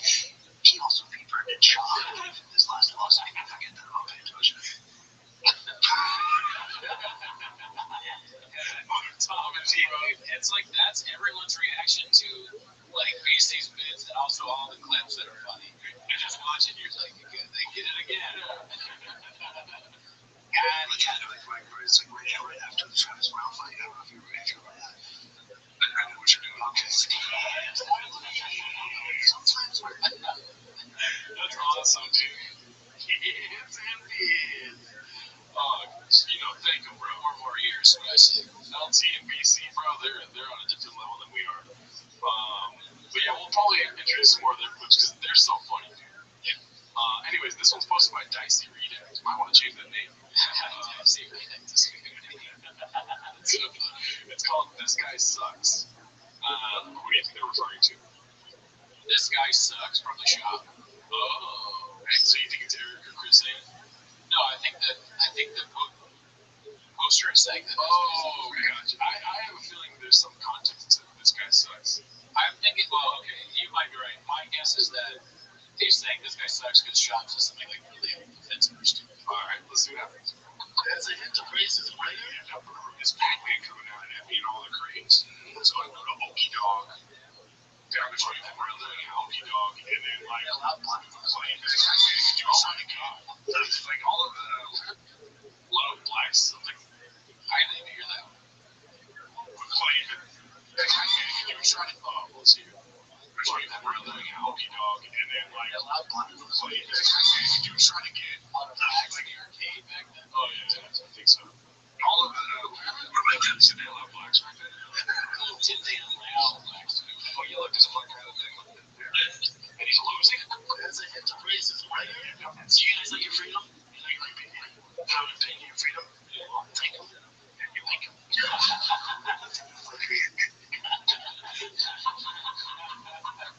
So you guys like freedom, mate? I forgot about this one.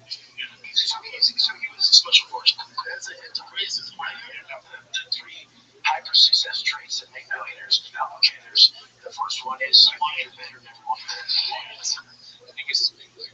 Oh, wait, is it white? Oh, I thought he said big leg. Yeah. I give him more credit. So you're right. The poster's saying this guy sucks. Yeah. What the fuck? He's what? He's not in prison. That's a hint of racism, right? It's like calling, is it like calling a Mexican a wetback?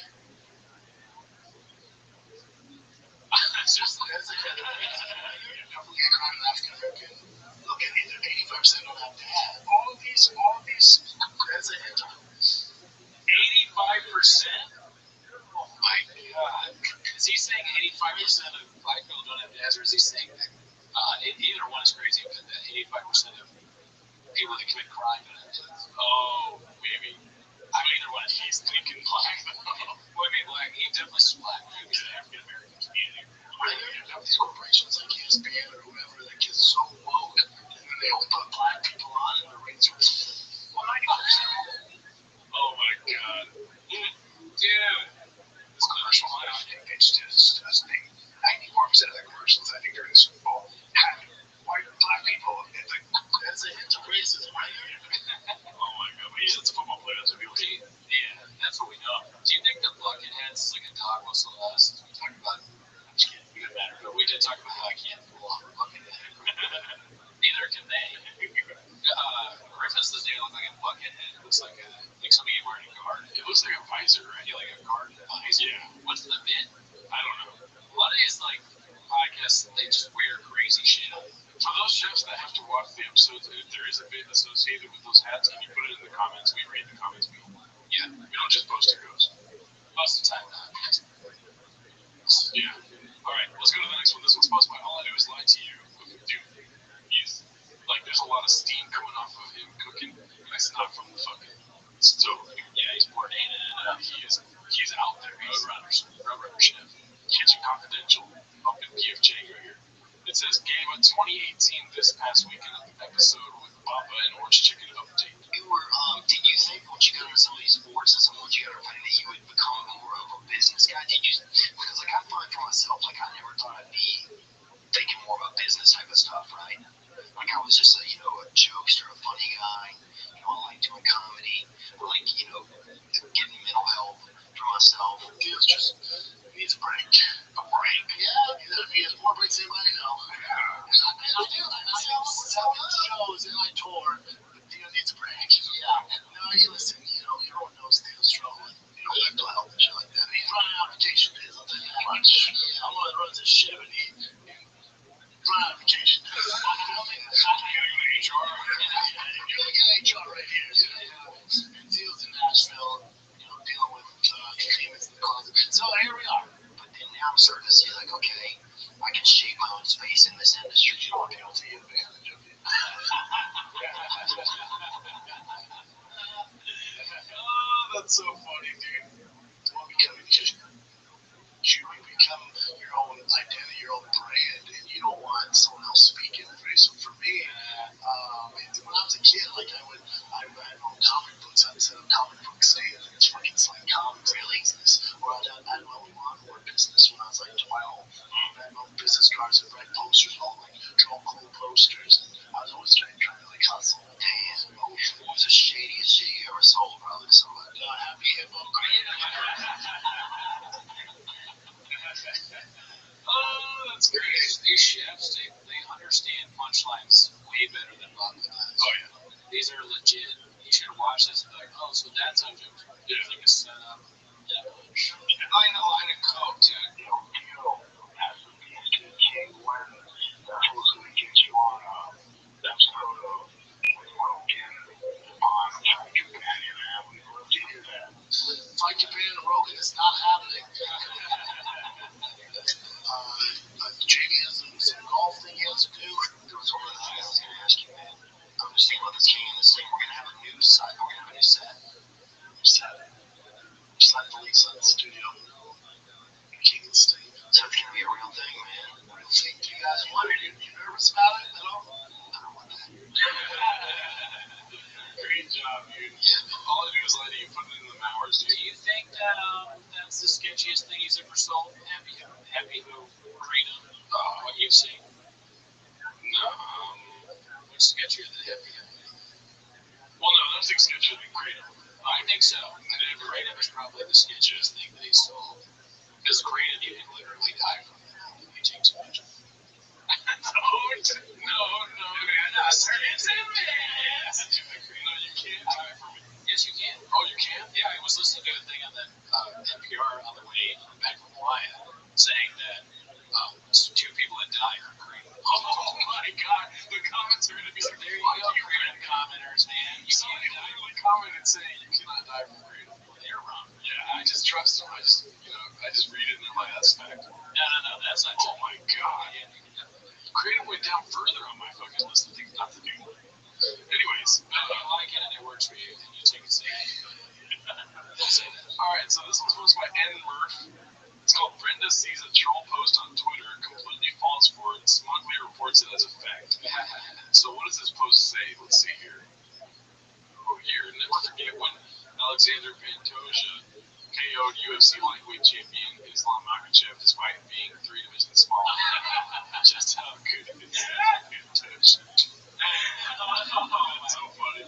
Let's see. 3. Pantoja. Pantoja beat, right? No.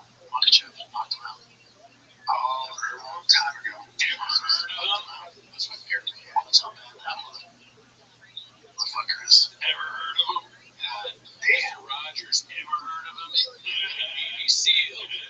That's why so that I admit I didn't really understand the VC joke. I just laughed at the skits and bits. Yeah. Now I understand. Yeah. Saying that's like, dude, he's playing 40 chess. Okay, that shows the Netflix brain. That's why Luke Thomas stopped for a second and was like, they're not in the same weight division. I see what you're doing. It's intense. Alright, well, this one's posted by All I Do Is Lie to You. It's called Papa was contacted by the the heads of yet another massive company, which I have some funny, what is it called? Amendum or something to add at the end of it. Addendum. Yes, not the best brain speech. That's okay, because I'm a beast of a dictionary. Dictionary. Not a dictionary. What's the other guy? I don't have the best brain speech. Thesaurus. Thesaurus, yes. Let's see. Oh, God damn it. James Mark Zuckerberg is launching a new competition on Twitter. I just got an email today from I forget what it's called. What's it called to? Thanks. Great. He has that. What is it? That is the. He has a new thing. Yeah. Oh, right. He's got Twitter. Right. Threads. They said I got an email today from the heads of Threads to get early access to it. So we'll see how that goes. Just what is that compete with Twitter? What are the parameters? Are you? Do you have to give a world card? Do you know? I don't think so. Why would they reach out to you? Because you guys are such edgy comics. If you give a woke card, that makes no sense. So now, also, do you think that they're reaching out to Papa because they want him on it, or do they want the cats? The 100,000 cats making fun of Papa to create controversy.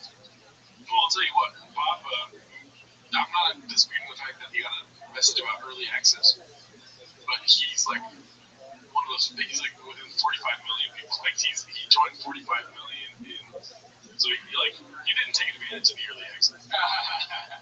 He was late. Yeah. He was in Australia. Yeah. He was 7 days behind. 7 days behind.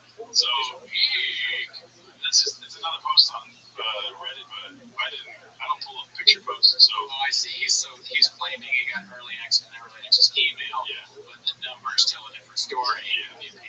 Well, yeah, my number's got me. Could have been like a code. All right, so we didn't watch this on the Patreon, more of this episode, but this is the part we didn't get to. It's sponsored by All I Do Is Lie to You. It's called George Jacob asks Diddler if he has a relationship with Token. Let's see what this is about. We have a relationship with Rothschild'S. Yeah. Oh, really, dude? That's all I really wanted to show you, because then it goes into a boring story. Okay. But I don't know, you want to watch the rest of the movie? No, I mean, because they're just saying he's not friends because he's not in the ownership or whatever. Yeah. But respect to the chef, we'll watch the rest of it. Sure. Yeah. If we, I just said no for Canadian thing. So, Diddler has not been a mothership. Shaw has not been a mothership. Is Calvin? No, I don't think so. Right, so all three of those people, how funny would it be if, anybody if we got there? That would be so amazing. It's improbable, but it's very improbable. Yeah. We do not count. Yeah, no, we don't matter. We can't get to the helium in Indianapolis. The mothership in Austin. But let's see the rest of this clip. How did that start? He was at improv, and I knew him through another friend, Art Callan. We just became fast friends. He was cool to be invited to.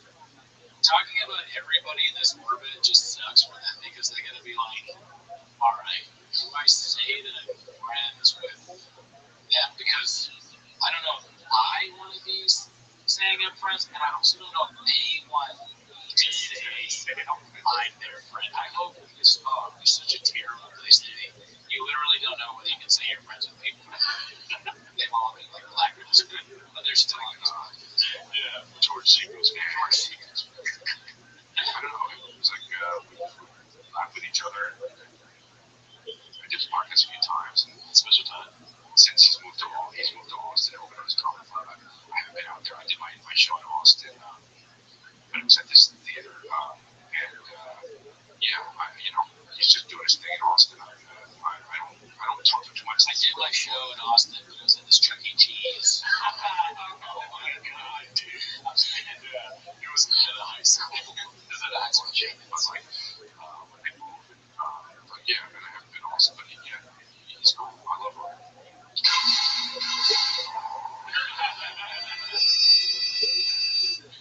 I've abandoned my job. There's a whole world of oil under our feet in Austin. There's a whole world of audio under our feet.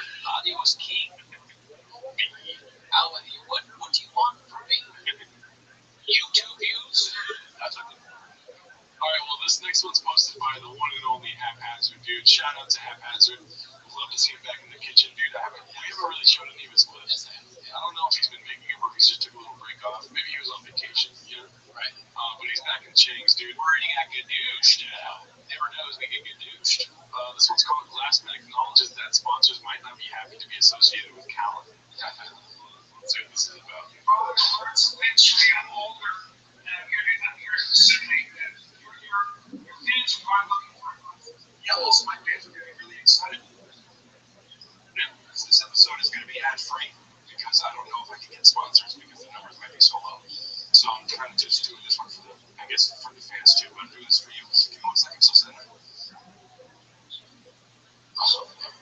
Lost a lot of weight in my sales just now.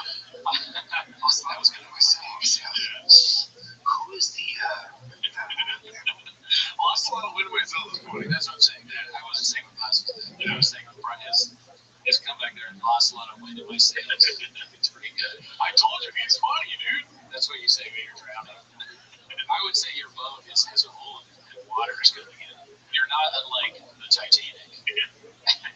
You hit an iceberg every day. Yeah. 7 times a week. Okay, and you're in steerage. You are not first class. You will not be surviving this voyage. Alright, so this next one's posted by All I Do Is Lie to You. It's called Papa is having so many YouTube woes that he had a conversation with Rumble. In quotes, by before he played, would you rather be Callan or the kid that jumps off the boat or gets eaten by sharks? You didn't see that clip? It's very sad. Alright, he's in it. Oh no, I didn't. You told me this. That's right.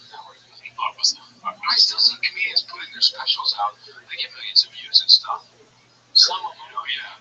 You just want me to get out. Maybe it's just about the market. Like if you're looking to get monetized, is that right? Oh, yeah. Why are they talking about this, bro? Yeah. I don't know. We've tried everything we can. Yeah. This is like if you were to somebody that you care about deeply keeps using kratom in an unsafe way, and you're just like, hey, look, it's not the way you're supposed to use it. You try, you show them that you can die from it. You read out it's from heroin and all this, and they keep doing it. I was gonna do cigarettes there, and then I wanted to go back and order bit, but I'm afraid it was bad. It's just a funny thing to say. All right, thanks. Let's get to this. Why did you flag? I'd say some dicey stuff. You say stuff in there, like weird stuff? I guess the vaccine. Yeah, I think he's wearing the cheap Wahoo hat and eating the candy bar. It's just recent. I don't know if it's recent. It's so funny to talk about being shadow banned. When you're wearing the thing that even the team is like, no, we can't sell that. Yeah. Comedy Central's because I said so. Obviously, your phone moves here, COVID. And they're like, no. I understand. I'll upload it to YouTube and not monetize it. So you don't monetize it. So that means what? We all know COVID's not real, and you should listen to Shab about that. Shab is a black belt. It's only real. It's only real when you need to. Oh wait, he does. He had COVID and did shows with COVID. He got the vaccine. It's only real when you need to cancel shows. It's true. Right. That means that it's got a better chance of being seen. Yes. Which is stupid. Now, what if you said the N-word on it? Probably not. No, but they would have suppressed it. Well, yeah. Got it. We're taking it down. Yeah. Legitimately, that's like that shit. Well, it's gonna take that, right? Yeah, but then he just can't take it down just to get money. It was like 18 miles. No, they had to make you. They were making you sign in and like watch it. That's the big thing now. Is like 21 or plus. Like when they put that, you gotta click on it. It's 21 or plus. So it happens every show I do. Yeah, the 21 plus to every show I do, you gotta click on it. So we don't have to click that ever. Watch their stuff. No, I don't know what he's talking about, but I think it's funny. He doesn't just say that we say things wrong. Everybody does. You're talking fast. You're on a podcast, but he'll say something wrong. Like instead of saying 21 plus, it says 21 or plus. I don't know where the word comes from, but he doesn't just do it once. He really thinks that's what it is. Where did he hear that? Why does he think that it's 21 or plus? It's fascinating. Yeah. It doesn't make any sense. It don't make sense. You should watch Shab like with binoculars. Yeah. Oh, interesting. So he just ate his food. When there's 21 plus like warning on there, then it doesn't get into the algorithm. It doesn't get on popular page. It's all popular.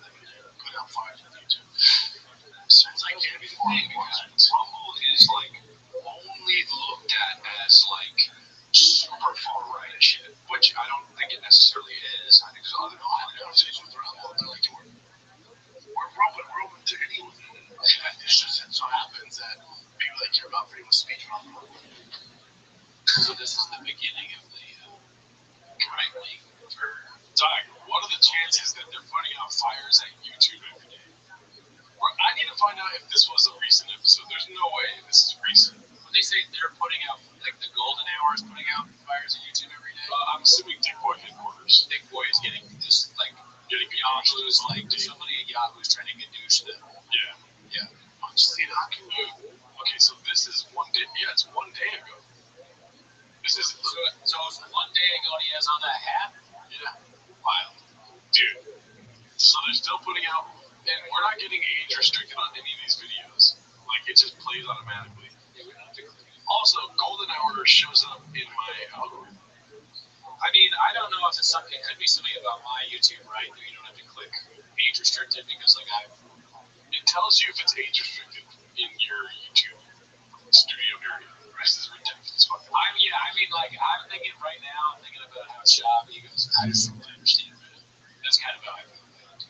Yeah, I do. You can explain it to me, but do I have the mental, like, patience and thinking to, like, really understand it right now? Yeah. Also, you don't care what people think about you. You don't care about anything. But then it's like half your fucking podcast is talking about numbers and YouTube and stuff. Yeah, like you're talking about how you can be monetized. Yeah. How you have conversations with Threads and Rumble and bro, nobody cares, dude. What you should do is just, like, every 12 fan gets a dozen Krispy Kreme donuts, you know? Yeah. And then people, They'd be like, fuck that. People are gonna fuck that. Your mom will be like, you know, I didn't watch your show, but I love donuts. I wasn't gonna watch Golden Hour. I'm fucking donuts. So. That's how you get Mr. Locals watching. Yeah. Definitely, dude. It's so mind-boggling to me that they just keep talking about this stuff. Yeah, dude, I'd rather listen to, like, the full Little Browse album than hear Vegas, like, how many freaking... I'd rather watch all of George Jenkum's fucking episodes than hear about that. Maybe. And maybe even not. Yeah. That's a lot. Alright, this one's called LOL Papa started editing out swear words to pray for more engagement from a beast of a marketer. Posted by I Downvote Cake Days. Let's see what this is about. Might as well talk about today. Proper. No, it's not enough. You don't think so? No, your teeth look like you're saying they're trash. So They're editing out cuss words is what the context is, or what's important to this. Okay. What they're saying is not important. It's just like the cuss words are being Just play one more time. Yeah. Might as well talk about today. Proper. no, it's not enough. They're gonna fuck you proper. Yeah, why? Well, they're trying to. Apparently, they're getting age restricted. Well, they're talking about YouTube messing with them because of all the curses. Yeah. So Chin's in there just handing out, or George is in there just handing out curses. Yeah, beans and cheese. They're really committing to this act. Yeah. I don't think it's going on. It can't be going on like that. Why would YouTube speak for me and King and the Fire and the Kid? Yeah. I mean, Like, we gotta stop these guys. Well, I was listening to. let's not act dumb here. There's probably a lot of people reporting their stuff. Right? Oh, That, don't do that. yeah. If you're doing that, you're messing up the whole thing. Yeah. We don't want them to go to Stop reporting. I don't want them to go to Rumble. I don't even know what Rumble is. If you like Timos, you like TFAK. If you like Timos, you like the Golden Hour. You're huge fans of Brendan Shaw. We want to watch unedited clips of these shows. If they're cursing, great. It's hilarious to watch them curse. I want to hear about Big Black Dicks. I want to hear about how Brian Count's going to suck off somebody in the back. I want to hear all this stuff, dude. I mean, I don't know what I really want or not. I'll comment on whatever it is. But, you know, don't silence them, okay? Don't actually shadow ban them by reporting. If this is really going on, this is real, this blockbuster. And even after hearing us say that, if you still want to do it, just think about it. Just think about it. All right, let's go to the next one. This is the last clip for today. Another haphazard, dude. It's called Everything is Falling Apart Because He Is Too Nice and Invested in the Wrong People. This is, again, from a recent episode. Let's see. I would say the thing, the dumbest investments I've made is in people. Straight up. So I've lost more money investing in dumbass people. This feels like a Gary Vee video. Man, take that. Take that, staff. Yeah. Because he doesn't want, like, I don't know, like, he has more to say, positive. But you want to say right away what you mean and what you mean, because that could be your whole staff. Yeah. That's like a threat. Yeah. The rest of the staff, all these people that are working for you and all that, investing in people, looking around, like, there's two guys sitting next to you, and then there's this vast network of people working in SEAL Team. SEAL Team to get the best product possible. Easy one to point out is Mark. Yeah, that's what you think he's. Yeah, You hope he's referencing. well, you don't know. And then there's also, like, for instance, the guy that drew the poster Right, asking for money because he didn't get paid. right. Weeds or something. Yeah. But he did get paid eventually. Eventually he didn't get paid, but Probably not. that's how to rent it. It's an investment instead of. Yeah, he fucked up paying you back. Yeah. He's mad. He wants you to bet one back. Let's see what the rest of this is. Just because I gotta think everyone's gonna have a good heart. Man, this right here. Oh, that's great. Yeah, is this just guys being dudes right now, Nick? Yeah. Let's see. And I'm still here, so I wasted a lot of If you was you, but you're still here, like, why would you still? That's why I want to have this conversation on there.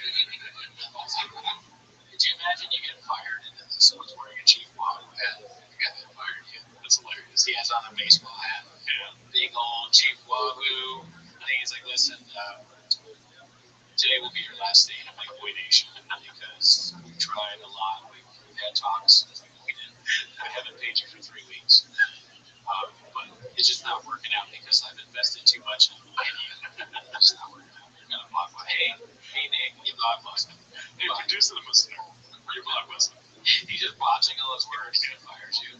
You're getting we're gonna give you a sovereigns. We're gonna give you a sovereigns. We're gonna sovereigns you. Let's see. How am I investing, like, wasting time and money and resources on people that I don't know? Just, there's been so many red flags. I'm like, nah, I can fix this dude. Or fix this girl. It's like, no, you can't do that. Waste of time and resources. But you could have been, taking your time and seeing the red flags. And that's the way essentially run with it. How to do engagement. What does run with an aided sales team thing? Make a great thumbnail. Yeah. Oh man, like I wasted all this time trying to fix Mark, texting him like, hey, we're just waiting on dick juice and where the baddies are. When I could have got somebody who just would always have my addies when I need them, always have the best thumbnail, would work on fan reaction, like I would look at my Instagram sometimes and I'd only get like 5 likes on a post about Tiger. And then I gotta ask them how socials, and they can't tell me nothing. How many times do I gotta ask? I tell this to CEOs a lot and young entrepreneurs. If I have to ask more than 5 times how socials, you got it. Nobody knows who you are anymore. So you're gonna get a text message that says you are fired 7 times a week. Okay, There's an ocean of dick juice under our feet. audio is king. Anyone who doesn't know that audio is king, they gotta go. Anybody who laughs or thinks it's funny when a big guy can't fit into a car, you gotta go. Okay? Anyone who's shadow banning somebody, you gotta go. Do you have anybody else who thinks gotta go? If you don't want a hot chip, you gotta go. If you're black and commenting on ESPN, you gotta go. I don't think we're gonna top that one. Alright, that was the last clip, man. Alright, thanks for tuning in. See you next week. Oh, live Wednesday, okay? 7:30-ish. That's good cookie. 7:30-ish. Tune in. Pacific time. Pacific time. Later. Bye.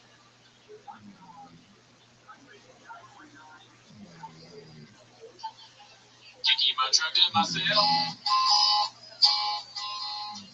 Think I'm just an old favorite shoe still on the shelf.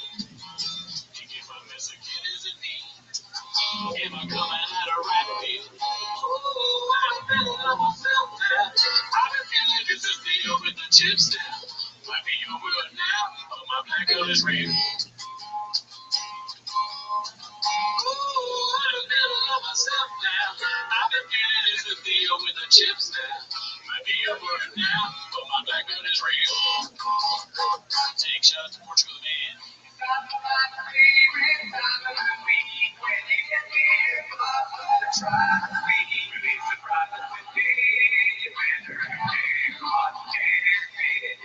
Welcome back to 10 Minutes of Shop.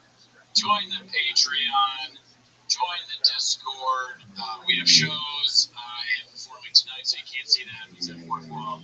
But I'm also performing on the 5th at the Brewport Tap Room in El Segundo, and I'm also performing on the 26th at the Senate in Culver City, Georgia. July 19th, San Jose Improv with Jesus Sepulveda. Boom! Rollston. Yeah, really. But anyways, that's not why you're It's here. on Spotify. Everything is on Spotify. Which you already know that. You already know that. That's not why you're here. What you're here for is watch 10 minutes of shots, so play the chain clip, start the timer. Boom. Chase idea did not recognize you, But but I haven't over my phone yet. all right. So the first clip is posted by Successful Egg 8345. It's called Happy Hippo Salesman vs. User. Printed shop edition. Snake Oil Salesman. Dicey. It's a long title, dude. We love Happy Hippo clips so much. Let's see. Listen, I use Happy Hippo every single day, whether I'm doing podcasting, stand-up, just out with the kiddos. I couldn't figure out what's going on. And then I'm like, what's the one thing I've changed? What's the one thing I've been taking lately? And it was creative. So I called it confidence and said, you want the signs of it? It's a very small case being able to go from taking it. Vertigo is really bad. You can't like walk around. You like have to stay in your bed and fall over. You basically just don't know where you're at, right? Or I think you have like, well, I don't really know. I think you like fall over if you have vertigo and you feel like you have a headache maybe. I know that Bono is like the most famous case of vertigo, right? Bono had vertigo? I mean, he made the song. Oh, I don't know that song. You gotta cover it. You gotta cover vertigo. Shout out Portugal, man. Yeah, shout out to Ireland. Yeah. Honestly, the best way to describe it, it's not like if you drink For Bono, not Portugal, the man. Oh, yeah. That'd be highly redacted if it was not Portugal, the man. It's from Ireland. crazy caffeinated liquid. It's not like taking a zero balance, just zoned in feeling. I'm like, I'll try it. It's like, it's not addictive and all this stuff. I start taking it. And it reminds me of like Adderall with the chill though. It doesn't wind me up as much as Adderall. But it gives you a little spike, so I feel like, Oh my god. Both. He takes both. Jesus. Just to make, does he need Adderall for something? I don't know. Yeah. I don't think Dicey nice stuff. Really, do we need creative or Adderall? Honestly, anyone? I don't know if you have like attention deficit disorder, is it? Oh, yeah. Derived for that. That's true. Yeah. I don't know. I have no clue. for my comedy shows, so use it for podcasts. That's what my TV stuff started using it. Like, yeah, I'm taking it 7 days in a row. That sounds to me like a drug addict. Yeah. Start taking it 17. I can use it for this, use it for that. 17 days in a row. Why 17? You're random numbers guy. Yeah. Okay. Jeez.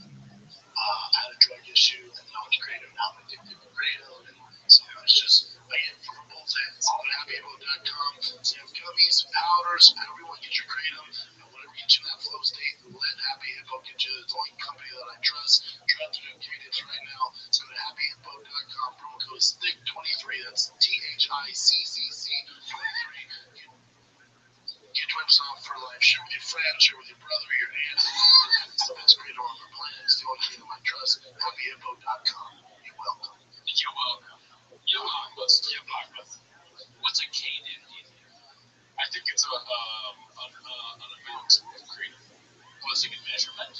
I don't know. You asked me. I think He's not saying a guess, so like if it's like that much. Do you put it in a drink and then drink it, or do you drink it like from a cup? if you were to ask me, I'm thinking shots and chest and like injecting the shit. He takes it on, it comes out, it's clearly a cup that you drink.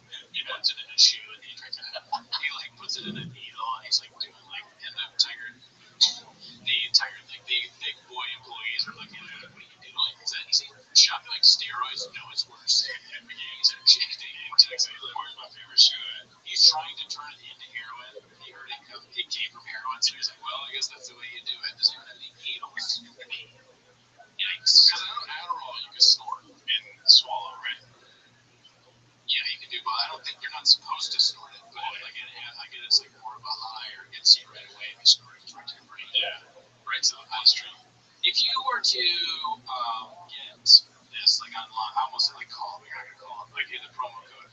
But as you're typing in Thick Boy or whatever, Thick 23, you're probably like thinking about your life decisions, right? Yeah. That's not. With each C, you're like, All right, one more C. How smart you are is like the amount of C's you type in before you realize what you're doing is redacted. Alright, so this next one's posted by 1honey2338. It's called Papa wishes he had troll defenders to beat us up. Laughing cat emoji. Yikes. Hopefully he's not talking about us being no. You guys have troll defenders? No. Trolls were for girls and then they had action figures. For stone defenders. What? Oh, I like troll defenders. I wish I had a troll defender. Wow, the guys. That was a long time ago. Beat up, violence, being one of man. What are we doing here, Pop? Let's go, Papa. I thought you didn't read the comments. Like posting ghosts and you want to beat people up. Yeah. Hopefully not some of our boys, not some of our guys. I hope he doesn't, I hope we're not the faces of those Reddit guys. I don't know. We don't matter, dude. Yeah, I hope We don't count. there's No almost way.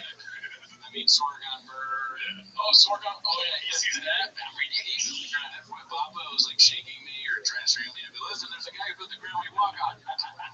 His name is Sorgon Bird. He's ridiculous. He does this. He's from South Oregon. Rat him out right away.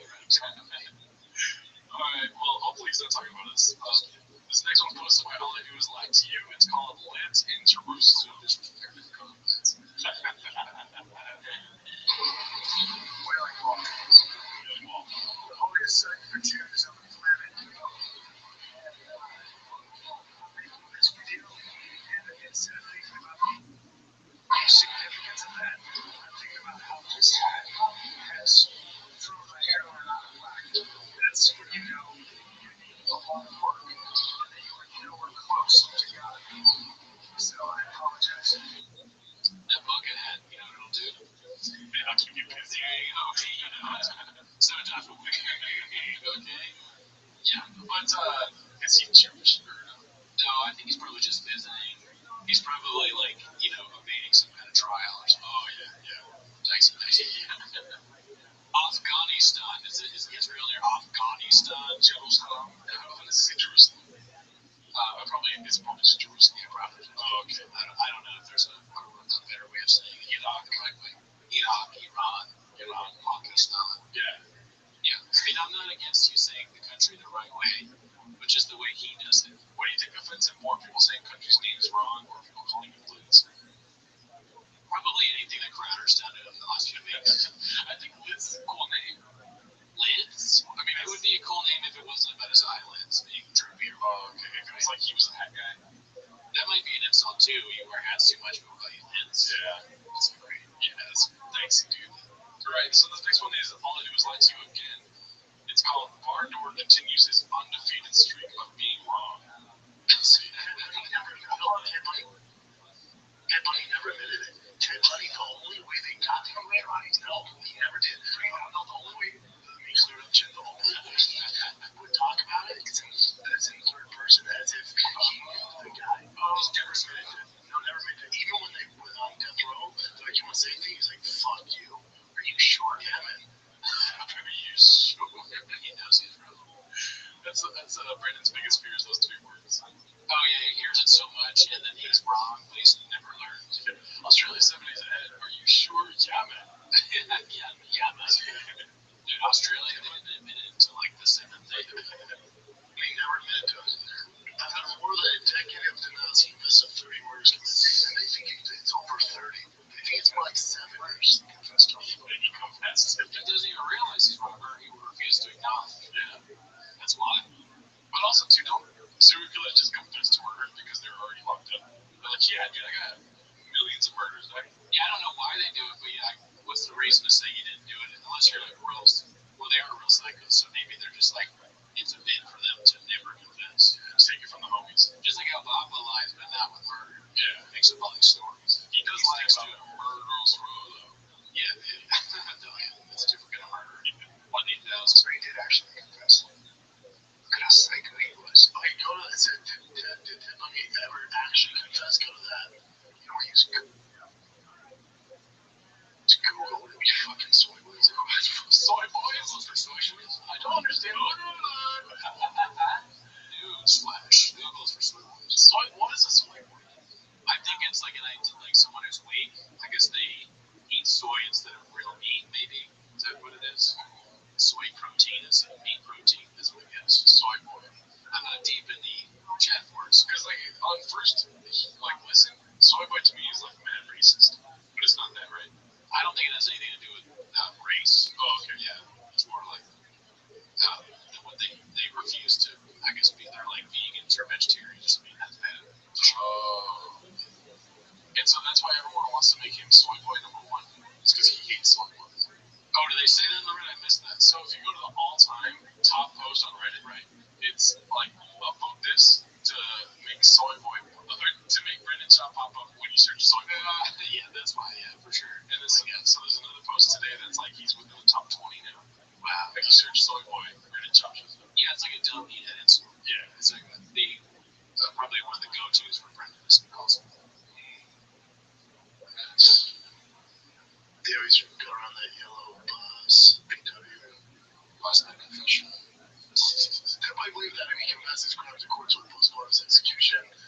By confessing, Bunny figured that the Florida government would allow Bunny to live so that he could be used as a tool to locate the bodies of the missing victims. Ted Bunny. Yeah, he's like making it more kid-friendly by accident. Ted Bunny. Confessing. Also, it was a VW bug, not a bus. Oh, right. Well, very easy. Well, actually, really hard. Any size. Oh, yeah. I mean, how did he fit in that thing? It's tiny. Big question. I mean, it's interesting way. But Bunny was wrong. His appeals were all used up. The governor's office ignored Bunny's request for a stay of execution. So the charge of 36 women. In the days prior to his death, Bunny finally confessed to the chilling murders of 36 women. I think it's 70, by the way. Damn, murders took place across 12 states. Most were young women, some as young as 12. Jesus. Investigators believe that Bunny could have been responsible for the deaths of 100 women. But with the man, immediate death of the Cohen killer, now dead for over 30 years, it's highly unlikely that the world will ever know exactly how many he killed. So literally right before he was sentenced to death, when they originally caught him, the only way they could fill the holes is by him talking about, well, this is how the guy's doing it. Like, it's clearly him. Jeez. Isn't that crazy? Ted Bunny's girlfriend, yeah. So women on this list, everybody will keep you busy. Keep that. He keeps people busy. Yeah. Well, cheers to Brennan for not calling it gay. Yeah, I mean, for sure, for sure, yeah. There's progress when, you gotta say something when we see some progress. Yeah, if you see something, if you say something, say something. Yeah, as Brendan would say. All right, so this one's posted by Max Power Bike. This one's really short. It's just Brendan's brain working overtime to tie his shoes. I thought that was pretty funny to watch. There's no sound to it. Okay, but he's tying his great shoes. I actually like those shoes, and his tongue is out. What do you think of those shoes right there? Yeah, they're probably the least offensive Brendan shoes I've seen. Offensive? Yeah, and most of his shoes are offensive to me and people with eyesight. But he, like, the way he's tying it, I can see, what is it, Richard Attenborough, or one of those documentaries where the guy is, the British guy, is like, have you seen the monkey go upside the tree to get another monkey diving? Brendan is tying his shoes and takes it off to do so. He has to fold his tight pants up so that the whole shoe is visible to the camera. His watch is also in frame, and his tongue is out. It's the only way he can touch it. He extracts his tongue to tie the knots. Is it David Attenborough? I don't think so. Alright, so this next one's posted by Icarus Lives. It's called Brendan Chop Asks an Important Question. Which one doesn't he? Right? Yeah. Let's see. Oh, this is a trip? Yeah, it's a trip. Or below the belt. What's up, big dog? I don't know. What's up, champ? What's up, man? I got LA love as well. Yeah, it's nice, right? Yeah, it's beautiful. A little different. Jersey's nice right now, right? It's starting to cool. It's getting cold for like last like 2 weeks ago. So about 60 now, 60 and 50. I think it's cold out there. Yeah, it's a double. Oh, yeah, Chicago pizza. Yeah. Yeah, how you feeling, man? New Jersey has Chicago pizza. Wait, they say that? I'm watching that. I missed that. I was so taken aback by the beginning of like, hey man, what's up, man? Like he has some hello. He said basically hello twice. Yeah. And then he started going directly into weather. Yeah. He asked about weather a few times. Like, does something weird just happen before the interview? Maybe. Yeah. I'm saying this because I watch your fight, which is basically performance against Ryan Bader. Obviously, you were in the UFC, went to Bellator. You fought some tough guys in Bellator. You're getting kind of, your beak wet in Bellator. You're not in your beak wet. I'll be saying that he's not let the man say anything, really. Yeah. He's telling him his whole life. Yeah. If he were to interview us, hey, so you're Gerard Alarcon, right? Yeah, man. You're from Rancho Cucamonga, right? Yeah, dude. Yeah, so you just started therapy, dude? Yeah, okay. All right, that's the show.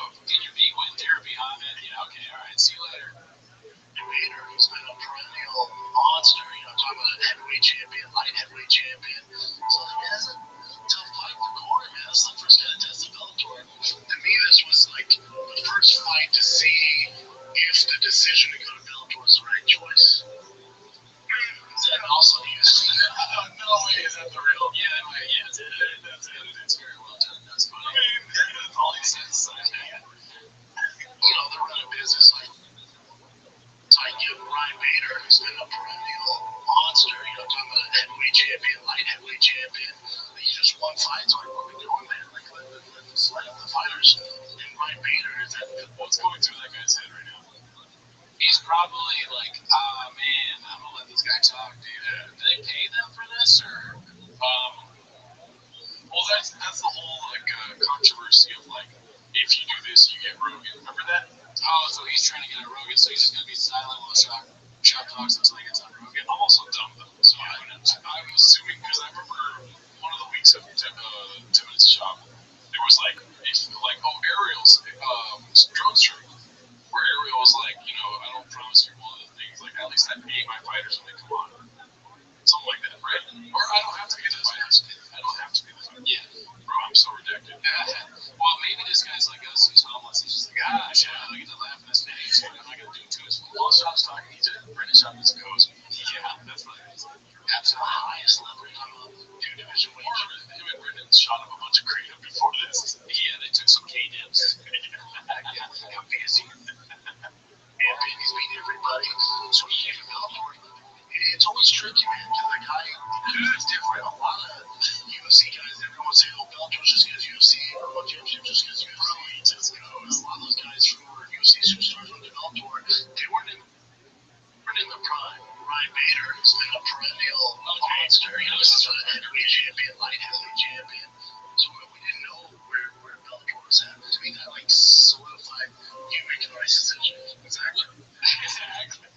What's the decision making for this clip, even with editing? Is it let's both dress up like we're in disguise and go next to a bush and talk about moving to Bellator for 15 minutes or whatever the actual clip is? Well, this is CTE's. CTE's the tag. We all love Brendan Chopper. Right? We love Brendan Chopper. And maybe he's taking too much on. He should probably let the guys behind the camera be like, let's not go to the bushes. Let's go shit over here. Yeah, but I feel like Brendan's probably just like, well, the truck right there, let's just shit over here. Kind of thing. Good question. Is it just a bad snap like that direction, or is Shaw just sort of like deciding what they did? I think he has the reins. Yikes. Yeah. Rather the ocean gets to you. Ocean gets to you. All right, so this one's All I Do Is Lie to You yet again. It's called Papa's Got a Brand New North Star. Do you want to make any guesses as to who it is? Let's see. New North Star in the news. RFK, maybe. Oh, that's a great guess, sir. Let's see. Dude, Glenn Beck. That's what Glenn Beck. What? Talk about left field, or as Bob would say, right field. Let's see. Glenn Beck. Wow, I was a fan. Still one of the fan. He's at Fox, not Fox. Bro, at the place. He owns the place. Bro, when I say his studios are the best studios I've ever been, we've been in studios, yeah. Any like podcasts, like that. You're in one now, you dummy. Do you not know you're in the studio? What a fool. Yeah. Oh, we've been in studios. Currently, a lot of studios keep me busy, right? Right. Dude, did you know he bought the old Paramount lot? Oh boy. In Dallas. Did you meet him? No, he wasn't there when I was there. One of the guys. That's what it was. I never met him. Perfect. Well done, James. How about your studio? I heard the boys going. Yeah, it's cool. So you see where like your little like coffee area is? He goes, yeah, I go to the valley. It's about that big. He's like, oh, interesting. Yeah, there's like, it's a 40-foot ceiling. Nuts. Wow, I'm so impressed. That's really cool. I'm back to my North Star now. I mean, it's, dude. And you see his setup is pushing more people in that direction. You see his setup? Look away to the left. Mind blowing. What? Away to the left. As I do politics now, they're making fun of him. So, like, Brian's on Crowder, right? Yeah. His shop angling for a Glenn Beck, a Blaze thing, where he's like, gonna do like a conservative bit. Best brains be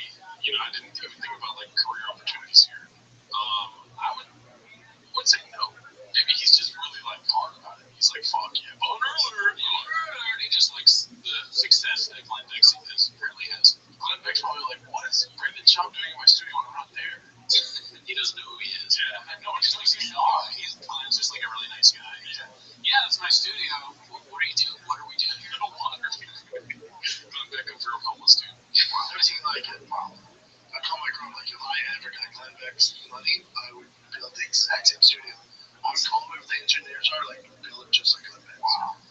Jesus, nuts. Jesus, I'm not sure that's the appropriate response to someone telling you they have a big studio. Well, they're making steps towards progress, though. Not to mention the numbers, no gay jokes about black pigs. Yeah, that's good. All right, I was very excited for this one. It's posted by Azuero. Yes, I love it. 1998. Nice. The state of Korea is 2 days ahead of us. That sounds good. Yo, you're gonna love this, dude. I want to watch this 30 times. It's a really small video. Yeah, like they uploaded it wrong, but they must think it's very well worded. It's gonna take like 15 seconds to get to the good part of the watch. Korea's badass. Korea's awesome. So technologically advanced. So this marketplace is so dope. There's tons of places out there. 2 days ahead of us.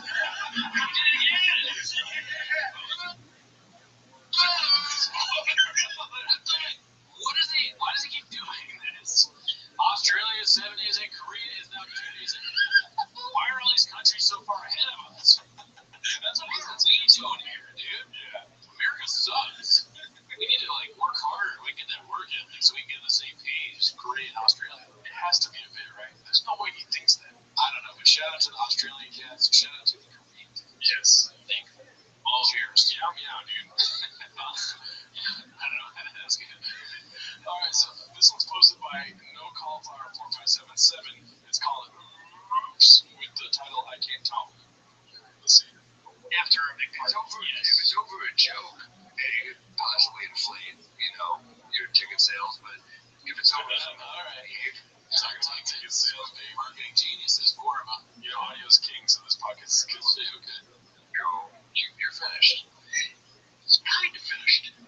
I mean, I can feel this guy had 2 sold-out shows at the Beacon. Does he? Yes.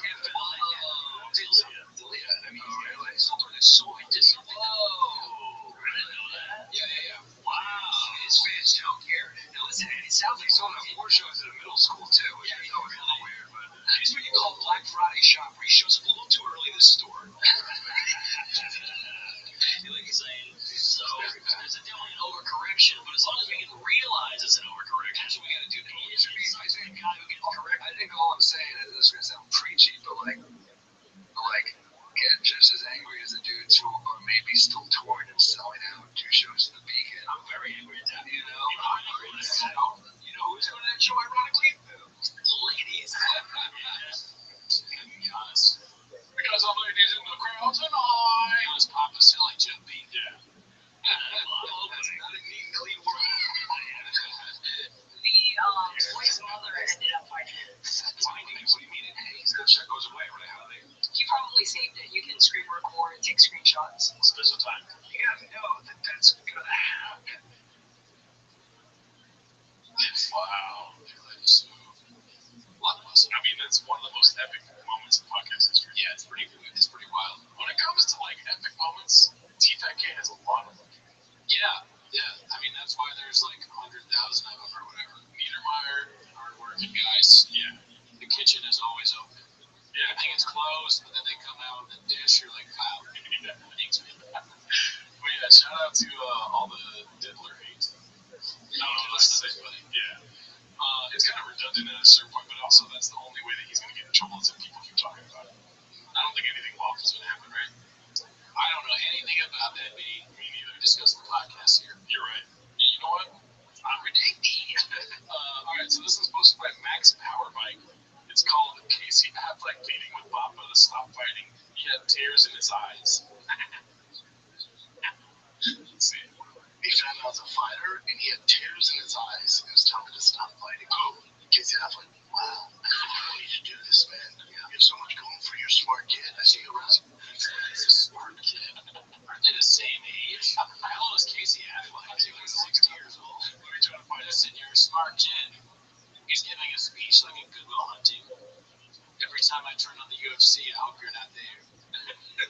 Let's see, Casey Affleck age. Let's check it out. How old is you? Are numbers guy, so shit, I think it's 40 and bigger.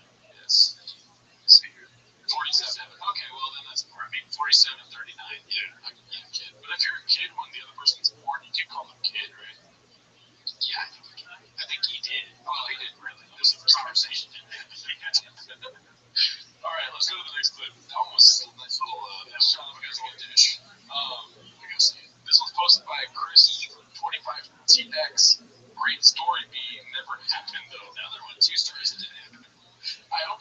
says it didn't happen. I'm there, I don't know, like a year ago. I do the meet and greet after the show starts. This guy comes up, he has like slick back, silver hair, dope ass suit. Nobody wears shows to my, suits to my show. I remember this one.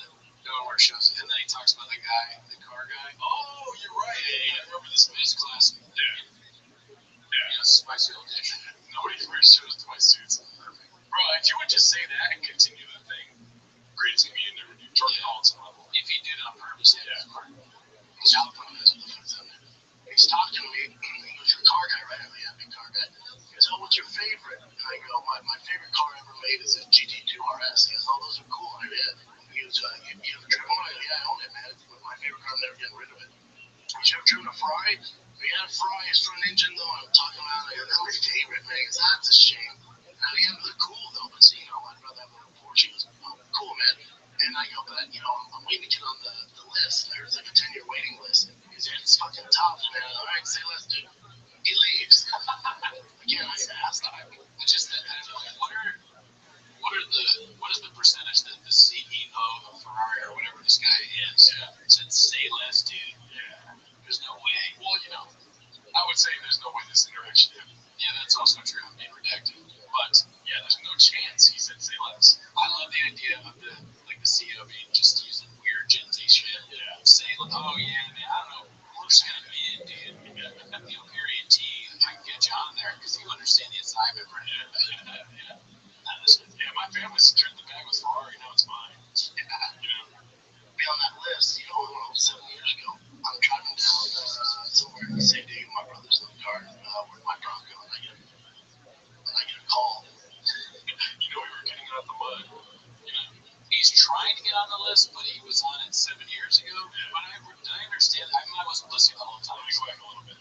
Let's see. He leaves. Again, I asked to be on that list, 7 years ago. I'm driving down somewhere in San Diego. My brother's in the car with my Bronco, and I get a call. And they go, "Hey, it's Ferrari North America. You got allocated Ferrari. You got pushed to the front of the line. You allocated Ferrari." That guy was the head of Ferrari North America. And he was the biggest fan. He was just a big fan. No way, dude. Maybe he was a fan of his UFC fight. He's a homeless cat. Or he's a homeless cat. He's like me and you. Like, he loves, like, the absurdity of shop. Yeah. He's a fan like we're fans. Bro, if I had access to a Ferrari, like an extra one, and I could give it to Shop, I would. That would be the perfect way to sort of make up for us, like, ripping him. Yeah. Because I assume if he knows about us, he's sort of unhappy with some things. He wants troll defenders. He wants troll defenders. Some people beat us up. So, I would say, like, listen, like, I understand that, you think I'm blockbuster and a lot of stuff I do is out of pocket. But I got a Ferrari for you. Is that squashing? Can we be? How'd you get the Ferrari out the trenches? The CEO of North America is a big fan of Toyotas. He called me up. He was like, "We put you in the front of the line because 7 times a week we watch." But the only thing that throws me off is that he tried to get on. It's like, bro, you probably can get on the list. Just throw a deposit down, right? I don't know. I have no idea how that works, but yeah, maybe anybody can get on the list. You might have to throw some kind of deposit. What's the percentage of the likelihood of it happening? That whole interaction. 30%. Good. Yeah, I agree with that. 30%. All right, let's go to the next one. This one probably definitely happened. All I do is lie to you. Yet again, dude, he's coming through. Dude, he's just in his mom's basement, dude, just scrolling, watching all the shows. This one says, Cloud goes over the Thick Boy Squad break. Did we already watch this one? No. He says he went nowhere, but he was somehow grinding. Okay, so I think I already watched this. What's up, fam? Monday morning, we are back. The whole Thick Boy team went on a little vacation last week. I didn't. I was here. Casey was here. Jen was in the field. No, tennis. Do you think there is a chance that he's like, do you think he's happy, like, didn't do the European tour? Yeah, I think so. Or is he kind of like, it's kind of like another hit to his, well, I say, yeah, I think so too, quickly, but because I see it both ways. On the one hand, if you look at his stand-up, traditionally he hates being home with Mexican and the kids, he feels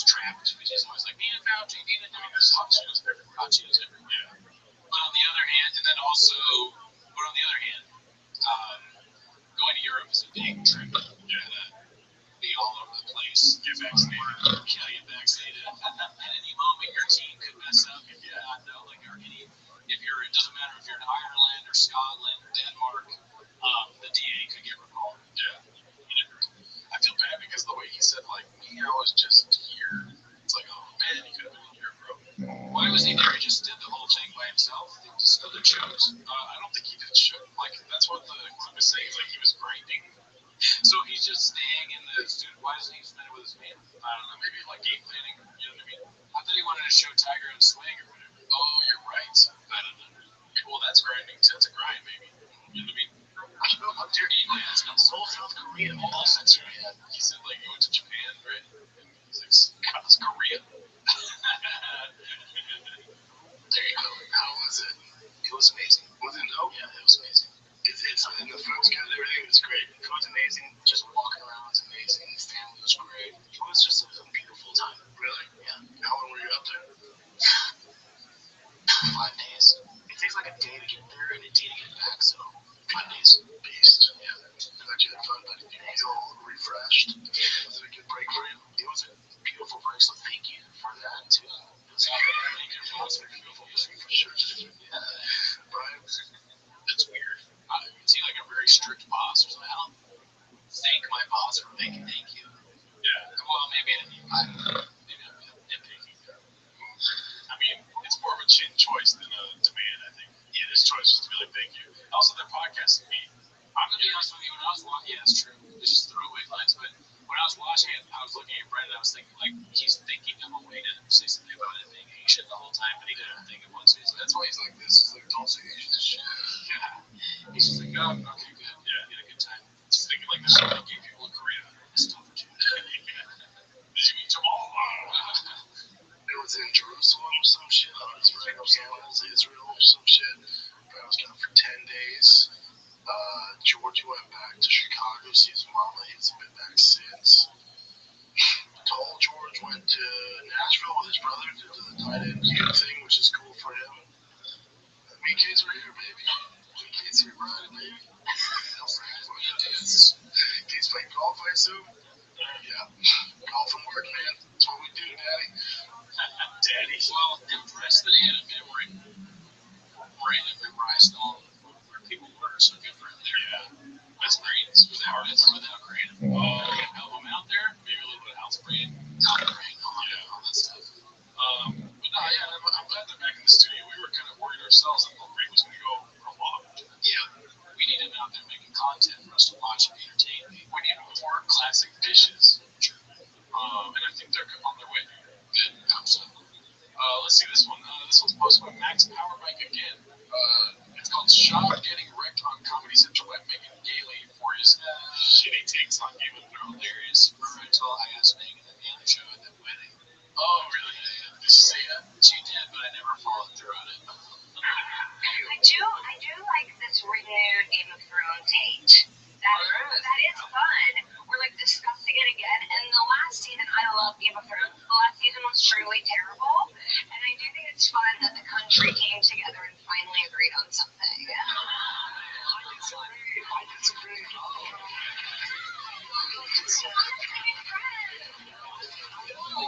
I like season 8. I want to like you. Don't start like that, dude. We can't wait to see that. I mean, let's be honest though. This is a fresh fit. This is probably the best I've seen him dressed. He's got the brown jacket, the watch right there, barely normal. He's got a beans cheese. Yeah, his beans cheese. Yeah, this is a fresh fit. No, everyone hates on it. I think people are just mad that the series ended. And all the nerds are like, I wish I could do it better. Crazy. I think you're stupid.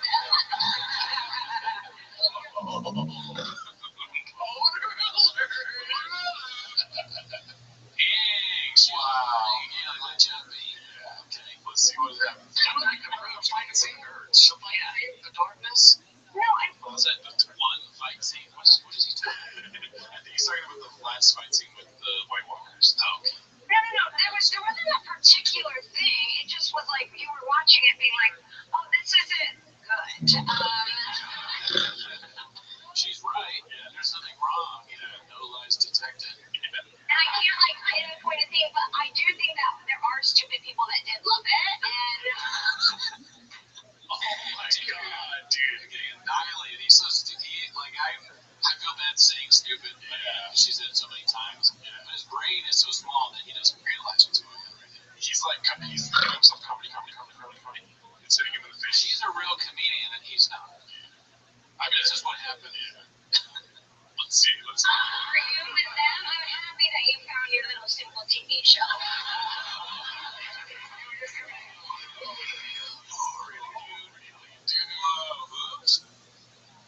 Wow, moron. It's an indefensible position. For most people, I would think to say it's good. And that fight scene with the White Walkers was terrible. Yeah. Arya comes and stabs him with a knife. Give me a break. I mean, at the risk of sounding like Shop, I watched, or I'm sorry not to sound like Shop, but that fight scene was the best part of the season. Maybe, but it was horrible. The season sucked. The best part of it was that's horrible. Like awful. I'll cut that part out. Just kidding. All right, so this one's sponsored by KRC366. It's called Take a Trip Down Memory Lane to an All-Time Favorite of Mine. Let's see what this is. They have shootings all the time. It's the best mall. It's like fire dogs from this guy. He's like, oh, the sheriff's The sheriff's the mom, like the shootings all the time. Oh, This is it. Oh, okay. This is where Shitter Thrones came from. Let's see, it's dangerous there. You looked it up, there's all these shootings every week. Whatever it takes to get to sneaking. So me and the squad, I think boys who I know that. You know, it's called. It didn't happen. What? You went to a mall and there's all these shootings to get shoes? Yeah. What? Let's see. And there's like gangsters in it. There's metal detectors everywhere. There's fucking, what kind of fucking mall is this, bro? And I wish I could be like, this mall was nuts. There's security, dude. Everybody has fucking AR-15s. Like, nuts. What? Dude, in a mall? In a mall. I go up to The only place I've seen dudes with AR-15s or machine guns at a mall is in Mexico. Right. Yeah, well, it's not, obviously, it's not a true story. Rogan is high out of his mind. He likes that Brendan is so funny. He's like a dog or a little kid saying crazy shit. So this is the appeal for Rogan, I think. Yeah. If I put myself in his mind, he's like, what'd you say, Brendan? Yeah. Dude, when we have Brendan over, he says these outlandish stories that make no sense, but we all laugh because he's like we're doing right now. Yeah. You're right, dude. Toe is the first homeless cat. That's a good one. the guy, he was a fan. And he was like, oh, what's up, B-Show? What you doing here, man? What's up, man? Why do you guys have AR-15s? He says, oh, dude, last week they were cutting throats in the bathroom.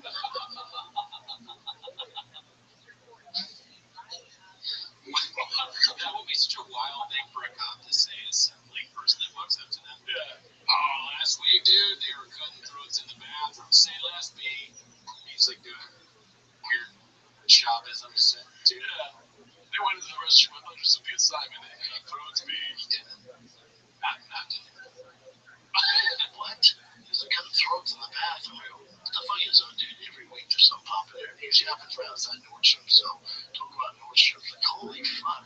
So they on a day around by Jordan Island. Is it in the bathrooms or at the Nordstrom? You're safe in Masons. Yeah. That's what he's saying. Yeah. The neighborhood in the mall is a bad neighborhood. Yeah, Nordstrom's is a bad neighborhood in the mall. Don't go by Nordstrom's. It's cutting throats in the bathroom.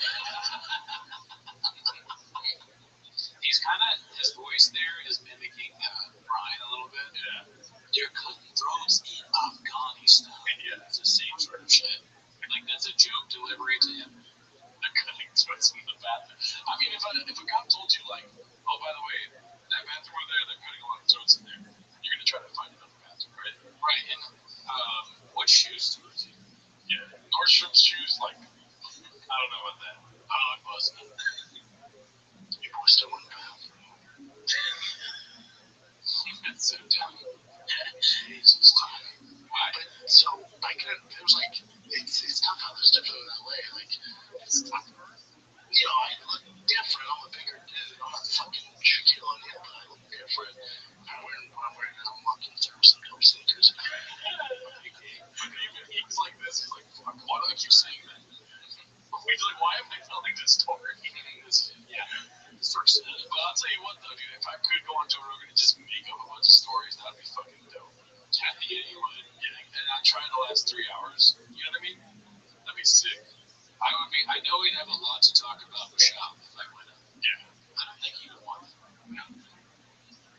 I want that. And he's like gangsters out there staring at me. And I'm telling them, we gotta get the fuck out of here. These guys are eyeballing me. And my buddy, Justin, who's from Atlanta, he's been there 10 times, just know, dude, this is the gay area. They don't want to fight you. They want to. So how do you mix that up? How do you go from shitting throat splitting to no, they just fuck each other in the restroom? Yeah, it does not make sense at all. So is the security guard wrong? They don't kill people, but his friend Justin is right. There's like a gay bathroom in the mall. Or are they different? One, the bathroom is like you can get killed. The other one, you're gonna have gay sex. Yeah. Like this mall doesn't sound good for a straight man. I think maybe he did absorb all this information, but now it's coming out through his mouth, and so we're confused. It would really suck to be gay in that mall because you'd be like walking through. You go there, maybe you're trying to hook up, and then you get your throat cut. Yeah, like you think that's the right bathroom, but it's actually the Nordstrom's bathroom. And also it'd be very confusing because somebody would grab you and you'd be like, all right, yeah, that's what you're gonna, and then you're dead. You're like, wait a minute, what are we doing here? What are we doing there tonight? What's going on? Is it gay area of the mall? Yeah. Well, no, the mall attracts like a lot of gay. The mall is a gay neighborhood as well as a bad neighborhood. Probably, dude, it's the Wild West out there. Really? Yeah. Dirty South, dude. Is that crazy? This mall's nuts. So they thought. Joe does not believe this. What percentage of the story do you think Joe believes? I'm going 5%. I think maybe too. This is another point that Brendan Shaw probably heard about this mall in Atlanta. That was insane from some other podcasts that he listens to. Yeah, and so he was like, "Oh, these are the things that I would think are insane." Like one bathroom, you're getting fucked and sucked by dudes. Another bathroom, you're getting your throat split. Dude, this is the reason. You see a clip of Matt Rife saying it isn't like Atlanta touring there. This is the reason. Oh yeah, mall. He's like, dude, I mean, listen, it has nothing to do with the crowd. There's just a mall there where you get fucked or killed. Yeah, Matt Rife is a huge fan of Brendan Shaw. You were down.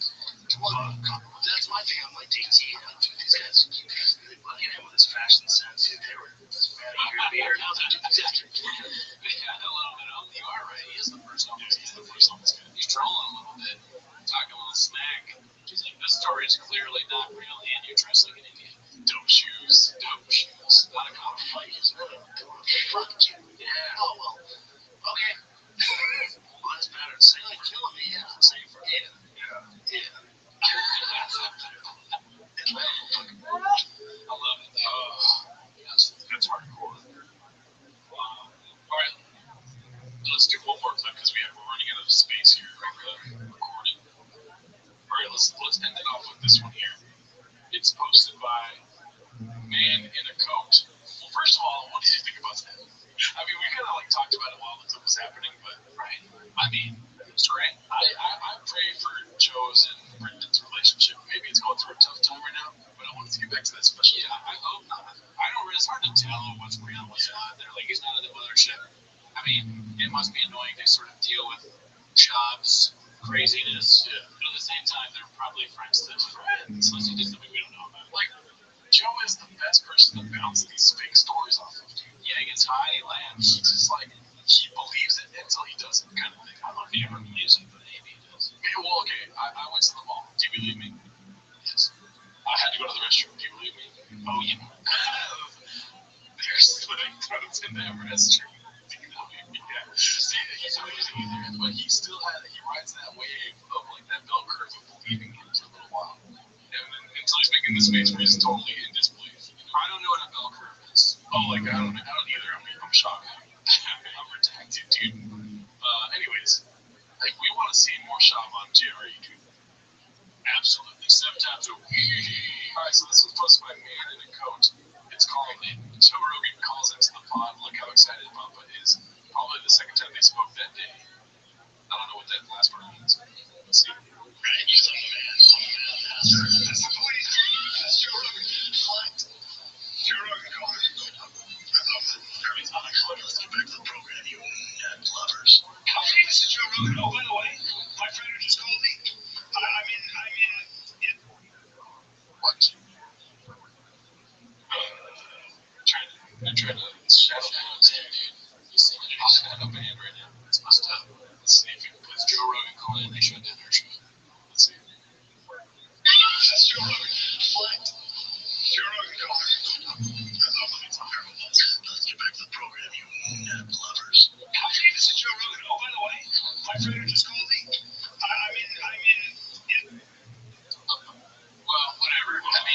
it's clear that YouTube is shadow banned us there to Reddit, dude. And it's because of our connection to this to Reddit, and well, not to Reddit actually, to Shadow himself. Yeah. All right. Well, the last clip wouldn't play, so that's it. Have a good week. We'll see you next week. Later.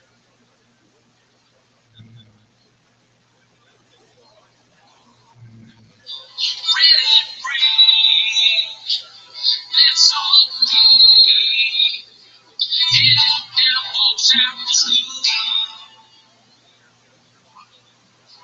Turning back. She just laughed. Freedom dreams not that bad. It ain't pretty. Don't make sense. In a fire studio. Trucking along. She lasts so long. It's busy making fun of the show. Oh, how it feels so nice. Like a hill with clouds over you. And you can hear me when I say, holy, darling. Hold me closer, little Lester. Is it true that you always walk me up next to my truck?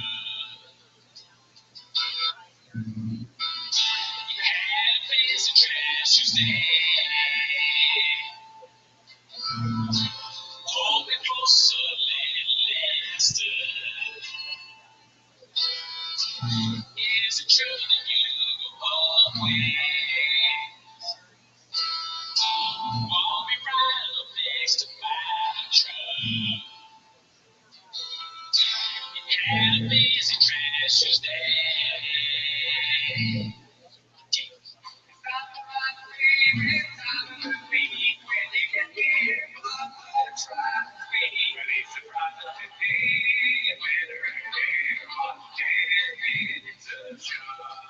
All right, welcome back to 10 Minutes of Show. Thanks for tuning in.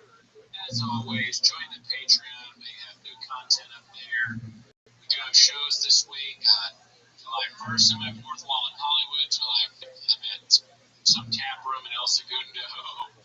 You can check out socials for that. And then July 26th, I'm at the Setup in Culver City and Citizen Market in Toronto, where you had July 19th, I'm in San Jose at the Improv opening for Jesus Sepulveda. Shout out to him.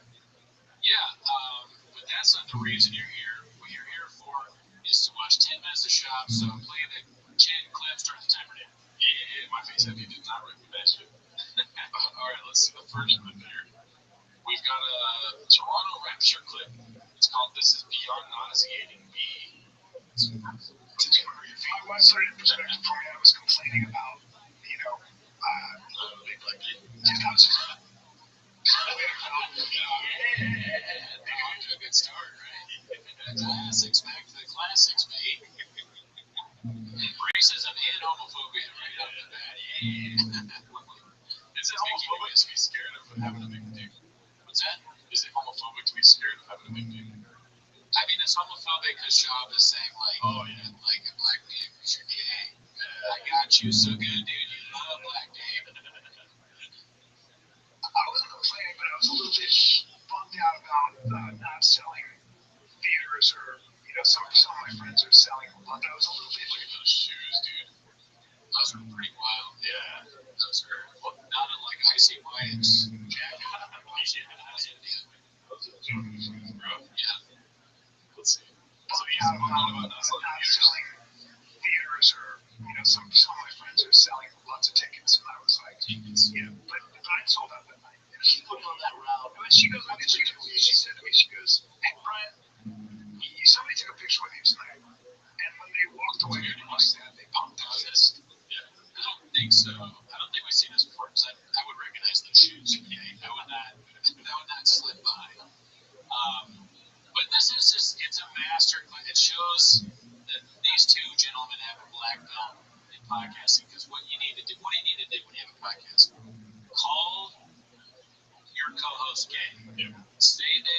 of black men. Then get right into like ticket sales, how well you're doing, talk about, like, is there enough people at the show, when the show, like, how good it is, to, like, what do you need to do to get people going there. That is what you need to be something that people want to watch. I mean, why are you even saying that? Everybody has so dumb. It's like, what are we doing? What do I do here? What are I doing here? What are I doing here? Going full shot. Yeah, but it's like, be a little, she goes, that's tough, be thankful for that, and that's a big deal. And I never do that, and I never, that's almost impossible. I have a huge problem with it. It's almost impossible to do. It's like if you're a Navy SEAL and you're in the middle of war, like, dude, we're some badasses. And you're like, what? That's what we do, dude. I got my gun, I got my big dick, that's what I can't get by those shoes, though. Those are wild shoes. He's too old for that. I mean, obviously, you don't even need to say that, but Rabbi's not comfortable. I don't even think they're comfortable. Really? Can you imagine if your dad, or that your dad just shows up and we're two kids who sold you these? Yeah. Go back to the store. I mean, I can't talk. There's plenty of clips of me with bright yellow shoes, but they only have one color or yellow. That's it. Those look like comic book shoes. I just think like Magneto, well, not Magneto, but like a superhero would wear. Yeah. In their suit. When it comes to shoes for you, 8 inches. I'm just kidding. What kind of shoes do you like? Just solid black, solid white? No, I mean, I'll mix up the colors, I guess, but I don't normally do like wild colors like that. Yeah. Standard Vans. Yellow, black, pink. That's like all this shoe. Green. Yeah, little highlights of green. It's a lot. Yeah. It's a lot for a shoe. Your shoe starts looking like an energy drink. I mean, yeah, look at the energy drink. Exactly. Yeah, that's where the red flag comes in. Yeah, you can see energy. You got this in a size 16. I got a big black big.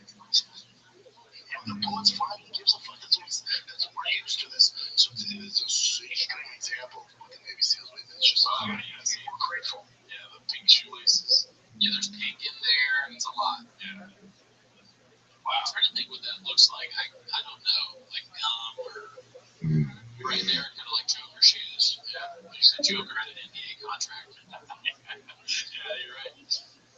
And I need to be more thankful for where I'm at. I mean, and I try to practice. You should be looking at you and be like, yeah, you talk to me, Tommy. You're a monster. You're the one that taught me things. I'm super grateful for that. Out of everyone, no one gives you the credit you deserve. We've been over this. Yeah, you're the reason I can come afford private school for my kids, for doing stand up. That's all back down. You're the one that pushed me. You should be a theater act, and I have it towards people for it that you're not. I'll figure it out. I'm not there yet. You should be there. It bothers me you're not. He's supposed to start crying over the shoe. It's kind of a black dicks was right. He thinks Callan deserves a bigger crowd than he's getting. Yeah. Why don't you use some of your marketing genius to help out your boy? Yeah, right? You sell tickets. I mean, you do cancel tours without saying why. Yeah, Shaw, that was a weird clip there. I guess it's nice that they're friends. They clearly have a good friendship. Yeah. But, Callan, he's just not that funny. I'm being honest. He's just weird. He's not that good at standing. So, but you can still sell out huge theaters like that, though. You don't really need to be that funny. I think Callan is funny. I think Brendan Schaub has a black hole. I think Schaub is funnier than Callan. Oh my god. It doesn't make me. Callan's whole bit is that voice. Yeah.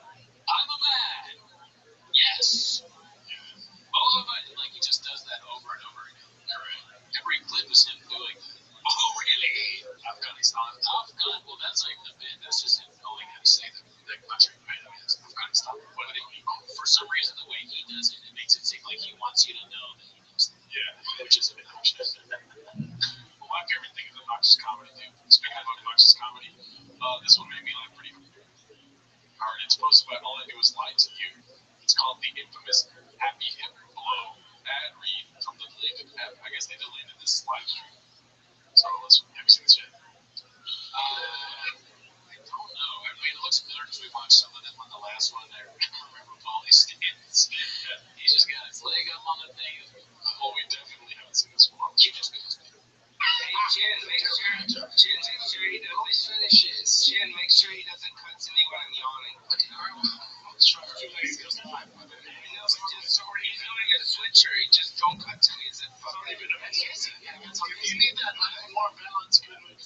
shame. Paul, you need Happy Hippo. What I missed? You missed it. The point of the fucking clip.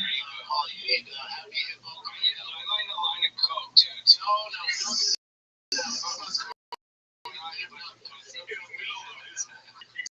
Some cocaine. That is crazy, but to me, the funniest part was that Molly's like, I'm gonna yawn, don't do that. And then Chop sees the opportunity to stick in that happy upgrade. Because it doesn't let you sleep. Is that how they sell it? It's like Adderall or something? I don't know. Every time we get creative, it's very controversial. It's definitely not good, though, creative. Yeah, it's like heroin that keeps you awake. No thanks. You 17 comments. Hey, man, it's like not creepy. It's not heroin, man. There's a weird Venn diagram of people that are advocates of kratom and also hate Brendan Schaub. Listen, if it helps you, that's great. And we're just doing a bit. But I am never going to take something called Happy Hippo. That's a drug. Just obviously it's not. It doesn't sound good for me, but if it helps you, great. Kratom, dude. Happy Hippo Kratom is what I like the 90s personally. Watch as see we don't get that part out. No, you're good, man. We're live, right? So it's all good, dude. It's the best. It's that nice balance, good. It's also Saturday night. People usually do coke on Saturday. You're right, too, but it's Happy Hippo, yeah. I don't know if this is good, but it's a different thing, right? I don't know if it's as good, but it's a different thing. I was like, shut up and get back to cocaine. We're talking about cocaine, idiot. Or you do. Many ketchup shots, a bunch of sour apple. They have gummy powders. They have the shots for you. If you're gonna trust me, Happy Hippo.com. It's Thick23 for trips off for life. That's happyhippo.com. Thick23. Main event's coming up. I like plum sauce. Yeah, you want it, dog? What's going on? Also for those studios too. It's a tough situation for those studios too. It seems like you've never seen a fight in your entire life for the ball. Here you go.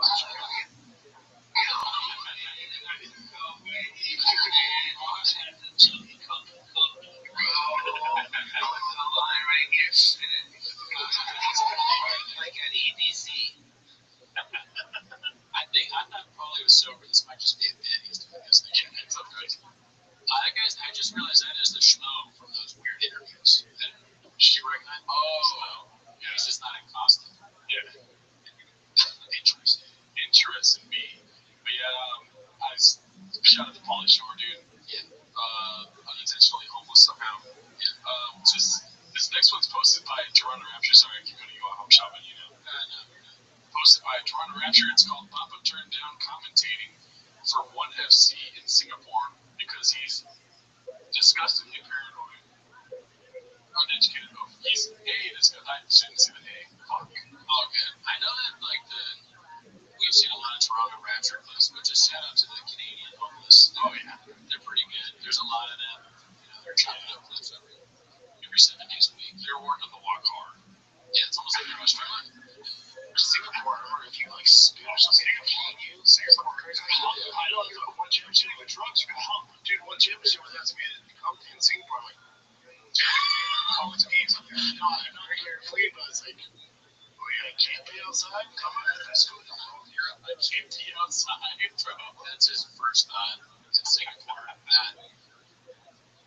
Singapore seems like a crazy destination to go to, right? Yeah. In my mind, I'm like, wow, that's really far. Yeah. Way new from the India. But in his mind, he's like, where I can't pee outside, can't pee in the sink. No, what do they do to get in Singapore? He pees in the sink. If I fart on the bus, I'm gonna go to jail. Probably. I thought that was going to jail for those shoes. Singapore. I thought that part was funny. If I fart on the bus, I go to jail. Strike out. You might strike out. We're in here a long time. Lee Kuan Yew, he was a benevolent dictator. He still is. Nobody died his son's running the shit. I see the same thing. Can I get touch on He knows so much, He's just so smart. And just translated in labs. Lee Kuan Yew goes down as one of the great figures of truth-relating political history in some ways. We can't have long hair, big dick. I'm screwed. He was like, I'm screwed. What did anyone say about Singapore and not having big dicks? Yeah, we're going to find out shortly. Oh, okay. He's no There's two jobs in If there was a homeless guy in Singapore, they were Confucian. It was Chinese.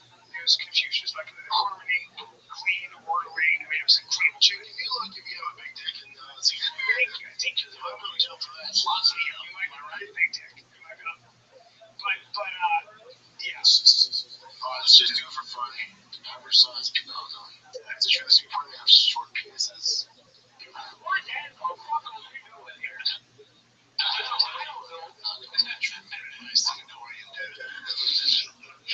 It's about 5 inches on average. Well, I'm crushing your fucking dude. I'm Godzilla Singapore daddy. We got two. He's like, alright, we got the dick joke in. Let's move on. So many dick jokes in this episode. You guys, when they might have big dicks, but they need big juice. That's a good point. I didn't even put those two together. Right, juice, not even the pills. Yeah. I think it's strange that they're taking juice. That's my take on this. Pills are fine. Juice, you need juice, that's a little, I don't know. That's dicey. Yeah, dude, I'm not gonna pharmaceutical juice my dick hard. If you have to drink something to get hard, it's time to just figure stuff out. Go to the therapist. Figure it out. You gotta take a big swig of something, figure it out. Dude, how to fucking go. If you ever drink dick juice, drop one of the podcasts. Like, get rid of one of the podcasts. Yeah. I've seen too many podcasts. Yeah. Right. Maybe. Alright, so this next one's posted by All I Do Is Lie to You. It's called The Gringo Poppy Hour. My girl can cook, but it's only like, authentic Mexican shit. I know what it is. And my girl's never been Canada. She's like, we got spaghetti, penne, pizza. How many Mexican dishes can you cook? That's what I learned. I was like, where's the burrito tacos? That's not chili, like we have chili. He cooks all the time. Well, that's good. Which also I don't eat. Is it always Mexican food? Only. Wow. Spaghetti, penne, pizza. That's fine. That's actually the lining of a cow's stomach that they eat. Like, your daddy's on the road too much for you to steal his cow's stomach. Really, dude? Stop kids. So this is one of the reasons I'm not touring so much in the summer is I told myself I'd dedicate myself to him for baseball. Smells in the house. I'm like a refugee in my own house, man. I feel like a refugee in my own goddamn house. Your girl was like, no. We talked about this, you could have strawberries. She cooks strawberries. What does that mean? That makes no sense. That doesn't make sense. Then people are like, whoa, no. I can't imagine Shum eating fruit. She cooks strawberries.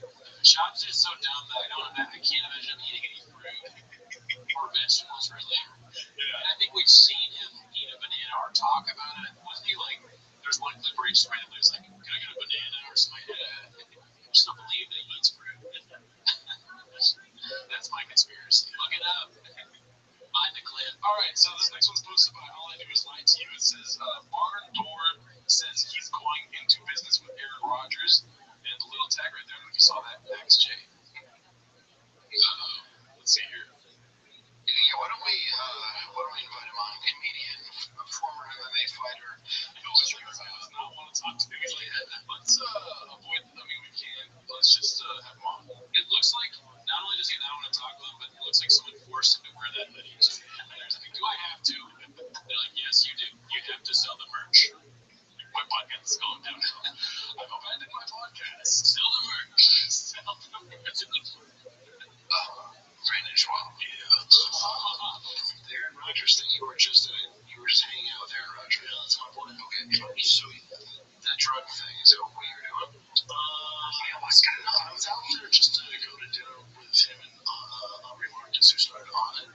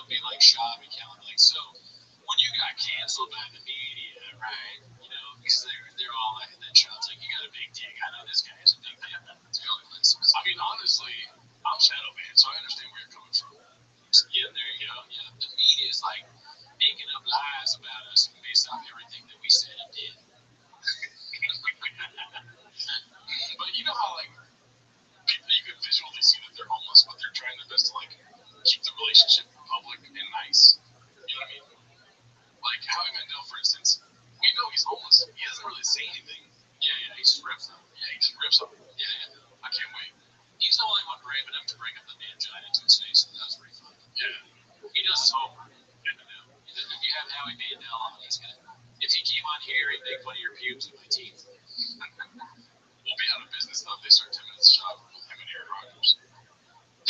Oh, behind Mandela and Aaron Rodgers. No, Brendan Schaub and Aaron Rodgers. They're gonna do 10 minutes of shop, then like Schaub's gonna do 10 minutes of shop. That's the way to end our business. You know, okay, so this one's posted by Toronto Rapture. It's called "This Is Tough Listening B." If Donald Trump goes to prison, what happens to America? What a great start. I feel like getting a glass of wine and like take this. Getting the time like I can. Like this is like oh, if Donald Trump, like what could possibly come next? What's the over under on mentioning penis? Yeah, you have to guess. Like, is America gay then? Or no? What do you? Okay, so let's make a bet right now. I think I'm willing to bet that he doesn't mention penis. If you're willing to bet that he does. Yeah, I think he's gonna mention penis. Yeah. All right, here we go. Now remember, over 70 million people voted for him. And you think people, which I think he definitely played a part in the January 6 riots. Was definitely if you lock up a former sitting president. So let's go through a whole lot of being there. Oh, yeah, history. You're the best person to ask this in history. So good. Oh my god. So he's so stupid that like all of the said words, you don't even hear them really. He's like, I'm just some said but hold on, B. You're the one to ask about this, but I'm gonna say. I like how he acts as if Brian has the problem of cutting him off. You know? Yeah. Can you go through the list of dictators that imprisoned their constituents, that imprisoned other people that were running against them? If you want to go through the list in those shoes, former presidents, those shoes earn every point potential point you can make. Yeah. It's just impossible to take him seriously as usual with what he's dressed in. He's making those New Balances look like fucking Jordans, dude. The New Balances look like, yeah, well, it looks like a suit. Someone's wearing a full suit. I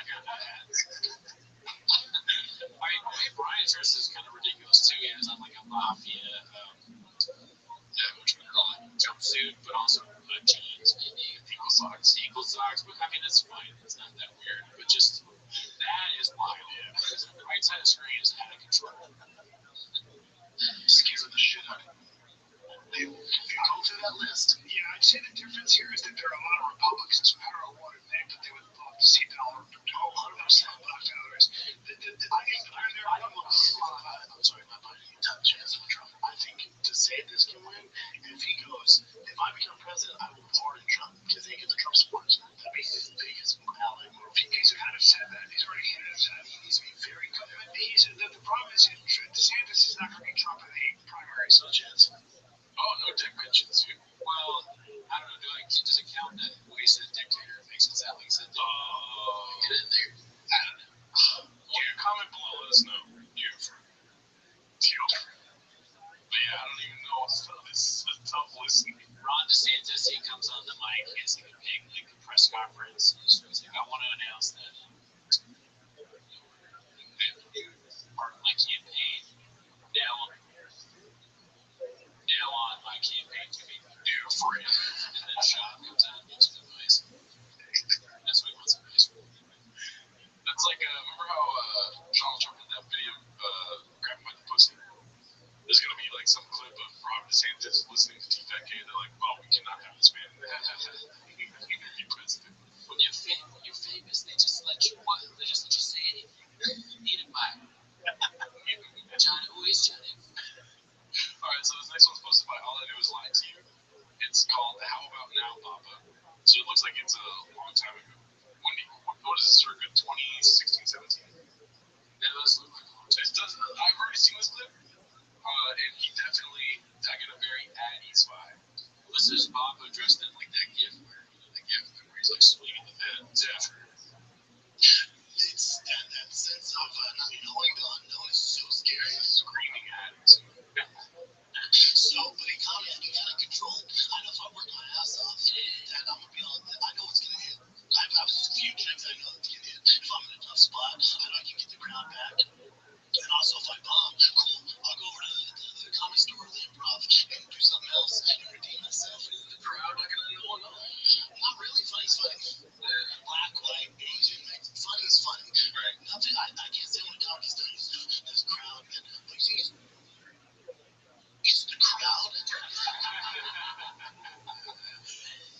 probably something he said. Yeah. Like I see him as the guy being like the crowd.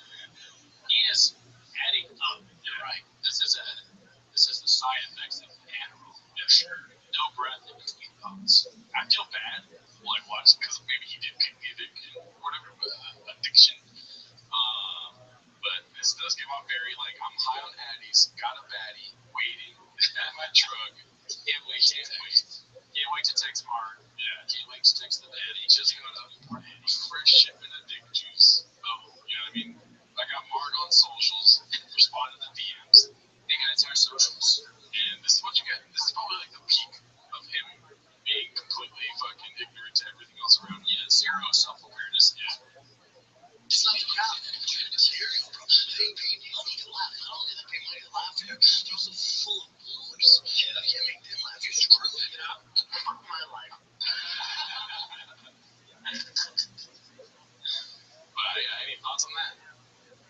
I mean, it's just very obvious Adderall usage there as well as MTV.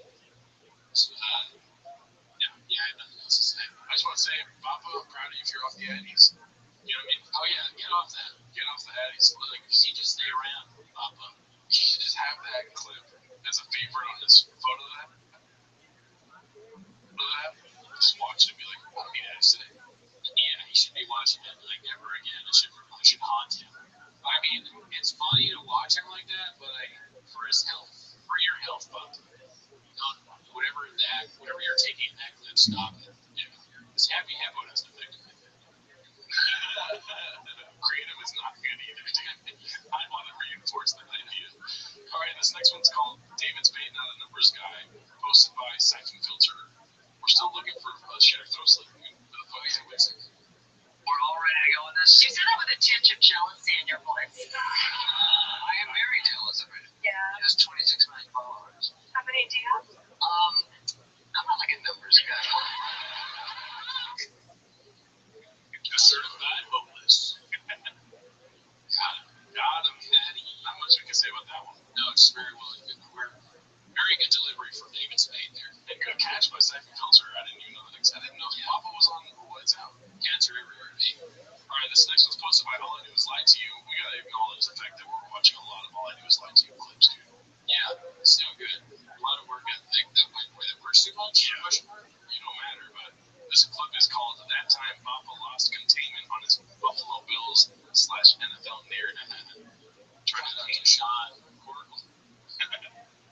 So wait, where did you play college ball? University of Colorado, CEO. Oh, okay. Okay, and then you got drafted by the Bills? I signed as a free agent to the Buffalo Bills, and then I went to training camp with the Buffalo Bills, pulled a hamstring, they put me in IR, I went back home for rehab, they released me, and then I had other offers like the Dolphins, the Jets, and I see what people realize about the NFL is like once you see how the online's made, I go, shit, dude. You can't see it, but off screen he's going like this. Yeah, one thing I don't get, I don't know if some people have probably said this already, but it's impressive to do UFC. It's impressive to like win fights in the Ultimate Fighter. Yeah. I don't know why he has to. It's also impressive to play college football. Yeah. Why lie about the other stuff? It's not worth it. And I do want to address, there was one comment on the last video, because we don't post and ghost, we read the comments. Oh yeah. There was one comment about like, yeah, I'm down with the show and all this, but I can't make fun of him in his UFC career because he was top 10 and all this stuff. And I completely agree with that. I've said it before on the show. I don't know if they've seen that before, but I hate making fun of his UFC career. The NFL stuff is funny because he was never in the fucking NFL. You know, I guess it's kind of funny to see something get knocked out, especially the way he did. Yeah, like I mean, I don't. It's terrible because it might be brain damage, but it is funny. I gotta sit here and lie. But yeah, the constant using of that clip though is like, come on, dude. They do kind of use it a lot. Yeah. But I'm here for it, dude. I'm a clerk at PM Chang's, whatever they're called. I'm a hostess, dude. Alright, so this one's posted by All I Do Is Lie to You, dude. He's killing it on the chat. It's called Diddler Calls Out the Mispronunciation. And Papa mirrors Diddler. Some people had pets when I was a kid, those sugar gliders. They're like little chipmunks that can fly. Insane, right? They're like little chipmunks that can fly. Sorry. Chipmunk, my son says chipmunks. Chipmunk, which is a chipmunk. No, I didn't, dude. You're used to your son saying it. I asked you, I said, I'm sorry, what? What's chip? And you said, chipmunk. I was like, oh, dude, chipmunk. With the female. Females with big tits. We fly. But a chipmunk. Okay, time to let you go. And I like how he emphasizes the second, like, nobody brought monk, and he's like, chipmunk. I mean, it's so much worse when because it would just be funny, like him saying that word wrong. They could do like a banter about it. It's kind of funny already. When he says chipmunk, it's like, you have a big hooters. It's like, yeah, just fucking moron. It was like, oh, all right. Let him fuck you. Fuck you. Let him fuck you. Otherwise, no pain, you're gonna die. Yeah, I'm not finished. He's gonna rip everybody's face. So, What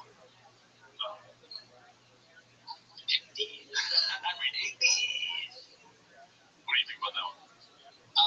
Well, hilarious way to pronounce chipmunks, and he's in his wheelhouse. You know, because he's talking about sugar gliders. He's an animals kind of geek. I love animals. Yeah, very funny.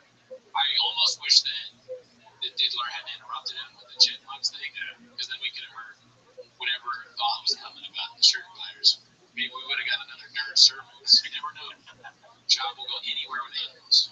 It never makes sense. Well, the last clip I think is just for you, Papa. But this one is the second to last clip. All I do is lie to you yet again. It's called Barn Door is insistent about spoiling the Schwarzenegger documentary.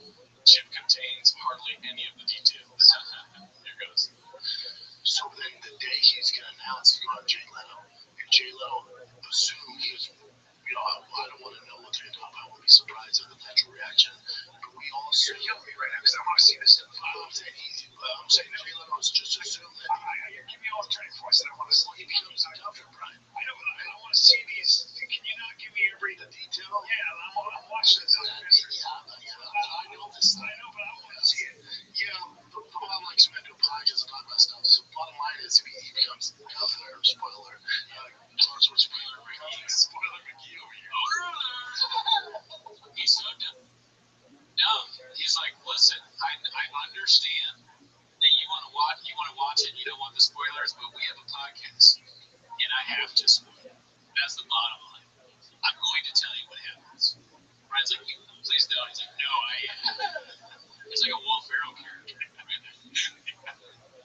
Can you go through that? Like, I know. I'm not going to give any of this stuff out. I know the story. I know. Relax. We have the podcast. Can you go through dropping that detail? I'm not. But he becomes governor, which we all fucking know. If you know, run yourself in the wall. So he becomes governor, right? And these governors, they realize what entailed.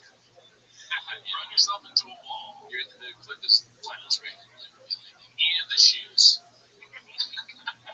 It should have said and the shoes at the end of the time. What do you think about that? Have you seen that documentary? Yeah, it's pretty good. Is there like stuff to spoil? Not really. I'm on Papa's side on that one. You know most of the stuff already if you're an Arnold fan. Oh, okay, are you? Yeah, I mean, I didn't finish this book, but I read a good amount of it, so I got an idea. I wish I didn't finish it. I just, kids get busy. Yeah, I read it, and they also, it's hard to read other books. You read 2 of his books. Parts. All right, so this is the last clip, dude. All I do is lie to you has been the majority of the clips today. It's called Happy Papa's Day from Papa. Okay, let's see. What's up, man? Happy Father's Day to all the real ones out there. Shout out to my boys and busting with the good boys. Busting with the good boys. What does that mean? I don't know. He's busting with his kids. I have no idea what that means. Wait, let's see if we can get better context here. Boys, busting with the good boys. Dad merch. Happy Hello? Father's Day, fellas. Where's our mom? One day. For dads, one day. Okay. For trades, one day. We can't get a month. Okay. Everyone else get a month. We can't get a month. Is there a women's month? Women empowerment month? There's a women's month, probably, but I don't think there's a mom's month. Is there? Yeah, I don't think so. There's also a Mother's Day. That's one of the most equivalent holidays for Mother and Father's Day. I'm not sure you can make the argument there. He he's just going to steal some vineyard somewhere. It's definitely in reference to Pride Month. I don't think it's in reference to Black History Month. We don't get a month like the gays, like Ryan gets. Got him. Do you get a month for the dads out there? Okay, that's cool. We'll just take that. I've abandoned my month. Happy Father's Day, fellas. Just announced Covina, California. Your boys there. Last weekend in June through July 1st, Thursday, Friday, Saturday. New club. It's a little theater that we converted into a comedy venue. So come get yourself Covina. Let's do it. Tickets at thinkwatergroup.com right now. Happy Father's Day, though. To all the real dads out there. Covina, great place. Not really the same as Ireland, England, Scotland. Europe being the O2. I don't think you're going to find an O2 in Covina. Great place to be. All right, that's the show. Thanks for tuning in. Have a good week. Later.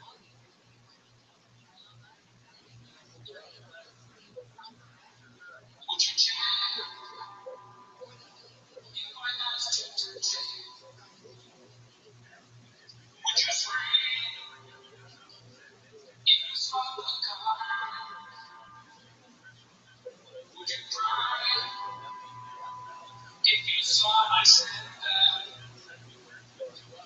and those candles stood around the well, would you give? If I tried my best, would you laugh? Oh, I hang it down. And would you die for your best again? Please don't hold me down tonight. I can feel you, baby. I will bring the tide. It's freaking love in the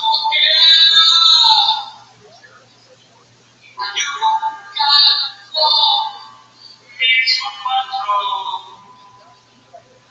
Please don't dance my best again.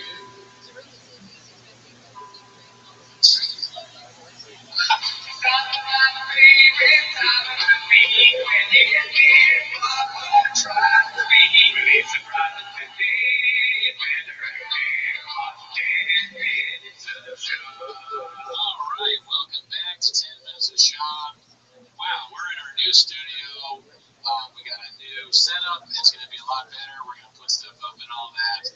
Also, we have a new producer, Daniel Jimenez. Gerardo left the show, but we have thankfully Daniel is one of the best in the game. Thank you. Yeah, just a little redacted bit to start I out. just want to say Gerardo's amazing too. Yeah, this is Gerardo, in case you're in case you can't tell. If you're so redacted, you don't know. But anyways, as always, join the Patreon, join the Discord if you want to. Both of those. Discord's free.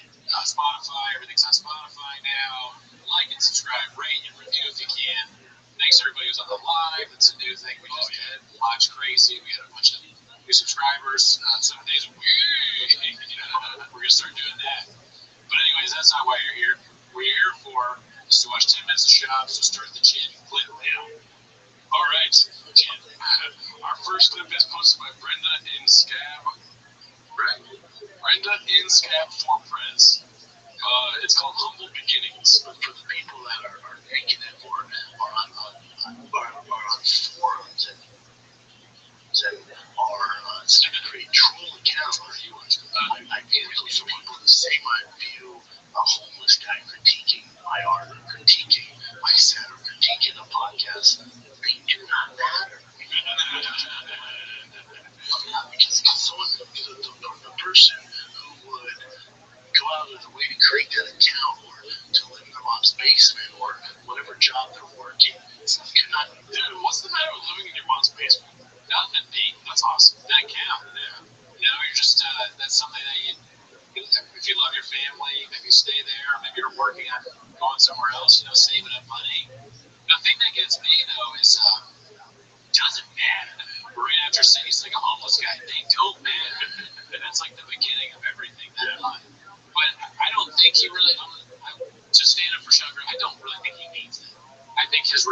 brain, he's trying to say something else. I don't think he literally doesn't care about homeless people. I could be wrong. Yeah. But it sounds really bad. He doesn't. Like, I can't imagine a worse thing they could say. Yeah. To this guy, these people that have no home and no job, and they're struggling. Maybe they can't eat. They're not going to eat or have a place to live. He's like, they don't matter. That's so ridiculous.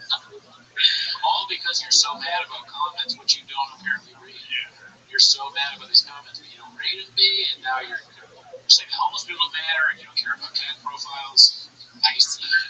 Nice. Let's finish it up. And even fathom the amount of work it takes to pull off something, whether it's a set or a good podcast or a business or merchandise or, it's just... Also saying that you don't care while also sounding like you're about to cry. Yeah. You don't care, but you're talking about it for a long time and saying the same things over and over again. Yeah. You care. Yeah.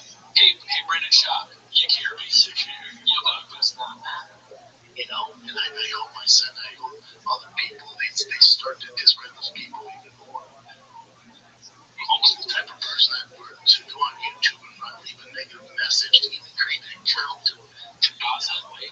Is he enlisting his son to fight YouTube commenters and Reddit people? I guess. He's raising his 2 kids so that one day they can find out where Reddit people live.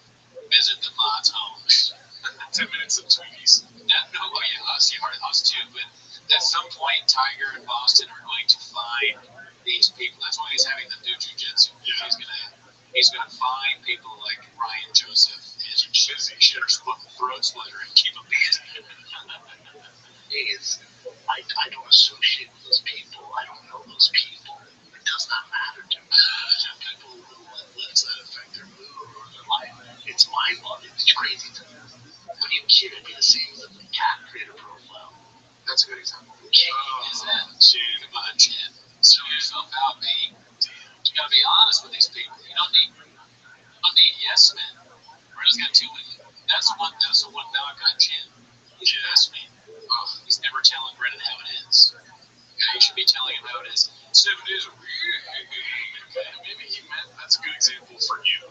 Yeah. Oh, yeah, you should flip by that. Anyways. Nice. Here.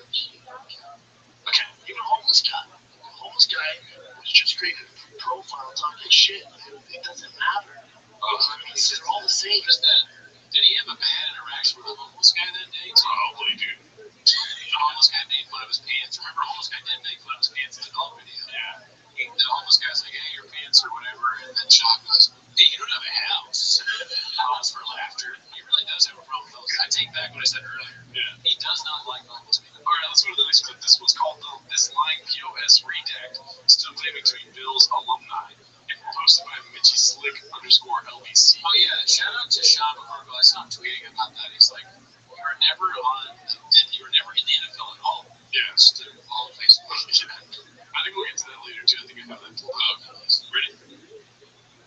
Was there like an apology or retraction? Oh, sir. No. And then the team is on the Bills. Bills alumni. Yeah. But we played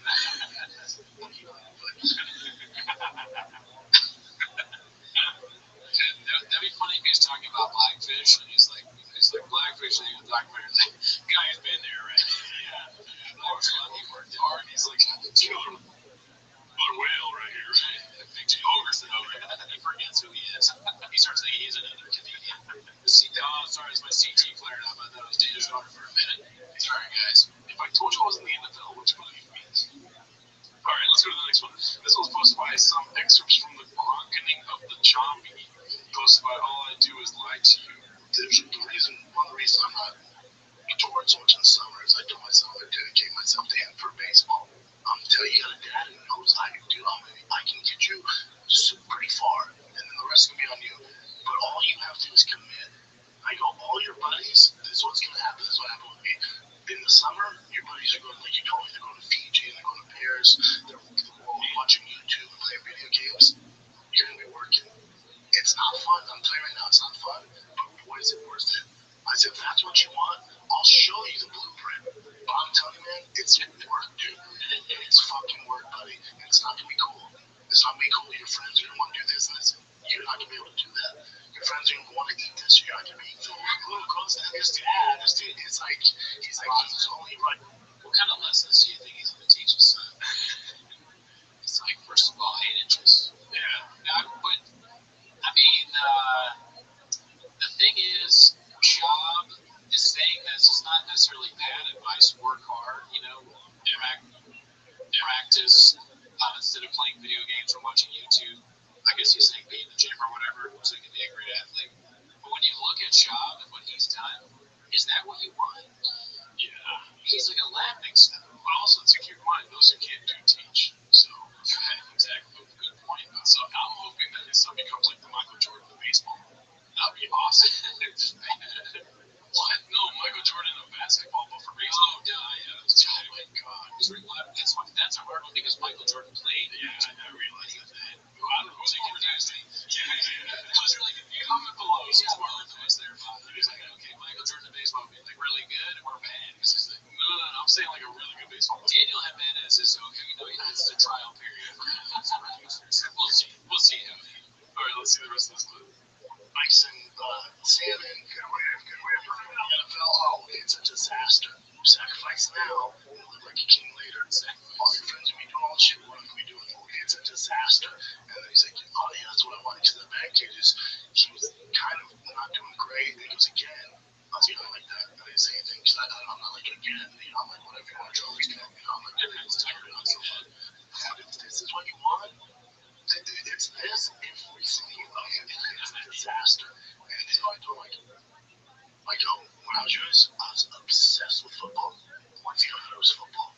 Saturday night to Saturday, it was Saturday Night Live. Outside that, it's football, dude. That's not my dad told me. That's what I want to do with my life. I was obsessed with it. That's all. If you want, I was an expert in football. So that's what it takes. Oh, it's a disaster. There's so many lies in this. Like, he said, only thing that matters is football. And Saturday Night Live, you had to throw that in there, right? He's been saying that he was making me for. What about the comic books? Yeah. I mean, yeah. And that takes some time out. You spend a lot of time selling comic books to old men and kids that came to your house. Yeah. You're a marketing genius back then. When did the marketing thing take it, right? You were thinking about that stuff. Yeah, but he's trying to be an example for his son. So I think that's cool. And I think I hope him the best as far as like teaching your son the baseball. What Gerardo would probably say there would be Daniel Jimenez. I think that Shop should really focus on teaching his son baseball and then giving us some classic The Room type comedy every once in a while, Yeah, well, I hope that his kids aren't like me or you because they're gonna if they are, they're gonna say fuck soccer practice and baseball practice, and they'll end up with a podcast making fun of some comedians. Let's do already, dude. He loves Bryce Harper. How was it? She's easy. That poor not to talk shit. He's gonna end up hating football. This kid involved with a little dude. Oh, so Gronk's kid, okay. I mean, they're making a comparison, I guess. But I mean, in this one, I think Shop's just saying he wants his son to work hard and train. Yeah. Not bad, but it's funny. Yeah, broken clock is right twice a day, and I think it's cool for him to want to spend more time with this kid. Now, keep in mind, granted, he's not addressing whatsoever that he's canceling his European tour, which is kind of ridiculous. Yeah, I'd like to know why. Yeah, what's going on, unless it's like some serious brand danger, which I hope not. Yeah, wish the best for him. Yeah. We've stated multiple times that we want Bob to make more money, we want him to create more content, and we love him. We love the content. Yes. All right, let's go to the next clip. We love him. We love him. Isolate that. This is posted by Siphon Filter. It's called Papa Chooses Not to Correct Jelly Roll Over the Length of Gringo Poppy. Oh, yeah, this is a guy that we saw a few times, Jelly Roll. We didn't know who he was. Yeah. Now I actually know who he is. It's like a country singer or something. Well, let's see. Will say watching your set develop is something I got to do where I watched you in the pandemic with new material. Yeah. To Zane's like 2020 pandemic. Sure. And then I watched Gringo Poppy, and of course I'd seen you right before that back in Nashville. And it was still from 2020 to 2021 or whatever, late 21, 22, whenever I seen you. Totally different set almost. It was like maybe 2 or 3 things that made it so first 45 minutes I seen. And then even from that to you finalizing the product and going, this is what I'm putting out, was still like, there was fucking, I think it was like, you do like a 41-minute special or something, over 40 minutes or 30-something minutes. And there was still like 20-something minutes of not enough necessarily. Oh, my God. And it's hard for me to take somebody seriously when they're saying anything complimentary about the Gringo Pop.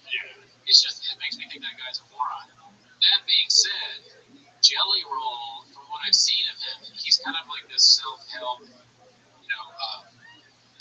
broken childhood, had a rough start of it, but made it better. And he's like, he talks to guys in prison.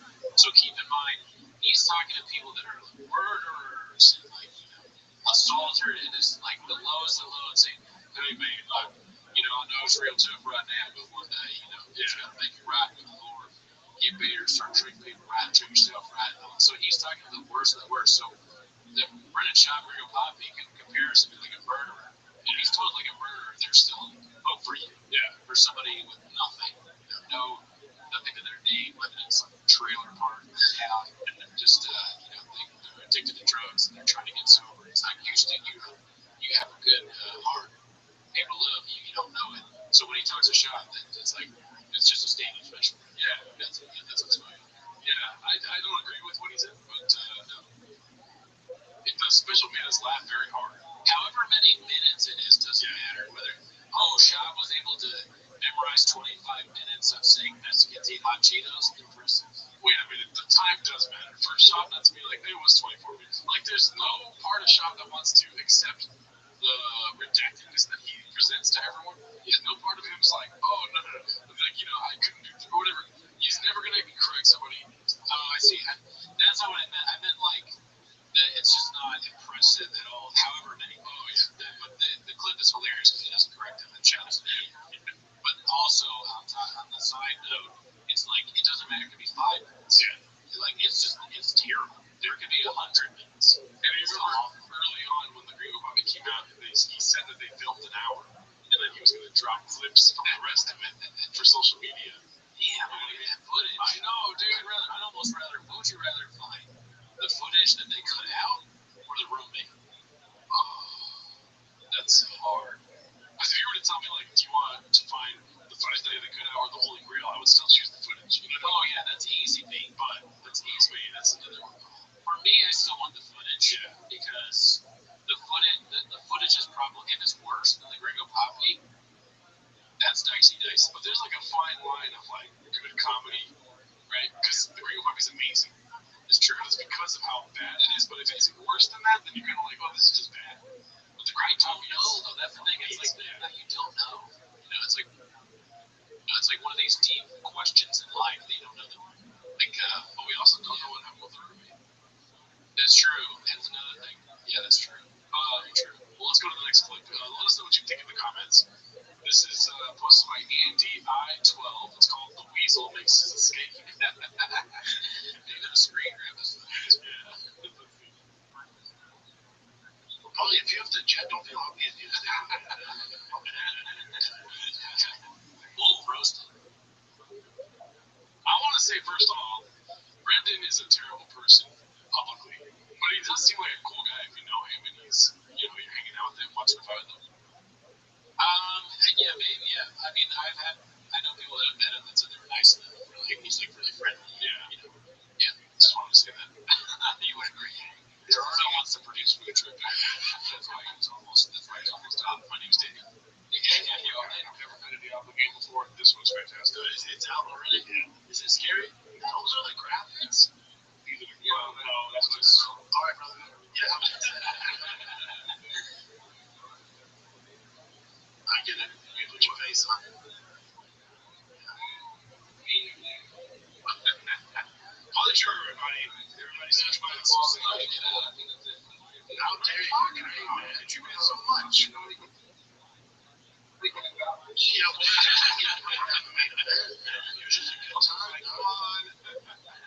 plus there's like upsides pizza.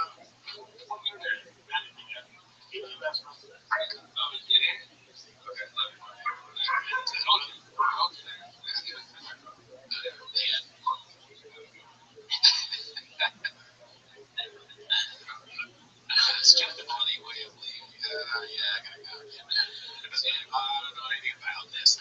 He's been filming the whole time. They've been watching the fight.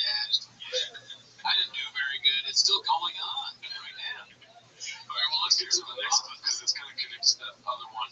Posted again by Andy I-12. It's called Thick Boy Providing Guests with the Finest Cuisine. So he's leaving, right? We just left off here. You left to Gordita.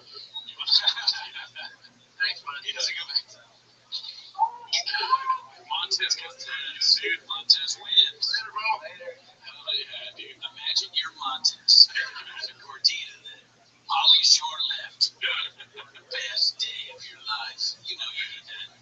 Gordita, 7 days a week. If I told you I was hungry, what would you eat? Yeah, what if he left Cheetos? Oh, yeah. The Mexican would have came in and threw them all over the place. Not the Mexicans. Yeah, a lot more food options. I mean, it's not shout out Ollie Shore. Gordita. Say Gordita. So it's Taco Bell Mexican. Oh, you're right. But speaking of which, I'm not even talking about after this, dude. I am too. Alright, so this was hosted by Minimum Sky 2305. It's called Promise Entry. I know this one's long. He botched the word like a different way this time. And the problem with judging the way that these guys can be a problem because the problem is if they're better writing, that's my biggest problem. It should be. I don't have a problem with that guy takes John's up problem with him. Part of the problem is because that's the problem. Even at NBA, I'm like, what? No problem. Bring it in chips in with Kylie. Let's talk about that. I think part of the problem too is no problem. Just go to the guy. The only problem with that is let's award. Hell yeah. So Amanda's interesting because If she's straight about it, not that. there's actually fight there going to decision. I like some faster. You know what's interesting about it? Right? He first came to MMA massive. Interesting. I mean, but Kobe is gotta be. Isn't it interesting that interesting? It's so weird, like, I feel like half the time he's saying interesting correctly, and the other half the time he is fucking it up. Roy is having a problem. Yeah, a problem with it, yeah. British sound is not a problem. So, but you know, it's interesting. Also, here's what's interesting. I think that this is a very interesting conversation. What's interesting too is I've done it 15. Interesting. I don't think. Yeah, interesting. So it's for casual. They're like, what are you doing? That's what I say. Just because they get the new. This guy's face. Nah, man, those kind of. But Amanda's interesting because the drama. Immensely, it fills up with like. There's two copies. He says kill plan. I'm like, I can't do it. He says kill plan. There's two copies. It fills up with like fluid. There's two copies. The drama. Immensely, it fills up with fluid. Immensely seems like something, like I said, app for going to concerts. Oh, did you get the tickets from Immensely? Yeah, we got good seats. Immensely has the best prices on tickets in the Greek. Oh my god, here we go. TC's kill plan. I'm like, you can't do it. Oh my god. He finds a new way to kill me every time. DC is killing it. I can't hear him though. And how does he kill him? That is a mind bender. Mind bender from Shop. DC. I don't know what we're doing now. I love Father. This is minimum size special, do the hands. He's good at that. He's always like that. Talking about the concert, you should all the way. Did you see the company mothership? Yeah, when I guess have to build back. Wow. It does become a narrative because Sharp. Oh my gosh. I didn't realize there was a Minimum's guy that was doing those bits. Yeah. He's great with the hands and he's great with the, using the same words over and over again. I guess if it's something that does every time it is. I can't remember. The hands is definitely Minimum's guy. So very good. And that is something that you can do to anybody, right? Oh, yeah. Advance it, because interesting is a word that's used. I remember to call myself, I remember the stand-up video I had that the guy isolated all the crazies. Oh, yeah. Dude, that hurt. That hurt a little bit. After that, I can't talk. It was funny. I laughed. I was like, damn, that is really getting me. That's really crazy. Yeah, I did do too much. It's kind of like pointing at a flaw. Yeah. But you're going to use words over it, especially a word like interesting. When he's talking about bites, yeah, it's not very descriptive. So maybe you should be more descriptive. But that or problem, but he keeps saying, well, wrong, problem. But yeah, it's hilarious to watch.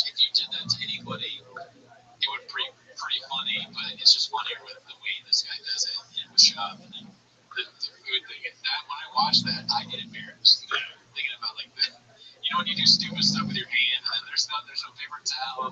It's like, of course there's no paper towel left. Of course there's no paper towel left. Dude, the shop of merch. Your setup is perfect for like a food truck guy or want to do it. You at the table. Yeah. I mean, that is something that I said that we do the cooking thing. I didn't have enough time to. So I didn't have enough time to get a cookie and hot sauce. I literally have that dance. We could later. I could walk away, get the cookie, and do that, and put sauce on it. But we're not gonna do that this time. I think that'll be like a live thing, probably. Yeah. Oh, there we go. Yeah. So that'll probably be a live thing. All right. Well, let's go to the next. Stop talking numbers. BA. The next clip is posted by Taylor Swift. It's called An Old Dish of Chris Bungard and Paul Craig discussing Papa's Euro tour. Quote, no way, how can that sell? Hey, Robek, I think like somebody watching that, like they're looking at to us like, you don't have a cookie and hot sauce in your house. I beg to differ. You're good. Did you see a great shows coming across?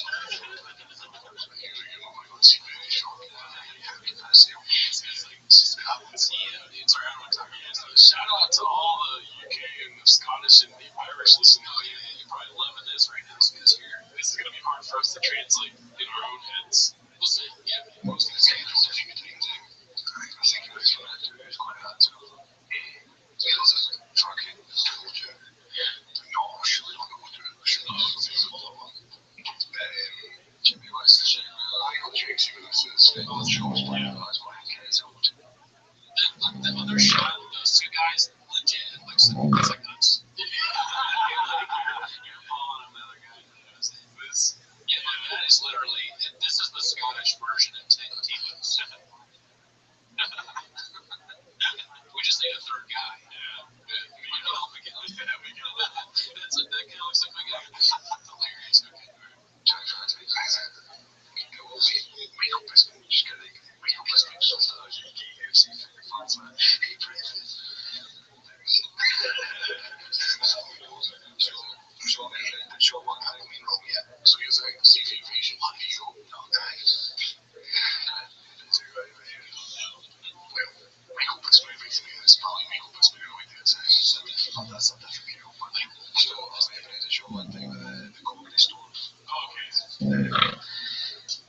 As I was going to say, he came outside, right? So I was going on the ground waiting to go in. He just came out the door or something. Stood to the side of the road, always phone and look about. Just clearly can't thought he was on the phone just to be recognised. People were like, the shop, and I was just like, he's a play. Oh, wait. He's a what? Wait, clearly on his phone just to be recognized. I heard that. I understood that part. But what is he like? He said he's clearly on his phone to get recognized, and then he's that. So, was the partner? Let's see what he said. I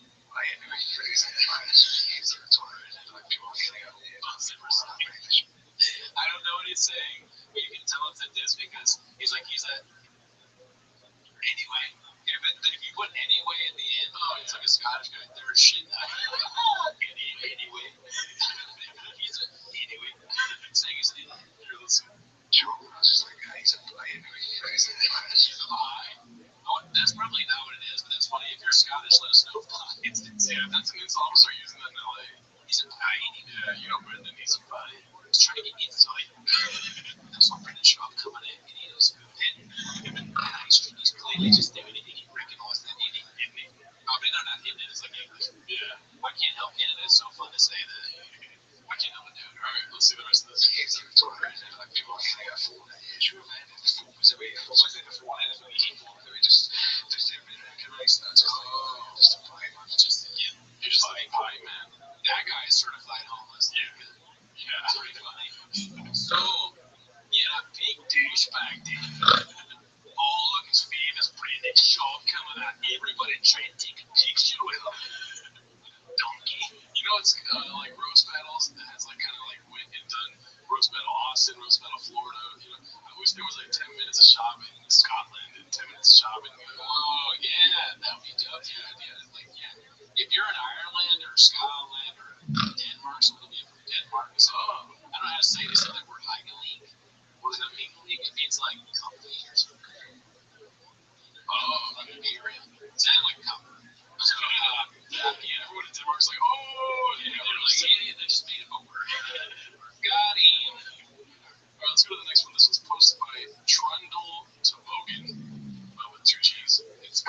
dropping hints. And, you know, I don't know if he was on this. We had a little bit of an argument about this earlier. Yeah, we argued about this. Let's see what happens. Yeah, we just gotta love each other. I know, and I know. We're like, damn, I know. It's hard to love Rodney. You know, it's like, you know, Brenda's out here. You're right. It's dicey.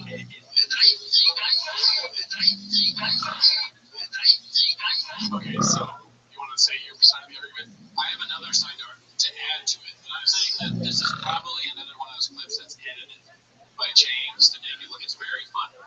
I laughed. I enjoyed it. But it's edited. Now I watch again. I don't even think it says Brendan. I think it said Brendan. Yeah, but they're saying that he's saying like, yeah. But I think he's like, Brenda's out here. I do not think that Brendan shot. Maybe it's subconscious. Because I think it's edited. I'm guessing. I'm also like, we got so hard in that one clip, and now I don't trust anything. Okay, so you're used to getting got, so I understand the trauma response here. But in my opinion, I agree with you, and I don't think he's talking about Brendan. I think he's just using names and saying that, right? But the weird part about it, what I want to say is that it's weird. I don't think it's edited at all. I disagree with you on that. I mean, you know more about editing than me. Your balls deep in it. It sounds like he was talking that he said Brenda and Dicey in the same sentence. So you can say that he's dropping hints or whatever. Maybe he's subconsciously dropping hints. Yeah. But I think he's literally said Brenda and Dicey in the same sentence. It's possible. I'm also realizing now that it's redacted. I didn't realize Brenda. It's like what James calls him all the time. Yeah. That went right over my head. Username is Brendan is a hack. Redman talks shop before we get this club. Sunset Strip ATX. Hello, everyone in the chat room. Hey, how's it going? Brian, you looking great shopping? First of all, Brad Pitt needs to get a new camera, dude. This camera's not doing him any favors. Yeah, but I doubt he cares, dude. No, he's rich. Yeah. Redman is Sunset Strip ATX. So they're asking if you'll ever shop before this club, right?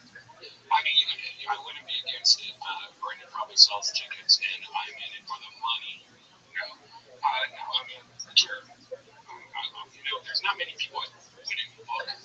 You know, if they can sell tickets, they sell tickets. That's how I look at it. You know, and that's makes me wish that John Lovitz had a webcam back when he owned his comedy club, and he would talk to the fans. Yeah, what the Lovitz comedy club stuff. We'll be right there. If you guys didn't know, out here in Universal Studios, there used to be a comedy club owned by John Lovitz, and it closed, and it was like a punchline for a while.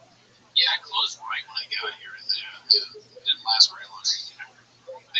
Brendan's not a joke thief, or he's not doing anything like that. Okay, so dicey. Yeah, I'm not sure about that. Yeah, Bud Light jokes, he probably was still. If he said that, though, and then he had somebody come up with fajitas, that would be hilarious. Oh, yeah, thief or settlement? Does he steal? Okay. That's what I know of. But I like Brendan. He's a nice guy, so nothing against Brendan, but yeah, I'm sure he would sell that shit out. So if he wanted to, definitely go there. I feel like he'd probably do a bigger place than my place. Oh, I mean, saying that Brendan Shaw doesn't steal jokes is like saying that Joe Rogan doesn't slang dick. Yeah, he's slanging dick. He's lying. Yeah. Also, too, I want to say that I have respect for him, man. He's probably a terrible person, but he's a sick-ass producer. Oh, yeah, Rogan. Oh, yeah. Let's go to the next one. This one's called Papa Confirms Skankfest, posted by Trevor Farden. Great name, dude. It's a great name. Never seen that one before. No, I'm doing Skankfest there. Oh, you're doing this? Oh, yeah. Oh, that's going to be something. Do you think that that indicates they know about the shopping? Oh, yeah. Yeah, I think it's almost like dawn on it, because when your friend, it's like a friend telling you an achievement, and you're supposed to be happy about it. So at first you're like, oh wow, there's like, wow. Oh jeez, already doing it. Are you doing it this week? I'm gonna be there too. Yeah. I'll take a picture for it, Brian. Kelly canceled 2 days ago, and he goes, oh dude, I messed up. I'm at dinner. Crowder. Don't hear this. Oh, that's weird. Dicey. What are you saying, Dan? No, he was saying that Brian's on the shit list. Oh, shit. Yeah. And they're taking a week off of Fighter and the Kid. which I think is a clip we're going to get to later in this episode. Let's go to this clip. It's posted by Siphon Filter. Play the chin clip. It's called Papa Cries in His Car on the Way to Film T-Fat Kitty, which might be the saddest title we've read. I've seen this one. My God, they've been saying, well, I'll cry in my car on the way here sometimes. You want me? Oh my God, dude, I love this guy's reaction. This guy down here, I missed it. Watch. When he said, I cry in my car, watch his face, dude. Here sometimes. You want me? He's like, it's like a knowing smile. Like, yeah, me too. He's like, yeah, I heard about that. I don't get paid enough to do that. They don't pay me at all. This is the flappers of podcasting right now, dude. Really? I'm really hard on the way here, dude. The shit we gotta deal with. Are you kidding me, dude? Excuse me. Excuse me? That's 23. Always sunshine under of the clouds. Alright, let's go. These people only Nobody wants to hear two rich guys complain about how hard their life is, about how much money they have. You know, your employees wish they were numbers guys who paid them. We heard from Mark, you didn't pay them. Yeah. You owe people money. Do you cry before or after trying to fit in your car? I mean, that's crazy.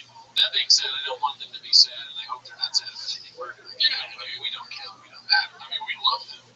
It's true. And also, you know, to homeless guys like ourselves, yeah, you don't really think about us. Yeah. Who would care when someone without a house? I mean, your mom's basement right now. Yeah, I mean, my mom, yes, we're in a basement in California. She's in California. Somehow. All right, well, let's go to the next one. He's great in there, man. This is posted by Highlight Viewers. And the clip is called Think of Me. 3 hours, I got jail for somebody to call me. Goes, man, that's the longest I ever talked about a human being, man. Here's how I'm talking about a therapist that long. As a matter of fact, I'm talking about my mom for 3 hours, man. He's like, what are you talking about? I'm like, well, just better never do it. You don't realize it. You're like, well, how long is that? Yeah, he's the best in the game because there's never dead end. You'll have some. You might not have a clue about it. He's just like, oh. Yeah, I mean, we talked about Russia and their Ukraine. Oh, yeah. They like went into everything. So was a small kid. Big fan of war about this. We talked about Russia and Ukraine. I love that stuff, dude. There's a famous clip of him. It's another from the Carl Bassett companion episodes where he's like, "Oh, those are Ukrainians who are dead, right?" Oh, yeah, I remember that. You know, and that fight's yeah, there's a punch there. Get him, and I, you know, in my heart, you know what I mean? Because you know what he's done for comedy, what he's done for these people, even in comics, it's just and I know he's got a lot of it from my mom, and he kind of feels her, and he's connected to her. So when I'm with him, I don't want to say I feel like I'm with my mom, but I feel like they're, like we're all like. Just like your mom on TRT. Yeah, exactly. You know what I mean? It's just. Yeah, big mom.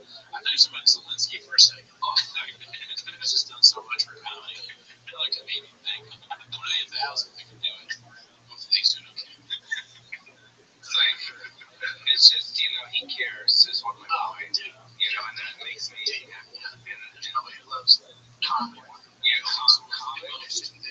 comments and giving back and what he's built out there is it's insane. Yeah, so, I don't know what I'm there about, but yeah, special place, special time. Austin's booming, huh? Austin's booming. Did you ever move out there, Paul? You're in Vegas. Vegas, dude. I see you having a place out there for like 6 months. You're a wallet, right? You've done West Guys, Vegas, right? Yeah, it was like right across the street from there, too. No, I moved out of Vegas. Yeah, Austin, different. Yeah, I know that looks kind of blockbuster, but. Yo, how are you? Dude, Brendan he just goes, dude. Yeah. I'm doing good, bro. That was what I was saying. On TRT riffs. Yeah. I wish I could have a conversation with Brendan without any of this like knowledge of us doing a show or anything. Yeah, just see what he says. You know what I mean? Probably just very friendly. Yeah. When he meets me, Apologies, I'm not more talkative. I'm sleeping. Scottish guy who's like, he's on his phone. You see him every time. He's like, he's on his phone. He's like, yeah. And I told him I'm Brendan Shaw from the podcast, The Fighter and the Kid. It's like, is that you? All right, let's go to the next one. This one's called Things Are Different Now B, posted by Modern Chaotic. You know, First of all, thanks all the chefs that have to watch these episodes, dude. When Schaub goes to a new town, he's like, "I'm Brendan Schaub. I have a big podcast called The Fighter and the Kid, and I'm new in town." The ladies. The ladies. I haven't done Vancouver or Toronto in a hot second. I gotta get up there. Vancouver's fantastic. I know let's do it.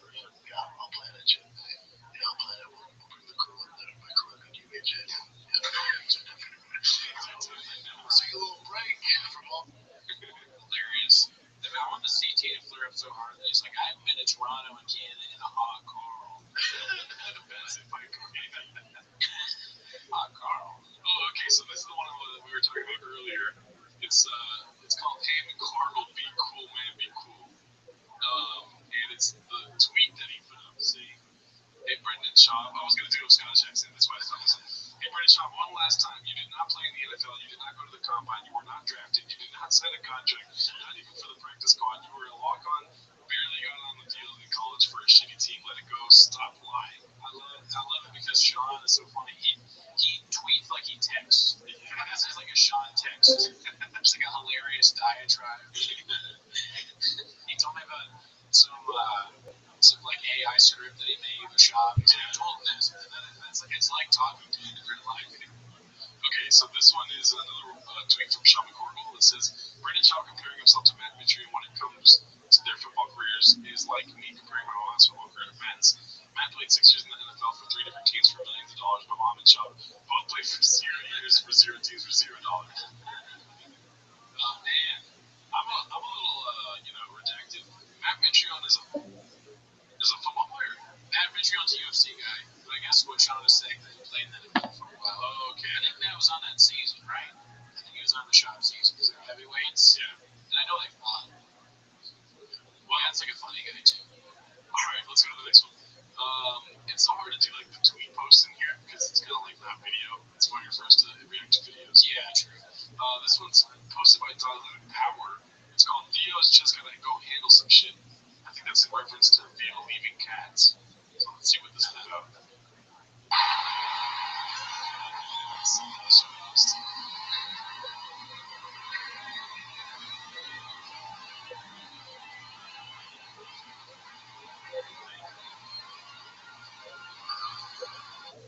He's really one of the thousand that can do it. Yeah, exactly. They're not crowd shots like that in Dave Schaub's European tour shows, if you know what I mean. Yeah, okay, it's canceled. Okay, so let's go to the next one. This was posted by Light Upbeat.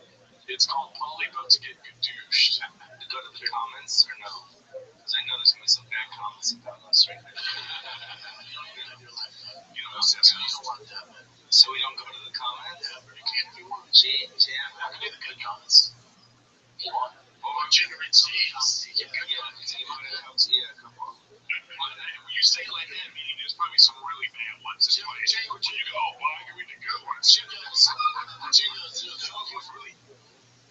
have that shit. There's a few good ones I can read. It just repeats the same thing. Yeah. It wants to cut over here just to say the same thing. You just gotta interrupt me. Also, too, it's like, dude, you guys should just be so happy that people are tuning into your stuff at all. You know what I mean? Anything. Even if it's like hate. Yeah, like, aren't you comedians? Aren't you supposed to be like, out with these people? Yeah, riff. We'd love to see you try and riff with people. Yeah. They won't do that. The AMA scarred him so much, they're just like, I'm never repeating another comment. But that's what's so infuriating, because you can tell that Schaub still feels the way that he does in the first movie we watched today. The one where he's talking about how things about his hands. Yeah. Bro, there's no growth whatsoever. No, he just get it. He says we get it, but he doesn't. You don't get it. That's the irony. Yeah. Anyways, that makes me so upset. It's like, even if they're hating on you, dude, just read the comment. Yeah, man. The chin, like we said earlier, is a yes man. He's like, I can read the good comment. Yeah. One. It is you. Yeah. It's like me saying. Let's see. Jordan Wolfson says, "Lucky ball." That's like a damn dude. Oh my god, man. If Jordan's fine, he's like, that's a bad comment. It's about me. It's not about me. Yeah. See, listen. Choose your alert, Paulie is a man. Like the way. Love it. Oh my gosh. That's infuriating, man. It's like, I think Eric Griffin feels the same way because I've tuned into Eric Griffin's lives. He goes live on Twitch, he games and stuff like that. And I'm on Twitch too, so I like seeing like Dane Cook or Eric Griffin. And dude, they engage with people regardless of if it's good or bad. You know what I mean? If you're doing stand-up for a live audience, you don't know if there's good or bad people that are going to heckle. Either way, if you want to include it in your show, you fucking say it. You know what I mean? Anyways, yeah. I don't know how you feel about this, but it's infuriating. If they're comics, you should be able to handle any situation. I agree. It would be interesting. I mean, you don't need to read every bag element. Yeah. You know, you can ignore some, a lot of it. Yeah. Because a lot of it is probably just comments or trolls or whatever. But yeah, that's fair. And I think it's more indicative of Brendan's ability, not of Montez or Polly's. You know what I mean? I feel like they can handle it, but Brendan's the overlord, and he's like, no, we're not reading comments. Oh yeah, I mean, Montez is a good comedian. He's a good stand-up, so I'm sure he's got some. I mean, he's some singers ready. It's so infuriating. Alrighty, let's see. This one's posted by Siphon Filter. It's called Polly's Best Bit in the Last 20 years. The 80s, I was in, how is it, Brandon's on here. He didn't fuck up this fall. Hey, like, what about the buzz? You know, look at my ear, bro. Check out my ear, dude. We're gonna party in Vegas. That's a great British impersonation. That's spot on. Yeah. That's a great old dish right there. Yes. Right? It's some Howie Mandel vibes there. Yeah, I forgot I had already seen that one. It's good though. Yeah. I mean, he's spitting facts, let's be honest. Alright, let's go to the next one. This one's posted by Thunderlips187. It's called Lies and Hate and Bitterness. Oh my. Okay, what's this about? Hey, let me ask you this, because there's always one here. Lies about his accomplishments while hating on a champion. The successful guys who played football when he was the UFC, you have Brock Lesnar, Mitrione, myself, and then Greg Hardy. I think the biggest one is Greg Hardy because he had the best NFL career out of all of us, right? I had the champion of Buffalo Bills. Mitrione played 6 years. Was that really like a starter? He got some play. Brock Lesnar just went to training camps. He made Brock similar training. Something I hate when people do. If you could get, John Jones on that phone, you were naked. You can do high school football. Yeah. It's a difference than a high-level wrestler. Athleticism. No, but you have to be crazy athletic to be a world champion. Those guys are they couldn't sniff it. What's going on? I'm gonna tell you the transition. I'm gonna tell you what's going on in the transition from these guys. So you got, as you say, you playing in the NFL. That's another point. Look at Brock Lesnar. Didn't sniff the NFL. Yeah, that's also what is those intangible skills that take a long time to develop. So, I don't think he played in college, right? He played in high school. Brock Lesnar, he's a wrestler. He's a wrestler, yeah. So, I keep reminding you. Yeah, this is very good tech smart here. Yes, guys, there's those teams, they call them. But I'm saying he's athletic. Couldn't sniff the NFL. Alright, normally you get angry when you play. So, like, what are you saying? Yeah. You didn't play at all. As David said. Wouldn't it be funnier? I don't even know how to make Brendan funnier, first of all. But wouldn't it be more entertaining at least to have his true perspective on it and like talk about how he wanted to be a fucking football player, dude? Yeah, I don't know. Maybe they made like a resurrection version of it, where he's like, I didn't play any football. I was on this like semi-pro team, and my roommate, I ate his food, and he told me not to do that, so I threw him through a window. So I kind of was a psychopath. This really wasn't a real human being. But years of therapy that made me play in today's Nick. Oh my god. Alright, well, I've seen this clip a couple times this last week, and I don't know if it makes sense, but I did want to watch it on the show because it has so many likes. Or it has so many Netflix, rather. Right.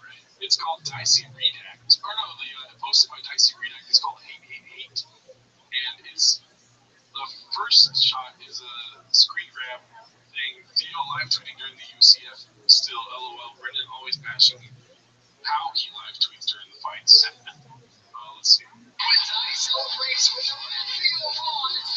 Why would they stop that? Why go on? Bring Mike, why did you want to do it? I don't know. That's Why is he all the way to that? They said, here's the thing.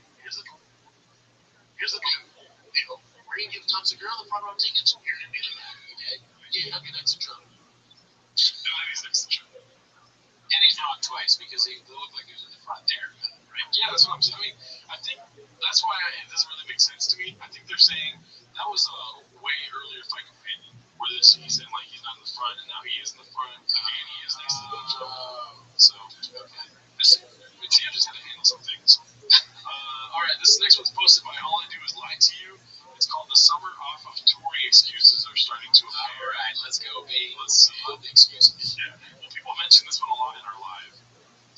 Nice. There's a reason. One of the reasons I'm not touring so much in the summer is I told myself I dedicate myself to him for baseball. He's easy. 7.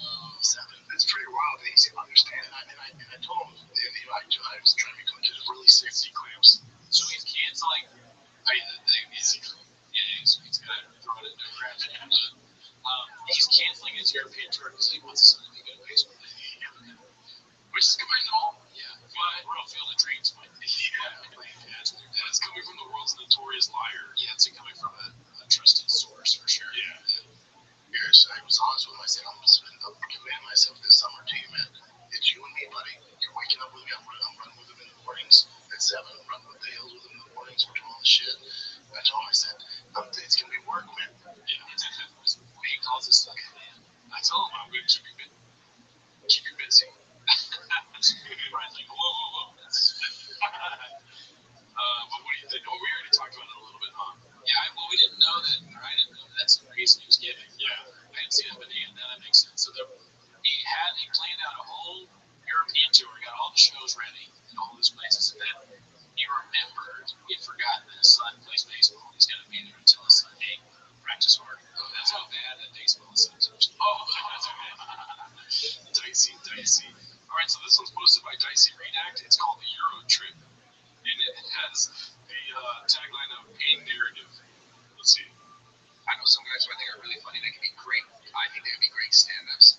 But obviously, like, still funny. Yeah, that's what I'm saying. I don't understand that aspect. You know, your friend's like really athletic. You're like, dude, I'm picking him first when we play basketball. He's fucking terrible.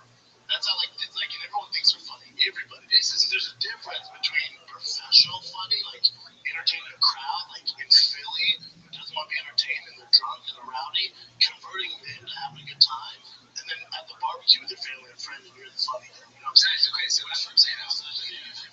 Brendan has been neither. Also, is he having like a stroke and he started to think he's Bill Burr somehow? Like, you don't do that. That's what Bill Burr did. You have never turned a negative crowd positive. It's never once happened. No, unless it's a crowd full of change me. Then I'm like, I'm happy to see you because I'm like, oh, here we go. Yeah, more things to hit it. We watched this live. I love that people are like, we went to the show. It's like, that's hilarious. I did see so bad. Let's see. But going into the crowd in Philly, it was like, they're drunk and they're like, make me laugh, motherfucker. It's like, so what do you do to develop that? Like, how dare they talk about Bill Burr's Philly moment? Yeah, they're referencing that. I mean, all I can think about is Shab. Maybe he wants a drunk crowd because the drunk is like the only way people would be like, hey, this is kind of funny because they're so drunk. Yeah. You know, they've had a lot to drink. Yeah, when you get drunk, you can become a little more homophobic. So Shab is like, he's tuned it down. Like, oh, yeah, he starts licking his lips. Like, the homophobia is almost there. So there's like another Bud Light there. Yes, you almost got them right where I want them. At the point where alcohol poisoning may turn off their brains. And also, I think what has really helped me out is a practice. You say practice. You know, just getting up, like, it's not my practice. Like, for me, I was thrown to the fucking sharks right away because a lot of my songs, they thrown to the wolves. Okay, thrown to the sharks. Yeah, thrown to the sharks, Doug. Like, I mentioned stage time was at the Comedy Store. So you're talking about the mecca of comedy. Yeah, how did you get there so fast? Because you have relationships? That, and then also, the way you that's the only reason. Yeah, there's no other reason.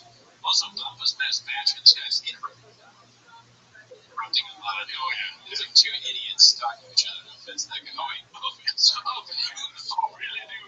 He beats me. Comedy is Brian Callen, myself, and Brian was a successful comic before me selling 7 tickets with him. But the only people in your corner that used to throw tickets at them like on earwaves, dude. Talk your shit about men on earwaves. Success Vegas, successful. Selling 7 tickets. You heard what I said, right? No, I gotta rewind that. He said Brian Callen was successful before meeting him. I was selling 7 tickets, but that's what I'm saying. My selling what? 7 tickets. I said, Jesus, give me something like it. Anyway, it was selling tickets so you can walk. That's what that guy Weed said. The guy that Brendan didn't pay him first. Yeah. He said that like Brendan would take any opportunity to shit on him. Yeah. Like anything he could do. I was sort of like, hey, can you make Brian this thing? How much of that is? And then this is a screen grab of his tour and then canceled next to it. Pre-sale code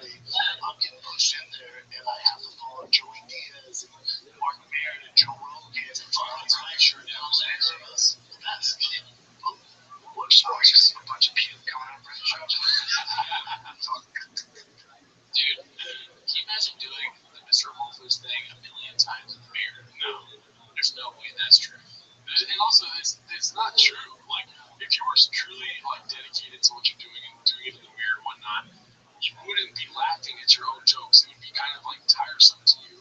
You would just be performing your material, and also it would be so much better if you were doing it. I mean, he literally didn't try very hard. Like when we were watching the live, I brought it up again. He didn't have his jokes memorized. Yeah. That's why he's stopping and being like, "Dallas, you're great," because he doesn't know what to say. Yeah. Also, too, like, I feel for Brandon because maybe he was going through some sort of addiction with Adderall and whatnot at the time. And all of that needs to go out the window with your addiction. You need to be honest about what was happening and, like, why it was so bad, but he'll never do that. No, he doesn't see a therapist. Yeah. Anyways, I'll stop. Okay, so this is the last clip for today because I thought it was the diciest. Okay. It's posted by All I Do Is Lie to You. It's called Later. Liz is out of town next week, so Brenda is bailing on both eps of TKK, and Papa says he and Rink's announcing a theater run soon. Why are you laughing so hard? I was laughing because all I do is lie to you. I think we've done clips from this person before, but that's just such a funny name for the shop universe. It's just hitting me now. Alright, well, you haven't seen this clip? Yeah. I'm gonna take a little break. Yeah, so we're gonna take a little break. Real quick, your brain needs a break. Yep, for sure. And I'm taking a break. You're taking a break next week. I'm taking a break next week. The Fine Kid is going dark. Next week there will be no episodes. Brian is in Jerusalem or Israel, dude. And Jordan. I'm in the Middle East. He's fighting a good fight. Yeah, I'm going to do some stuff. I'm gonna walk in and we can't talk about it. We can't talk about it. It's not we can't talk about it. It's a secret. The Fine Kid is off next week, so stay tuned. And we will be back the following week with some more fun podcasts. Oh yeah, we got some big news coming from me and Brian, theater around here. We'll have an announcement for you. Exclusive one, Sean Prince Mesting, the July 28th. Watch only 8 p.m. And then I'll be around at Laugh Factory Saturday. I'll be doing sets all next week in LA. Yeah, there you go. What do you think? I want to hear Cody's thoughts on this. So, when he said Israel is I redacted Brian was like, oh man, he's going to go to Israel and get some like assassins to take us out. Yeah, that's why Brian's going over there. Just kidding. We don't care. It don't matter. And then going dark Brandon not being around for a week. I don't know. I actually don't have any thoughts. What do you think? Well, first of all, my thoughts on it is not addressing the Euro Tour cancel whatsoever, right? Yeah, that is redacted. I mean, he's supposed to be in Europe right now as we speak. And there's that one post in Chang's about this one guy who can't wait in Belfast, can't wait to go see Brendan tonight. And the title was like, is somebody else going to tell them or whatever? Hey, Seamus, got some bad news for you. What's up? Oh, I'm sure it's fine as long as it's not the Brendan chocolate company. If it's not that, then I don't really care. Yeah. Oh man, well, are you sitting down? That's how you. The tour is canceled for Brendan chocolate. It's the worst. It's how this is the troubles. Maybe too far. But yeah, I mean that's not real. But it's just unbelievable. Like even with Sean being the way he is, unbelievable that he just does not address it whatsoever. There was another post in Chang's when I was going through the clips to see which ones we were going to watch for today, talking about how unheard of this is. Like he's canceling a European tour, canceling it and going dark on it, and then not addressing it when you have a podcast weekly where you talk about these sort of things about comedy and whatnot. Maybe he's on Australian time. He's going to do it 7 days from now. Yeah. I mean, that's the only thing I can think of. Because you're right. I didn't even think about that. That is crazy. Yeah. To not say at all. And they have a big announcement. What's the big announcement? The theater run is. And that same post is talking about how, like, why would any other theater want to work with him if he's just going to cancel randomly? You know what I mean? Yeah. And not even, like, give the fans any sort of, I don't know, closure on why he canceled the show. And then there hasn't really been much on socials about people being like, oh, I'm so mad. You got canceled because nobody bought any tickets. He's really not acting like a marketing genius, right? I don't know. But maybe just not talking about it is a strategy. Yeah. If you don't talk about something enough, it goes away. I mean, there's so many excuses you can use, especially being international. You could say, right, if you just want to make something up like Brendan does, yeah, you can say that you don't have a passport or something, but then it makes you look more redacted, I guess. Well, he has learned nothing as usual. He said his strategy, this is kind of his constant strategy, though, is it not? Yeah. He said nothing really about Tango. I think a couple of places to show dog. That's not really anything. tried. He's like, I tried lies. Lies don't work, so I'm just gonna say nothing. Oh my god, yeah. All right, tune in next week. All right, later, y'all.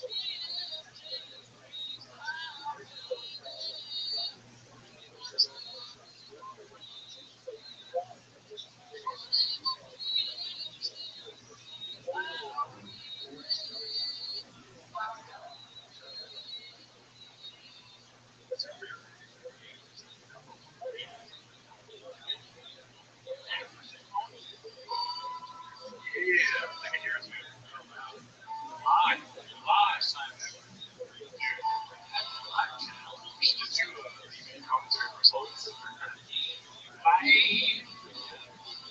was the Gerardo cake, or the Gerardo cake close to this one. We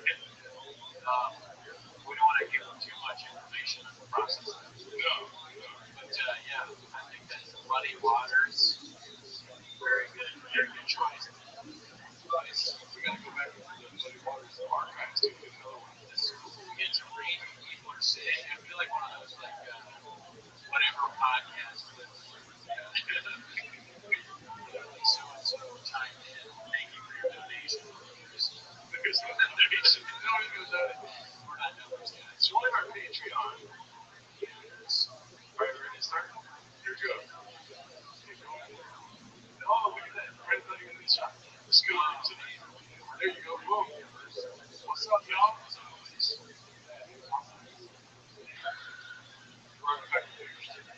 Now, Jarvis. Welcome us back to Timmy the Shop. Welcome back to Timmy's Shop. If you're watching right now, you know what to do. Like and subscribe. Join the Patreon if you want to. Everything is on Spotify. Rate, review. That's not what No. Also, I like how you on the record tweeted us and you're like, if we get 100 reviews on Apple Podcasts, they'll stay. But only one person. I mean, I was just pulling random things out. I was like, if you give us enough Patreon stuff, I go rate review my own podcast, right? Tweet for our own podcast. You stay on it. We'll stay on it. Okay, one person will review Gerardo will stay. One person. Nothing about Gerardo, but it's a review, so that counts. That counts. I'm barely watching the Apple Podcast. Gerardo's coaching baseball. So fun. Well, that's like is that a dig on how you're dressed? Oh, yeah. I was felt those, just general felt those. Angle. That's pretty good. Oh, yeah, you just came out of the mall. You're like, is it? What day is it? Is there economy here yet? Where are you, Pete? 2 a.m. or 2 a.m. That's Bangladesh. The continent. I don't know. So I want to ask you, what's some? Because maybe in the comments, what's some usernames that you remember every time you read about? That's good. I remember Ricky Bobby 420. Oh, I didn't know he was in Europe. Yeah, Ricky Bobby, and he said that it was like the date of life, maybe, or something like that. Let's see what else. New names. I like seeing Luscious. Well, what about the ones that we always do? Drone Adventure. Drone Adventure. And Diego Maradona. He gets 10 tweets. Yes.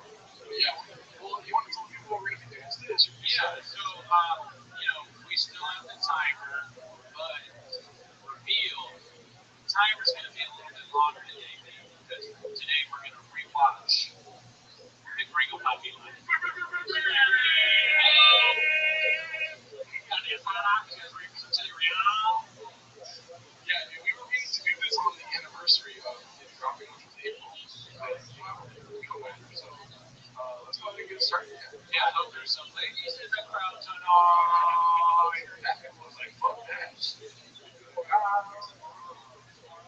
Not anymore. We got Ringo Honey. That's interesting. Yeah. I wish it was next crowd. This was back during the special time, you know. Eric hosted, Chappelle, Sean Ahmad. Eric, guys never met him. Great people. Eric and Sean. Yeah. First of all, what do you think of his fit? I tried to listen to him in faces. Well, they all black. They had kids. So they, it's bigger. So that's common sense. Yeah. He's a big guy. I mean, he needs some tater cuts. We're black woman. Why does Papa look like a humpback? Yeah. Maybe an athletic injuries. He's always racing people. So maybe there's a back injury somewhere there. And also the hair's on point. Like, we all know that he's been growing his hair out. Yeah. The hair is always a little thick. Yes. But no hat. You know, he's always like the two specials that he had. He had on the Slick Back, the Showtime one, which we also watched. I got a Showtime special. I got it last week. They've got huge competing. I had friends back home trying to flip the video. Remember that? Yeah. Back out. And YouTube was like, if you do this again, all the counts going to be So join the Patreon. We're going to do it. I'm not leaving. So you can join the Patreon. And I'm going to be only on the Patreon. Spoiler alert. There's a new producer, but you can be surprised at who it is. We have a surprise in store for you. No. But we will watch. I think you'd be surprised on the Patreon coming soon. And yes, all the time because look how many comments people are putting, dude. Oh yeah, Art and I probably not saying Evelyn, too loves it. He's bald. That guy's all, even when everyone's writing, like, I don't understand. Dan by Gerardo left, he was like, fuck you. His explanation is perfect. Yeah. One of my favorite comments was, Gerardo, it doesn't make any sense, but yeah, I did leave hateful comments on his chat box. It doesn't make sense. He didn't do that. I'm not asking hateful comments anywhere. When you comment on flappers, it's hilarious. You can comment on stuff if you want. It don't matter what I can say you do. But leave the hate out of it. Yeah, no hate, but that comment, I can feel it there. Anyways, almost said another word. Ready?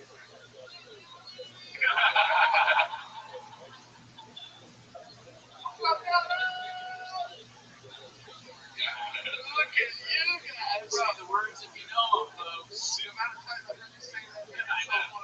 I really got close to memorizing the first 5 minutes. I know I say I'll do something. Don't you hate people that say they'll do something and they don't do it? Well, it's no longer going to take you. Yeah. You're not only trying to remember your first 5 minutes. You want to memorize the highlights. The highlights are just 26 minutes long. You know what I mean? You want to memorize the whole thing. Yeah, well, I want to memorize the whole thing, but here's the thing, though. It's not just memorization, because Agua, as you all know, has a very specific delivery of these words and sound. So I want to mimic that, too. There's a few people that have done the bit already. Who was on Tim Heidegger's podcast, who did it. And then also, very well done, Big Live video where he wears Tim Jones mask. If you don't know that, check that out. Which is great. It's a good pair of eyes. That's high. Yes, that looks like Tim Jones. Very good. Levon has the best brains. Yeah. All right. That's right, DJ Doug. Oh, dude. There's some ladies in the crowd. I've heard this hot take a couple times. Mr. Lenny Gambino, you'd be surprised if anything Rico hot. Say what again? You'd be surprised if our special is Maybe, but in my heart, Rico Poppy is number one. It's the one I had the most fun watching. Now, the intro to I Think You Should Be Surprised is pretty big, too.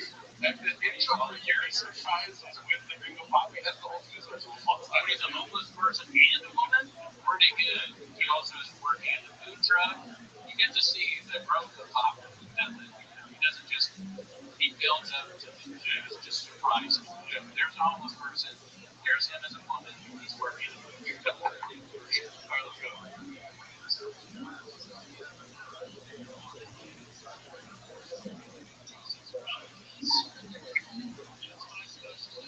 Nice. How long does it take for the say cock?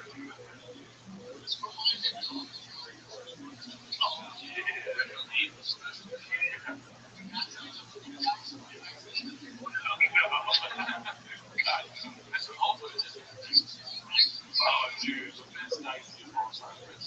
First one, right? Was he doing that before? Probably. But I mean, I wasn't being involved in James. No, it's so strange. Why? Yeah. What does this have to do with dicey? It's really not. Oh, we got dicey. He said the thing. My life will be down the road things. But if I leave, I will leave if you guys don't. If I said Gerardo would leave, you would tell him to stay. Alright, I don't know how to keep up with the origin of dicey. Is this thing on topic? I don't know if anybody knows the origins of dicey. Yeah. You know, Ham, I haven't seen Ham around. Oh, shout out to Ivan. Ivan is the one who gave me the idea. He's probably the only listener that's been a song. Yeah. I mean, people have suggested songs, maybe it's going to be great. Yeah. I don't know. He said thanks for a while. Okay.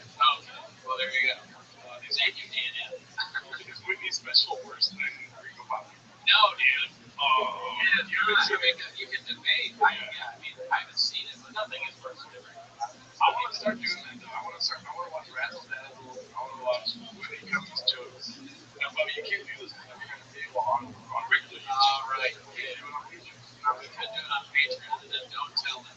Yeah, it's going to be hard. We don't have to. All right, let's go. Look at that face. The nice, the fucking hand. I want to watch so heavy basketball.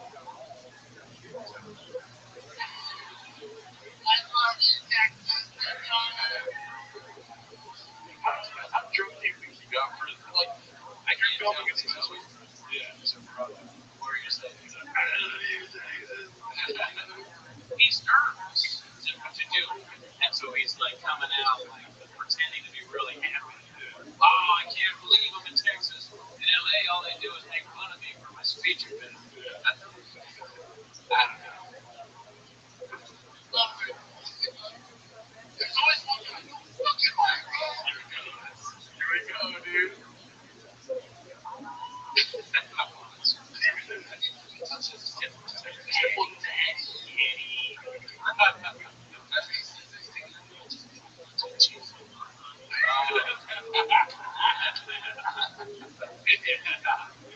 Triple the nacho cheese, Danny. I want to get that tatted on me somewhere, dude. Like that, the name. Words? Oh no, it's only a space. I want words. Nacho cheese. Then you know if somebody knows what that references, they're almost as good. Yeah, that's when they're picture up to just that too. Don't do that. You're not saying to get a tattoo of Rico Poppy on your arm. I know there's some people out there that, however, it will right. It will attract some fans. Yeah,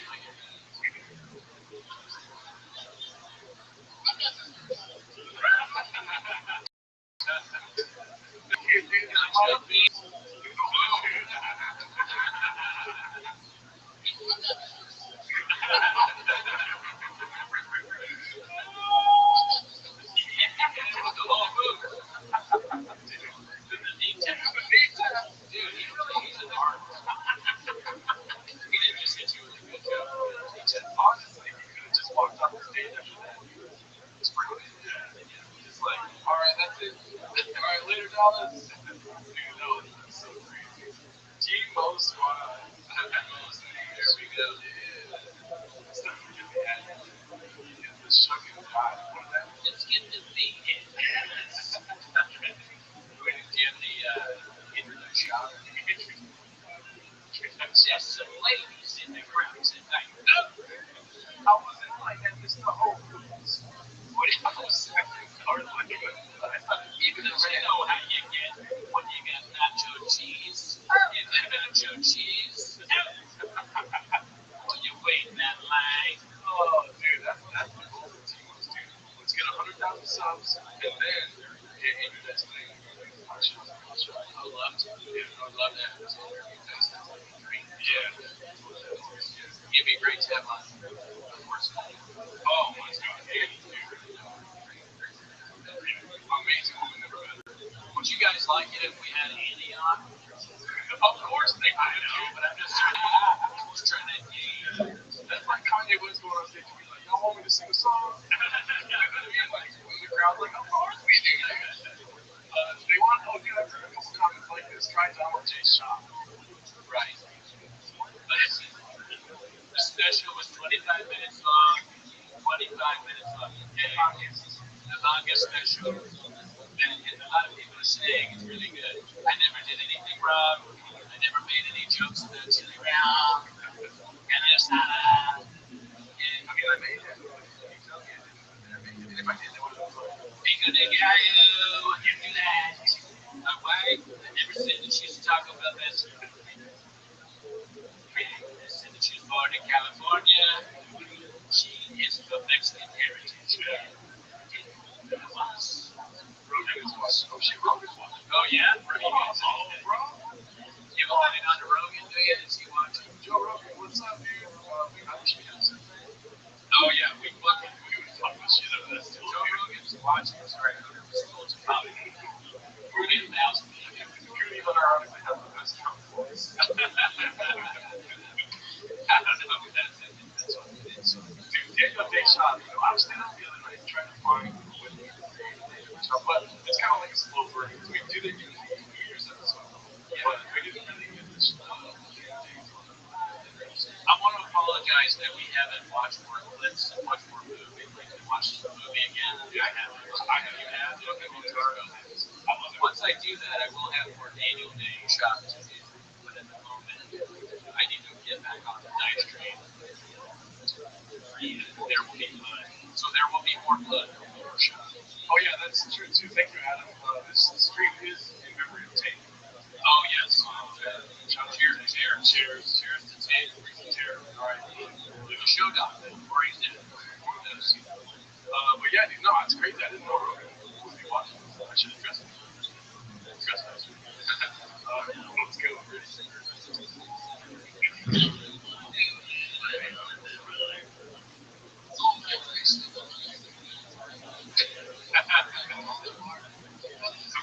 Marketing me. That's an attitude. Not a marketing team. That's really where it went. They needed to have the guys from here, Jordan shoe guys. Yeah. That's what. Oh yeah. Cal. What's his name? That guy from Unity, Cal. Oh no, that's not him. Kristen. Oh, Chris Tucker. Oh god, that's shot right there, dude. Cut that part out, dude. Let's cut that part out. Let's see if you get shit on a little bit. Live chat certified homeless. Well, I guess not. Oh my god, dude. Gotcha's never been a numbers guy. To be true. Definitely wasn't a numbers guy when he came to dance. He was when it came to, hey, it's out. He said, out. Great guy. Yeah. Well, we'll start this part over. I forgot. I want to bring this up also. Your impersonation of Fauci. I sometimes thinking about it in my car. I told you this already. Were you talking about like you want to go back to your mansion with the most vaccinated? Oh, yeah. I can't even remember it. I lost it so long ago. The most vaccinated women. That's who I'm interested in. I get that like what? I gotta go back to my house. The most vaccinated. They didn't women around me. It's like a change where it's like virtually identical. Yeah. And you look like that. It's virtually. With some of the hottest vaccinated women of all time in my house. One of the sleeper for my favorite part. Yes, you're right. That chain. I like favorite. Yeah, hot chain. My favorite for sleeper favorite part of the Ring of Poppy is when he's about to come up and when he's talking to his mom. He's like, Mom, we're gonna get back to she's on like, how was it? I don't know what it is about that. Those are my favorite. Might be my favorite. How was it? It's her mom talking. It's just, but you know I love Donut. Yeah, but you know I love Donut. Why would your mom say that? If it really doesn't tell your mom, they'll say, yeah, that's also not a stereotype. You know, child loves stereotypes. I never heard of stereotypes before mom's mom. Mom or yeah. Mom would if these things mom's that's a shot goes out and he's like, yeah, my mom is mad. I've heard of her. Oh, God. Oh, let's see.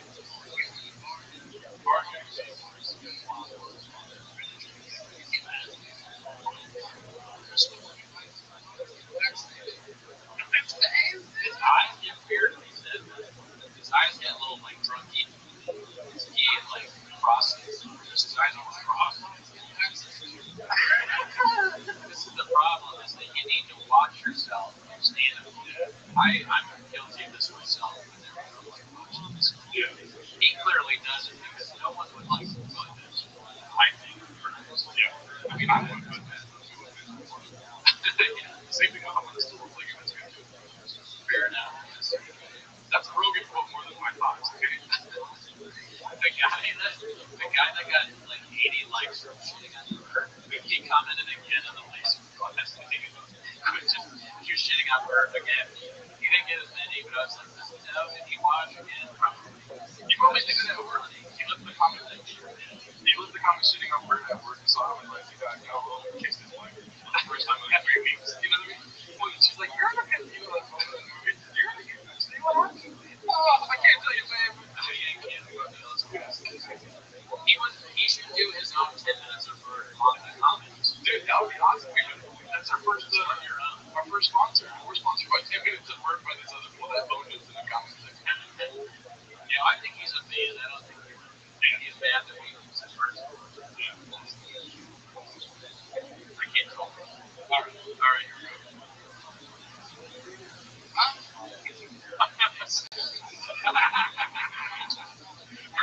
People are like, oh yeah.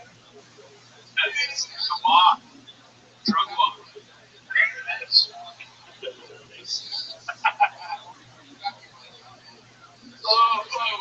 Fan people, send off in the comments. Are you ever like, hell yes? You start walking towards the donut shop. This bag in your step. Vaccine. I don't think. No. Oh my God, that makes sense. Hey, yeah. We don't matter. Kind of like Anon, shout out.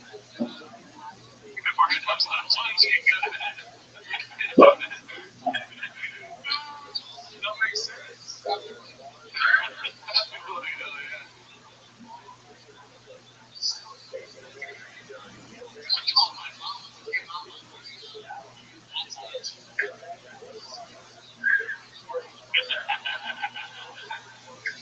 At what point do you think the manager of the club walks on stage? I wonder if they care. Yeah. Because this kid, like, as we've talked about, yes, the Arlington. Yeah, the Arlington. I mean, this is forever stained. They love to do this with actors. We're going to get a documentary about this. Yeah. I mean, that's it, but something. If I can be involved, I'd like to do it. Actually, John wanted to do like a real JT. Jen. He wanted to play stuff. He's kind of serious. Either play something or write it or lead production. See, I would love to play the guy that got me this game. What's his name, George? The guy that shops at his motorcycle. Yes, I would love to play that guy. Makes fun of his head. I play Joey. Joey. Yeah, Joey. I mean, it's enough for familiar. We're going to talk about today. Yeah, don't downgrade yourself. He's stars. He didn't know the style. Good place. That's good. I mean, yeah. Where do those theaters sit over? on the AMA, so I can't remember whether it was Sean's AMA, one of them. I think Sean might have hinted that Burr was not election. Oh, okay. Yeah. And Burr's in that universe. He's probably odd with it. Well, let's be honest, Sean just goes. Yeah, Sean just you let Jeff be, but you never know. Sean's got some great stories. Ringo Poppy hates like cheese. That's very true. Cheese only gave you so long.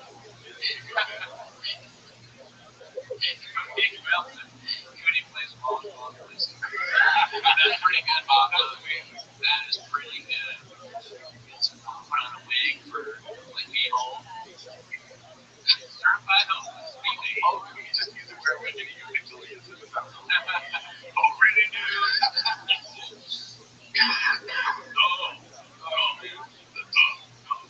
I mean, you're interested. I have to get like a better shave.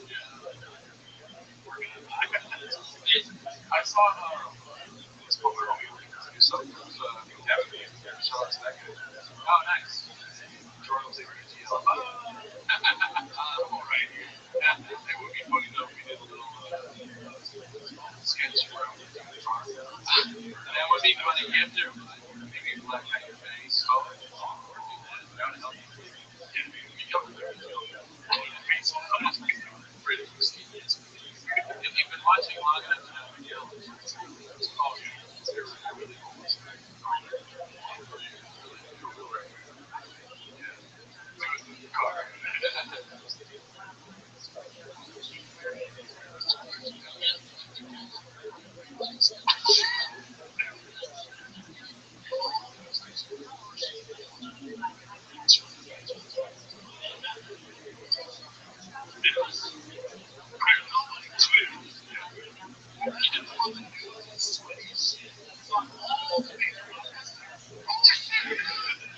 Does anybody know who he's talking about? Because I do. I remember his accent. What? Not Africa.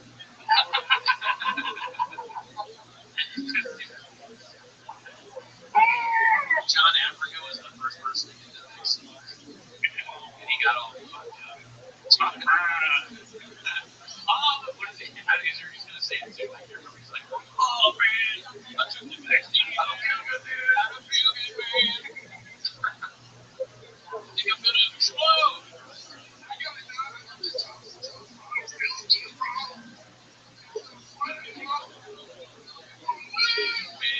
Oh man.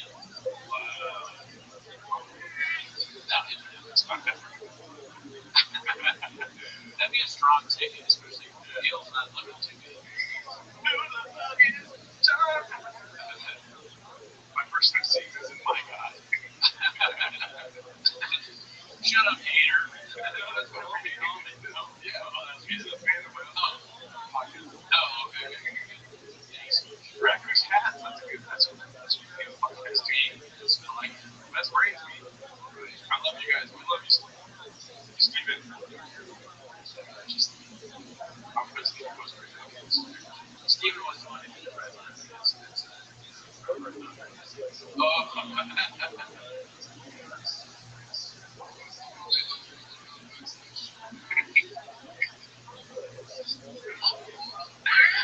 Really not.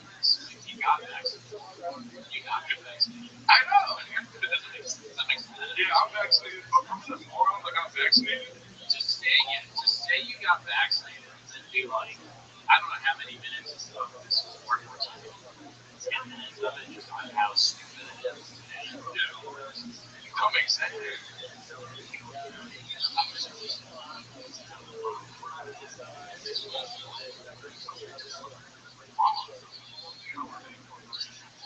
Oh my God. Especially if you talk. Yes, it is. I also love this part. I also just like you can never you want to hear laughter after how cool it is now. Because it would be amazing if they just put like like those games that make the audio was like right there. And it was just like it just killed when he said big digs down to here. It's just explosion. This producer talked to me, I don't know that. But I was just thinking about, do you know the names of the two What the fuck? Oh, Trust my opinion or something. It's Israeli. Those guys are really funny. Big language. he's a rabbi. Yo, What the fuck? They watch it and they talk about This shit is insane. So they're like, oh, let's laugh track. And then at the end, they say things we can't say. This shit is actually insane. Go, and they get up and they're like, Both your words. kind of like he does in the special because they're so shocked. And then the other guys go, he's trash, bro. He's trash. Oh, we just got a copy. Right. He has like one camera. Numbers. I don't think he can. I don't think he does. Jeez. He just lies in bed rotting, right? No, you're Oh my God, there's an about Rabbi Rothschild section, and it's Shalom y'all. My name is Rabbi Rothschild. I stream my life for world peace. Oh my God, dude. Well, what I want you to do is watch the guy on your bottom left-hand side of the screen. I love this too. The guy yells. He's like, clap, clap, hard. Boom. Yeah, you should take that. Yeah. I mean, Trump's conversation. This guy's all right, church. He was next to some history sites. You know, like the TV show. He's got to be the Antichrist. Movies and make fun of him. And movies, I think. Also, it's a show. Yeah, it was a TV show. We were kids, and then they brought it back. I haven't watched it. But a good show. You're talking about shows. Clean fuck up the audio. Oh no. Kid clipping.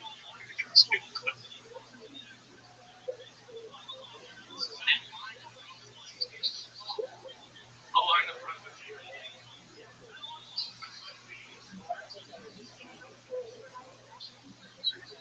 Kid clips.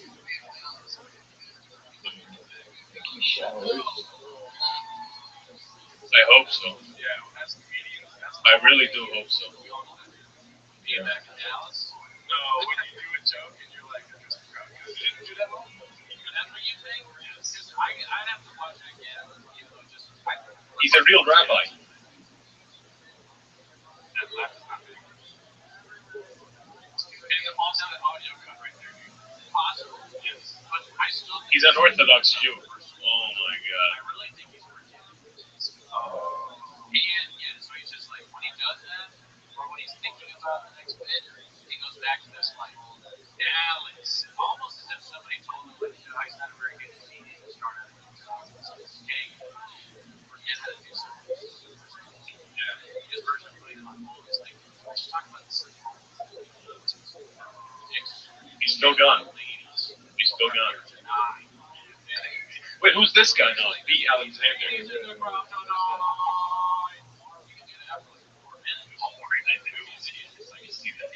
I were to say a lot, they would be dicey, because I might be gay. Fucking very trying to get good. Oh, we're not there yet. Oh, yeah. Head of cover.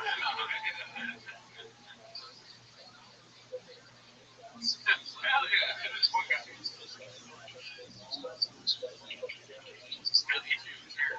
He uses Dallas in every city. His CT flares up.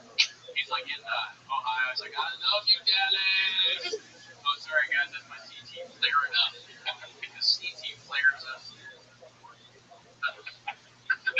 Just every once in a while. Just, oh, sorry about that, guys. Maybe this is how like Freemasons communicate with each other.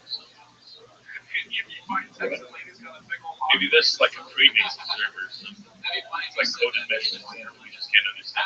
You know, Freemason. Did you see the movie like Eyes Wide Shut?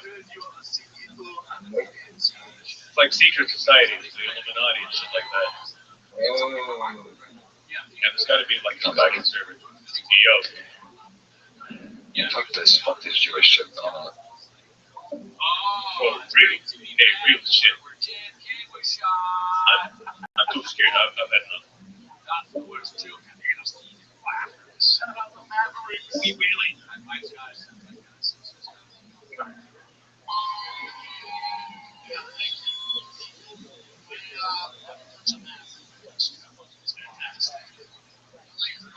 This guy looks like that one that guy in the middle.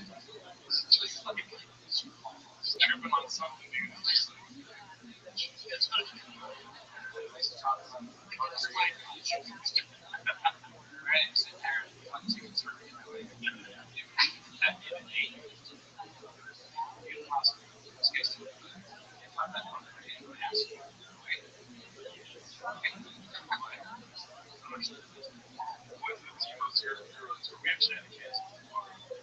Yeah, we the kids are European turkeys. The team has strict COVID protocols. We're gonna spend more time with the kids. Honestly, though, if you guys really want us to get to Europe, you gotta subscribe. You gotta join the Patreon. We're a bit far from getting to Europe because we are a day off of almost losing the producer and shit. So you need to subscribe and review and rate and all that stuff. I'll go to Europe. I'd love to. I'm trying to get global entry right now. It's hard to get an interview. But that's yeah, I mean, if you want us to do that, then you gotta help us out. Help us help me help you. Comment and redact it right there. Here's your next fancy play. Got trained with Thomas to be the best baseball players ever, Gerardo. Yeah.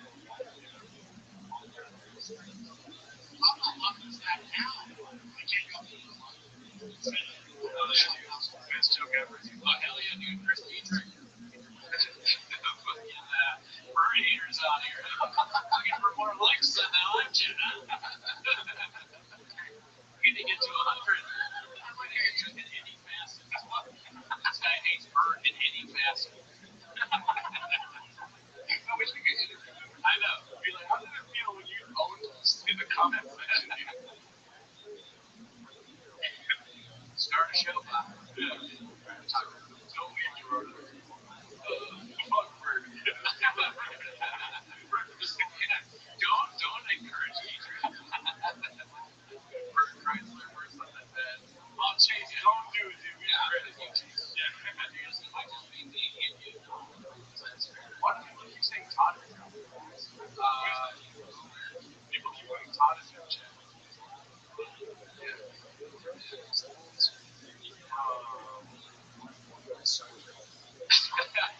I'm trying to read the long comments.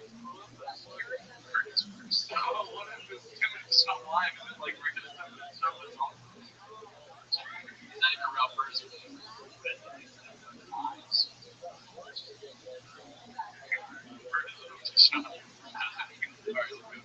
Awesome.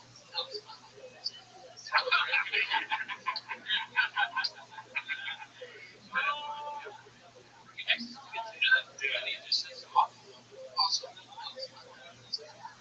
They weren't good or bad. Because in the beginning, everyone was good. Like, the chicks were there. What a bug on your truck and all that stuff. But now it's bad. It's also like if you're roasting me, I feel like fuck you, Brendan. But if you're like being mean to me, I feel like fuck you, Brendan. It's different. That was bad. I'm not follow that at all. Well, I'm saying like fuck you, like we're still friends. Oh, I see. The other one like fuck you. So it's just the context. And the context are saying different. So he was trying to get us. Yeah, YouTube watches this. The YouTube executive watches this, and it's like this is too controversial. It's too important. Yeah. Because Shaw, he hits a level of importance with this kind of special where they have to step in and monetize, otherwise no one's going to do things. That people are doing it. Yeah. I'm not going to get the vaccine now, but I love Shaw.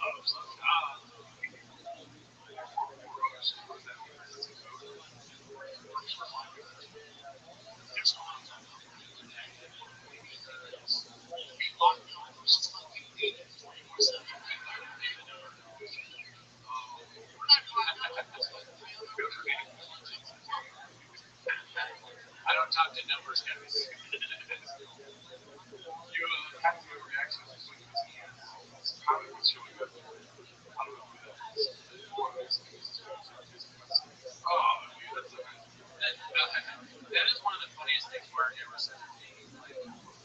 started talking to him. He texted me. He said, "Hey, real quick, Yeah. great guy, special time. Special time. That time was really special. And when he had jobs account, not that I had, 8 people. Yeah. That was crazy. Yeah.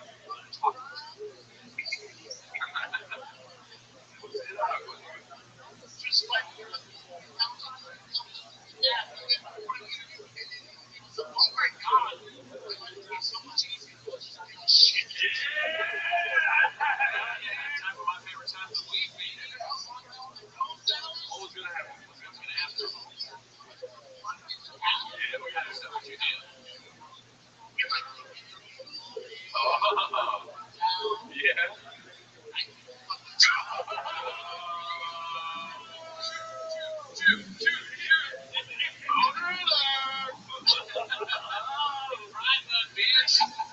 welcome to Target, motherfucker.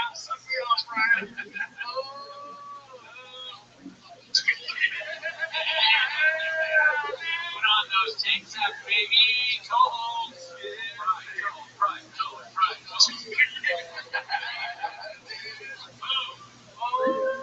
funny. Yeah, hell yeah. And that's what I put my children, dude. Right. But to the 70s, so funny you couldn't finish the sentence. Oops. Thought I was straight. Oops.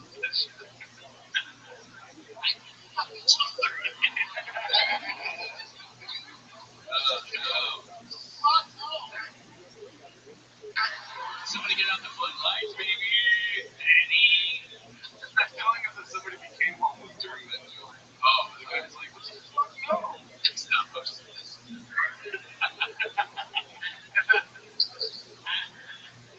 Do you think Straw has quoted someone? I don't think so. I don't know. I mean, it is weird that he says other people. Like, he's pretty weird. He was like, I don't know, the tank top was less serious. If you stay away from speculation and just go straight to the horse's mouth, he does say that misogyny is digits with puzzle. So Yeah, I mean, a lot of guys seem to be into that. You know, that's a common trope.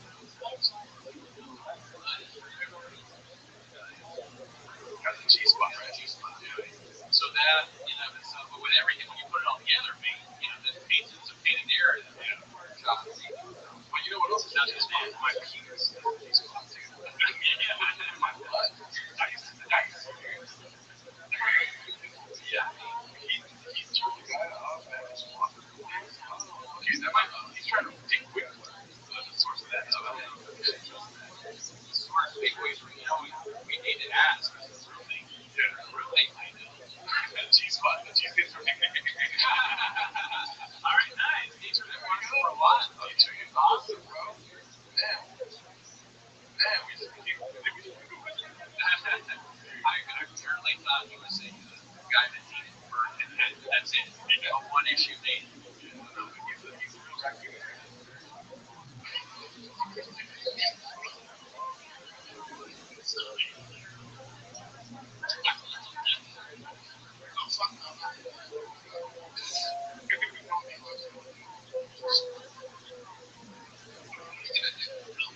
Oh, hey, this question for Mr. Elon Musk. Here's been in the same year since the beginning of this. You guys made my name multiple records. Shout out Chris Dietrich. Oh, nice. Elon Musk said, has any progress been made on the roommates, or do you want to put that redacted? Oh, like mine? No, the roommates. Oh, So we do shit. You can say redacted. So, yeah, redact that. But no, I mean, Sean did say that he found it, but I never texted Sean back about that. Or Sean, I didn't text Sean. So, I mean, I could check, but I have a feeling it's very hard to find this. I'll never stop trying. Can we find Hitler yet? Can we find Hitler? He's the one, too.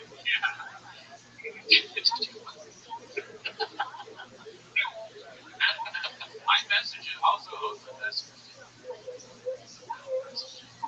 So, anyways, but protect that too. Okay, great.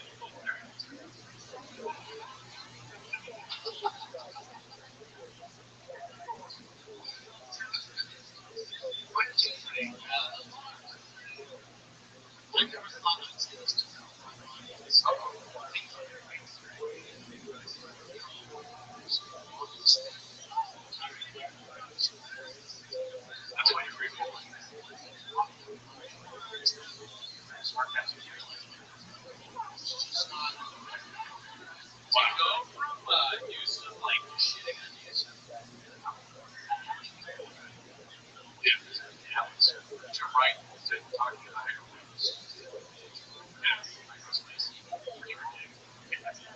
Not the best line. I don't see the connection. But I would like a more political chat because I am entertained. I think we're all entertained by the topic. Well, DA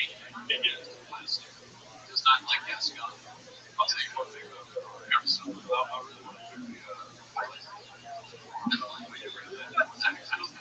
Look at the ring, right? The ring fix, right? Tattoo. Shop strikes me as something that is very tempting. But like a tattoo ring, like very unique, so the actions are tattooed on the ring. Why doesn't he have it? I don't know. But I mean, maybe. Why doesn't he have it? I never noticed that. Look at you, best ring. We would try not to get too into this personal. No ring on the finger. While talking about your wife, not just compliment. Very strange. I wish you could zoom in on that. Yeah, has anyone ever noticed that? Or is that probably? Right. Yeah, we're not.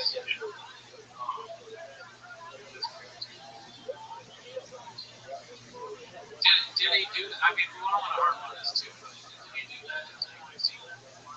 He caught it. He can't wait for it, dude. Yeah, it's so yummy.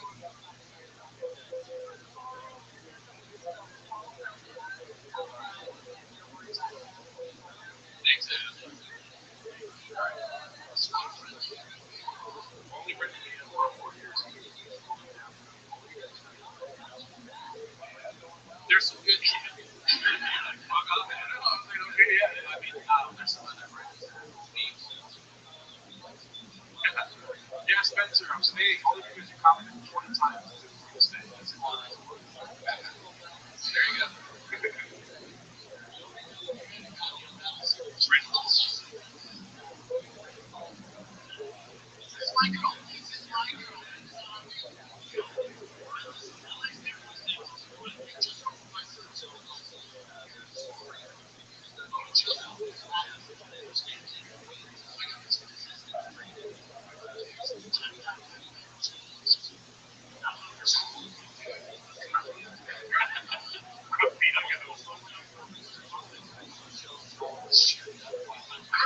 Cussing in front of kids.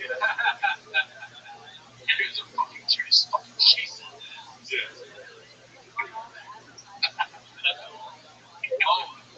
So yeah, shout out the comments if you guys. We also had Alan Triple Williams on. Oh yeah. Shout out if you like Alan. Check out his skin. Yes. The comments they told me. Yeah, Brendan Hall. We asked him to come here, but we just didn't have the DA.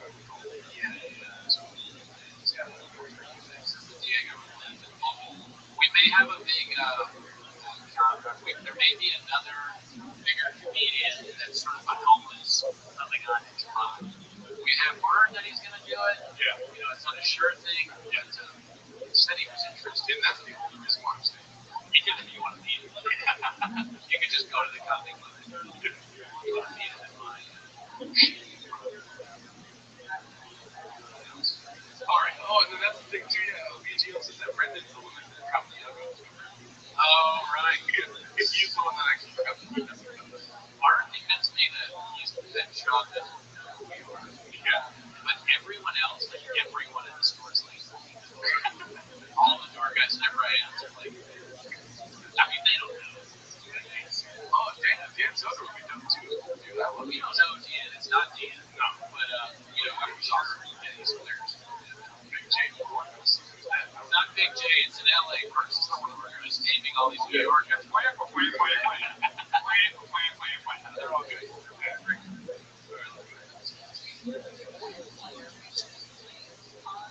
Oh, Dan, that's a great question. Sorry, I'll go back to the discussion right now. Have y'all ever covered Dancing in the Dark by Chris Springsteen? You suggested Chris Springsteen. I could do. Oh yeah, Rob. I hope that means that you like the Boss too. I'm a huge Boss fan. I wanted to do. Which one? Well, my favorite song is Thunder Rose. I wanted to do. What's the?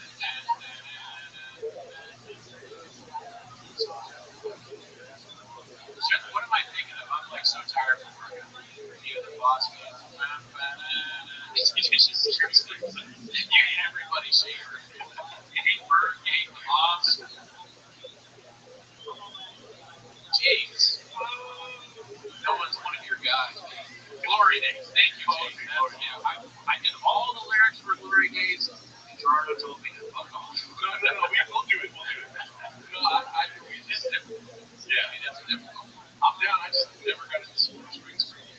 Atlantic City. There we go. That's not the song. But yeah. Who else played this fuck right now? Shout out to Steve Ray. Funny joke about that comment section. What, being high? Yeah. Look at what's looks like who's high as fuck right now. Alright, here we go. Oh, just rewound the Pixie Bear. Great job, Jerry Martin. That one I couldn't do, and Gerardo did a great job on it. Andy picked it. We're very good at thinking of better scenes. Yeah, it's awesome. Cheers.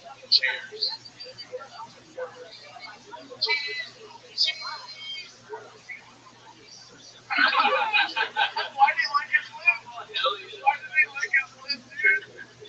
She tried to build it. It's the stage.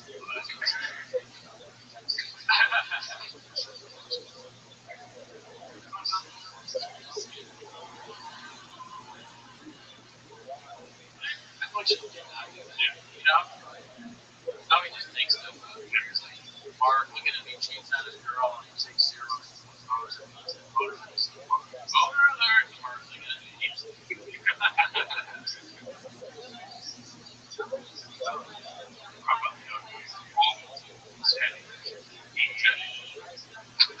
Pretty amazing story, right? Just find a way out of the ocean, cultural context, especially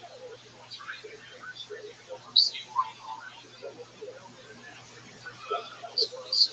Shout out Redlands, dude. I had a show at Temecula today. It was great. 30 minutes. Oh, yeah, where at?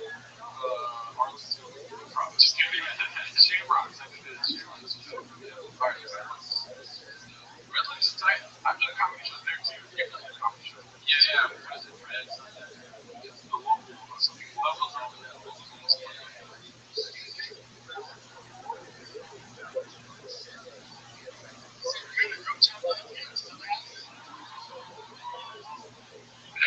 Oh, shit! I like to imagine that guy was like, I need to do that. And the man is fingers, but he only laughs at chat jokes. Finally, my shit, you know?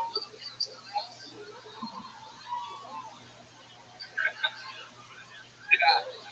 It is it's also only in the 11th year you can see that. She's accidentally drinking. Shit again. He said she's lying. Savage. You. One lost hard score.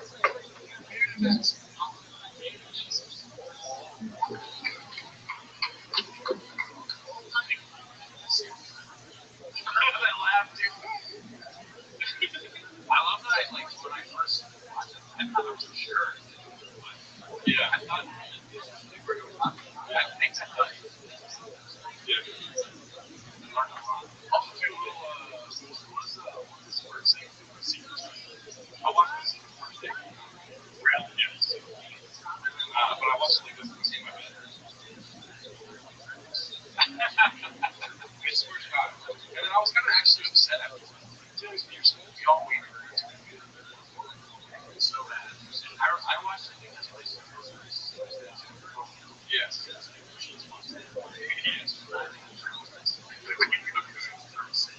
It was too good. Yeah, I was watching it earlier on my phone. I didn't see that. It is one of those, like, one of those.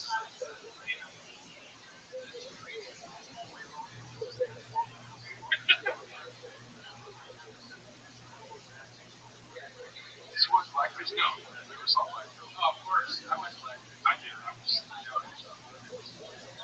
right on the way to tell you about it. Thank you. Thank you. 144 likes in the chat. Thank you so much. Keep liking, guys. Like and subscribe. Like and subscribe. How many patrons?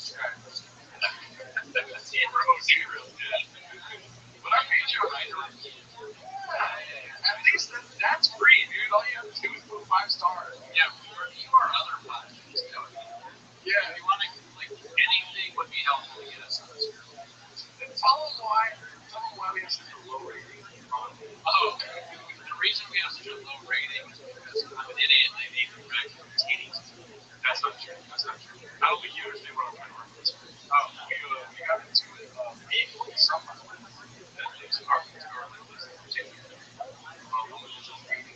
Oh, right. That's right. Her whole fan base is negatively rated on podcast. Before we got into the shop stuff, we got into it at TikTok stars and randomly live where I grew up. Yeah, you can, if you want to go through it, check it out. Yeah, we're not going to say their name now. She's friendly. Yeah, with legals. And Lee Chavez is friendly. Natalie, shout out Natalie. She's on the Patreon. Natalie's OG. Natalie, watch out though, because Coco may read that. Yeah. Coco's watching. Coco is watching. Oh my God. I said it too. 10 minutes of Natalie. She's going to talk about you and your husband and your family and you ruined your life. Watch out. Oh, listen to this. Did you guys even walk in and enjoy that? Not yet. 300 feet to the building. Oh, we're missing the best part.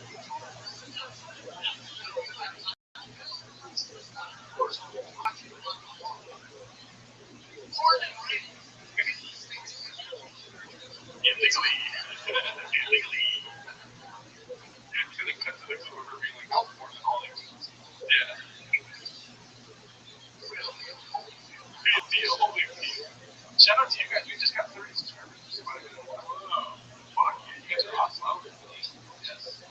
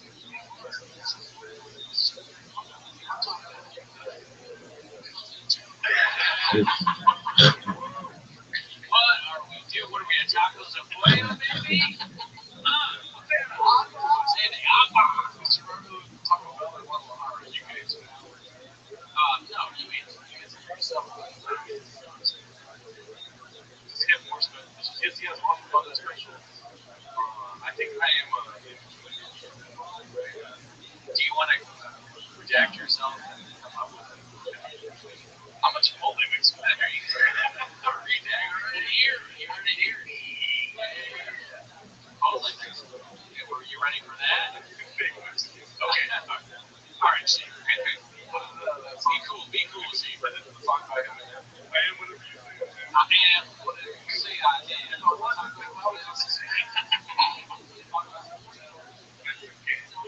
Every day I am. While the heart is hard. So say I am. Yeah, he has another special, Jacob on where he shows up there talking to surprise. Yeah, it's good. It's definitely worth the watch. Where he talks about this and his dad. And that's awesome. The class, the money, Mr. Shaw. Yes. What people about it? Relaxing. Probably talk to also, the lore of James, I love the lore of James, where it's like the beginning, they had to make the word redacted and come up with rules because, from I think you should be surprised so many people were commenting, Asian is shit! They had to stop them from doing that. Yo, what up, baby? You couldn't do that because people kept saying Asian is shit!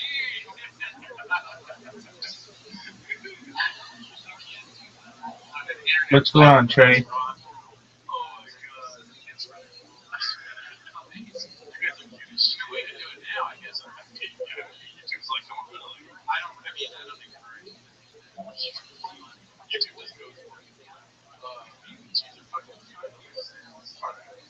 Oh yeah, they are. I can't even imagine not knowing the reference because, like, the guy that didn't know, I think you should be surprised. He probably thinks, just from what I said, that Asian shit is connected to the doctor.